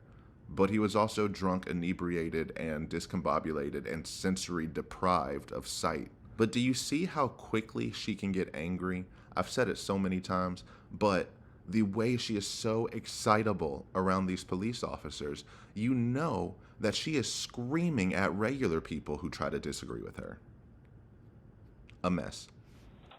Where else did it come from? If you were, say it's opposite, you were in the suitcase and you're asking to be let out, would you hope that that person would let you out? Like, you're asking to be let out of a suitcase, should they not let you out?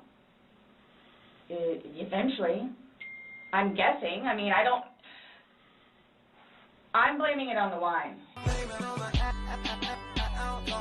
Blaming it on the wine? So you guys are like assuming that... You keep saying we're assuming, or we're not, we haven't assumed anything. But you guys are assuming that that's what I did. No. By what the facts of what happened. We got there. You said you pulled him out of a suitcase. You said you went up. You went to bed. We're not assuming that. These are the facts that you're telling us. But now what we're you said asking is like, you to I'm explain tired. Oh, I'm tired. Well, that's what you told me on a sworn recorded statement yesterday. Because when I said, oh, you went upstairs and passed out, you were like, no, I did not pass out. You got attitude with me because you were thought I was assuming that you were drunk. So that's an assumption. That was an assumption when I said you passed out. And guess what? You corrected me. And Chelsea has absolutely had it with her. And I feel you. I'm there.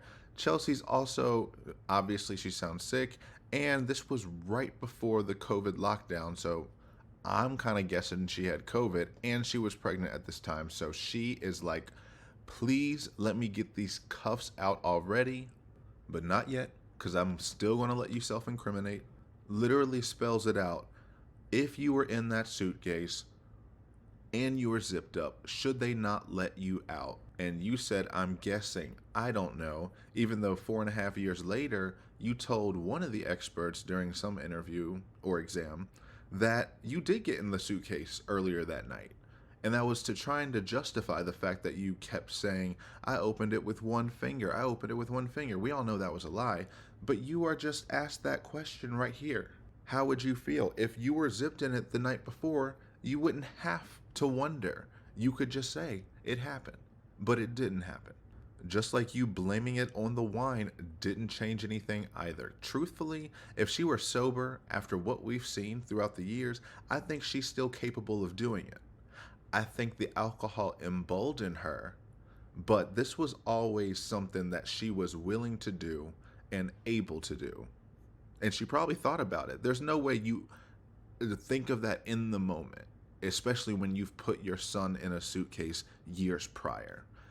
And you've said the hide and seek thing in the text a while ago. It's just weird. It's just weird.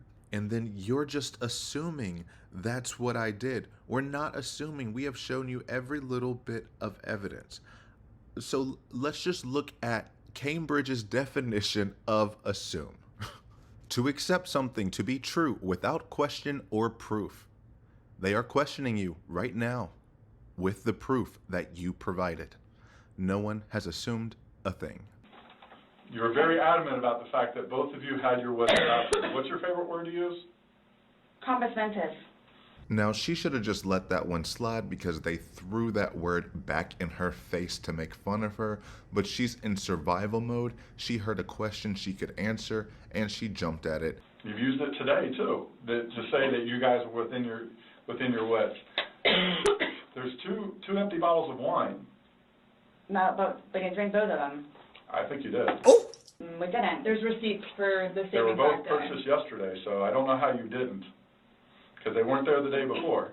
The one was. Two Publix receipts from yesterday. Mm-hmm.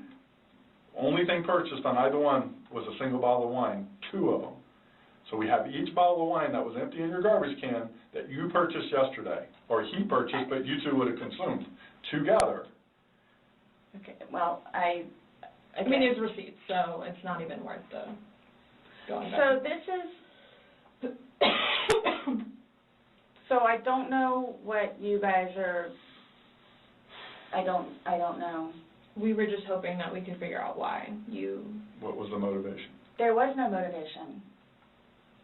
Wow. Well, we're watching a video that, after talking to you, everything was laughing and fun. Now we're watching a video where it's not laughing and fun. He's begging for his life, and you are in a very angry voice telling him off. No. Yes, it's not. That's absolutely what it was. It's not an assumption. The video is there. We played it for you. And So you guys think that I intentionally... You did. You got up off the couch and walked up the couch, or walked up the stairs and got into bed. That was intentional. There's no way getting around that. You intentionally did that. Nobody drug you up there. You didn't float up the damn stairs. Okay, well, it's not fair. It's not fair that you guys keep trying to say that that's what I did. That's right, Scott. We are right there with you. How dare you assume that what she told you she did is what she actually did? We all know she's lying. She's like, how could you possibly believe the lie I've been telling you this whole time? It's not fair, and it's not fair that you have been listening to me, that you have been documenting exactly what questions you were going to ask me and what evidence you were going to confront me with. It is not fair that you listened to every word I said from the moment I picked up that 911 call. And her hands are just so like outstretched, palms up, extended, like, I don't know what you want. It's absolutely not fair. How could you say I did this? That's like, I caught your hand in the cookie jar. No, you didn't. Look at my hands covered in crumbs. And whenever she faces a hard question, she just completely disengages and redirects. They confront her with the, you had 2 bottles of wine. No, we didn't. Yes, you did. There's 2 empty bottles in there, and there's 2 receipts 1 bottle for each receipt because they were literally living bottle to bottle. And as soon as he says that y'all got yesterday or y'all purchased yesterday, and then he corrected himself and said, or he purchased yesterday, at which you two consumed, because she instantly just put her hands up like, I didn't buy it. Well, it wasn't me, as if that is the issue. As if the deflection of, well, there's no way. He is the reason this happened. If he did not go to the store at 5:30 p.m. to get us a bottle of wine, he would be alive today. That is like how she's framing this. Or living moment to moment, I don't know. And she keeps saying, I don't know what you're trying to do. I don't know what you want to do. As if it's not obvious, 1. 2, as if you saying that is supposed to shame them into saying, no, we're not trying to do that. We're just trying to get to the bottom of it, Miss Murderer, ma'am. I don't see how she thought this tactic would work. That trying to guilt the police into not accusing you of a crime would make them not accuse you of a crime. I don't know what to tell you. You told us that. You didn't go upstairs? Again, there was a hole in a suitcase. I unzipped it from the hole with 1 finger. Well, the damn hole didn't do him no good, did it? But he could push it open. No, he Did couldn't. The video shows him pushing up. If he could push it open, why wouldn't he have gotten out himself? Why would he beg you to open it? I tell you, he can't breathe. Okay. If someone can do something for themselves, they're going to do it. They don't need assistance unless they need assistance. So, but why would he start doing it? Because he couldn't, because it was all the way zipped. Okay. Didn't see it. It wasn't. I intentionally didn't do it. That I intentionally did not do. What's that? You didn't intentionally do what? Zip it all the way. He nor I. Well, he's dead as a result laid of your hands action. on each other. He is dead as a result of I your understand action. that. Ding, ding, ding. Wrap it up, okay? We are done here. Bring in the dancing lobsters. Dismissed. Bring in the dancing lobsters. Case closed. This is what you call a confession. She just said he is dead because of your actions. I understand that. That's it. That's all you need for second-degree murder. Obviously, you know, if they really wanted to go for first-degree murder, they would need you to confess that you did this intentionally. But here, you confessed. You know your actions caused his death. The video shows nothing but spite and malice. Any regular human ages 4 and up would understand the terror of the situation that was before you and would have done anything to try to change the outcome of what could happen.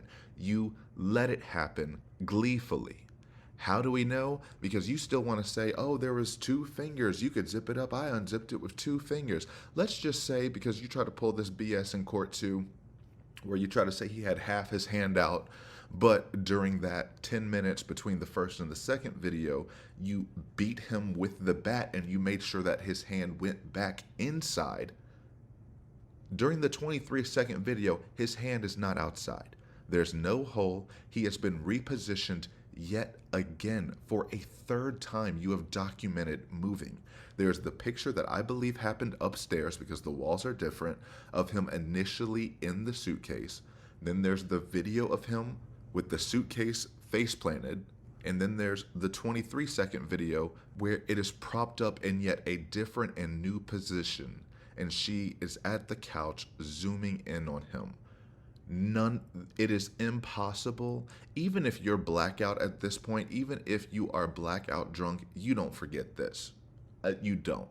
Not this high of adrenaline, this high emotion, this high intention. You may have forgotten some things, but you didn't forget all of it. And maybe she forgot the videos. I'm still under the assumption that she deleted the videos out of her mind or off the phone and thought that the police wouldn't find them. And then she forgot she deleted them. And at first I'm like, how can you forget that? But she is trying to claim that she doesn't remember anything. Like, not even claim she doesn't remember anything, trying to say nothing happened. but she remembers all of those actions. And maybe that's where her mind was hyper-focusing on all the details poorly on how to cover up all the actions that she took. Because technically she is doing a really good job. No one laid a hand on anyone. The scratches on his back were from sex. I didn't do anything to him. No one touched anyone. I don't have any marks on me. He nor I. And I can guarantee you this is how she traditionally likes to order things, as in he is always the one who does the thing, obviously. He is always the one who's drunk. He is always the one who's violent, etc. And she comes after that. Nor I, or because of him. Don't read too much into that. It might not make sense. But the root of what she's trying to say is, I didn't get violent. But she can't say that without making sure that you know he was violent or he could be violent. And because he wasn't violent, there's no way I could have been violent. So let's just take a second and actually look at his injuries. Well, not look at them, but listen to the medical examiner's testimony of the injuries that he had on his body. These are the injuries she is trying to talk away. She is trying to say, I have no idea, nothing happened to him, I didn't do anything, nothing else, I know nothing about anything. So, ma'am, on this body chart, can you describe for us and point out what was the first blunt impact injury that you identified? So there were some blunt impact injuries to his head. I don't think it's on this one, but there were some blunt impact injuries to his head right up here around the eye and on the mouth area. And then, did you notate any injuries to his hand? Yes, so there were some ecchymoses, or you can think of that as like a large kind of bruise on both hands. What other blunt impact injuries did you identify? So there was a series of ecchymoses on the left side of the back, which right about here. And any others? There were some on the forearms as well. And you use this body chart, you say, in addition to photographing the injuries that you document, correct? Yes. And I won't show the pictures because they were pretty brutal. And luckily the trial didn't harp on them too much, but you could see them while they were passing off the pictures. And the bruises looked just blue, purple, black, deep. So when she's on the phone and asking everyone, why is he purple? Why is he purple? Why is she not asking why he's black and blue and red all over? How is she so hyper fixated on the fact that he was purple when the bruises were so evident all over him? Completely glossed over that. If he had actually gotten in the suitcase downstairs like she said, and then she just happened to pull him out, and he has all of these injuries on him, as well as being purple from the asphyxia, you would be mortified, not just at the sight, but at all the damage that has come to his body. She didn't mention any of that. She was hyper fixated on that one detail, I think now to try to avoid or draw attention away from the other injuries. Because at the beginning of all of this, they are telling her he has injuries all over him, and she's like, where? So this morning we went to his autopsy,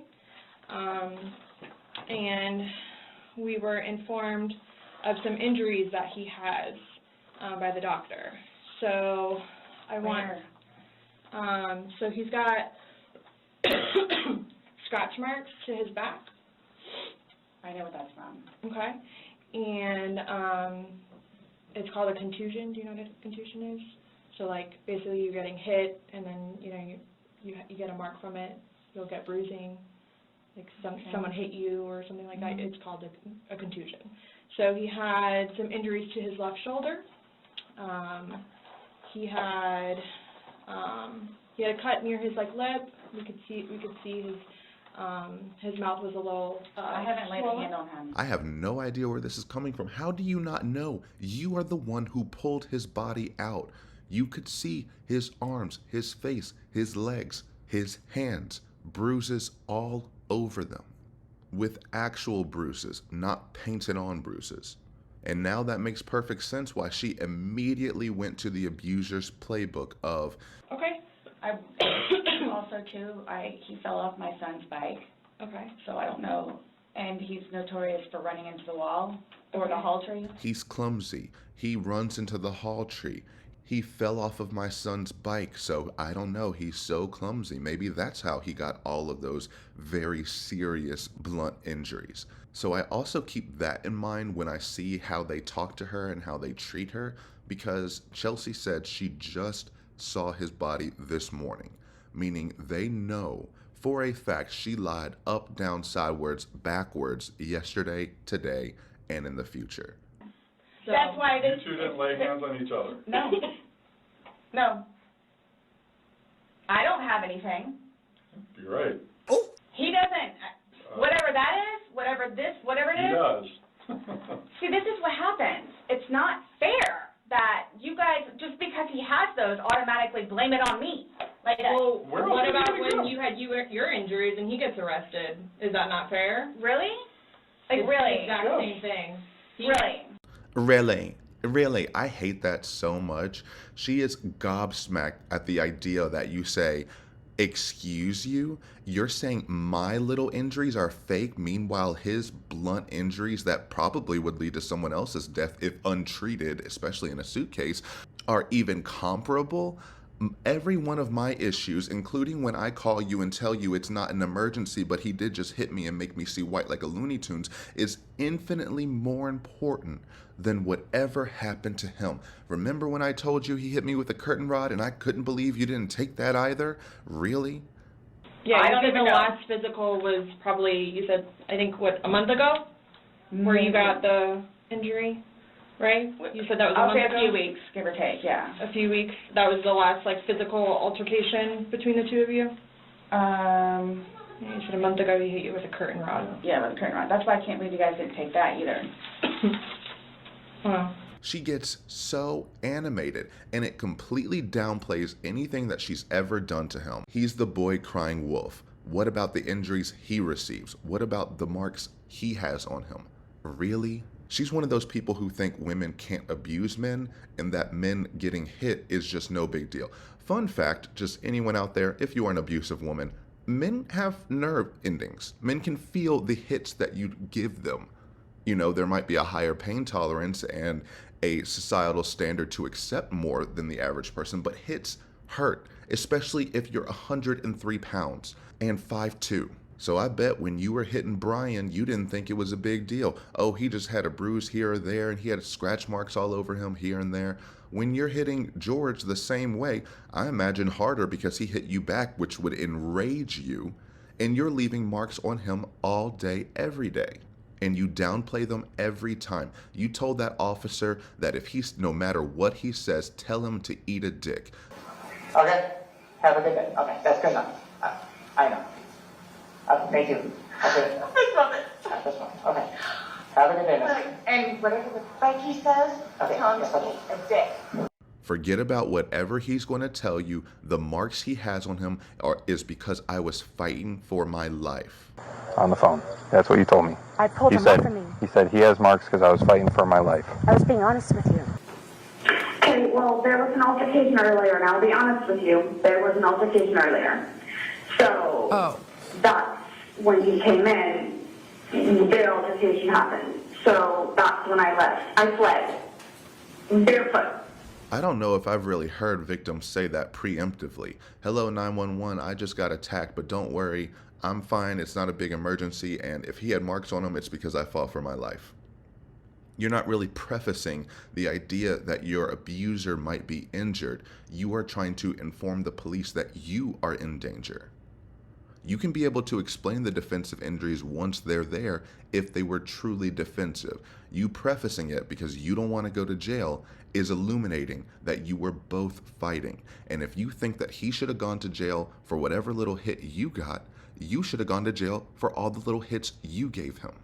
and she just gets so loud so quickly. She said, it's not fair, as if things need to be fair in life, as if things need to be fair to her, as if it is fair that George is dead right now. Nothing is fair to anyone in this moment. It is not fair to George's family that they lost a loved one. It is not fair to your son that you took someone who was important in his life from him. It is not fair to your ex-husband who now has to deal with all of this because you were so used and accustomed until to this day to push all of your issues, all of your accountability and responsibilities onto him. You do not care the harm you cause, only the harm that is inflicted upon you. And the key word here was, see, this is what happens. This is what happens multiple times. What happens is whenever they see marks on him and I tell them it was only me and him in the apartment and nothing happened and now he's marked up, why do they always assume I did it? Casper the friendly ghost is not that friendly sometimes. He beat the shit out of him. That wasn't me. Good grief. He has injuries. You have injuries. Like, what does that mean? I don't have any injuries. Correct. Because he and I have not been at it with one another. So every time that you guys fight, you both hit each other? So you should have probably gone to jail all those times that he went to jail for domestic? And Well, the one time I did. But he completely trashed the police report. Because that's nothing what happened. Because the reason why I got taken in was because my story was different than his. So I'm being portrayed as like this abuser. Because you are an abuser. Congratulations, you are finally caught up. We are saying you are the abuser in this relationship, not the man you murdered yesterday. And the fact that you could do all of this and not see yourself as abusive, I mean, keep in mind, she zipped him in a suitcase. She was just shown a video of the most horrific last words anyone could say to another human. I mean, it would haunt you. There are people who are torn up because they had a fight the last time they saw someone before they died, and they can't live with themselves because that is how they ended things. She feels nothing. Nothing whatsoever. She doesn't see what she did as abusive, nor does she see anything else she's done in the past as abusive. He's just the boy crying wolf. And we've covered a lot of the clips so far in this video. Now here we go. We're going to dive into it a little more and just string the whole thing together. This is in reference to the infamous July 25th, 2018 arrest where they both got arrested for domestic violence because Sarah decided she was going to call the police on George, saying that he beat her and that he was all this and he was all that, saying that he kicked her in the head and she has a little bump above her eye. She gives all of these theatrics. She can't string together a story correctly for the officers. She just tries to pout and cry. Oh man, he let loose on my ass tonight, and I'm not having it. Okay. All right. I got kicked in the face. Okay. Kicked in the face. That you know of, there's no guns, No, anything in there? ma'am, Okay. no. We just have to double check that. I know, baby. You guys are doing your job. All right, No, Sarah here? Yes. Sarah here? Go get him. I swear to God, there's nothing for you guys to be afraid of. Okay. What's his name? George. George? All right. There's nothing for you guys to be afraid of. I swear to God, I'm done with this ass dude. He beat the fuck out of me tonight. And I'm done with it. I have to go to work tomorrow. What's up, George? You want to talk to us? Go outside. Talk to you inside. Come on, man. You see my eye? I do see your eye. He kicked me in the fucking face. Okay, tell me how it all went down from beginning to... Yes, my love. Okay. Okay, so we were having a really good day, and we went across the street to Muldoon's, and everything was good and fine and dandy, and because I talked to another guy because he left, came in there, and I got so mad, because I asked for a cigarette from another guy because he took my license, my debit card, and everything. Cigarettes, everything. Took everything. Took everything. Okay. So I asked someone for a cigarette. Mm-hmm. And it happened to be a guy. So he walked in and got super pissed because I asked for a cigarette from another guy. I came home. Mind you, my car is across the street still. Okay.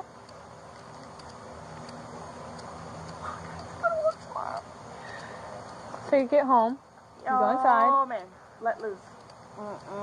Okay, elaborate. So you open the door. What happens from there?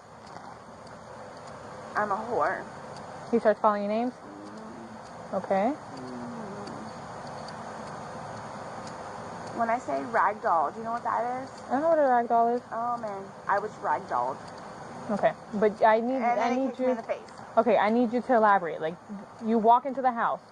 Did you start arguing? He started calling you names. You said he was No, I walked out. I walked in and I walked to the back. I just wanted to smoke a cigarette and just go to sleep. I just literally wanted to I'm gonna smoke a cigarette. I'm gonna go to sleep.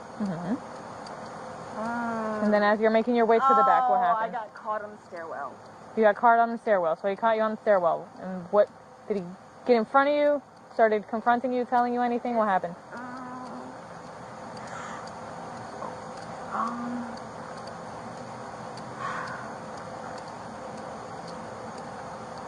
It was bad. Okay. Elaborate, Miss Sarah. I need you to tell me exactly what happened so I can help you. My heart is like, I don't want him to get in trouble, but fuck, I'm tired of being beaten up. Okay. I understand. I'm trying to help you out, but I know need you are. I know you are. I need you to elaborate a little bit. So, I swear in to the God, stairwell, dragging me down the stairs. I went upstairs, tried to get in the bed. I just wanted to go to sleep. I just wanted to go to sleep. I just wanted to go to sleep. I didn't make it to the bed. I didn't make it to the bed. He caught me in the upstairs. Like in the hallway?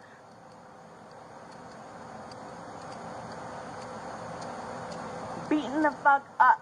That's all I can say. Okay, what do you mean? Like, I see your eye. What you said he kicked you in the eye. That's what they say. That's what this foot. Were you on the floor when he kicked you? Yes, ma'am. Okay, how did you get to the floor? Did he push you? Did he pull you? How? Normally what I do is, because he does it so often, I just go to the floor. I just go to the floor. So I'm pretty sure I don't really recollect. I went to the ground. I went to the ground. Okay, and then that's when he I'm so kicked sorry. you? I'm so sorry. No, I'm cursing no, in front of you. that's fine. I don't mind. So you went down to the ground. Yes, that's what I do. Did he kicked you with which, do you recall which foot? Right. Right foot, okay. Heel. His heel. Okay. And you say you've been together I'm a for... whore. Because I asked for a cigarette. Because he left my ass in my car is across the street. Okay. You said you've been together for about a year? And a half. A year and a half. Yes. Okay. Lived together, obviously. Yes. Okay. I just recently went through a divorce. He's been there with me. He knows all the story, blah, blah, blah. But... I know. I'm just trying to... This sucks. And I have to go to work tomorrow. Do you want the fire department to come out check your eye? No, baby. No? Okay. Okay. Do you want to press charges? You can smoke your cigarette if you want. Can I talk to you, though? You're talking to me by myself. I don't want him to be taken. Please put the fear of the police. So you don't want to press charges? Okay. Do you want to fill out any paperwork? Do a statement? No? Okay. Smoke your cigarette. Sit down, smoke your cigarette. I don't want him to get in trouble. Okay. But that's fucked up. I know. You guys have actually been out here twice now. Look at this shit. You fucking rip my shit all the time. Did this happen today? Yes. Okay. Alright. Yeah, I see it. It's ripped and down there a little bit. I just bought this yesterday. I get it. Sit down. Smoke your cigarette. Pardon? Do your thing. No, it's fine. Do you have an ID with you? Is it in the house? Yes. Okay, we'll go find it later. I know my number if you want it. Oh, that's perfect. Date of birth? 10-10-7-7. I get it. Just make sure not to squeeze my arm anymore. Do you have a telephone number? 407. 407? 716. 716? 8684. 8684? Yes. Email address? SKP. SKP underscore 1-800. 1-800? At yahoo.com. At yahoo.com. Sorry. No, that's cool. That's cool. I get it. I get it. Sit down, smoke your cigarette, try to relax a little bit. I'm going to take pictures of you in a little bit. All right? Thank you. No problem. Okay. All right, you understand that? Yes, sir. All right, just keep being cooperative, all right? Yes, sir. All right. So you want your phone? You want your phone? Yes. Make sure you guys lock the back door, okay? We got you. Don't worry. We'll take care of that. You go by Junior, you go by George? George. Is it George or is it Jorge? Jorge. Jorge. All right. George. Hey, man, I'll call you by your name. Well, you want George? Okay, I'll call you George. Thank you. All right, you're welcome. Hey, Miss Sarah, you mind putting down the cigarette so I can take a few other pictures? You need me? Yeah, just stand up for me. Face my car that way. The car is that way. Hands behind your back.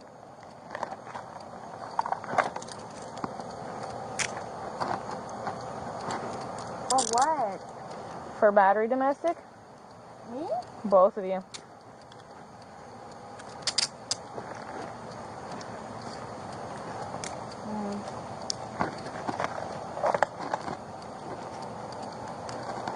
What does that mean? Battery domestic violence.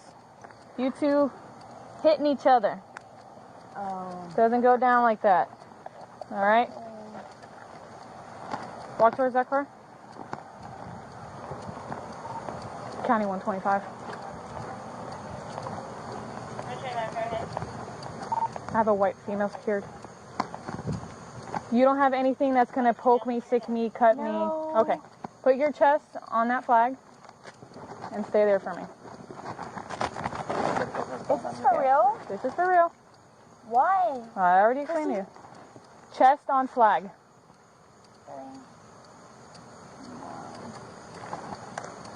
That's my job.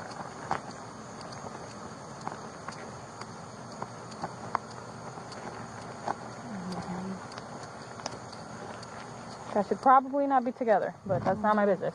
Yes, ma'am. So, stuff like this happens, and I have to step in. Why am I in trouble? Spread your feet. Spread your feet apart. Why am I in trouble though? Because of Why the am marks I in he has trouble? all on his neck and the inconsistencies That's of me the story. fighting back. Okay. I can't. Okay, step back a little bit.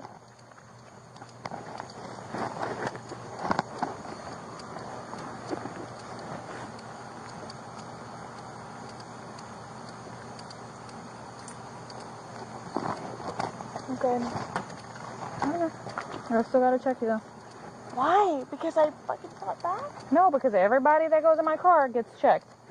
No matter who you are. No. I mean, like, seriously, like, I literally just started my job a week ago. Okay. Go ahead, sit down for me. Sarah. I literally just started my job a week ago. And she never had a job since. But yeah, I wanted that to play out. That was her story. That she said, my story was different than his. Well, the one time I did, but he completely trashed the police report. Because that's nothing what happened. Because the reason why I got taken in was because my story was different than his. She didn't have a story. The cop is basically feeding her what happened. Well, it was a great night. We went to Muldoon's. Everything's all fine and dandy. Then he saw, because I asked for a cigarette from someone. Well, we know what it's like for her to ask something from someone, especially if you're trying to get a cigarette. Odds are she was very touchy-feely, maybe flirtatious-y. That is not justification, but it is saying it is not as innocent as it's being portrayed as by all the evidence of her prior behavior. And she is definitely touchy-feely when she wants something from you. She even did it on this recording when the officer is like, just don't scrape my arm again. We couldn't see it because it's dark out. That just means she just kept touching her arm, trying to make contact. Keep your hands to yourself. Why are you always touching people? We know you don't wash your hands, and I know they smell like smoke, probably a little sticky but her story made no sense. Then it's, we got home, and instantly, I'm a whore. Like I said, all of these incidences, just like the one that would have happened in the future, and this one on September 4th, all of these incidences that end with her calling the police saying she got hit and he has marks on it is him calling her names first. So he was calling her names, then she was just trying to go on the back to have a cigarette. She just wanted to go on the back to have a cigarette. Then that changes into, I just wanted to go to bed and go to sleep. I just wanted to go to bed and go to sleep. Oh, I didn't make it to the bed. I got caught on the staircase. Can't explain any of how this happened because she's trying to cover up the details, which were she heard him call her those names and probably went after him. And then it was this whatever. Odds are he was trying to run away from her. And you think you're going to run away from me after calling me that? Absolutely not. So I'm going to catch you on the staircase. She had to make sure that she's trying to say he drug her down the staircase, but only halfway. And then, I guess, somehow placed her on top of him and so he could kick her down the rest of the staircase. It doesn't make sense. Or does it make more sense that he's trying to get away and go upstairs? She grabs him, gets on top of him, and starts choking him. He's telling her he can't breathe, and she is saying he's crying wolf, so he kicks her off of him. And because she thinks he's crying wolf, she cannot believe that he actually hit her. You kicked me. How could you? I wasn't even being serious. I was going to stop when you passed out, dummy. That's how reckless she was with him. And throughout that story, she goes up and down. I'm tired of getting beaten up. You've been out here so many times, as if woe is me, as if she's not the one who caused them. Every single time. And every single time she calls them, she says, I can't believe you all had to come out here again. It's only me throwing up the bat signal every time he looks at me wrong.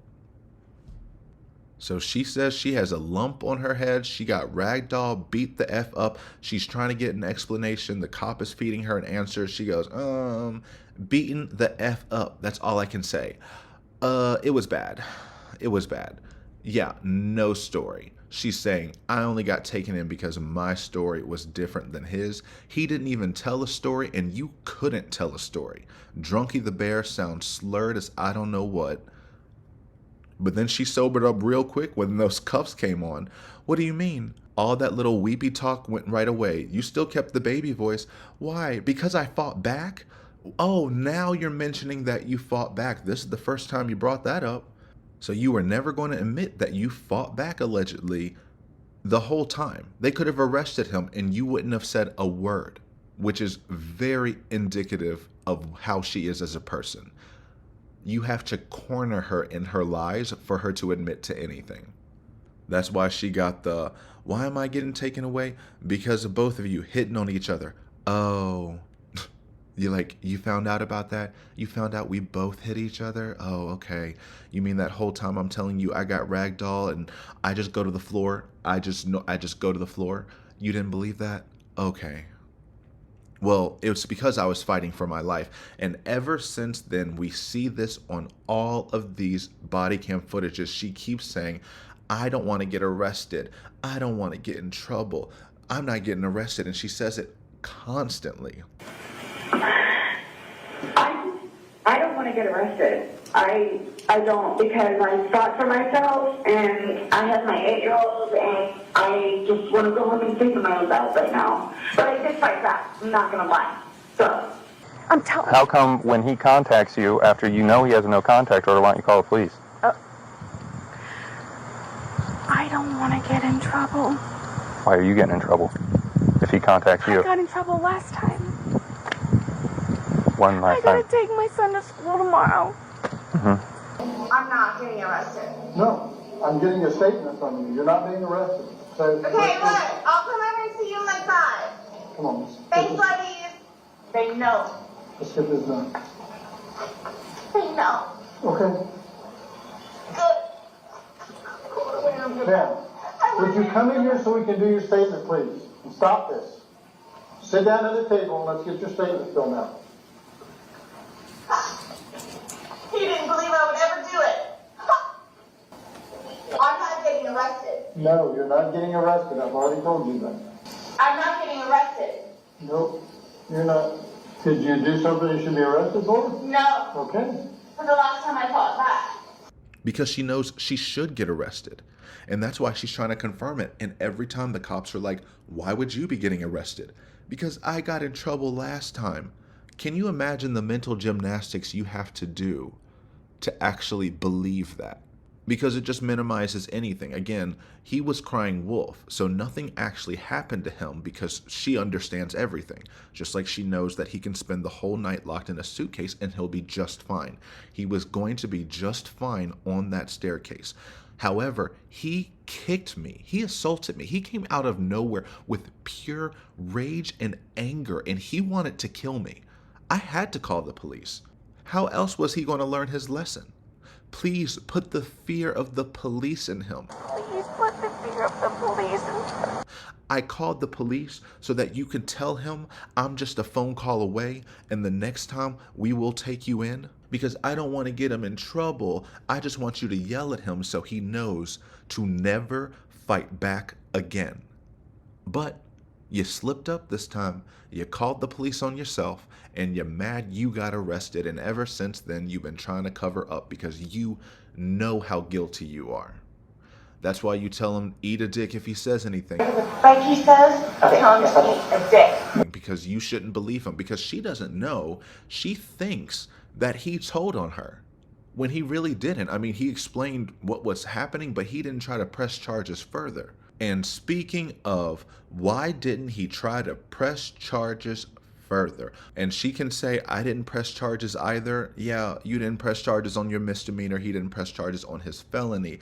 However, you decided you were going to coach him on how to drop the charges against you because you were so offended that you actually got arrested. You, goody two-shoes, I make straight A's. I'm always right. I got arrested? I'm the one who calls the police on people. The police do not get called on me.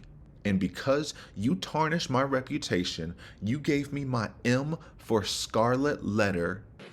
For destroying my reputation and integrity. For my M for Murderer Scarlet Letter. You made me experience getting arrested and going to prison, all you, because you decided to get injured during my assaults.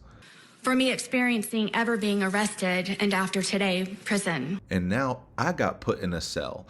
No, I'm supposed to put you in there, so I freak out and now I'm controlling you, my violent rapist abuser. I'm the one who gets you, coaches you to do everything I say, to say every word I tell you to say. I'm gonna go to court and I'm gonna tell the judge, listen, my fiance has nothing to do with it.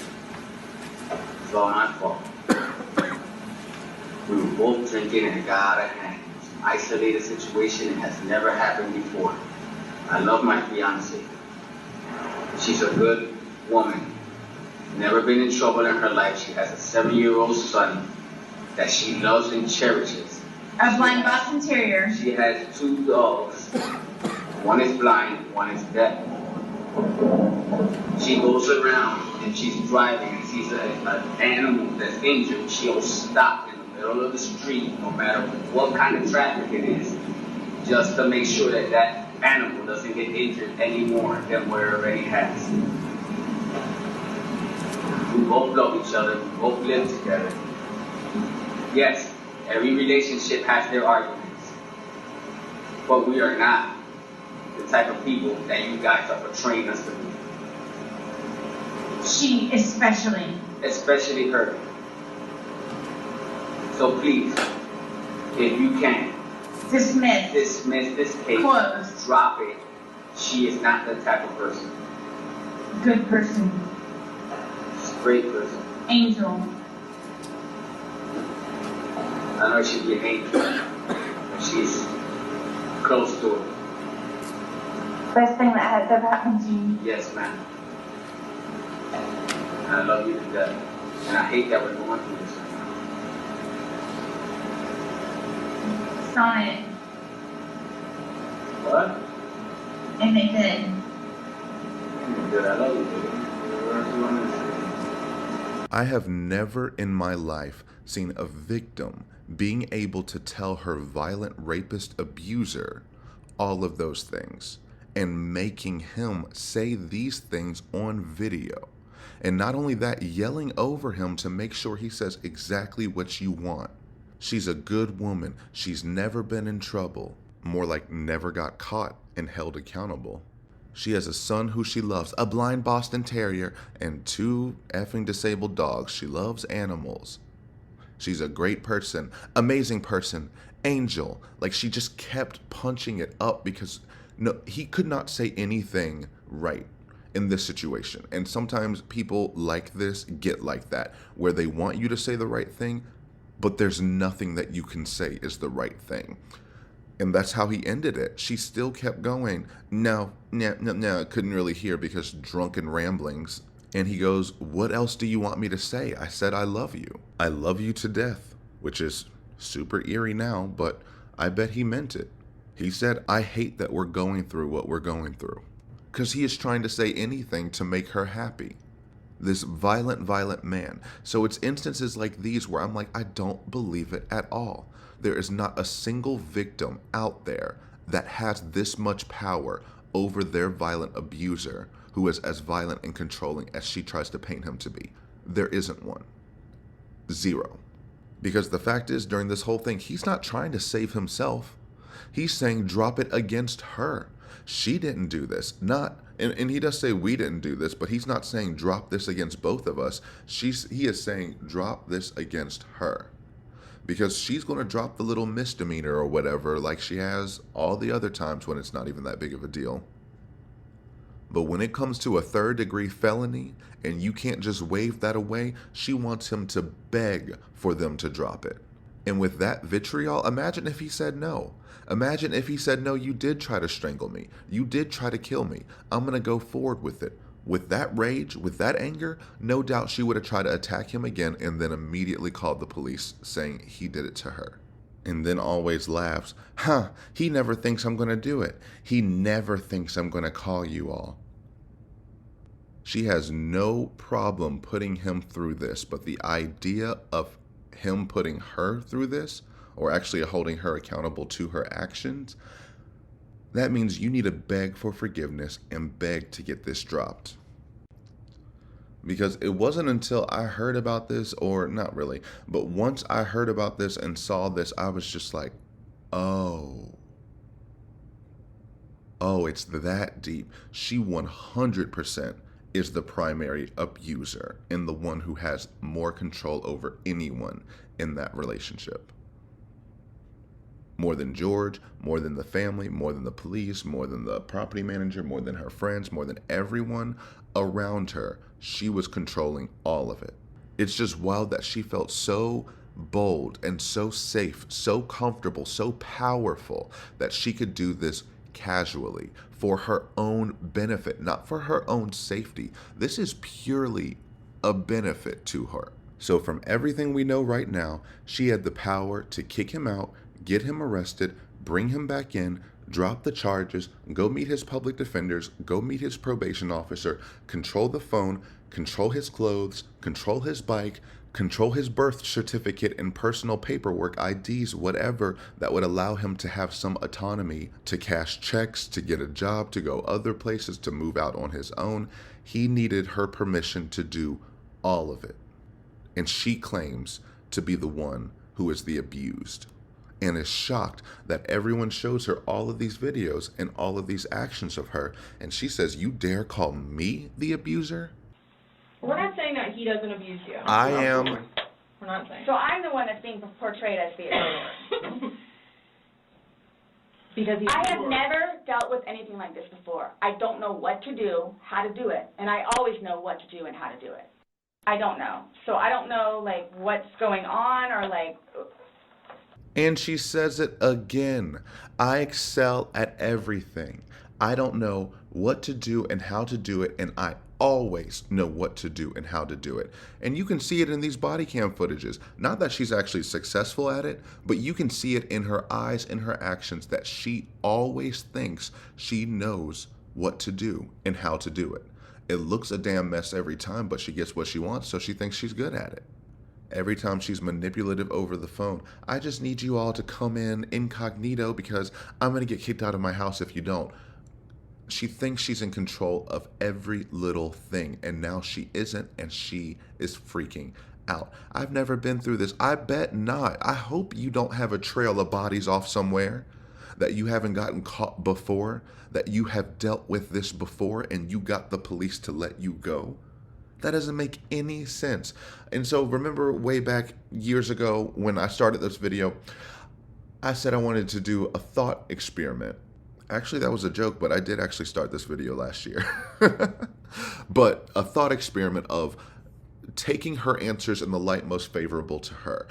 She just told us, I don't know what to do, and I always know what to do and how to do it. She just told me a few minutes ago, a little while ago, that I excel at everything, a straight A student. So obviously, she wouldn't do something so stupid. And that's always so funny to me. Like, criminals, especially ones who think they're smarter than they are, always resort to this, being like, obviously what happened is so stupid and dumb, and I got caught so easily, and I'm so smart, there's no way that if I actually were going to do it, that I would do this.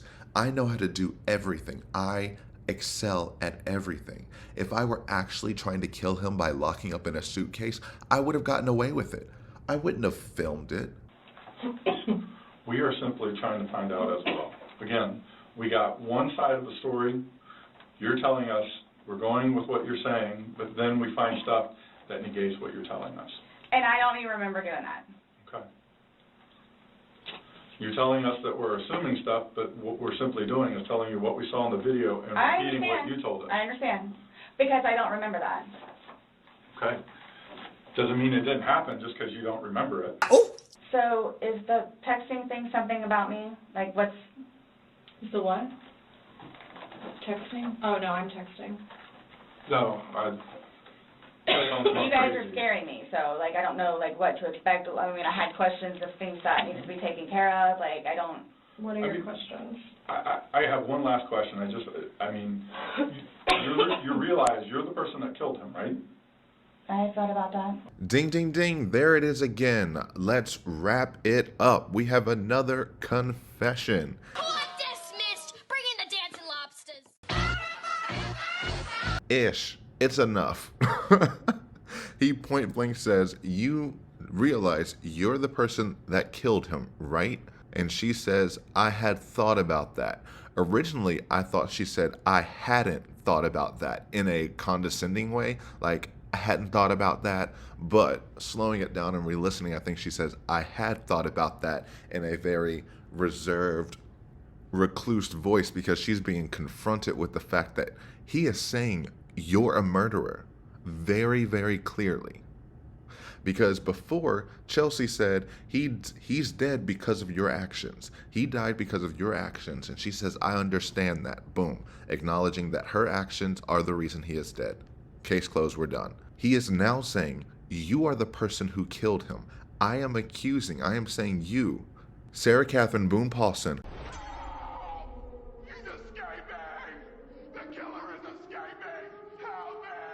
are a murderer. And she can feel that, so she tenses up and just really quiet. Yeah, I had thought about that. Which in itself is not an admission of guilt, but it is because it shows that you've been thinking about it. It shows consciousness of guilt. You have come up with all of these stories, these provable lies, and you are now admitting multiple times that you had thought about these things. You thought about how this would go. I thought you were only going to ask about the scratches. So you've been thinking and coming up with your own answers to every single one of these questions, these different events that you know you need to explain yourself for. But you forgot you took the videos because you've been hyper-focusing on trying to get every little detail. Remember, you know how to do everything. You are exceptional and you always know what to do and how to do it. So that switch just flipped on and you got really detail-oriented, but you're terrible at this. You don't know that because you've gotten your way. And now that they're saying, no, no, no, no, no. This is not like before where you get to just give half-ass answers, and because there's enough dots on the board. We have to play by your rules. Now it's reversed. We are going after you.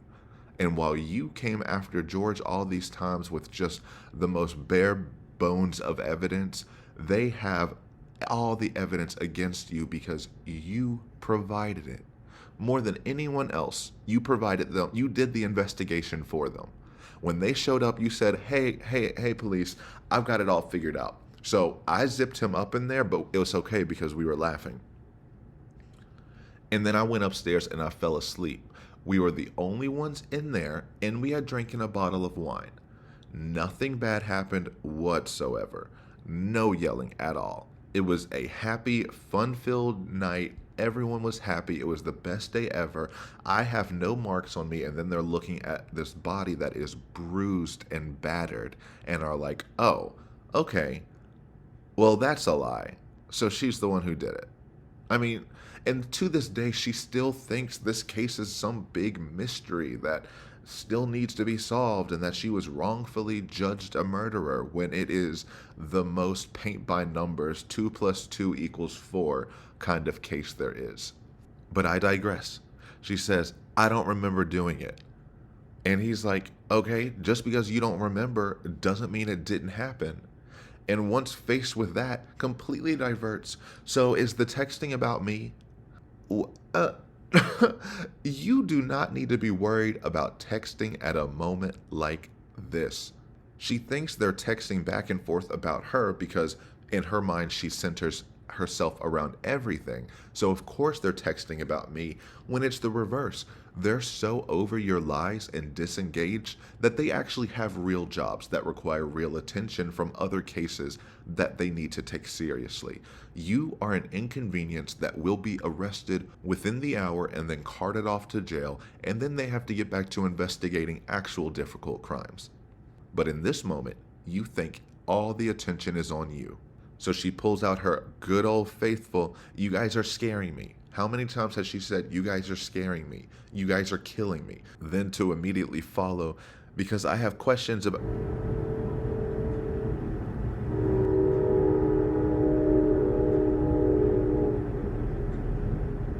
Exactly, Linda, because why did she walk in there with questions? She says, I have questions of things that need to be taken care of. So when in a 4.5 years later, she tries to say that this was all staged and that she was tricked into giving these statements, she went in there with an agenda and then reminded them multiple times, hey, I know that we have gone through all this and you've called me a murderer 8 ways to Sundays, but don't forget, I still have my questions I have for you, because she has to try to regain control. So she tried to tell her narrative, they blew it apart, now she needs to regain control again and going to her questions. How can I make things about me again? Okay, well, if I'm asking the questions, that means I'll be the one in control.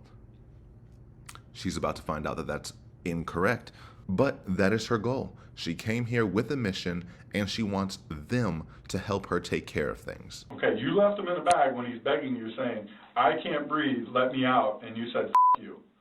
And you got up off the couch and went upstairs and left him in that bag. Not intentionally. Again. I would never do that to George. You did. Not intentionally. Know that. I don't.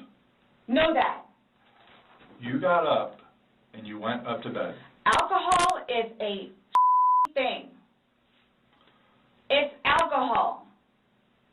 So not, again. The reason that you killed him? You all. Please sit down. Listen to me. Please sit down. You all, listen. I did not intentionally kill him. So your intention... I don't know what it is I need to do or how to do it or what to say or how to say it. But what was your intention? Everyone knows. Everyone knows everything that I've done for George and love him and continuously helped him throughout his life with me and made him a happier, better person. And everybody has their limits. Everyone knows that. Everyone also knows you hated his guts. How many times have you said in all the clips that we've seen so far that I'm so glad you're gone, I hate you, I won't hesitate, get out of here, I want his fugly face out of my face, you make life shit, everything will be better when I get rid of you. But everyone knows how much you love him and how happier you made him. No, everyone knows how many times you got him arrested. Everyone knows all the horrible things you've said about him to his face, to everyone, in order to get horrible things done to him. There is nobody out there on record that said you helped him, that you made him a better person. They said you are the one who drug him further into the abyss. She found someone in the same addiction as she is and thought that she could make him however she wanted to make him, because in her mind, she's better than him. And as long as she found one person that's better, then she must be perfect and she must be all right. But if he was making progress, if he was being too autonomous, if he was being a better parent and making her feel bad about anything, then he had to be knocked down a peg. Then he had to suffer. He had to go to jail to make sure that his progress never improved. And through this lab abuse, she made sure to also subconsciously instill in him, everything is your fault. He said this in multiple body cam footages. It's always me. Any physical injuries? No? I'm the one. I'm always the one. Perjury, I don't say that. Yeah, I say that. I'm always the one. But you're the only one saying that. Nobody here's saying that. But if you don't help me, how can I help you? If you don't tell me what happened, how can I help you? That's for my woman. Okay. Sometimes that's what it is. I am, what I'm going to say, I'm actually wrong right now. You're wrong right now? Yes. No matter what way you're saying you're wrong, no matter what way you cut it? No way, shape, or form, you know that I am. I can respect responsibility, because most guys won't even take responsibility. You're going to take me in no matter what. That's the truth. I take girls to jail all the time, but that or easy, all the time. No, you're going to take me in because I did the no contact. It's my fault. No matter what, it's me. I'm going to tell the judge that it's all me. I'm going to go to court and I'm going to tell the judge, listen, my fiance has nothing to do with it.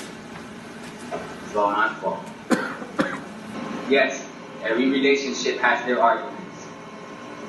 But we are not the type of people that you guys are portraying us to be. She especially. Especially her. Making him take all the credit and all the blame for anything negative that happened in that relationship. That is not you making him a better, happier person. You tortured that person, emotionally messed with him, psychologically f***ed with him, and then dangled all of these privileges in front of him. Oh, you want to go see your daughters that you haven't seen and we're going to take the ride? Oh, I'm going to cancel those plane tickets because you woke me up? I'm leaving you, and I'm going to try and cancel plane tickets. No. Because I don't do special things for people like you that are doing this, like, to me, after I asked you at 1:21 in the morning. I wanted to be asleep. I wanted to stay asleep, which is why I got into bed at 8:30. I told you not to step foot in the bedroom. So what do? What was it? This is George's suitcase. All right, and did he use it for traveling back and forth to Philly? Yes, I had recently taken him on a trip to go see his children in Pennsylvania, who he hasn't seen in years, and we took that with us. And because of how dilapidated it was, how broken it was, in the end, after that trip, we decided that we would donate it. That's me making your life happier, better. I'm the one who bailed him out all these times after I got him arrested and forced him into these classes, which then I'm going to call slurs and say you are an R word because you have to go to class in order to know how to treat women. Don't ever become a woman. Treat women better. I mean, the things that she has said to him are putrid and repulsive. I've had people who've hate me, and I've had people I've hated, ish. I've had people I greatly disliked that I have never thought of the verbiage that she has used to describe them. I mean, I've been called slurs that have been nicer than the way she speaks to him. And she wants to say, I've been called everything but a white woman. You've called him everything under the sun and then more. But she got so animated, so loud. She is trying to tell them, I am not guilty. I am innocent. He is the one who comes after me. None of us put our hands on anyone, while she's slamming her hands on her knees. Know this. Not intentionally. If this were outside of this interrogation room, she would have pounced by now. She would be clawing them by now. This is how this happens. Like, you see this? Imagine George were in that position and pushed her into that kind of corner to make her feel like, I can't do anything. I need to stand up and tower over you. Remember I said earlier, she feels real bold when she's able to tower over people? This is just one of those things. You're not listening to me, so I need to stand up so I can literally talk down to you idiots so you understand. I did not kill someone intentionally. I meant to torture them. What are you not getting about that? That's basically the argument she's making.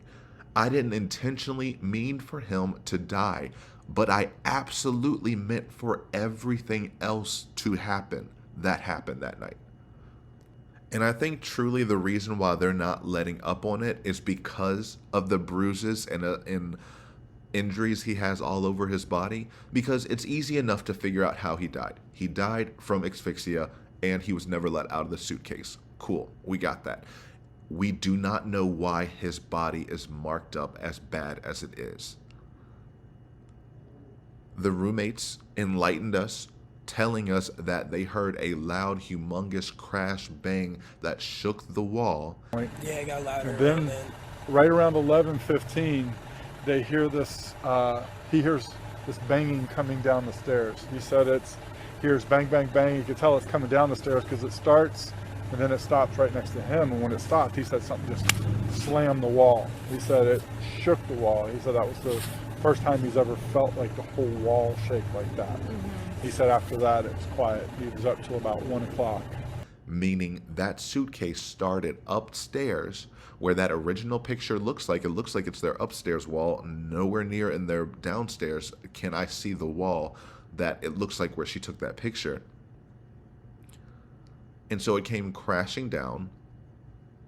And normally someone would be terrified, mortified, right? Like, oh my gosh, I can't believe I actually did that. Most people would be afraid that they killed them in that fall. That, oh, I have to let them out of the suitcase because they just came crashing down. Oh my gosh, they might be injured. Nope, not her. Dragging it around and just starts laughing. Look at it. Oh, you're calling my name? That means you're fine. You're crying wolf. You're still able to talk, right? It's not comparable, but it's giving kind of those George Floyd vibes of he's specifically telling you, I cannot breathe. And you are basically, in essence, saying, if you're talking to me, you're fine. You're the boy crying wolf. And then he dies and you're shocked. No. So you want to go with, it was not intentional, it's alcohol. Alcohol is shitty. It's alcohol. That is, she's finally landed on the excuse she should have been at the whole time. Everybody has their limits. So it's like, okay, so while we're in a good place right now, I'm going to snap? Is that what it, while we're in a good place right now? You did. Oh. Absolutely. I got you on video screaming, F you. This is what it feels like when you're choking me. This is what it feels like. Which was however long ago. You said. The video was from last night. Clearly. So it wasn't that, yet. yeah. There's still feelings towards it. You wouldn't say it if you didn't feel it. But I would never do that. But it happened, and you did. But that's after being playful. But no one's and laughing. having a good day. No one's laughing except you. Everybody's having a good day. Oh, I'm sorry? I would hate to see a bad day. Y'all are making me out to be the person that I'm not. Nor will I ever be. Did y'all see how big her eyes bulged out? Nor will I ever be. Do you see me? I'm almost about to jump at you. Yes, this is how we believe. This is how you prove to us that this is not the person you are. The person who would say, fuck you, while someone is saying they can't breathe. That's someone you would never be, even though all the evidence points to that's exactly who you are. She has not wanted to face herself for years, and she hasn't had to. She's been able to drink her life away to where she can avoid her responsibility.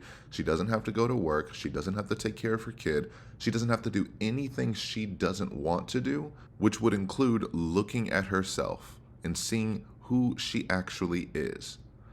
Because she doesn't even know. She's over here saying, we're in a good place, we're in a good place. Why would I snap when we're in a good place? Because you didn't like that he was in a good place.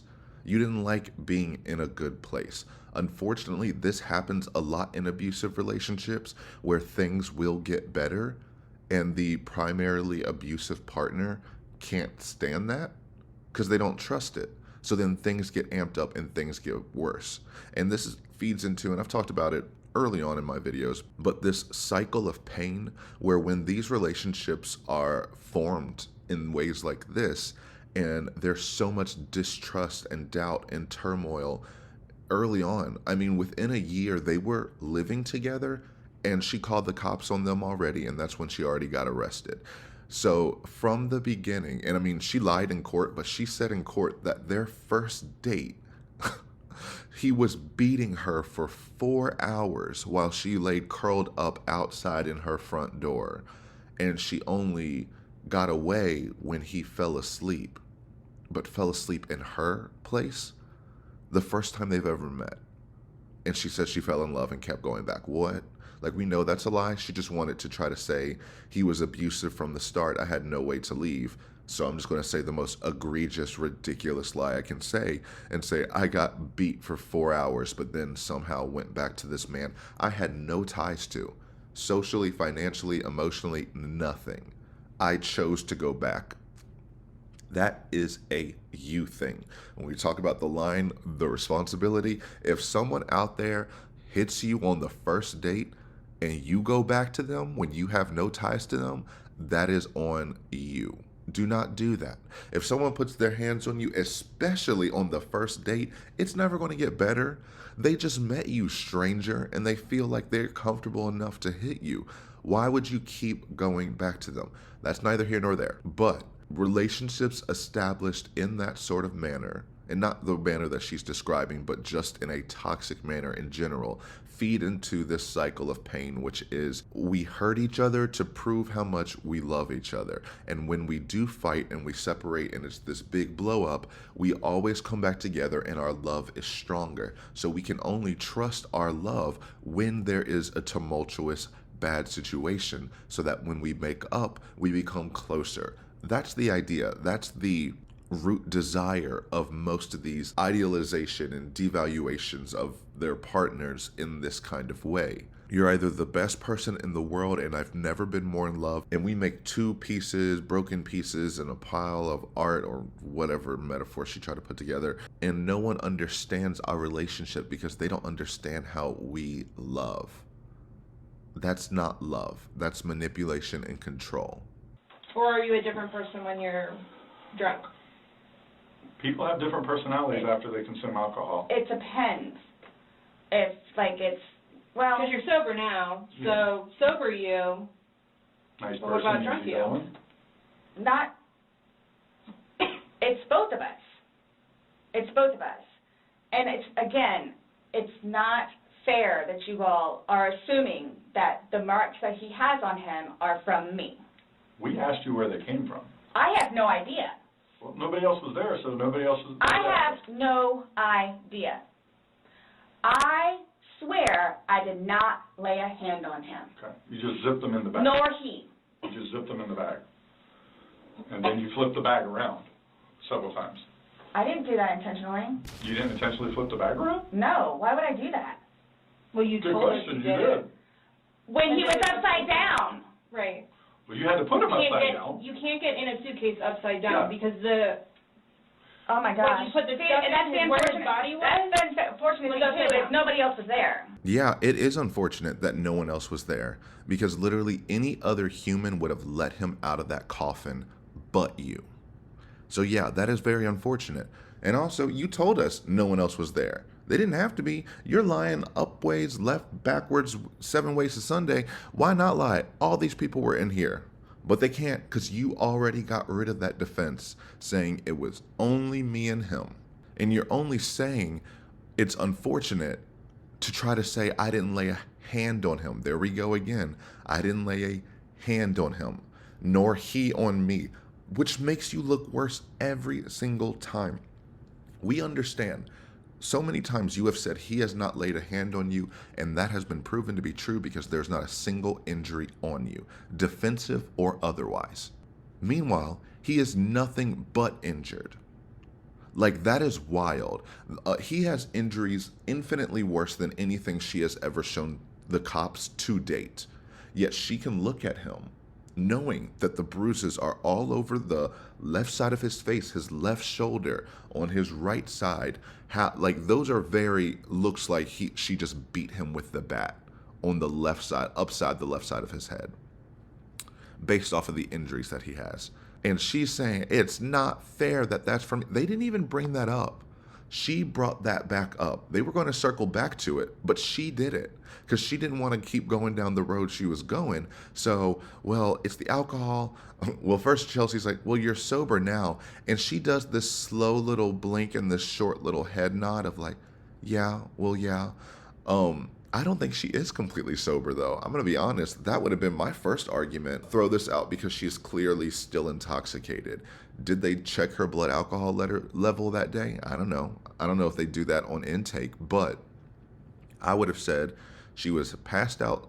She has an issue with alcohol. She finally admitted it halfway through. She would never have told them, even if she wanted to, because of where she was mentally.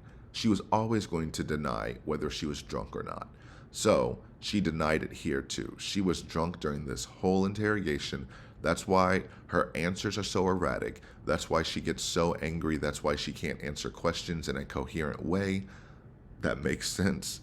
But no, she's sober. She's admitting to it.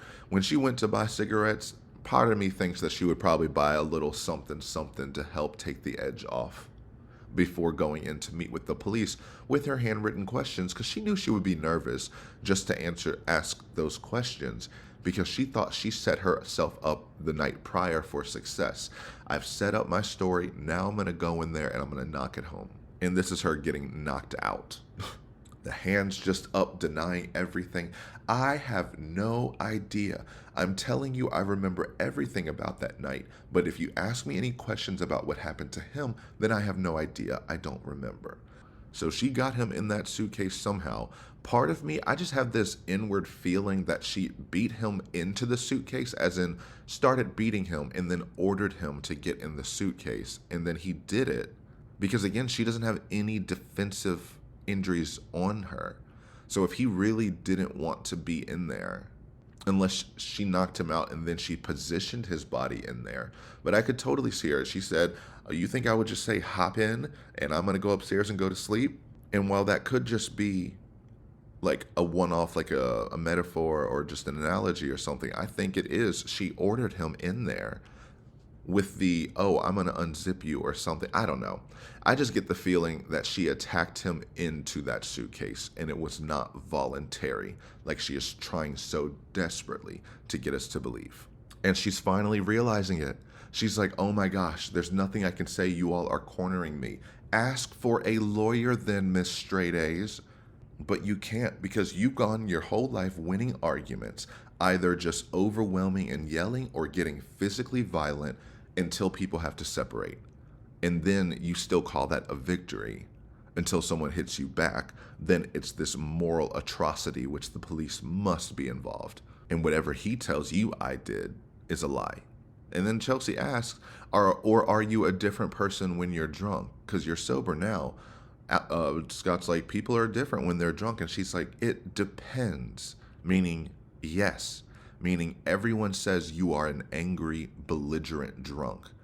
And since you were drunk constantly, that just means you are an angry, belligerent person, as evidenced by these responses. I have never seen someone yell this sustained, this long, this aggressively at police officers in an interrogation.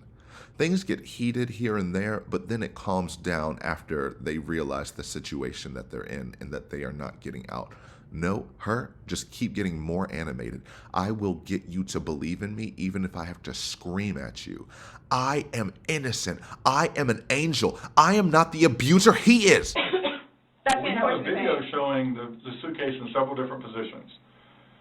So it shows, one, like she just said, it had to have been on its back with the lid open for him to get in there, for you to zip it up. Then it shows it on the other side with him in it, so you had to flip it to there. Then there's another video where it's on his back again, so you had to flip it to I'm leaving it like this, please. I'm leaving it like this. I did not intentionally do this. No malicious content. Okay, right here she says no malicious content, but she really meant intent. I'm just going to say, you know, it's the heat of the moment, and I'm going to count it anyway. Or effort was towards this. No malicious. I would say does that help you sleep, but you're not sleeping. So. I mean, last night I maybe got an hour. Right. In your voice, you can hear the maliciousness. The f you is very, very... You don't talk to people like that. That's not like a common, like, nope. Hey, Scott, f you. And That's not common. It's not something people do. And no one that sees that is going to think that. Okay. So we were trying to give you an opportunity, and it is what it is. There's no maliciousness towards that. So I would probably be telling myself that too. My intent was not for that to happen. But you went upstairs and went to bed. Or maybe you passed out, I don't know. Waiting for him. And the whole time frame thing, it's like, it's regardless. That's not really fair. Regardless, waiting for him, it's not like you walked up the stairs. You can't fly up the stairs. No one can take you up the stairs. Okay. You go up the stairs, you lay in the bed, and you wait for him. Who cares if it's 5 minutes? Who cares if it's 30 freaking seconds? He's begging for his life. He's begging to get out. You go upstairs. You leave him. It doesn't matter. So get the time frame out of your mind. It doesn't matter. It doesn't matter because there's this. So it doesn't matter anything what it is I say. So it makes no difference whatsoever. It's just you're lying. And like you're now changing your story. Lying about what? You're now you're drunk. Oh, I never said that I was drunk. Exactly, but you did here today. That's okay. You said earlier. Everything recorded. Alcohol. You blamed it on the alcohol. You blamed it on the alcohol. Alcohol does a lot to people. Yes, but I never said I was drunk. Okay. You did. So you did this. You did this sober. You knowingly left him down there sober. I have already told both of you also that we were both drinking. Right. Okay. But you want to admit that you were drunk? Is that? I'm telling you all both. This has changed my life. I will take this. I don't know. Yeah, that's a true statement. I love it. Chelsea is on fire right now, in my opinion. She is slowly unraveling, falling apart. I'm telling you, this has changed my life. You have no self-awareness whatsoever. You ended a person's life. We do not care if your life, your living, breathing, able-bodied life is going to change. That is not why we're here. And it just dawned on me, did it? Yeah, it just dawned on me that she doesn't know they are homicide detectives. She knows they're detectives. She doesn't know they're investigating a murder. She thinks they're just investigating George's death and trying to figure out what happened, and that she's going to be an interviewed witness in order to help them investigate the cause. She does not realize they think that this was a homicide, and they are looking for the person who murdered him. And you have stated from the beginning, you were the only other person in that townhouse that entire night. There's only one culprit it could be. You've told us everything that has led us to this point. She admitted it as the first words that came out of her mouth. She thought saying it was unintentional when they arrived as police would be enough. So I don't get how she hasn't put this together, that the crime scene is a murder investigation. But yeah, in this moment right here, she doesn't even realize they are homicide detectives and are blaming her. I mean, she's starting to get the picture. That's why she has to keep repeating, it was not malicious, not malicious. I wish I knew what she searched, because she's also just thinking that murder is intentional. It's not. If you mean to shoot a deer and you shoot a person instead, you still killed them. Or you know what? Maybe there was no malice. Maybe this wasn't malicious at all. Maybe she didn't feel any malice in that moment in that video. I'll believe her. Let's go down this trail. She felt joy. She was gleeful. She was happy. She was excited. She felt pleasure at his confinement. Maybe none of this was malicious at all. Maybe she just wanted to triumph over him. She found that her toy was trying to fight back, so she was going to put an end to that. She was going to remind him that he is the one who deserves to be punished. He's the one who's done all of these things to her. This is for everything you've done to me. I'm not trying to teach you a lesson.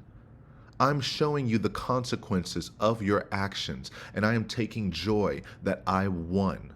We started upstairs. We've been arguing all night. I have a bat in my hand. You thought you could say this, you could say that. Maybe you were charging towards me. Maybe you were just trying to leave or do anything I told you not to. And I had to take that power back, and I did.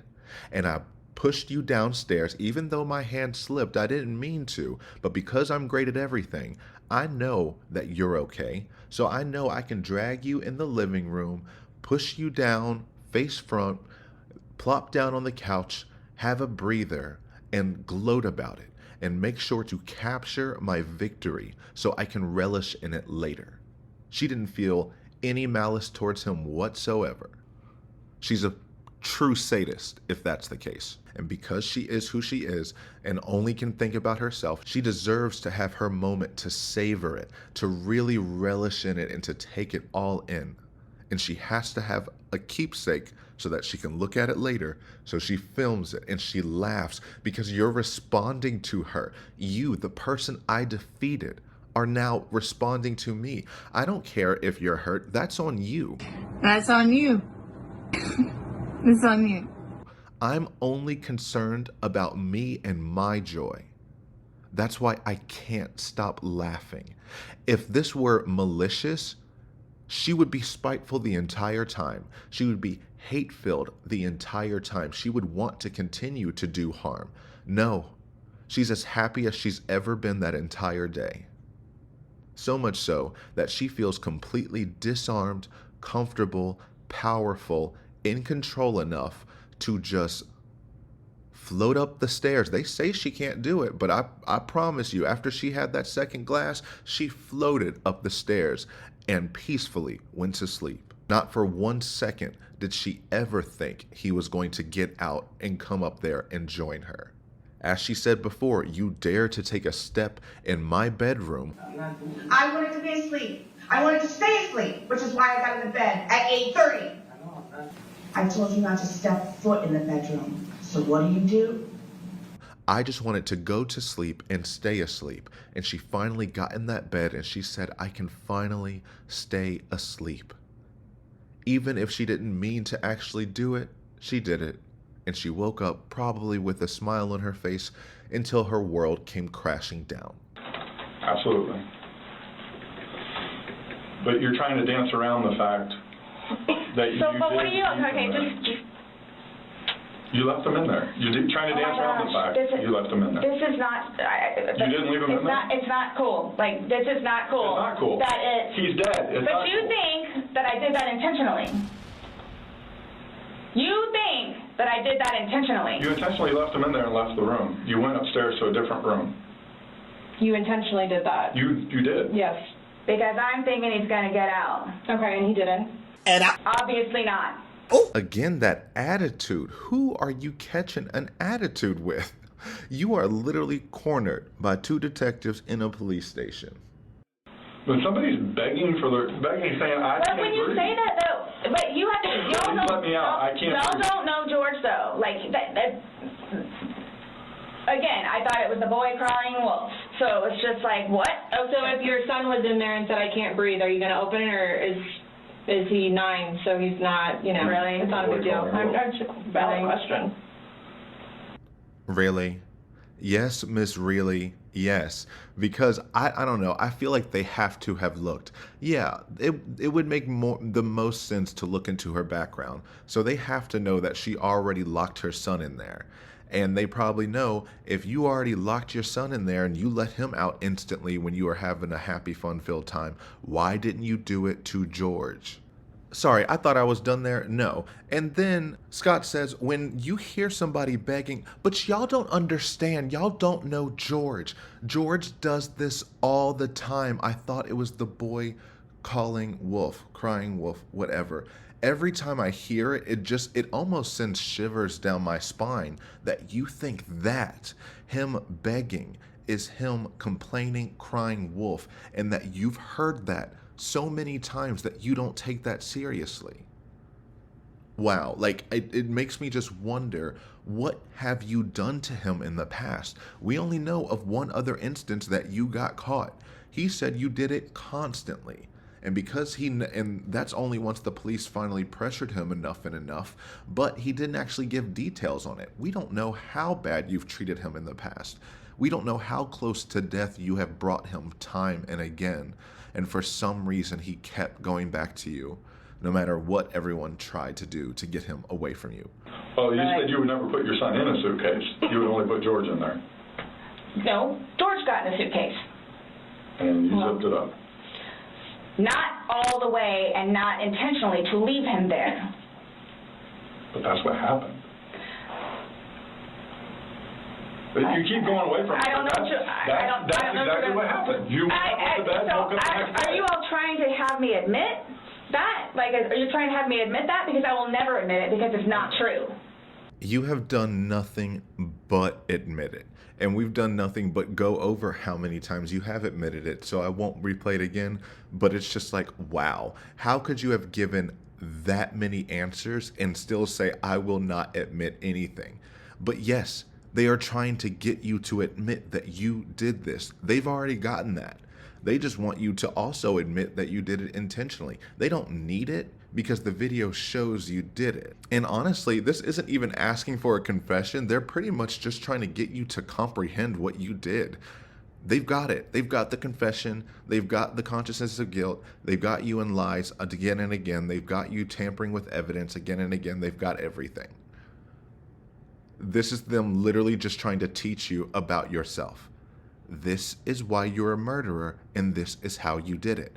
We just want to know why, because we're curious, not because we need to know it to put you behind bars for the rest of your life. Ms. Boone, court sentences you to life in the Department of Corrections. It's not true. I'm basically stating as a fact because that's what happened. Okay. You videotaped him asking to be let out. You go upstairs. So what, guys? So what? Like, just, I don't know what you want me to say other than it was not out of maliciousness or intentional. I don't know what or how I can say it. I love George. Love him. To this day still. Love him. Love makes you do crazy. It doesn't do... A little cheesy, but at this point, who cares? This is all turned into a melodrama anyway. She literally just goes, throws her hands up. So what, guys? So what do you want? What do you want? I don't know what to say to you. Again, does not recognize the situation she is in. And in the future, she's like, they're doing all this while I, naive, sat there just waiting to be arrested. Yeah. Why have you not figured it out by now? Have they asked you if you are ready to leave? Have they told you you are able to leave? No. So what? End the interview so they can arrest you already and we can go home. But it's so stupid. I love him. To this day still, he died a day and a half ago. Why would there ever be a question if you love him a day and a half later? That's mind-blowing. To me, that tells me you didn't love him at all. She's saying that because she just told them all the things that he's done to her. And she's been sitting on it, right? She's been wanting to tell the police all the things he's done to her for so long. I'm afraid that has nothing to do with it. Yes, it does. Okay, but you called us tonight. Yes. Right? Because that. Okay. There's so many things that he has done. And you guys are going back and forth with each other. If you get any more bruises that show up that you didn't see while we were here. Can I show you all the other pictures that I have that I have documented? He's going to jail for this, so the rest of that can't leave anything up. But if anything else shows up, you can go take that paper down to headquarters. There's not going to be anything else because you're taking him down. Put him under the jail. He's going. Under the jail. Okay. We're all set then. What else do you, I could show you bloody fingers and bloody faces and black eyes and... We need to probably not hang out with each other anymore. She finally did it. It blew up in her face. Now she has to say, no, I wouldn't do this even though I've given you nothing but motive and told you how much I hate this man. I love him to this day, even in spite of everything that he's done to me. That's the only reason you would say it that way in my mind. Wild. It's not one of those things where it's like, oh gosh, you know what? I've done enough for you at this point. I never gave up on him. Okay. Why I'm here today, I'm still not giving up on him. I would do anything for him. Well, you gave up checking up on him. Oh. So. I wouldn't let him out of a suitcase. Oh gosh. Okay. We're simply just trying to go through. I mean, again, you gave us a completely different story that you churched up to. This was such a laughing matter. It was fun. Not by that all day. Not by that video. That all day. Wasn't. Anybody looking at it, I don't think anybody would look at that video and go, George is having fun right now. So why is it you all think that y'all don't know me, you don't know me, nope, would do something like that, especially having a 9-year-old son? I don't know. Like why? 9-year-old son would be. Like why are you so like caught on what we think? Yeah. When because you should be more concerned about what you've told us. It's because like you guys are like trying the things that the video shows that are opposite of what you told us, and then what you've now like told what us is opposite? Well, you said that it was funny, and you're the only one laughing. We were playing before that. Okay. But then it stops. Yeah. It obviously stops being fun. Well, because you're screaming at him, he's begging to get out. Screaming at him. Sounds like screaming at me. I don't know what you all want me to tell you. In no way, shape, or form was this intentional. At all. Ever. Okay. Are you still going to allow us to do your fingernails? Go for it. Go for it? Okay, cool. All right, I'm going to get that set up.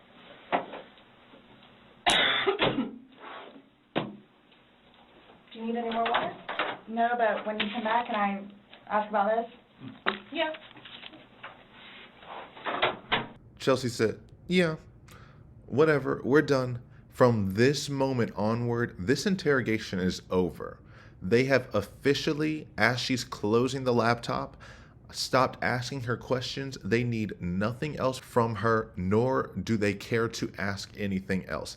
Anything that comes after this moment is because she is initiating the conversation, because she is initiating the questioning. If they ask any follow-up questions, it is only because she keeps going. And she still is telling them, don't forget, I have my list of questions for you. You think you're the only one going to interrogate or interview me? Don't worry, get back here. I have things to ask you because I need to regain control, because that's just what I do. But this is an absolute mess. So what? Just don't understand. So it was. I don't understand how your story changes so much to the How fact is it changing? Please help me explain. Understand. You went on about how this was such a playful thing and you guys were laughing, and it probably was for a few minutes, but then it obviously changes. The whole demeanor of this whole situation completely changes. It's not the funny, laughing matter. He's not laughing at all. I didn't think he was being serious. You absolutely sound serious. I when you're didn't think answering so. Like, just... You don't think your voice, you sounded serious? It's, okay. I don't know what you want me to tell you. It was a great day. Okay. It didn't end well, obviously. I was going to say, that's, I mean... I can't explain to you how horrific it was to find him. Horrific. Because I don't remember taking those videos. Okay. How horrific. Who cares how horrific it was for you?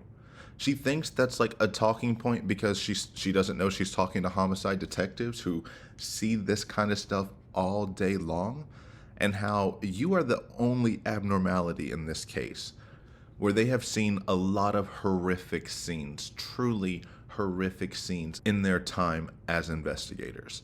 So you're not going to shock anyone with that, saying how horrific it was for me to find him.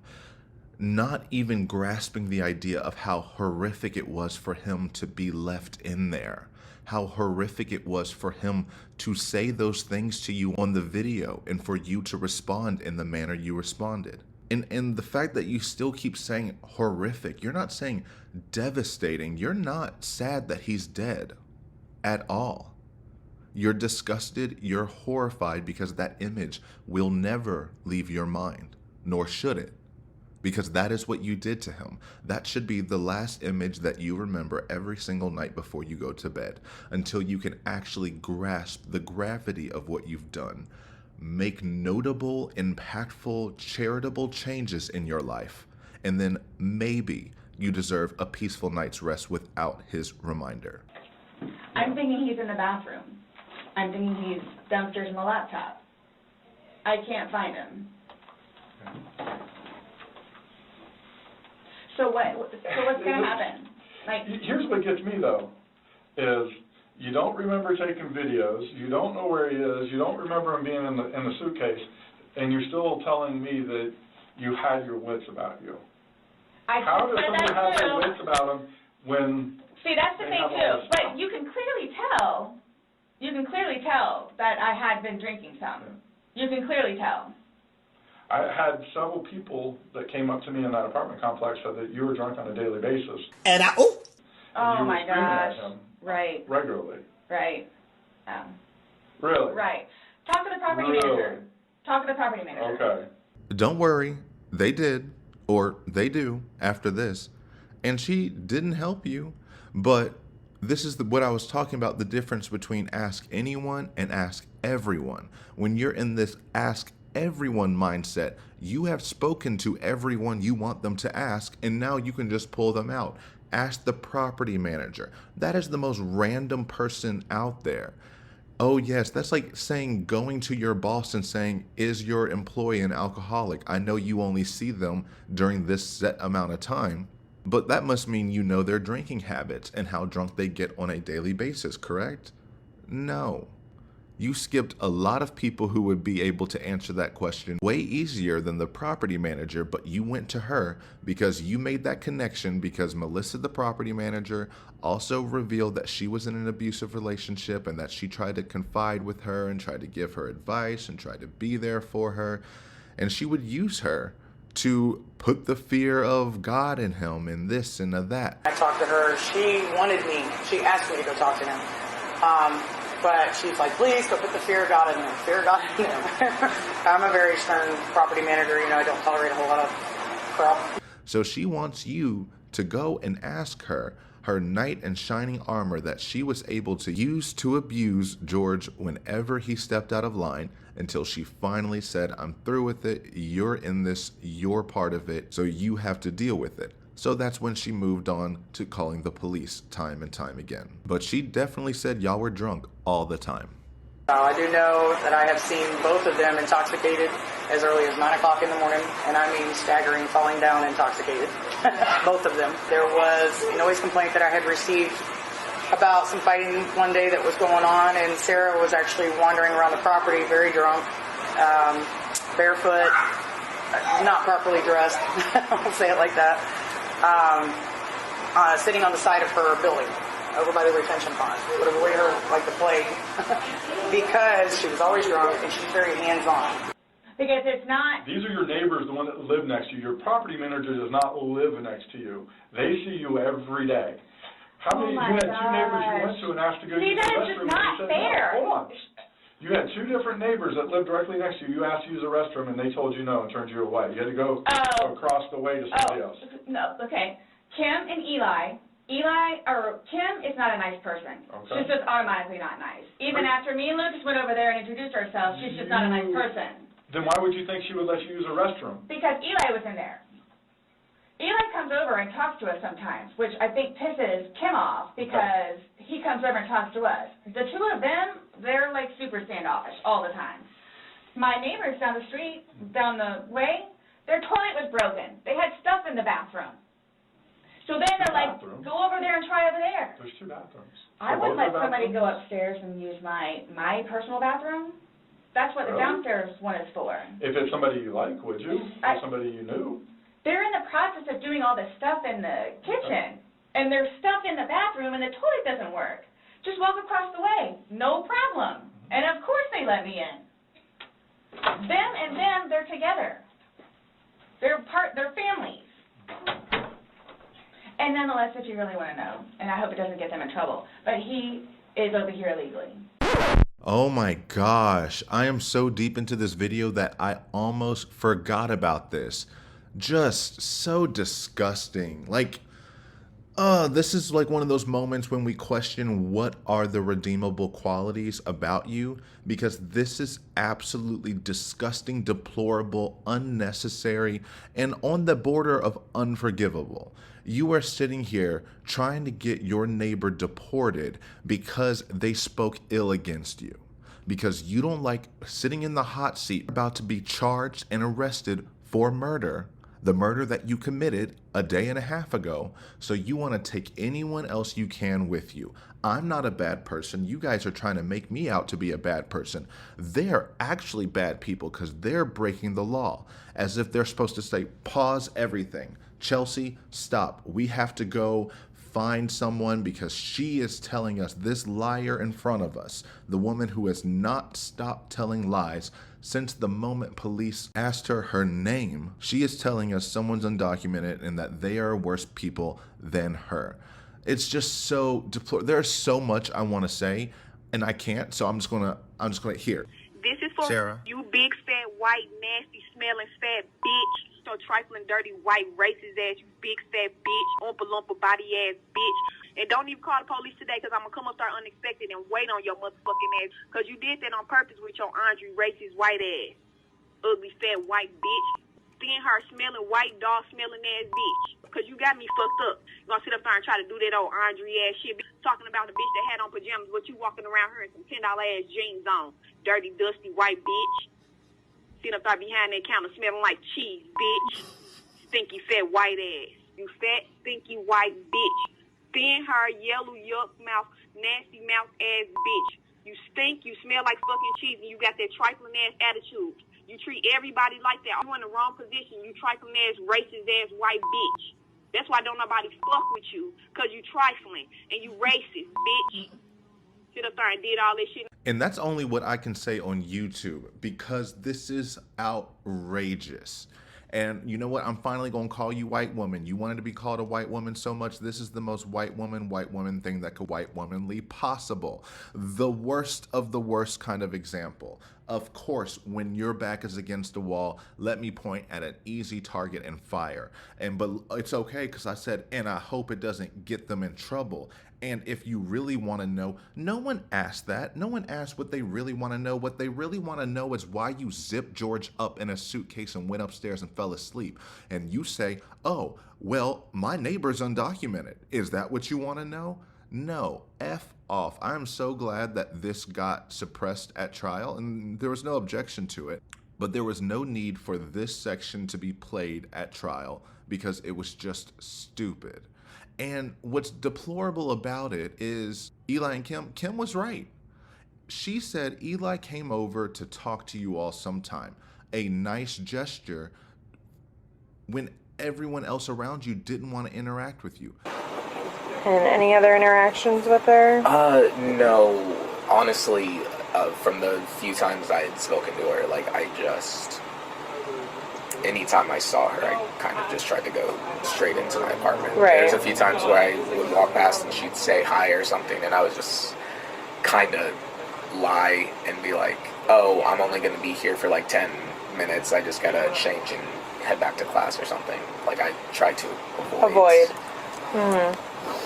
And like, I was talking to some other people that I met through the school that live in the apartment complex and everything, and they were saying, like, you know, people just don't really like them all that much, you know. They were like very, I guess it was just the way they came across, you know, with everybody, you know. It was just like the way they presented themselves, you know. They were always drunk, like I was saying before, like always, like sun up to sun down type, like all the time. And it was like, I guess people just didn't really want to interact. Yeah, because it's like, you know, I'm sure you guys have interacted with people who are very over the limit, like drunk and stuff, and it gets very annoying after a while, you know. So it's like conversations can't last more than like 2 minutes tops, and it's just like everybody wants to go, you know. But they're always consistent about like being there, and that's why nobody really liked them all that much, you know. Yeah. People would hush down, look away, try to end conversations with you as quickly as they could. You're telling me Eli was one of the people who came over and talked to you, and how do you repay him? By trying to have him deported. Kim was right, because she didn't want him over there because they didn't want to be involved in all your BS. And what do? Involve them in all the BS. This is why vulnerable communities do not come forward all the time, because of people like her, when it's the easiest thing in the world to try to point the finger at someone else to make themselves look better, when in the end it doesn't help, it only harms both people. So if anything did happen to that family, she absolutely deserves life in prison. And I don't feel bad about that whatsoever. No one knows anyone else's life circumstances, where they are in their life, why they are there, and where they plan to be in the future. But for you to go in there and make life-altering statements like it's just casually nothing, all because you're mad that they called you the drunk alcoholic that you are, is disgusting. It is racist as fuck, and it just bleeds into everything that she's been doing here. She's the only one who has brought race into this ever. And of course you can be like, well, why are you assuming the race of Eli? You would not say over here illegally if you were not trying to paint a very clear picture. She's not talking about a Canadian, okay? We all know that, so I don't even want to pretend that we don't understand what she's doing, how she's doing it, and why she's doing it. She's leading into every racist microaggression she can to try to squirm herself away from responsibility, and it's not gonna work. How dare you just, ugh. And that's also why I don't feel bad about your information being spread around the world for everyone to dissect and judge and critique and whatever, because you did that to everyone else, and you didn't care whose secrets you told. Just like you were out there trying to tell George's family secrets at sentencing. Just another deplorable move, because that's the type of person you are on the inside. A person who doesn't care about anyone but themselves. This enrages me like no other. It completely throws off the whole system. Of course, this is what abusers do. Abusers point the finger at anyone else but them. And as we've seen in every body cam footage, George has taken the responsibility. Whenever she points the camera at him, whenever the police body cam are recording him, he is the one always taking responsibility, giving up, being docile, being cooperative, and just taking the abuse. Even when she's getting her way, she's combative, she's accusatory, she's difficult, she's pointing the finger to try to make herself look better. And now she actually is backed up against the wall. Of course she's going to lash out at anyone she can to try to gain and maintain some semblance of power or control or moral superiority. I don't know. Just And I know that sounds like an overreaction, but it is that big of a deal. And it is that deplorable to do something like that to someone in Florida, knowing exactly what could happen and not giving a damn either way. So he's trying to work on getting his green card. What does that got to do with you using the restroom? Nothing. They didn't want to be involved. Should I use yours? You gotta use yours. No, I was asking last night because, I mean, we had several different people in the Assuming neighborhood that come up saying Eli that and she Kim. was drunk on a regular basis. Eli and Kim. Okay. Did you ask any next door? Those are the ones next door that she asked to use the restroom, and they said no. No, she said no. Okay. And like I said, she's not a nice person. They're coming. What are your questions? Yep. I can help you with. Who's coming? To do the fingernails? Yeah, you said that we could.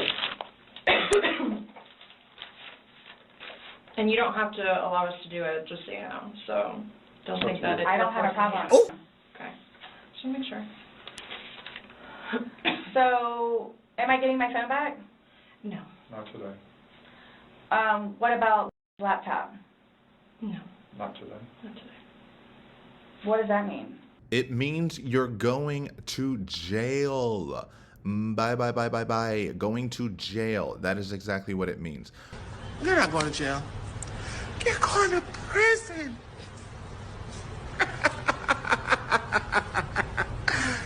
That way. Why on earth? I mean, I don't know. I teeter on how dumb I think she actually is in like the real sense versus what she puts on as a facade and just the terrible decisions she makes in general. It's like, how on earth do you think that the phone containing the snuff film that you took a few nights prior would be handed back to you when we're still trying to figure out how he died? Quote unquote. We kind of know, but not all the determinations have been made yet, so we're still early in the investigation. But how on earth do you think that they would actually turn that over to you? And it was your first question on your written type questions. So 4.5 years later, when you want to say that Chelsea called you and told you that she would come to your apartment and return the phone to your hands, basically, and or told you to come down to get your phone, why would that be the first question written on your list of paper if that was the whole reason you went there? Odds are you asked about when you would get your phone back, and she told you you can come to the station tomorrow and we can talk through all of that. And they didn't give you any concrete answers. And the fact that you want it so bad and you are the prime suspect means they're definitely not going to give it back to you. And every time you keep asking about it, they keep going, oh, so we need to look at it again. Got it. We're still going through everything. Oh, that's fine. You're the one just telling us there's videos that we need to see on it, so we need That's to fine. do our due diligence that we go through everything. See, and that backfires on me now, too, because now you all think that I had even more, in quotes, intent to do what I did to him, which was not intentional. What's that? In that. Is that correct? She's asking about your tag in your hand. No, but I'm asking if that's correct. No, I'm not going to We're not agree to making anything that assumptions. you're saying. Oh. I'm not, that you're... So, his probation officer, Mm-hmm. do you all inform her, or do I need to call her? We don't have to inform her, so if you would like to call her, you can. Are you saying because he's still on probation? No, but because of the nice lady that she is and all that she's done for him, I didn't know how it was. Legally, we just have to tell his parents, and we don't go telling. Everybody else? I didn't even know who his probation officer was, so no, I wouldn't go tell So him. the same thing for classes. I need to do that too. Classes? The You need to do what? substance abuse class and his battery Cancel. intervention. Yeah, we Something don't else I have was to just call getting ready to him. ask. So, other than this, so initially, what was the cause of death? She is still pending because she wants to hold the body for an additional day to see if more of those bruises turn into something bigger. And she's doing some other tests that she's got to do. So she's pending it for now. So, and that couldn't have been because of him being in the suitcase? Or That's y'all what saying she- that I that's physically what- did it? That's what she's determining. So The ones on the head, I asked her, could that have been from the suitcase, and she said she didn't think so. I didn't touch him, nor did he touch me. Okay. I'm leaving it at that. Okay. I'm leaving it at that. Did you hear that, Scott? She says she is leaving it at that. You aren't leaving anywhere ever again.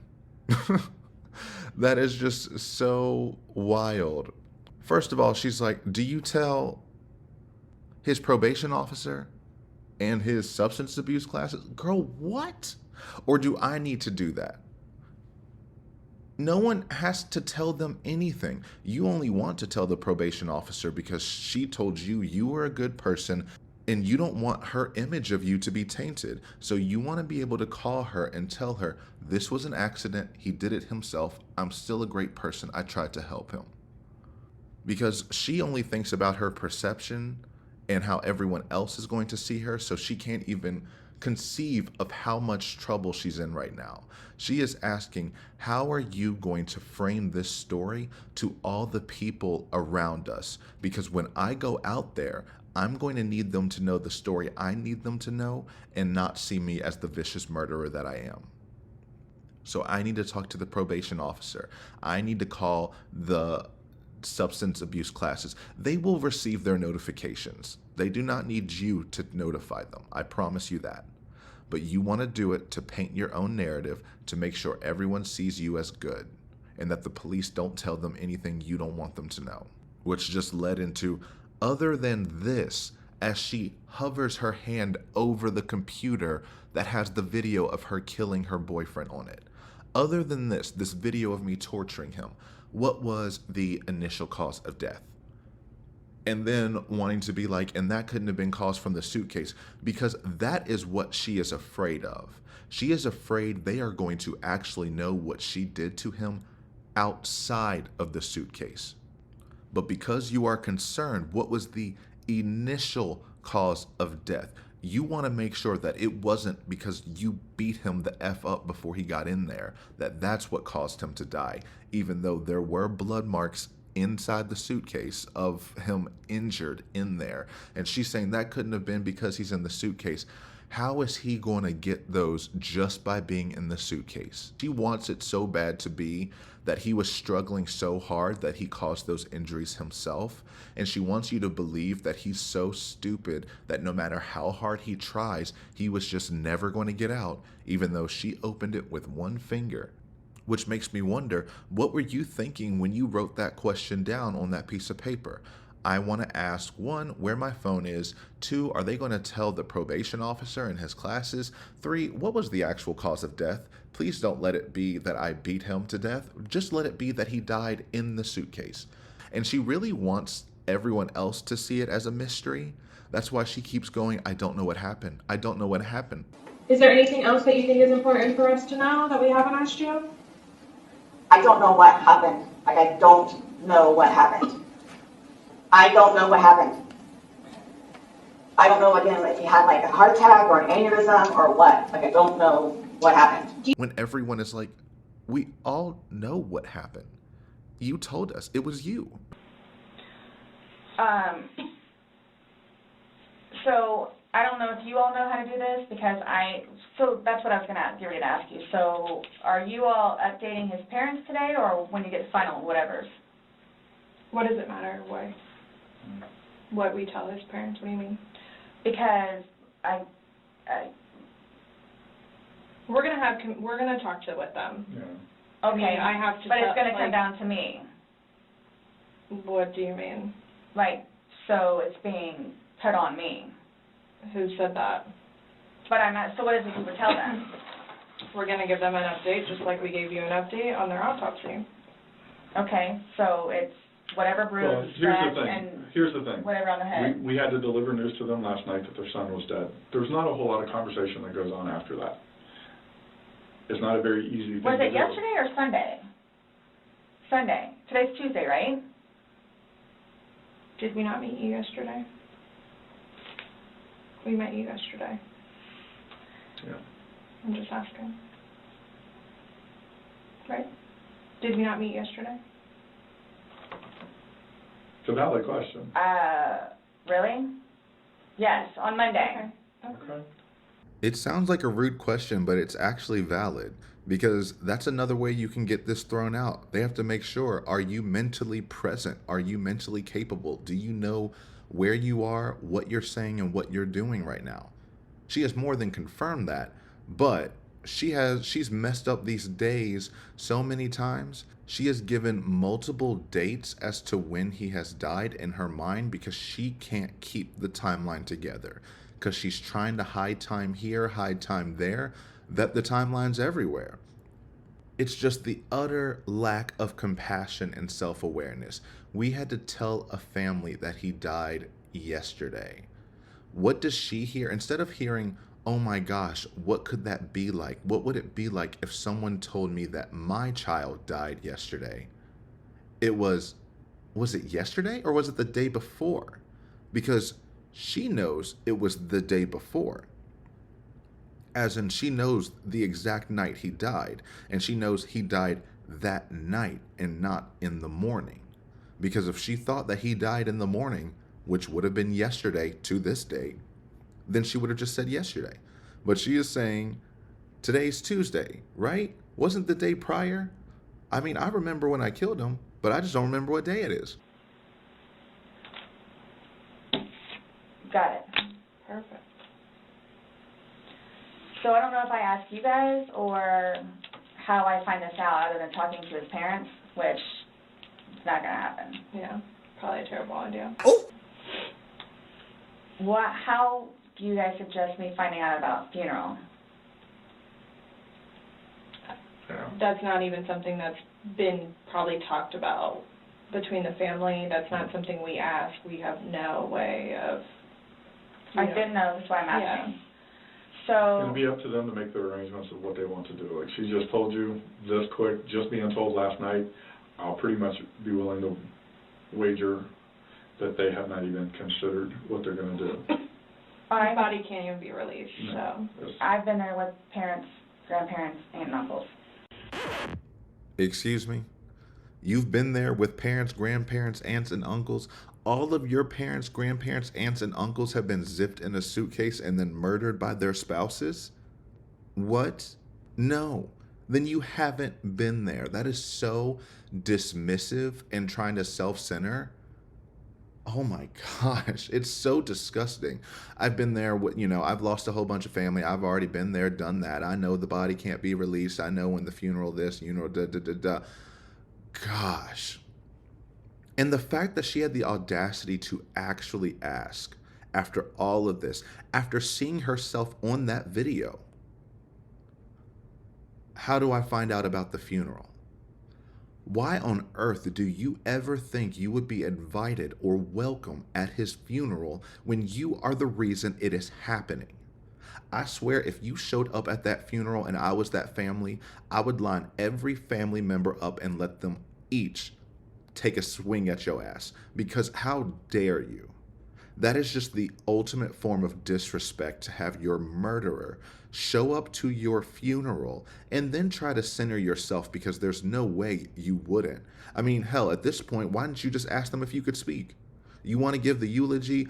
Oh, this is so sad. I'm so sorry it got this way, you monster. How could you have forced me to kill you? So I don't know if I have the right to or not, but I was going to call his former employees whom he really cared for and let them know. You can call whoever you want. I just don't want to do something that I'm not supposed to. You already have, by killing someone. You have done nothing but things that you're not supposed to do. But you're worried that, oh no, I'm not supposed to call the employees. That's the line here. That's the line I want to make sure I don't cross. Got it. How do I go about getting his wedding ring, engagement ring?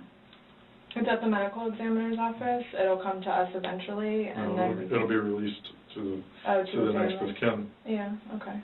I bought it for him. Okay. That is a civil issue. It was on his finger. It goes to them. They're the ones that are going to release it. We don't have any say in that. So I won't get that back.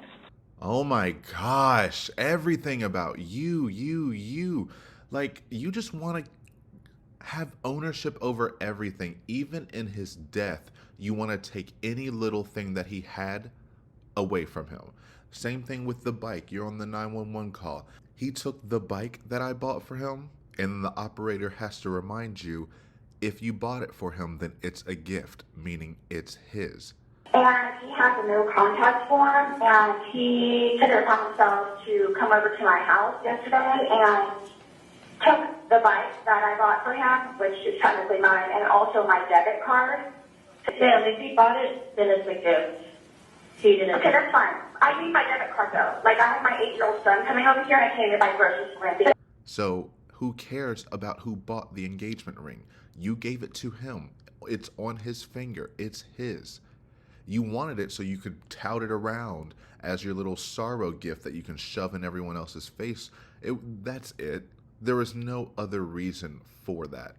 She also said that with his birth certificate, ID, and voter registration card that she paid for. And she even said, like, just because your name's on it doesn't mean it's yours.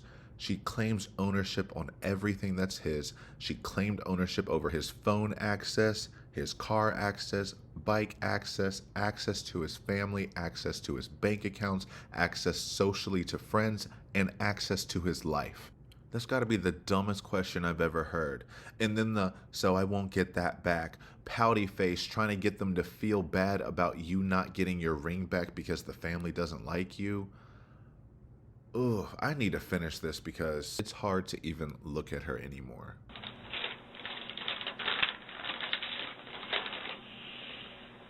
So for all of this, like, how do I find out what's what and how many, like, what's been found? What do you mean?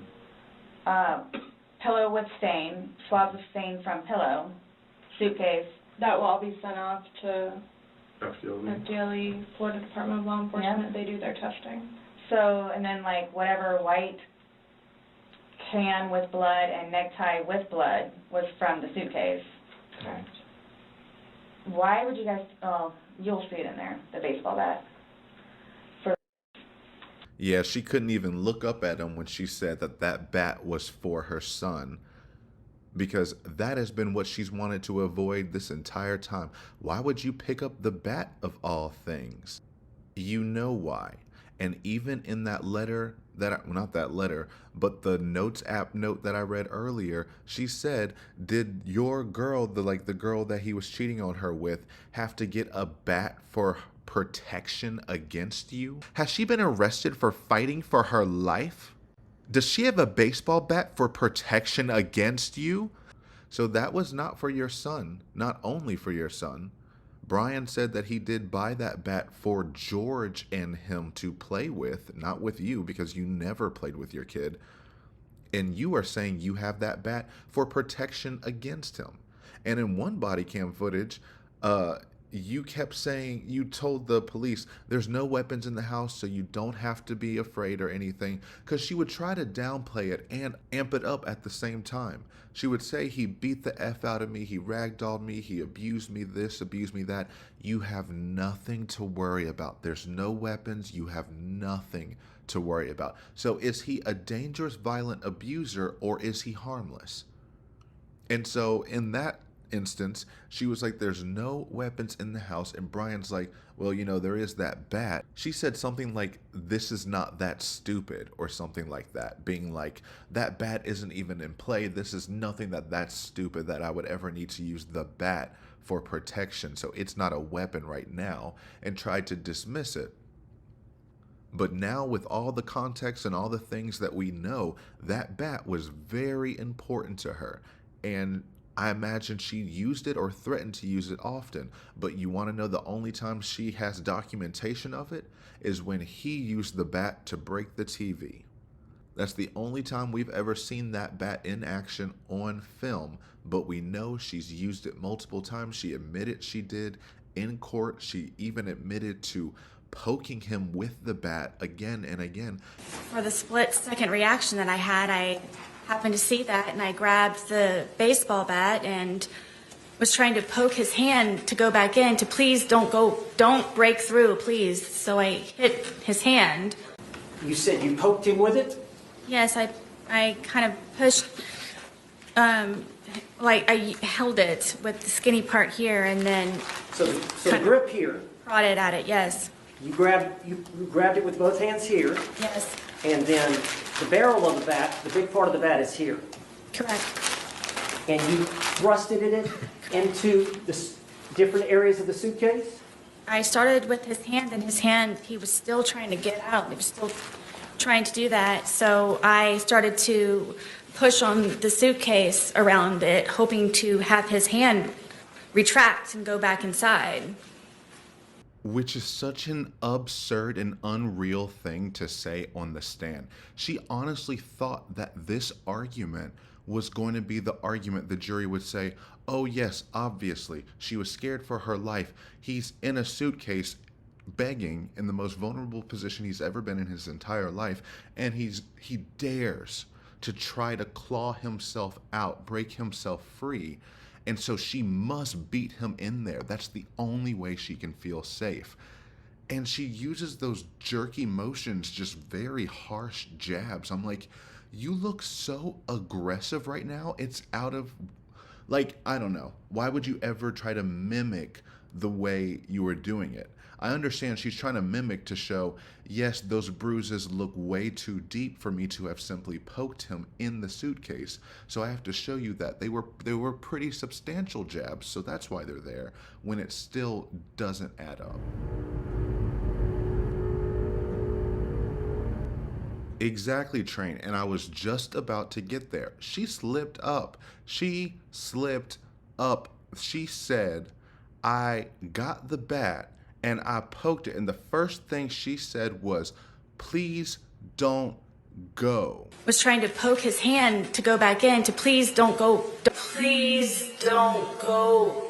Then you see her whole face reset and then say, please stop doing this. Please don't go. Don't break through, please. So I hit his hand. And yes, that could easily just be a slip of the tongue, Freudian slip, what have you. But it also could be a subtle admission of he was trying to go. He was trying to leave you. And that's why you got violent, because you were not going to let him leave. And now you're reframing it as, please don't go. I imagine back then it was a demand and a command. You're not going. But the way you're trying to frame it now is, I didn't want him to go. Please stop doing this. Please don't go. Because she definitely wasn't saying, please stop doing this the night of. She was in complete control. She had total power. She was deciding who did what at what time the entire day. I think it's just another subtle admission. And I believe she did poke his hand at some point because he had bruises on his hands. Probably from initially trying to get out. That's why she has no defensive injuries, because she just kept basically stabbing him with the bat, or like a blunt jab. I never laid a hand on him. I just poked and prodded and beat him with that bat. But why on earth would you take that? That's just for my son. Also, she's talking about all of this so eerily casually. So how do I find out about what's what and how many? About pillow blood with stain, which then what we just found out in her letter trying to just say F off to the world at sentencing, she said, why wasn't anything found in my townhome in my defense? How about my bloody pillowcase from when he backhanded me into the pillow or whatever? And we said they would do a thorough investigation, and now she just admitted that they did find blood on a pillow. And they ran tests on it. So you would have had anything, if it were your blood and if it could have helped you, you had access to that in your discovery. You probably couldn't find it because you have no idea what you're doing, but it was there. But also, what was in the suitcase is very telling. You also said, so there was blood on the pillowcase. There was blood on, I think she says, a white can in the suitcase, and blood on a necktie in the suitcase. Why is a necktie in the suitcase if you are donating your son's clothes? You don't really grow out of a tie, so your son could always use that. But if we're going on the theory of he was trying to leave you and he put his own belongings in there and then somehow blood ends up on them inside of the suitcase, she is still trying to hope that all the injuries happen inside there, or that they can be explained inside there. But the only way that that could even fly is if she admitted that he fell down the flight of stairs. She has never once admitted that that suitcase went crashing down the flight of stairs despite the evidence. And the only excuse she gave for it when the roommates or the neighbors said that they heard it was, oh, they misheard it. They actually heard that the night before when he drugged me by my hair down the stairs, you know, just trying to cover that up. And she said, I have no injuries, but I had a wad of missing hair on the stairs. They would have found that. They looked through that whole house. If there was a wad of hair missing, they would have found it. And we would be able to see it in your stiff-ass hairdo right now. There's nothing missing but some soap and water. I mean, I can see the grease caked on from here. The shine is giving easy, greasy, brutal. Cover it, girl.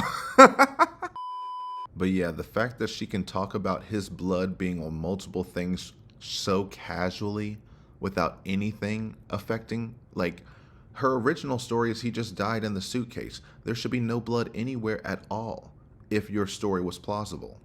And honestly, I hope she got a good look of those autopsy photos at trial. And, well, I know because she had her discovery right next to her, those photos were sleeping right next to her every single night. And I hope they were a wonderful reminder of all the injuries that you caused him that night. And the receipts. And this is just his phone, my phone, and then the laptop. Yeah, when anything can be released, we will release it, but we are very early in this investigation, and it's not an overnight process, unfortunately. So, what's next? They're going to come and swab your fingers. No, I'm talking about, like, in the long run. Like, what do I need to, like, do I need to be doing something, or, like... I can't tell you, like, what to do. I mean, like, so, like, for... Like, I don't understand, like, I don't know if you guys are just gonna, like, because it makes it sound like, to me, like, I'm being accused of something that was not intentional. I'm being accused of it. Mm-hmm. And a handful of other things that I'm being accused of. Okay. So I don't want to be at home with, and you guys show up.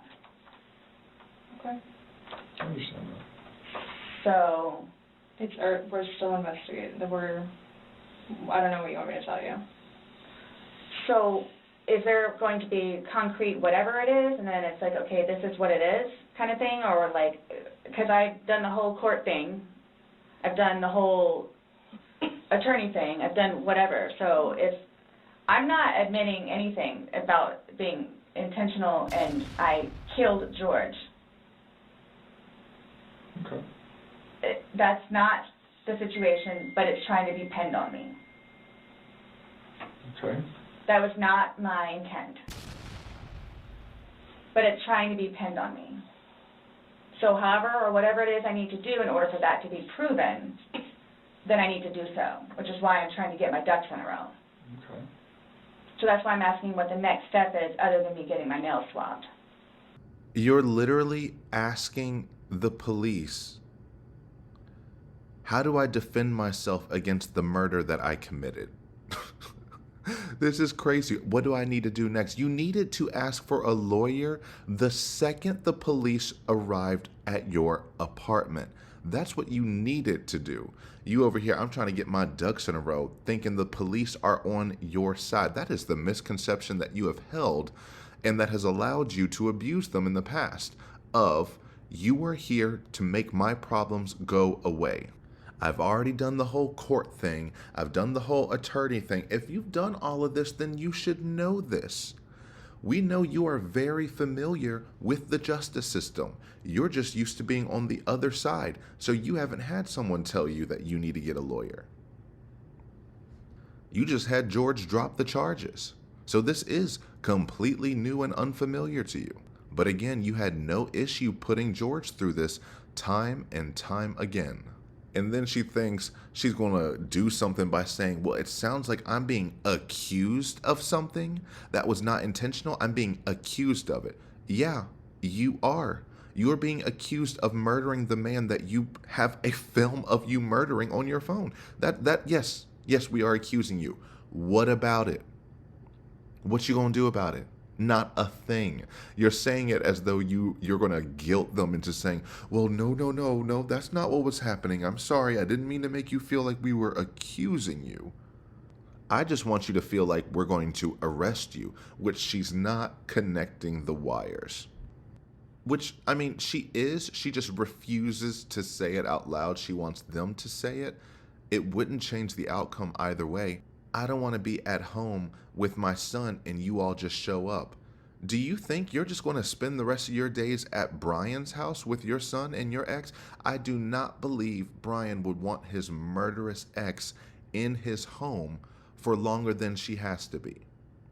You were able to stay there last night because you put on the boo-hoo waterworks. His family's going to kill me. We're going to figure this out. Okay, cool. You can spend the night on the couch. But this isn't just going to be this, you post up in your ex's house until you figure it all out. Honestly, that's got me thinking. She said, I'll be at home. She's not going to have her son over there. Nor will Brian allow his son to go over there after someone has been murdered in that place. So what she is referring to as home is Brian's place. And honestly, I think that never changed. I think George was just a stint for her. She felt trapped when she had to have her kid. That's what Brian said. That's why she wouldn't take care of him, because she wanted to go across the street to play pool, to drink all night, and she couldn't do that when she had a kid. So she neglected him and did whatever she wanted. She cheated on her husband. She got with this new person who's into the exact same thing she is, shows this excitement for life, shows her that she could be better than she is because everyone around her is more successful or better off than she is, but she found someone that she can feel superior to. So this was all just an experiment to her, and she always thought Brian was her real home. That's why he was the fallback that she called every single time. That's why she ran to his house barefoot in the middle of the night, because she knew she could disrupt his entire life. And Brian even said in one of the interviews that it seemed like she was trying to come over and hang out or something. I mean, she told me like a week ago she had to escape from the house and wanted me to come pick her up. I told her I wasn't going to because I'm just tired of it happening. I mean, it was midnight. I mean, child's trying to sleep and just... Right. Honestly, I don't always believe her when she said these things were going on. And she called you? Yeah. Okay. Yeah, and I mean, apparently she went back inside and slept well. Was in a fine mood the next day. I guess didn't really remember calling me, so I don't know if it was just... brought up again? If it was just she wanted to come over to... I don't know, she keeps on trying to come over to, like, hang out or something like that, or... she'll come over to spend time with rather than actually just having him over here like she's supposed to, but she wants to come over there and play with him. And so I'm not sure how real that was. And how I interpreted that is that she was flirtatious over there, trying to hang out and make it seem like there's a chance that she would come back and that this could be whatever. I imagine she played all the cards she had possible whenever she wanted. So she thought, well, my toy's dead, so I'm going to go back to my real home and be with my child and ex, and everything's going to be fine. I'm going to sit there and figure it all out, and we'll be one big happy family once all of this goes away. And the audacity to say, that's not what happened, but it's trying to be pinned on me. You pinned it on yourself. You were the only one playing pin the tail on the donkey, and you nailed your ass to the wall. As if it can be pinned on anyone else. Unless you want to frame the suitcase. The malicious Suitcase did it. The Suitcase is the reason he didn't get out, because if the Suitcase didn't do it, he would have gotten out. I don't know. She's going down a train of nonsensicality that we're at this point, and it's really late, so. She said, I'm not admitting to anything intentional and that I killed George. You already did. Both detectives have already asked you. Chelsea said, you realize he's dead because of your actions. And you said, I understand that. That's you admitting. He said, you realize you're the person who killed him. And you said, I had thought about that. Ding, ding, ding again.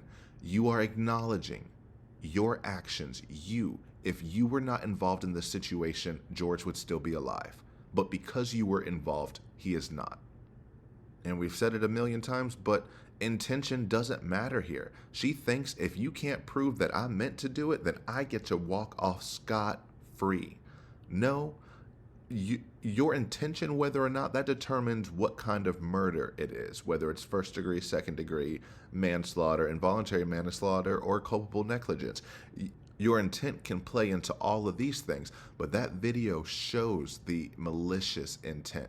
You would have no intent if you had fallen asleep. And honestly, that's what I thought had happened before I actually looked into the case. When I just heard the overarching like rumors of it years ago, I was like, oh, so she zipped him in a suitcase, she fell asleep, and then she woke up and he was dead. In my mind, she was drunk and she passed out on the couch. No, but the more you learned about it, the more horrific it truly got. She's right, this is horrific because of what truly happened that night, and not because you found the aftermath of what you did. I mean, you want me to tell you how to not be accused of a crime? Is that what you're asking? Like, I don't know what you want. I'm trying to prepare myself for whatever may need to be done so I can, I guess, stick up for myself. I mean, I think you're doing just fine. You came, you talked. I just don't want you guys to, again, show up.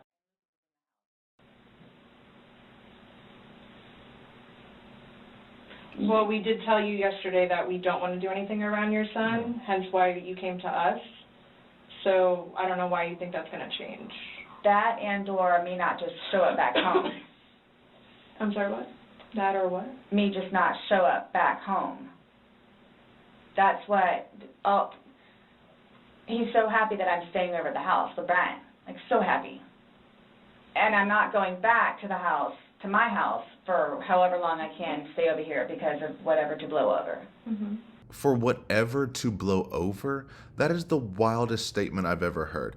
I'm not going to go back to my apartment until people get over the fact that he's dead. Basically, did you think you were just going to waltz back in there in a few months or so and just say, oh, hi, I know that's crazy, right, that he died. Good thing it wasn't intentional. Now we can just move on and act like nothing happened? Ridiculous.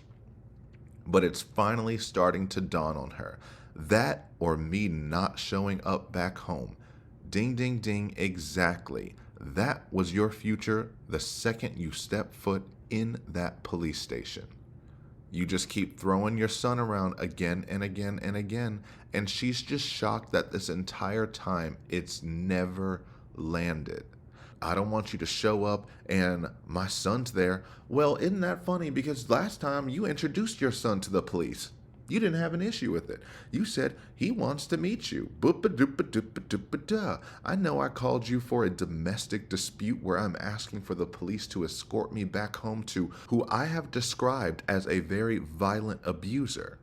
But it's okay. I'm going to just let my son come out in the middle of the night and meet the police. Now, when it's something involving you and your murderous ass, now you don't want the police to show up because he might be around. Obviously, we know that's not true. She just is saying that because she wants to know if she can go home. She is living moment to moment, and her only goal is to get to the next day. She just wants to get out of that room, and they're not telling her she can go, and they won't. And again, if you don't mind me asking, so for whatever it is you all are claiming from the videos, which, yeah, is that what you're going to tell them? Like his parents? It's like, oh yeah, and by the way, she did. Did what? I mean, what would you tell him? I don't think it really matters what we're going to tell the parents. Oh yeah, it is. It's fuel to the fire. Well, we can't hide things, and I don't know. I'm not saying we're going to go. I'm not saying that we're going to go and tell them every single thing we have. But again, this is the Orange County Sheriff's Office, that's public record, so eventually, like, this all will come out. So, I'm not, you're making it sound like we're going to tell them something, so then your life is in danger, and I don't like that accusation. So, let's just nip that in the butt right now. Well, that's what's going to happen.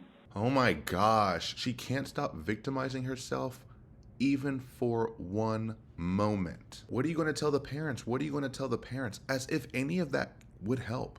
Let's just say they go down your road. If they say, she wants them to go, hi, everything is still inconclusive. We don't know what happened. All we know is that Sarah Kathryn Paulsen did not intentionally mean to kill your child. She did do it. She just didn't intentionally do it. So calm down. We can't make anything concrete decision or whatever it is. So just sit there and be nice to her. Like, what does she think the police are going to say that's going to help her? There is no way to describe this situation and what happened here without it being clear as day that you murdered him maliciously. You don't want them to show them the video because then they really will want to beat your ass. Look, I get it. I get why she's afraid because she knows exactly what she did, what she said to him, and what they warned him against from her. And she fulfilled absolutely everything they warned George about. But the way she has kept calling them all killers nonstop since the beginning is absolutely deplorable. She is the wolf crying wolf. This is like, and then, you know, the context of this being in America is important as well. That a white woman's pleas, a white woman saying, I'm going to die. Like, and she knows this. She knows the power of white women's tears. I have friends all the time who flat out told me that yes, they were taught to go into these avenues and when your back is against the wall. When in doubt, be nice, cry it out, and then ask for help. Odds are it's going to work more likely than not. And it's worked with her whole life. She knows I'm supposed to say that the angry Hispanic family is going to come after me, and that means the white police officers are going to help save me from the angry Hispanic family. Right? And then just looking at the history of America, the context of white women's accusations and the harm that it's brought to minority communities is long documented and devastating. As we can see right now, she just made allegations against her neighbor, which I don't know what happened. Hopefully nothing. But if it did, it's because of her allegations. And if you want to go on an offshoot real quick and talk about lynchings in America, over 5,000 of them, a majority of them were started from a white woman's accusation. It wasn't always her choice to give it, but that was the justification a lot of racists and Klansmen used in order to justify committing the heinous atrocities that they committed. And in many cases, white women would weaponize that in anger and target it towards a specific person for their own gain. How many people have come forward on their deathbed? The woman who killed Emmett Till, there was another woman who wrongfully accused another black man who was then lynched, and she said it's because his sisters had nicer dresses than she did, and she didn't like that. When you want to talk about Black Wall Street, Rosewood, burned to the ground over a white woman's accusation that a black man assaulted her in an elevator. Come to find out later on, she said that didn't happen. But the angry mobs needed a reason to go burn the place to the ground, and they did. Destroying and displacing thousands of people, destroying the economics built by a community, trying to build itself up, trying to make progress. And in this situation, anytime George would try to make progress, anytime anyone would try to get away from her or get more power, she would immediately exact it. I will not hesitate. Told you I will not hesitate. Let me remind you what I can do to you. And this is the first time in her life when that BS won't save her, and she is absolutely floored. Okay, sorry for the side tangent. Getting back here to how many times this woman has called them killers. Bananas to me. I also forgive the Torres family, his mother and father foremost, also his 2 ex-wives and daughters, all for knowing who George was capable of and has done in the past, his history of violence and where he learned it, than to keep turning a blind eye when I would ask for help. His brother and his ranting mother came over here, so it should be somewhere in here if they didn't find it. I don't have it. Now I'm not lying. And I appreciate that. Okay? And you going. Okay? They're gonna come and tell me. Who's that? Just like I told the other sheriff, they're gonna come and tell me. If you, I want you to know that. Look. if you're in fear, are you talking about Yes. family? Yes. Okay. So I want you to know, I am full blown. They're gonna come and tell me. go down to the courthouse, okay, and get an injunction against them. Did you get the pamphlet for the victim's rights pamphlet? Okay, so you know that there's a place for you to They're go tonight? going to come and tell me. Okay. He didn't believe I would ever do it. Never thought I would do it. Thank you, God. He's gone. Oh, man. Oh, man. They're going to come over here and try and kill me. I want you to know that. They're going to come over here and try and kill me. Who's that? His brothers and his mother and his father. They're going to come over here and try and kill me. Don't open the door for him. They don't go out there and rant and bullshit and everything, and then they cause a commotion, and then I get complaints against me. Anyway, my name is Sarah. I'm afraid. So when he contacts you 3 days ago, why don't you call the police? Knowing that he's not supposed to be contacting you. Why are you doing that? I would love that. His whole family despises me. I'm afraid That has nothing to do with it. Yes, it does. Basically, a dead woman. Scrambling. Playing hide and seek. I don't know if I talked to you or, like, I have, like, serious concerns. Like, who do I talk to about that? About what? With his family. Like, I have genuine concerns, especially with him having my son over here. I'm fearful of his family. Why? They don't like me. They have never liked me. It's a bad situation, especially with this now. So I want you to know, and I'm telling you, I have genuine concerns about his family. Okay. I'm telling you, personally, honestly, I am scared. Like, who do I need to talk to about his family? I'm afraid to live here now. I will wait until the detectives come and talk to you, and you could discuss that with them. Okay. Tell the detectives. Yes.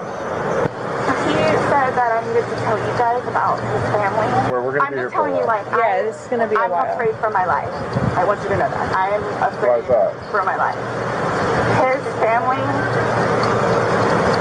have never liked me. I'm the blue-eyed white devil, is what they call me. And so they're going to kill me. Okay, well. Do they live local? Yes, they're down the road. They're going to kill me. His kids are going to kill me in Philadelphia. They're going to kill me. This was not intentional. Okay. And they're not going to understand that. They're not going to accept it. Well, we will leave here, okay? And When we my leave. 9-year-old. Well, he's at school. He's with your husband. I know. Well, ex-husband. Okay, Mom. You won't call whoever it is without telling me, right? No. I mean, I have all their phone. We're not calling. We're not making phone calls. We're actually going to speak to them in person. Yeah. We That'll are. be later They're on. going to. Okay. It'll You'll be know later. prior to us making any I'm contact. not going to be here. Okay. They're going to kill me. Okay. I'm really scared. I'm like really scared. I want you guys to know that. Look around. You have all these deputies here, so while we're here, nothing's going to happen to you. Before we go and make any notifications, you'll have plenty of time to leave or do what you need to do. So, like, do you guys tell his family, like, today or after tomorrow? We have to. It's the law. We have to go and make contact with you. But how, I mean, I understand what you guys and how you do it, and, you know, so, but, like, what do you just tell him? What do you tell his parents? Like, what's the reason passed away? We tell them what we know at that point. Yeah. We tell them the truth. But yeah, they're gonna know what we're here, what we're investigating, and that they're gonna think I killed him. Why would they think that? They always have said that. They've always have said that. What have they I said? told you it's because I'm the blue-eyed white dragon. That's what they call me.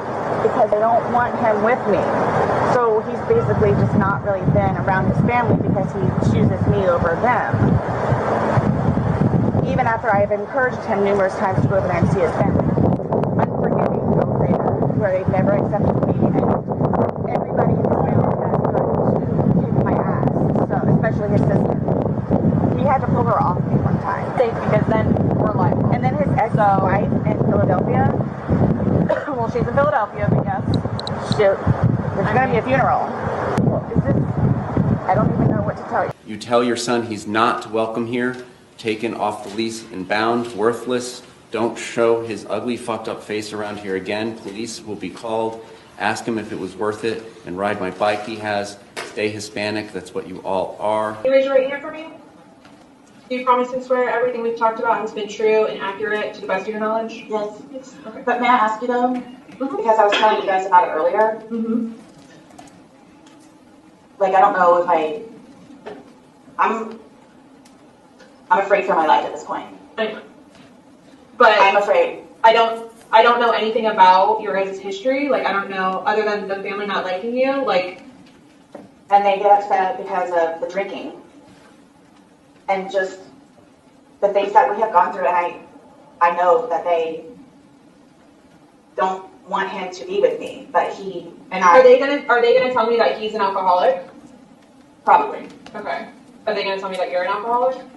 They'll say that, but they don't know. They assume. Yes, they'll say that. Okay. They'll say that, but they don't know. They just assume. Okay. Well, I mean, people have their opinions. Okay, you can't not. There's nothing you can do about someone having an opinion and saying something like that.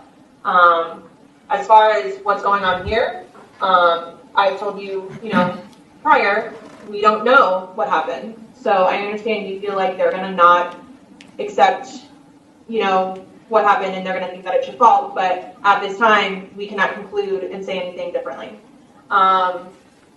I know we talked about you possibly going somewhere else for tonight. You have to do what you have to do to keep yourself safe. But at this point in time, no one has made a threat to you.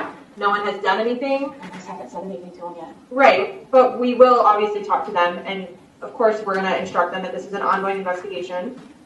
Well, your son's with Brian and is going to stay with Brian. So we're going to cross that bridge when we get to it. I know you're fearful of it now, but nothing has happened to where you're in fear based off past history and what they think of you and how They threaten me all the time. Do you have proof or is it all verbal? Like would it be in your phone? No, it's verbal. Okay. It's verbal. So it's he said versus she said. Or she said. So Yeah, they've been really nasty to me. Really nasty to me. It's gonna be a shock. It's gonna be that everyone handles things differently. We're not gonna leave there with them hooting and hollering. She's going to being collapse, upset. and then they're gonna all come over here. Okay. Well, who's gonna collapse? I don't even know. His mom. His mom? What's his mom's name? And you said she lives around here? They live down the street. When's the last time you said he doesn't even really talk to his family because he chose you over them, so when's the last time you've seen them or talked to them? I believe he did something with his brothers a couple of weeks ago, but I don't go over there. Okay. So if he goes over there, you do not go? No. But he did something with his brothers? I'm guessing so. I know that they come up to his job all the time. When he was working there? Yes. Okay. So they don't come, they have come over here and have just been completely disrespectful. Okay. And again, he ended up having to tell them, don't come over here if you're going to act like that and treat Sarah like that. We have a lot of experiences with Ms. Boone that do not speak to what the media is stating she is, a victim or a gentle individual. I'm sure she's loved over there at jail due to the fact that Sarah Boone is very, very calculated. She by no means is a kind and sweet, soft-spoken woman. She is very calculated, very devious, very conniving. My father was sheltered and berated.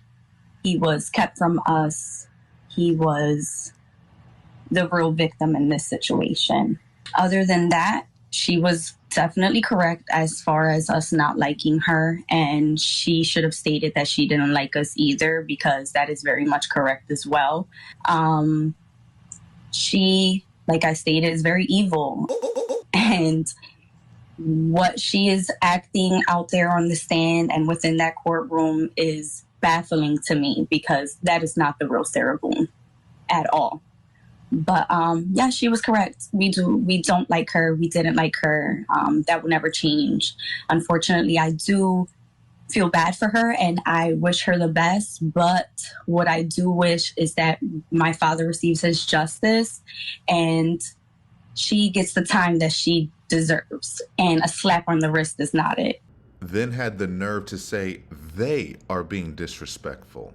The way she has characterized his family is one of the most disgusting things I've ever seen. It truly is. She non-stop tries to blame that family for her horrible actions. And she slips all the time. Well, they threaten me all the time. Well, do you have record of that? Did they message you? Because we have messages of you threatening them and you threatening George. So where are the messages of them threatening you? Oh, well, it's all verbal. Uh-huh. Convenient. It just happens to be verbal. He said versus she said, and she is so used to her side being believed that she is shocked that she's still receiving pushback. Yeah, it's all verbal, of course, because literally you've done nothing but lie about what everyone's done to you and what you have done to everyone else. But you kept going again and again. They are going to kill me, like it is a fact, even though the fact is you did kill their family member. You did do it. And you're trying to get the police to act as if they did kill you, or they 100% going to kill you. At this point, she wants them to go and arrest the whole family just to protect herself. Nah, they're going to arrest you and you're going to be safe behind bars, and they'll be safe from you killing another one of their family members. But because we didn't have the back half of that car interview, we found out she just kept going in on them. I'm afraid for my life. I'm letting you know that. I'm afraid for my life. They're going to come and kill me. Okay?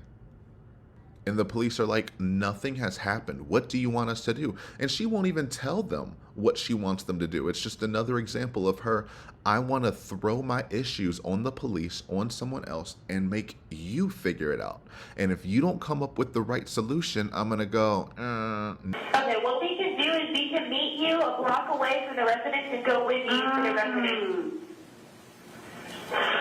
I don't know. No, you need to do something else, something better to protect me.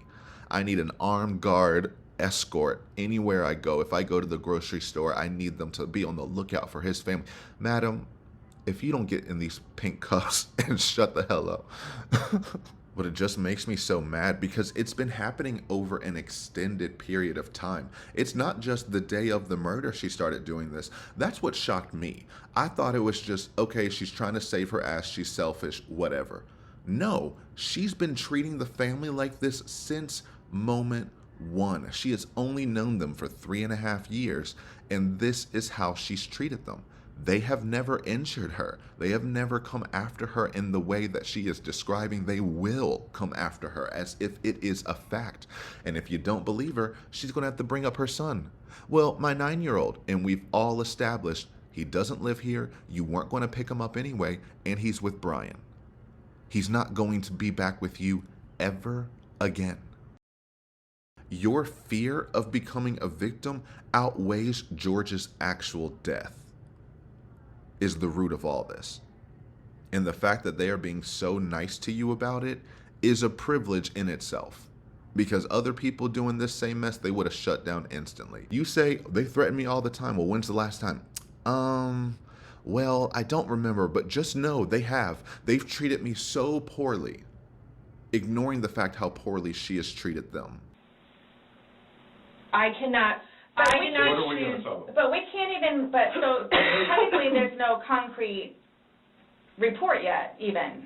Right, so it's, you want me to tell you exactly what I'm going to tell them. I don't know what I'm going to tell them. I don't know what I'm going to tell them. Let's just leave it at that. Just like you don't know why you went upstairs. I don't know what I'm going to tell them. So, Parents that are dealing with can I call you the way that I did last time? Yeah, my phone is an open line. Missy should be here. I don't know what's taking so long. And just a quick note here, she said, can I call you like I did last time? Now I'm more inclined to believe that Sarah did call Chelsea later that night, like she said in court. And Chelsea said she has no recollection of it. And Mr. Owens kept going after it, and she was like, well, do you have documentation of it? He's like, I have her testimony. And Chelsea's like, oh, okay. Because she's a liar. But in this case, she did call her. Now, I believe she is still lying about what was on the conversation, what was said. She is saying that Chelsea said, I need you to come down to the station to pick up your phone. I would come and give it to you at your townhome tomorrow, but I'm pregnant. And you remember what it's like when you were pregnant, right? What? Versus Chelsea saying that we have made plans for her to come to the station tomorrow. And then she says earlier, well, I did tell you we don't want to do anything around your son, hence why you came to us. That was the original agreement. That's telling us that she brought up the kid again. And they said, we don't want to do anything around him. You come here. 4.5 years later, they ordered me and said they were going to hand deliver my phone. They told me to come down there. That's the only reason why I would go down there. Yeah, it is. You wanted your phone. They didn't say they were going to give it to you. But yeah, Chelsea's like, my phone is an open line. You can call me from jail all you want. I get it. Look, I get it. That looks really bad. Mm-hmm. Oh. So that's what scares me. Like, what do I need to plan on? Like, what do I need to plan on? I promise you, on my son's life, it was not intentional. I promise you, on life, it was not intentional. I don't know you. I can't say I know anything about you. I don't know what would be a true statement, what would not. I mean, you're promising on your son's life, that's fine. That's how much it means. Sorry. That's how much it, look, that's how much it means. Okay. I hope you take that to heart. Please.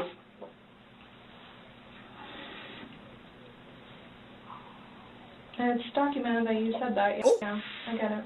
Chelsea is done. Not even entertaining it. See, every single time one of them leaves, she tries to buddy up to the other one. So when Chelsea left the first time, she tried to buddy up to Scott. Scott handed her ass. Scott leaves, she's trying to buddy up to Chelsea. I get it. I get it. That looks really bad. Chelsea goes, uh-huh. Yeah, it looks terrible. What about it? Well, that's what I'm wondering. What do I need to plan on? Like, what do I need to plan on? What do you think is the purpose of the police? They are to catch, prevent, and stop crime. Why do you think they are there to help you get away with one? That is what a lawyer is for. You said you've done the lawyer thing this, the lawyer thing that, the attorney this, attorney that. I've visited his public defenders. I've visited his probation officer. And none of them told you you need to call a lawyer when you're in need of legal assistance? She thinks this is Law & Order SVU, and Olivia Benson is going to come out the corner and say, hi, we know you didn't mean to do this, but because we still have 45 minutes to fill on this runtime, we're going to send you home, and then we'll pick you up later. So you can go home, and you can try to plan, and you do this or do that, and then we come get you later. That's what she thinks, how she thinks this is supposed to work. I'm allowed to go home and prepare. What does prepare mean? It sounds like you're trying to flee. That's another reason why they shouldn't let you out. I need to go home and prepare to defend myself against the murder I committed. Then I promise you, on my son's life, fuck off. Oh my gosh, I can't stand that more than anything. I hate it. I don't hate a lot of things. I hate when people swear on someone else's life. That is not your life to swear on, and it just showed, swear on your own life, right? I don't think she did swear on her life. She swore to God. She said she put her hand on the Bible. I swear on my son's life. Swear on your own life. But you care about yourself more than anyone, so you can't do that. So you'll swear on your son's life to save yourself out of a lie. And this is why I said earlier, when she got all up in arms on that notes app, when she said, George, after you swore on your kids and family and parents' lives that you would stop watching porn, did he swear on it, or did you force him to swear on it? Because that just popped in your head automatically, your go-to of, to make sure that you understand, you didn't believe I said I swear to God? I swear on my kid's life. I'm telling you right now, I would rather my child die than you believe I did this intentionally. I would offer him up if I'm lying, which 4.5 years later, you admit you're lying and that you did do it intentionally. You try some BS self-defense, but in here, you are saying you lied the entire time. You swore on your son's life and it was a lie. Then trying to say, I'm a fantastic, excellent mother to my son. You are a shit parent. And this is the height of that.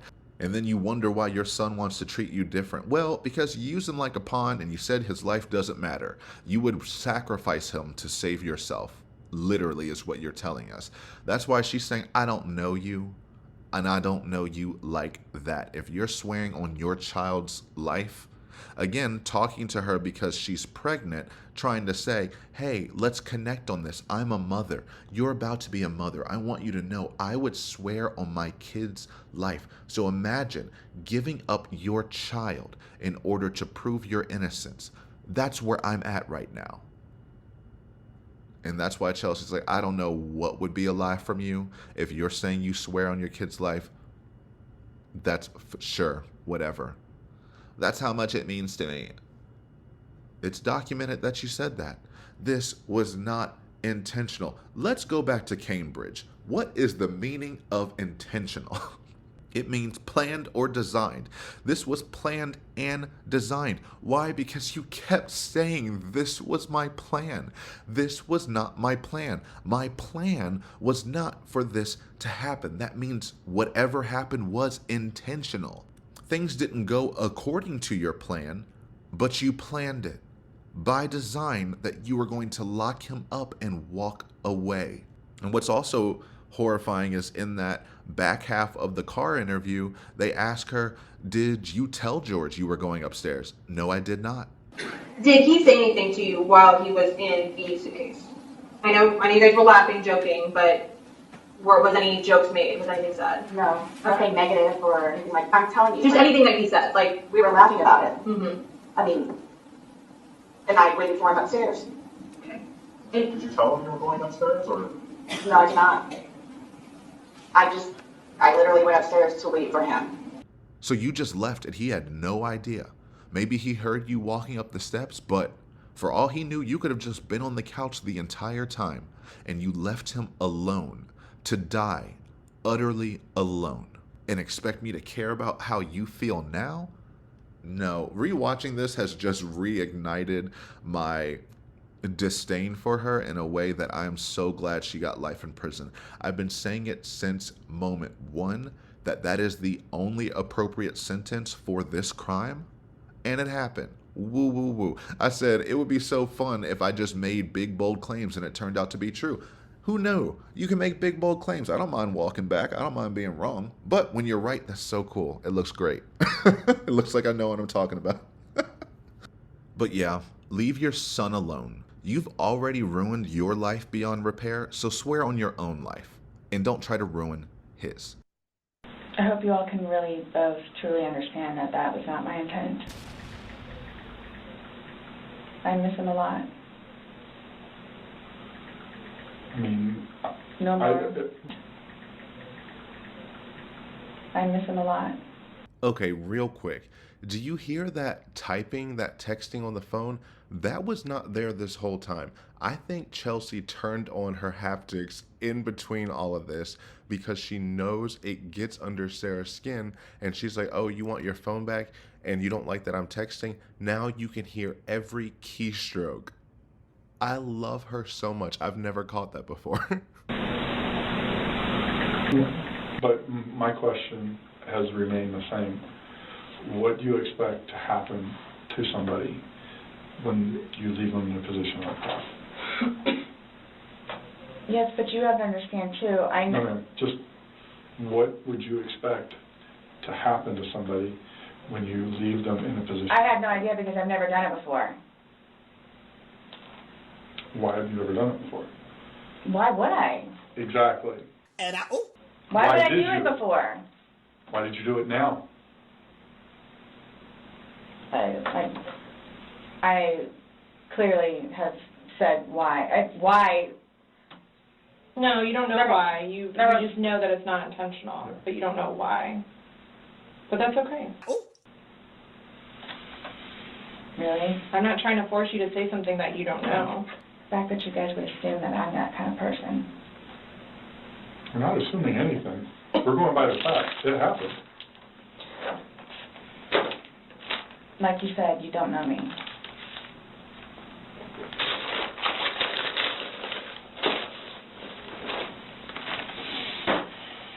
Ooh, burn, she got you, Scott. Like you said, you don't know me. And then she's going to push her questions again. I guess she finally reached the end of her questions. She's going to put it back in that ugly-ass bag and then just put it on the ground. That's the last time you will be taking that bag. That bag will be going off to some storage bin and you will never see it again. You might see it again. You'll never own it again. And then the stupid, I miss him a lot.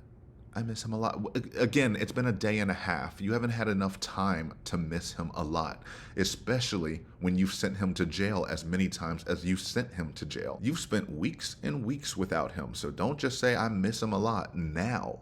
Now that you broke your toy and you killed a man, now you miss him. You didn't miss him last night or a night and a half ago when he begged and you said, for everything you done to me. That's the wildest thing to me. If you're going to film, why would you film yourself admitting to doing this intentionally? Bananas. You could have said all that shit and then turn the camera on and enjoy your little snuff film, but you gave yourself away from moment one. For everything you've done to me. You think I'm not malicious? Fuck you. You think I don't understand what's going on? Because she could have said, oh, I just didn't understand. I thought he was crying wolf. I thought he was playing. I didn't know the seriousness of it. He's telling you I can't breathe, and you said, that's on you. That's on you. Laugh, laugh, laugh. The word malice is going to take notes from you on how to make itself more impactful the next time someone decides to be malicious. Said, damn, you turned this on. I know I'm the namesake of this, but you really took me to a new level. And it just kept going. You told him to wiggle around some, meaning you wanted him to squirm, because you said make him squirm a little bit or whatever it is, but you wanted him to be quiet. That's why you shushed him. During all that time, you could have been missing him.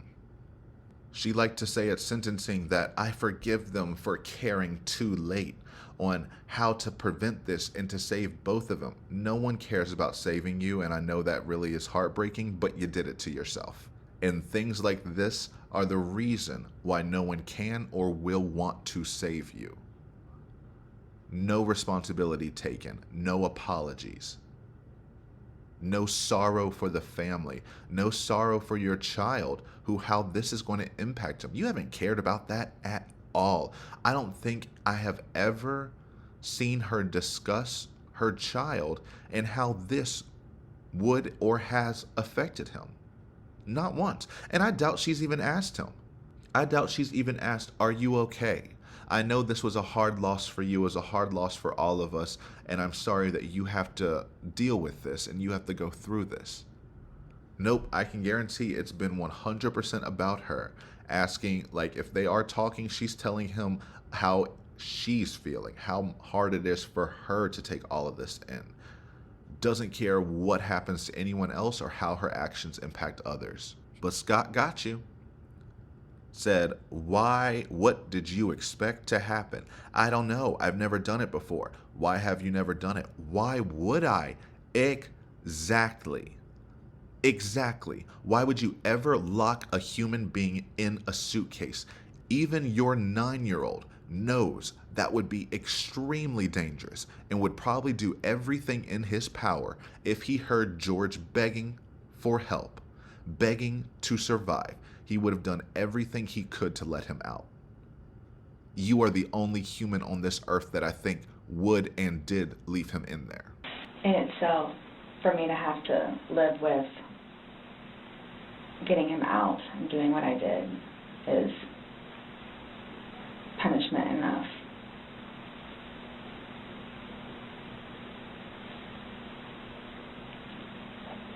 That's why I haven't slept. Because that's all I see. So that right there says something. It sure does. It says you are guilty. This is what you call consciousness of guilt, which is also basically as good as a confession. It says that the criminal was aware of their guilt and took actions either by lying, tampering with evidence, misleading people, trying to flee. Who knows what she was truly trying to get from Brian when she called him over. I think she was just trying to get him to like hide or dispose of George, and then as soon as he walks in there and touches it, she's going to pin it on him. Either way, the smartest move he has ever made in his life is turning around and walking out of that door. Her refusing to call 911 after being so comfortable calling them 16 times for any reason whatsoever, just to get your debit card. But at the scene of a murder, you choose not to and you call someone else. Given your pattern of behavior, that also aids to consciousness of guilt. That's why you haven't been able to sleep, because that's all you see. Correct. Good. It should be. That's trying to tell you something, to accept responsibility for your actions, and you're going to keep seeing it until you do. Until you can actually come to terms with what you've done, resolve it within yourself, and let that resolve reflect outward in the way that you treat other people. Moving forward, you will not find the peace that you seek, and you will not have restful sleep. But the how dare you, having to find him and pull him out and doing what I did, punishment enough? Punishment enough. Like, she knows she's getting arrested, and that's why he's staying completely silent. And it's so awkward because she's not taking the hint. She just keeps going, and she doesn't realize each statement she makes only makes it worse for her. I don't think she has said one single thing that has helped her or would have helped her in the long run.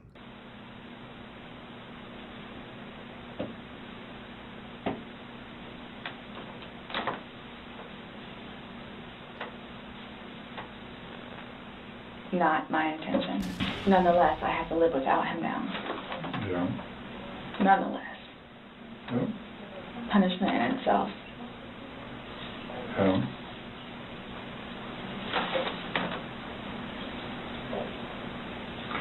Definitely a tragic situation. I am through with alcohol. And it's unfortunate that stupid things like this happen. Stupid things like this? Absolutely not. Stupid things like this do not happen just because people have substance abuse issues with alcohol. Just because people are drunk 24/7 does not mean they maliciously zip their partners up and watch them die laughing. No, this is very much a you thing, specific to Sarah Kathryn Boone Paulsen. I am through with alcohol, okay? What are we supposed to do with that? That's just words. You have shown us you lie 24/7. You mean you are just done with alcohol? What happens when you have a bad day? What happens when you go through withdrawals? No, we all know it's a lie. But you're trying to, I don't know. You want them to say, yes, I'm glad this will make you turn your life around. You are free to go. Punishment in itself, I have to live without him. Absolutely not. How many times in everything we've seen have you been happy to get rid of him? That you have asked, begged, and pled for him to be removed? Talked to me privately and asked how she would be able to get George off of the lease. Is there any way to do that? You know, she came to me at one point asking, you know, what do I do? Like, how can I get rid of him? The only time I ever really saw George is the time when we actually got George to sign off the lease. Right. And he came to me and said, you know, I can't get back in the house. She's got all my personal paperwork, because would you please have a conversation with her so that I can get my personal paperwork back from her? He goes, but do you have a bolt cutter, set of bolt cutters for my bicycle that's out back? And I said, what's it chained to, you know? And he said, it's actually chained to your AC unit. I said, yeah, no problem. I'll cut the lock. I'll cut the lock for anything attached to my AC unit. It's not supposed to be attached to that. He's the one that She just snatched out of nowhere. She's mad because she took me out the lease. She took me out the lease. And I told these guys of the lease, I can't cash my check. Owner, I don't have your shit, Sarah. I need my birth certificate. Owner to Mom Jorge, I don't give a shit either. I worked for that birth certificate, voter's registration, and your ID card. Just because your name is on them doesn't make them yours. Even paid for them. I needed you to be a man and take care of me, not beat me, call me names, and make me feel like I'm not a person. Not giving back until I have mine. And I just wanted to bring quick attention to this one text that wasn't read. Next time is restraining order. Know that. You can come over here 100 times. Doesn't mean I have to open the door. You tell your son he's not welcome here, taken off the lease and bound, worthless. Don't show his ugly, fucked up face around here again. Police will be called. Ask him if it was worth it and ride my bike he has. Stay Hispanic, that's what you all are. And what happens when he is there? If he is there and you don't want him there, you can have him trespass. They're going to make sure he can leave. I mean, if he does not live there, like you're saying, and he should not be in there, you can trespass him. You already have a no contact order with him. They will remove him. It's not fair. Remove him, please. Sarah, I'm going to do my job. Don't worry about that. Let's just get him out. I want to see my son. It's not fair. Okay. It's not him anything else because she's taking him down. Put him under the jail. He's going. Under the jail. Okay. Come on, miss. Thanks, buddies. They know. Let's get this done. They know. Okay. Good. Now, would you come in here so we can do your statement, please? And stop this. Sit down at the table and let's get your statement filled out. He didn't believe I would ever do it. Never thought I would do it. I'm not getting arrested. No, you're not getting arrested. I've already told you that. Thank you, God. He's gone. Oh, man. Man. Oh, man. They're going to come over here and try to tell me. I can't tell you how amazing it is. Oh, man. I didn't mean to say that. Sorry. Are you kidding? Told you I will not hesitate. I promise you, I used to choose Take for a walk. by myself. Yes. No. Go for a walk. No, I'm just gonna chill out. If that's the case, I'll just chill out. And who drank it? I want it to be documented that I'm leaving you, which means that you're getting out. You're getting out. You're getting out. Nobody's leaving nobody. Stop. I want to go to sleep. Go downstairs. Okay, yeah. I know. I'm leaving you. I ain't doing anything. Leave me alone. Get away from me. Get away from me. Keep going. And I dare you. I dare you. Get away from me. Dude, nobody's doing anything. I'm gonna fucking hurt you. Nobody's doing anything. Good night, Sarah. Love you. I don't love you. I don't like you. I don't want to be with you. Nonetheless, I have to live without him now. Yeah. Nonetheless. Yeah. Punishment in itself. As if trying to live without him was your favorite pastime. You had nothing else to do all day. You could live without him, but you didn't want him to be able to live without you. Mm-hmm. Absolutely.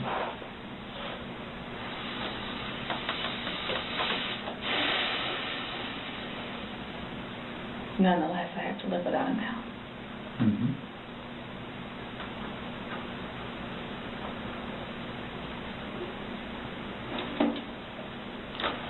Yeah, his daughters too. Are you trying to make it worse? Sorry, what? Are you trying to make it worse? Make what worse? How I feel? Good grief. how you feel. Of course, that's what you would take from that. And yes, he is trying to make you feel worse. Why? Because you have shown no empathy for anyone. It is like scary, the lack of empathy that you show for anyone but yourself. This is the worst day of your life, and you're going to make sure we all know that this is the worst day of your life. Meanwhile, he's dead, you don't care. Everyone who actually loved him is having to deal with a tragic loss they had no control over. And you have lost sight of all of that. It's just me, me, me. I have to live without him. Punishment enough. I can't believe what I had to do. Horrific. I can't explain it to you. So he's trying to say, yes, his daughters are going to have to live without him too. His son is going to have to live without him too. His sisters, his parents, his fathers, his uncles, his aunts, his nieces, his nephews, his whole family is going to live without him. But they will have to carry these scars for the rest of their life. And of course, Sarah centered herself and said, I take offense at that because it also affects me for the rest of my life. Because she can only think about herself ever. And now she'll be in a nice individual cell where she can think about herself until she dies.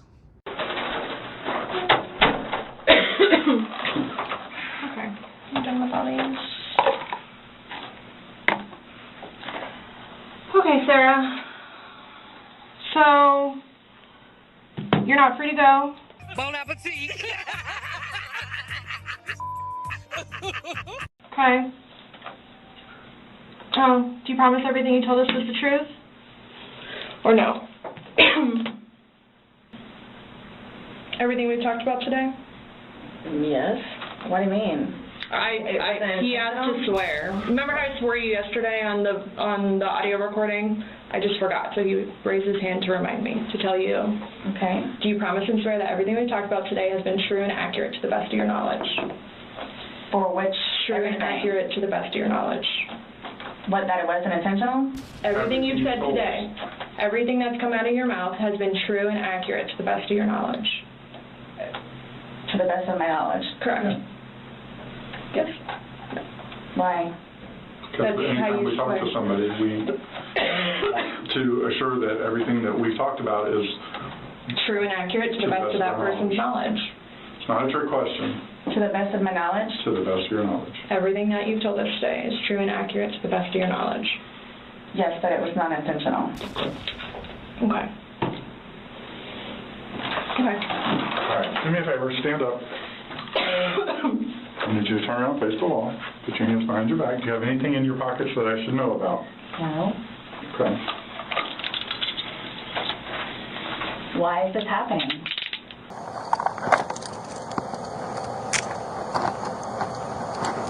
For what? For battery domestic? Me? Because George is dead. Not intentionally. We understand that. He's still dead. Well, we don't Someone really needs to understand call that. Brian, please. Okay. Or can I not make a phone call? You'll be able to make a phone call when we get you down to the jail. So why is You'll be this afforded. happening? So this was a trick? No, it's not a trick. How's it a trick? This is for real. This is for real. Why? I already explained to you. Chest on flag. I'm even here to ask you to explain a few things to us. And You were read your rights. your response to everything was basically, I didn't do it. Intentionally. I have to go through that. Why am I in trouble? Spread your feet. Spread your feet apart. Why am I in trouble though? Because of the marks he has all on his neck and the inconsistencies of the story. Doesn't matter. He's still dead. Do me a favor. Have a seat.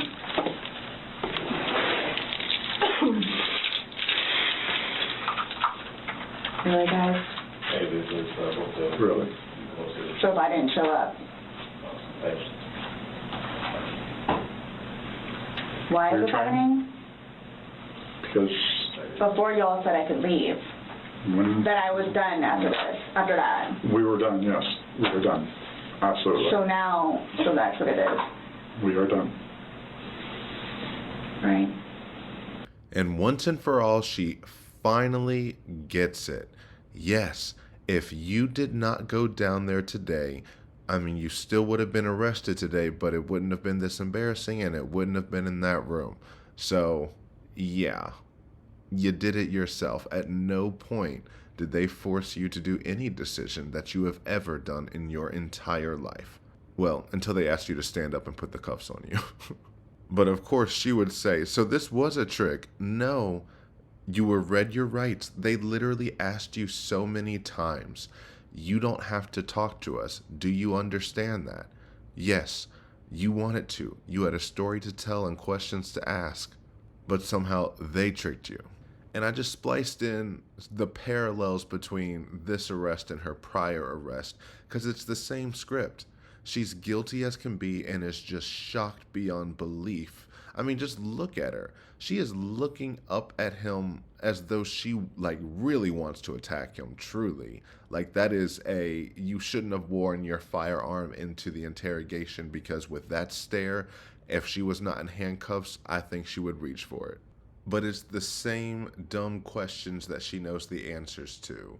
Why is this happening? You know why. Me? Yes, you. You didn't believe my lies? No, because the physical evidence outweighed your lying lips. And she said, you all said that I could go home, that I was done. You see how she warped all of this conversation just in that moment, just to indicate how she is in her real life. But she originally said, so after this, am I done? And then she snuck in under there saying, for now. Because the answer is, are you done? Yes, yes you are. You were done for quite a while before you asked that question. But you snuck in for now to try to push the assumption of, if you say yes, then I get to go home. And they didn't even respond. Scott did like a little head nod that said yes, and you felt more at ease because you pushed an answer into their mouth, and then you took a body language response as a confirmation that you are going home. And now you are saying to them, you told me I was going home. Just like they told you they were giving you your phone today. It took Miss Straight A's a while, but she's finally caught up. Not intentional. Okay. So what am I supposed to do now? You will... Someone needs to call Brian. Okay. He's waiting for Mom to come home. This was not my intention. I thought I was waiting for you all to come and figure out what's what and how many. That's what we're trying to do. And I was going to be able to go home and see. Now he's just not going to have me come home. So there's nothing that I can do. All right, no. There's nothing that I can do in order to go home and see and prepare. Not right now, no. You'll be afforded a time in court. You'll be afforded an attorney. You'll be afforded a chance to talk to a judge, and all that stuff will be worked out. But what's the time frame for that, though? I have no way of being able to tell you. You should make first appearance probably by tomorrow morning, if not tonight, depending how things are busy, how quickly you get down there. I don't work in there. I had a suspicion this was going to happen. Okay. And I need water, like, really bad, please. Have a seat.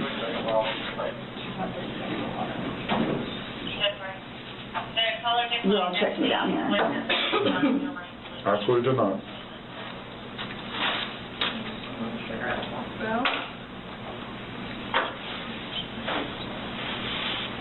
I just got those. Okay. They are not allowed in the jail. So I can't even smoke cigarettes if I go. What? Am I good on that? She is fucked up. And what am I supposed to do with my car? So you find where it is. When you get down there, you'll have 3 phones. You'll be able to call. What, as soon as possible? Yeah, once you get down in there, get booked in, you'll be able to use a phone in the waiting Well, how area. long will that take? Because I need to talk to Brian. Yeah, no, it depends how busy, how quickly they get you through. I would say within the hour. It's a free phone call in the lobby. It's a free phone call. All I'm doing is bring you there, sign the paper, and you're all done. She has no clue. So can I ask you, or whoever it is, those holding cells, the holding cells, am I going to be put in one of those? I don't know. Last time I had a panic attack. And this is where this dark comedy reaches its apex in tragic irony of you complaining, am I going to be put in a holding cell because the last time I had a panic attack because it was too small and cramped, after y'all just spent hours talking about you zipping a man in a confined space where he was begging for his life, you laughed at him and felt completely justified and think you should still go home. But God forbid you get put in a single cell. Let them know that. Yeah. I don't know. Well, you're familiar with the Big Bay. As long as you go in and you act civil to them, they'll set you in the Big Bay. And you'll be left there for a while. Request that while I'm there? No, that's not up to us. We don't work at the jail. As long as like he's saying, if you don't act If you up. go in and act like this, you'll go in and they'll put you in the Big Bay. If you go in there screaming and kicking and yelling and Why would cursing I at do people, that? I don't know. I'm just letting you know that's what happens. That's how they weed people out. If you go in acting like this, So I asked for the Big Bay? they'll put you there as long as you're acting like this. Yeah, because the last time I had a major panic attack on the little things. Good. You deserved it then too. They were not going to put a 3rd-degree strangulation felony in a Big Bay with other people that you could strangle. We don't know you like that. And they're telling her, just go over there and act calm and they'll do it. Don't go over there hooping and hollering. Why would I do that? I don't know. Again, we don't know you like that and you just committed a murder. Why are you shocked that people are viewing you as a violent, terrible person when you have done violent, terrible things? But what I love about it is now we know she didn't get put in the Big Bay. She got put in her own private cell. I've been in a situation where I have been behind the closed doors also when I was made PC when I first got to Orange County Corrections Department, and if it's anything like that, I do not ever want to have that experience again. So I wonder, did she go in there acting a fool, or did they just make that decision on their own just to spite her? Probably because she just kept asking. They said, you know what? You asked this question 7,000 times. No more Big Bay for you. Go in your little cell. And I just love knowing that she freaked out again while she was in there. Because again, she did that to George how many times without thinking? How many times did she do it? And she laughed about it afterwards, because as soon as she shut the doors and the police left, she didn't have to think about what he had to go through. That he had to go through this process every single time. The mix of emotions he would have to go through rationalizing. I'm going through this again because of one individual. I have only been in jail like this many times because of one person. And it's the same case for her too. The only reason she's going to jail is because she called the police on herself twice. And also, y'all notice how quickly she switched up and said, someone needs to call Brian. Someone needs to call Brian. That was her instant move, because that's what she does in crisis situations. That's why she did it the night prior. That's the one puzzle piece that doesn't quite fit still. Why did she call him at 11:46? We can all guess, but we just don't have an official answer. Because he doesn't remember the phone call, she doesn't remember the phone call because it was a drunken, blurred mess. But this is her fallback. Whenever she's in distress, whenever she wants something, she calls him. And this is just another example. Hey, change the cuffs. Call it Go in. stand up. I have not So what am I going to do with my Thanks, purse? Oh, sorry. Your purse is going to come, but the cigarettes and stuff can't, so. I put the lock up too, my bad. Oh, no, it's all good. Mine are the opposite, so. What made you all decide to do this? Made us decide to do this? Uh-huh. George's dad. You guys, I knew this was going to happen. You did? Okay. So I came down here willingly. Yes, absolutely. We were trying to figure out what's going on. We're still trying to figure out what's going on. Unintentionally. Now she knows the cameras are on and trying to look for it. I just need to make sure everyone knows I said unintentionally for the 5 millionth time. And I know my unintentional counter is off at this point, but you know, when the video is this long, keeping track of it, it doesn't happen. Who cares? But a mess. I just got those. You honestly think this is a movie where they were just going to say, yes, murderer, take one last cigarette before you go to jail forever. You want a last shot too? Let's get you a glass of wine real quick. Woodbridge Chardonnay, is that okay? And then just again has to question, What made you decide to do this? A person died. Look, this is another reason why I would argue she is not sober. I would have argued she is drunk. They didn't answer these questions. Any normal, sober person would be able to comprehend why they are getting arrested, especially after they have gotten an answer to that question. And this all confirms even more. She didn't know they were homicide detectives. I just came here to see what, and how many. Yeah, they did too. They came to find out, why did you do it? Which also annoyed me when Scott kept saying, we want to know what the motivation is, what the motive is. How about you don't tell the person, we want to know your motive for the crime? That's the one thing that'll put any person on alert. But whatever, that's neither here nor there. Intentional or not, George is dead.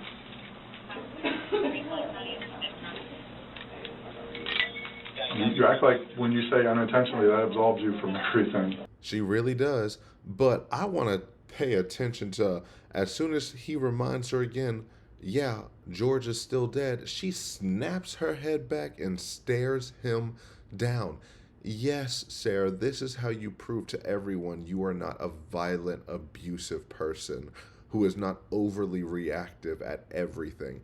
This is how you show everyone that you are the victim, that you are the battered spouse, by literally being so aggressive 24/7.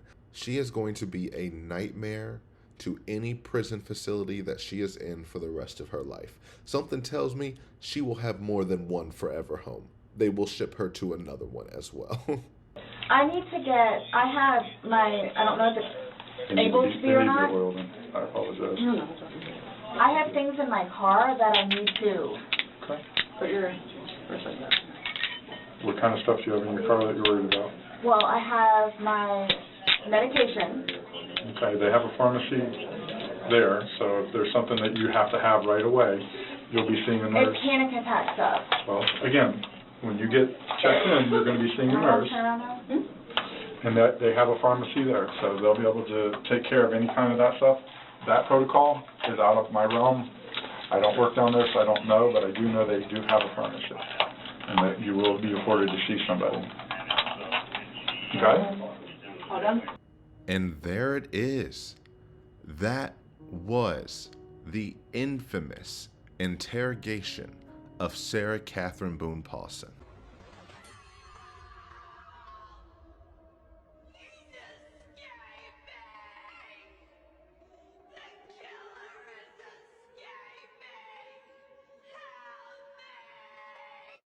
But wow, I cannot believe we finally finished. This has easily been the biggest, longest project I have ever done for a non-work related thing in my entire life. So if you made it this far somehow, congratulations. Drop some goats in the comments below. Thank you so much. Support this any way you can, because I wanted to have more concluding thoughts, but I mean, I think 11, almost 12 hours of me ranting about this woman is enough for one lifetime, honestly, but I think it's enough for one video. I will say that I will now have to take a break from Miss Sarah, and I just have to do something else, or else I will lose my sanity completely. But I am glad that I took this project on. I'm glad I got to get out all of my thoughts about this. This interrogation was truly one of the reasons I even started a YouTube channel, because there was just so many things that I wanted to say and that I saw reflected in real life. And it's just, you know, it's easy to hyperfixate on a case, but it's more than just that. Her case is exemplary of so many horrors that we fear and so many tragedies that we face in our lives. And it's just this big mess to unravel. She is the textbook definition of an abuser through and through, an abuser of alcohol, an abuser of people. And I feel like we all have learned a lot through exploring this. So even though to some it may seem like it's just petty true crime drama, One of my favorite lines is from Swoop, the YouTube creator, where she does commentary and stuff like that, and she always says, because it's not drama, it's dangerous. And it's absolutely true. I've gotten so many messages from you all about how much this case has touched you all and how much this case has moved you personally in so many directions, whether you have faced someone like Sarah in your life, or even those who realize that they have similarities to Sarah, realizing that recognition of them is already sets you miles ahead of her, and that you will not fall down a similar path simply from that recognition alone. So there is good to be had from this tragic case. It just takes a little time to find it.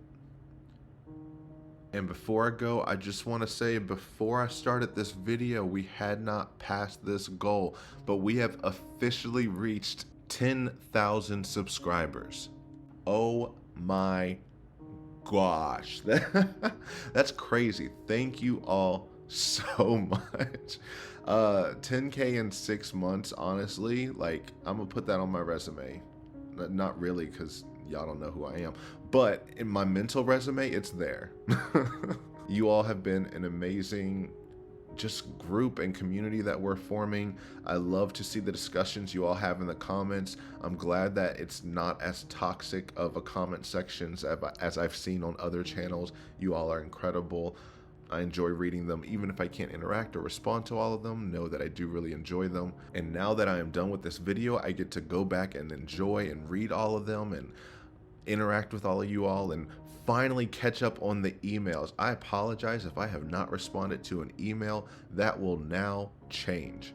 So feel free to reach out at shortkingreacts@gmail.com and, you know, wait 5 to 10 business days, but I'll get back to you.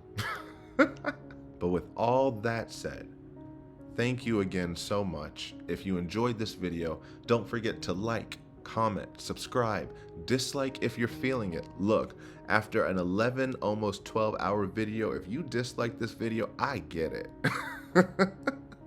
And I welcome it. So, until next time.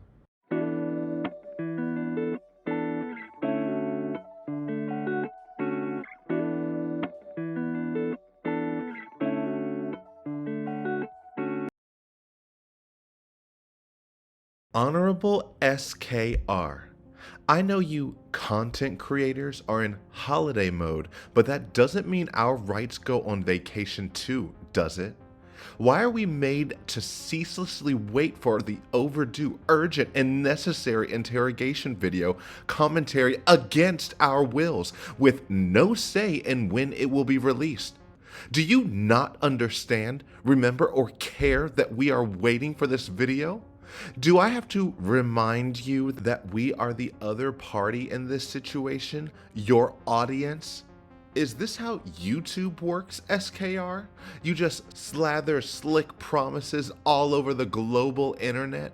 Why? To what? Just to string us along with your cruel, incessant, and shameless lying? Just to racketeer us into rewatching your old videos?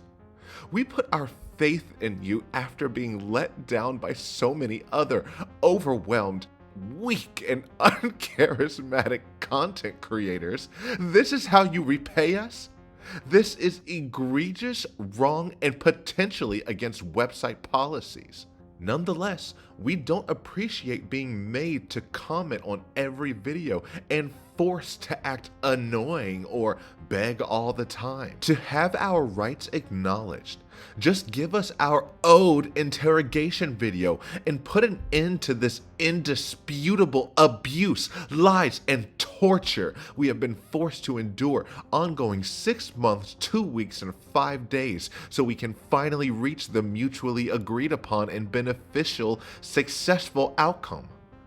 Much progress can be made in an expeditious manner if you only apply yourself. Please remedy this predicament at the earliest opportunity so we can conclusively achieve final mitigation, resolution, and discontinuation of these undeniable and seemingly endless delays. Activate the inaction. Futuristically, Peter. Best comment I've ever received.